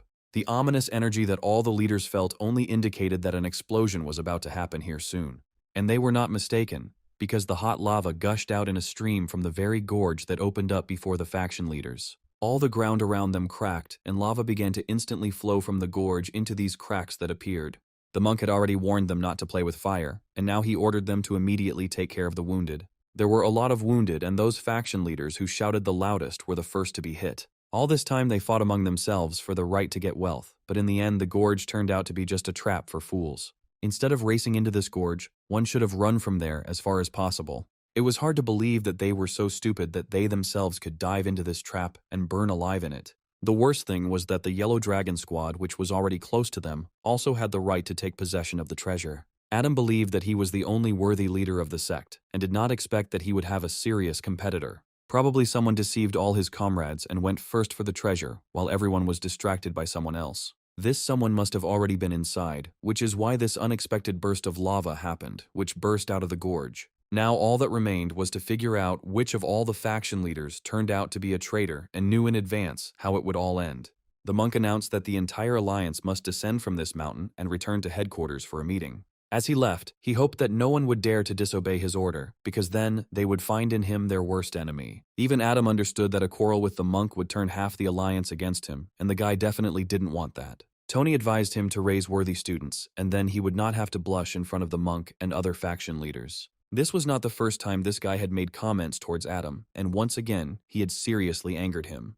Remaining in place, he suddenly realized that one of his fighters was a spy who had been transmitting information to other factions all this time. In fact, he knew the face of this guy who was trying to get lost in the crowd of fighters. Turning around sharply, he saw that one of the fighters was looking straight at him, and he was ready to make the traitor pay for everything. The punishment followed immediately, and after the first blow, the traitor's body was covered in dark blood. At the same time, another group, led by the young faction leader, was already racing through the depths of the forest towards their cherished goal. They tried to do everything on time and hoped that they would soon find the treasure. At this time, Kevin was next to him, who until now had hidden his true appearance under the guise of a simpleton. It was he who advised everyone to go the other way, promising that the path would be much shorter. But instead of a treasury, they suddenly saw in front of them the main building of the faction of one of their allies. The worst thing was that the gates of this fortress were open, which meant that someone had already been here before them. And this someone clearly did not want peace with the local owner, killed all the guards, and possibly killed the leader himself. A few days later, Nigel was already in his main building, which had recently been built by his students. All this time he pretended to be a doctor, and unnoticed by everyone, did what he had set out on this long journey to do. He was very tired after all this time, and would like to rest at least a little, being in complete silence. But as usual, he was not allowed to do this, and a voice that rang out in the room asked him to postpone the rest for later. It turned out that this guy came back, carried out that order, and now the death gate belonged to Nigel. Now Nigel saw Martin's familiar appearance before him, and he liked it much more than the sight of an enraged monster. And although the guy tried hard, he understood that his job was much simpler than the mission of the young leader. He admitted that he now wanted to follow in Nigel's footsteps, although this was the first time the guy had heard such words addressed to him. But Martin said that it was Nigel who gave him hope for the best, and now Martin does not want to go to the next world at all. These words already made the guy happy, because that was exactly why he left Martin alive. Either way, he now had the best group of assassins in the Central Plain in his hands, which meant that he would soon be able to finish what he had started. Finally, Nigel warned that the Mortal Gate should no longer accept other people's requests, and now only carry out his orders. The young man had to convey to all the killers of the Death Gate the message that he had already prepared for them. Then he threw letters into the guy's hands, and Martin had to report on all movements. In response, the young man promised that he would carry out the order of his new leader and was ready to carry it out immediately. A second later, he seemed to evaporate into thin air, and in the guy's place there was only emptiness. Now Nigel will hardly be able to sleep, because sleep immediately evaporated after this serious conversation. Now that he was awake, he could get down to business, which he always enjoyed. Having created a magic circle around himself, he was ready to move to another space, where he had already become accustomed to honing his skills. He could now easily move between two spaces and find himself in a place where there was nothing around. It was convenient to conduct training here because it was an ideal place where no one could disturb Nigel. It was worth starting with the energy of fusion, because this ability had recently been more difficult for him than all the others. He had finally reached the next level, and was now ready to try out abilities he had never had before. The fallen warriors now became his loyal slaves, and each of them had their own unique ability. The new skill required a lot of dedication from the Necromancer, and, exhaling, he prepared to slowly implement his ideas. Reaching his hand forward, he felt an endless stream of pure energy that could free people from the dark curse. In the other hand was a stream of mana that could easily remove negative energy from a person and fully restore his health bar. Only by combining these two energies did he gain the mastery of unity that only a few people in the entire world possessed. Luckily, Nigel was one of them, and with the help of an unknown creature from his dream, he could freely use this ability. Nigel understood perfectly well that only this ability would allow him to destroy the leader of the blood sect. Suddenly, the system notified him that an unknown anomaly had been discovered inside his body that required study. Immediately after this, the guy again moved to another space, as if the system was pulling him deeper into itself. The guy was no longer afraid of such fast movements, because each new space opened up new opportunities for him. This pleasant feeling in the body could not be confused with anything else, and only the fusion of two energies gave similar sensations. The guy seemed to be reborn, although all this time he remained in the same form in which he found himself here. The system instantly detected the source of the unclean energy that was preventing the boy from fully using his magic. However, he immediately activated the energy purification and realized that in order to complete what he had started, he needed to concentrate. Having successfully combined the internal energy into one, the guy for the first time reached a new level of mastery, achieving complete harmony of all the elements. In addition, he received priceless technology, available only to benefactors, and Nigel tried all his life to be just that. Upon reaching the maximum experience level, Nigel's abilities were instantly upgraded to level 104th. He couldn't even believe that the mana core and the second archive of dark energy suddenly disappeared, and now only pure energy was shining in Nigel's body. It was as if his internal organs had merged into a single chain and were filling Nigel's phantom heart with pure natural power. The only problem was that it wasn't easy to use these abilities separately. After all, only by dividing these abilities and using them separately could one activate the appropriate skill at the right moment.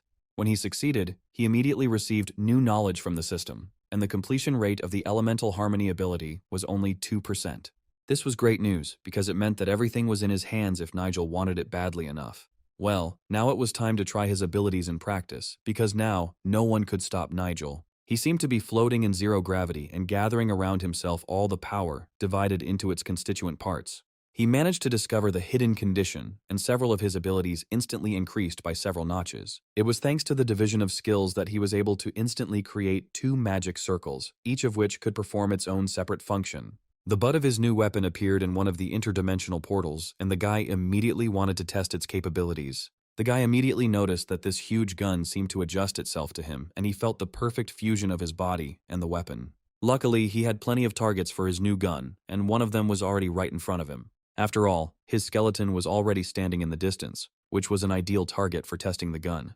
The skeleton had been dead for a long time, so it was easy for him to serve as a target. Covering his skull with his bony hands, at the last second he was still able to reflect the cannonball that was flying in his direction. However, the second monster did not have time to jump to the side in time and fell right under the projectile. The headless knight still served his master faithfully and could perform any role if Nigel asked for it. Even a dragon spirit wouldn't be able to withstand such a blow from a sacred gun, but these 2 mutants managed to do it. The only problem that remained was the demonic magic, which Nigel was never able to combine with his power. This problem had existed for a long time because the dark entity seemed to live on its own and did not obey its owner. Now he was determined to learn the art of controlling and refining demonic energy as soon as possible. It wouldn't be possible to do this as quickly as he would like, but the guy was determined to learn it no matter what. Suddenly, he realized that the black skeleton had rejected the harmony of the elements by not accepting his master's new ability. He was glad to meet the creature that had asked to serve him, but there was still one mystery left. After all, for the first time in a long time, the black skeleton himself spoke to Nigel, saying that the guy was quite good. Nigel wondered what the black skeleton meant and why he drew his blade. Did he really want to fight?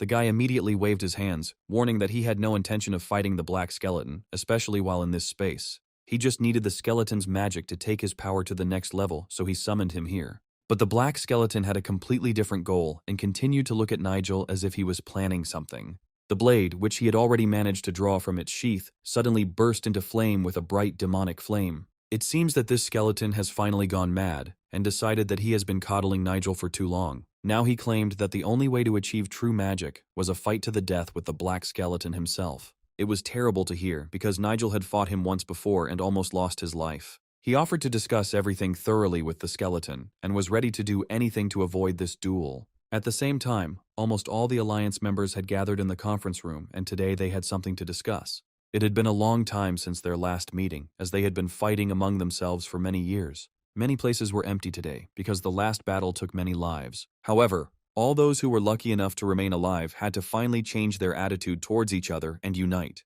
It was time to hold the meeting, and Patricia, as usual, showed her formidable character. The Alliance was brutally trampled by villains blinded by gold and ready to do anything to get their hands on wealth. There was silence in the room for a while, because no one understood what the woman meant. Even the Alliance investigation team was unable to figure out who was behind this and who to point their sword at. In response to this, Patricia stated that none of them understood the truth and that she suspected the Chaos Sect Association of everything. Loud statements always require evidence, and it is absurd to accuse someone without precise information. It seemed that the conflict was escalating, and instead of arguing, it was necessary to protect the remaining faction leaders. Finally, the elder realized that these fools would start a new war, and they should be careful with their words. It was difficult to disobey this man, especially since he had many strong allies under his wing. However, even if they can reveal everything, no one will believe their words, despite their high status. If this is so, then one could believe Patricia's words and agree with her opinion. Salvador was one of the first to stand up for Patricia, saying that they should not sit idly by. Much time has passed since the beginning of the war, which has only recently entered a hot phase. It is time to seriously worry not only about the Alliance's reputation, but also about the organization's existence.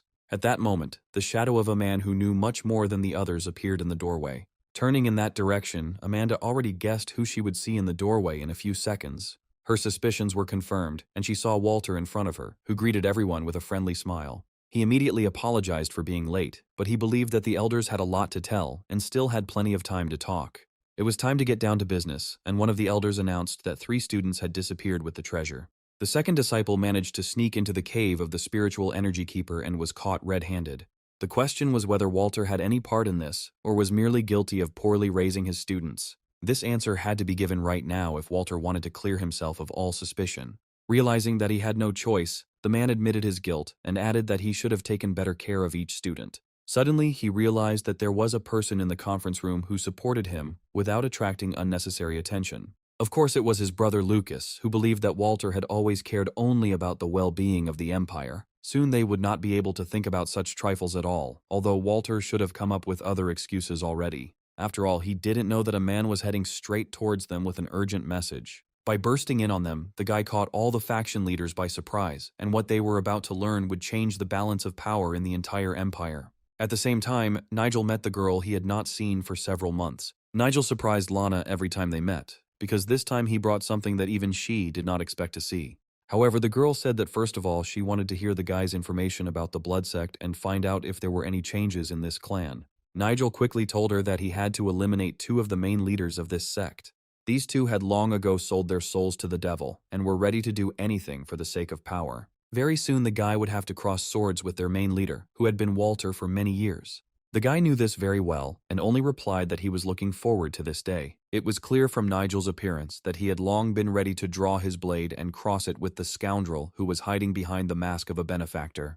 Even Lana now had no doubts about this guy's strength and trusted him completely as she trusted herself. Now the guy was waiting for Lana to forge the best sword in the Empire for him, which he would then imbue with his abilities. She was ready to do it right now, but first he had to know something important. Not only she participated in the making of the 2 most famous swords, but also other blacksmiths. This means that the guy will have to ask permission from them too, because Lana alone cannot take on all the responsibility.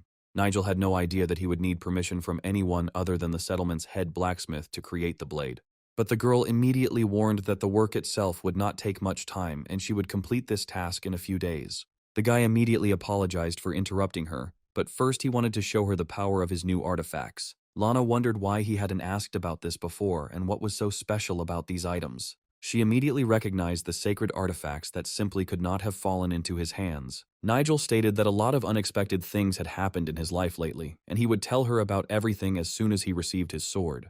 Having looked closely at the guy, Lana decided that with his new abilities, she would be able to forge the most powerful magic sword for him. Yes, that was exactly the answer Nigel wanted to hear, and he hoped it would happen as soon as possible. Now it was time for her to return to her work as a merchant, because this disguise had long saved her from many problems. Suddenly, Nigel announced that he had one more small request, and he would like to borrow some money from Lana. It was a strange request from the guy, because now he should have enough money to buy an entire region. However, this money would still not be enough to destroy the Golden Trade Association, which is exactly what Nigel wanted. Only now did Lana realize with horror that this association was also a member of the Blood Sect and had been sponsoring it for many years. The Golden Trade Association was the largest trade union that only became that way, thanks to the help of the Blood Sect leader. But how much money did Nigel need to bring down this organization and deprive the Blood Sect of funding? Instead of voicing the amount, the guy suddenly decided to write it down on paper so that the girl could see it herself. Lana picked up the paper and immediately realized that the amount was huge, although even these funds might not be enough. The girl was ready to do everything possible and secured this document with her official seal. Immediately after this, she handed the paper into the guy's hands, saying that he could cash this money at any bank. This was exactly the decision Nigel had been waiting for from her, because now nothing was stopping him from taking the final step, defeating the Blood Sect and each of its dirty allies.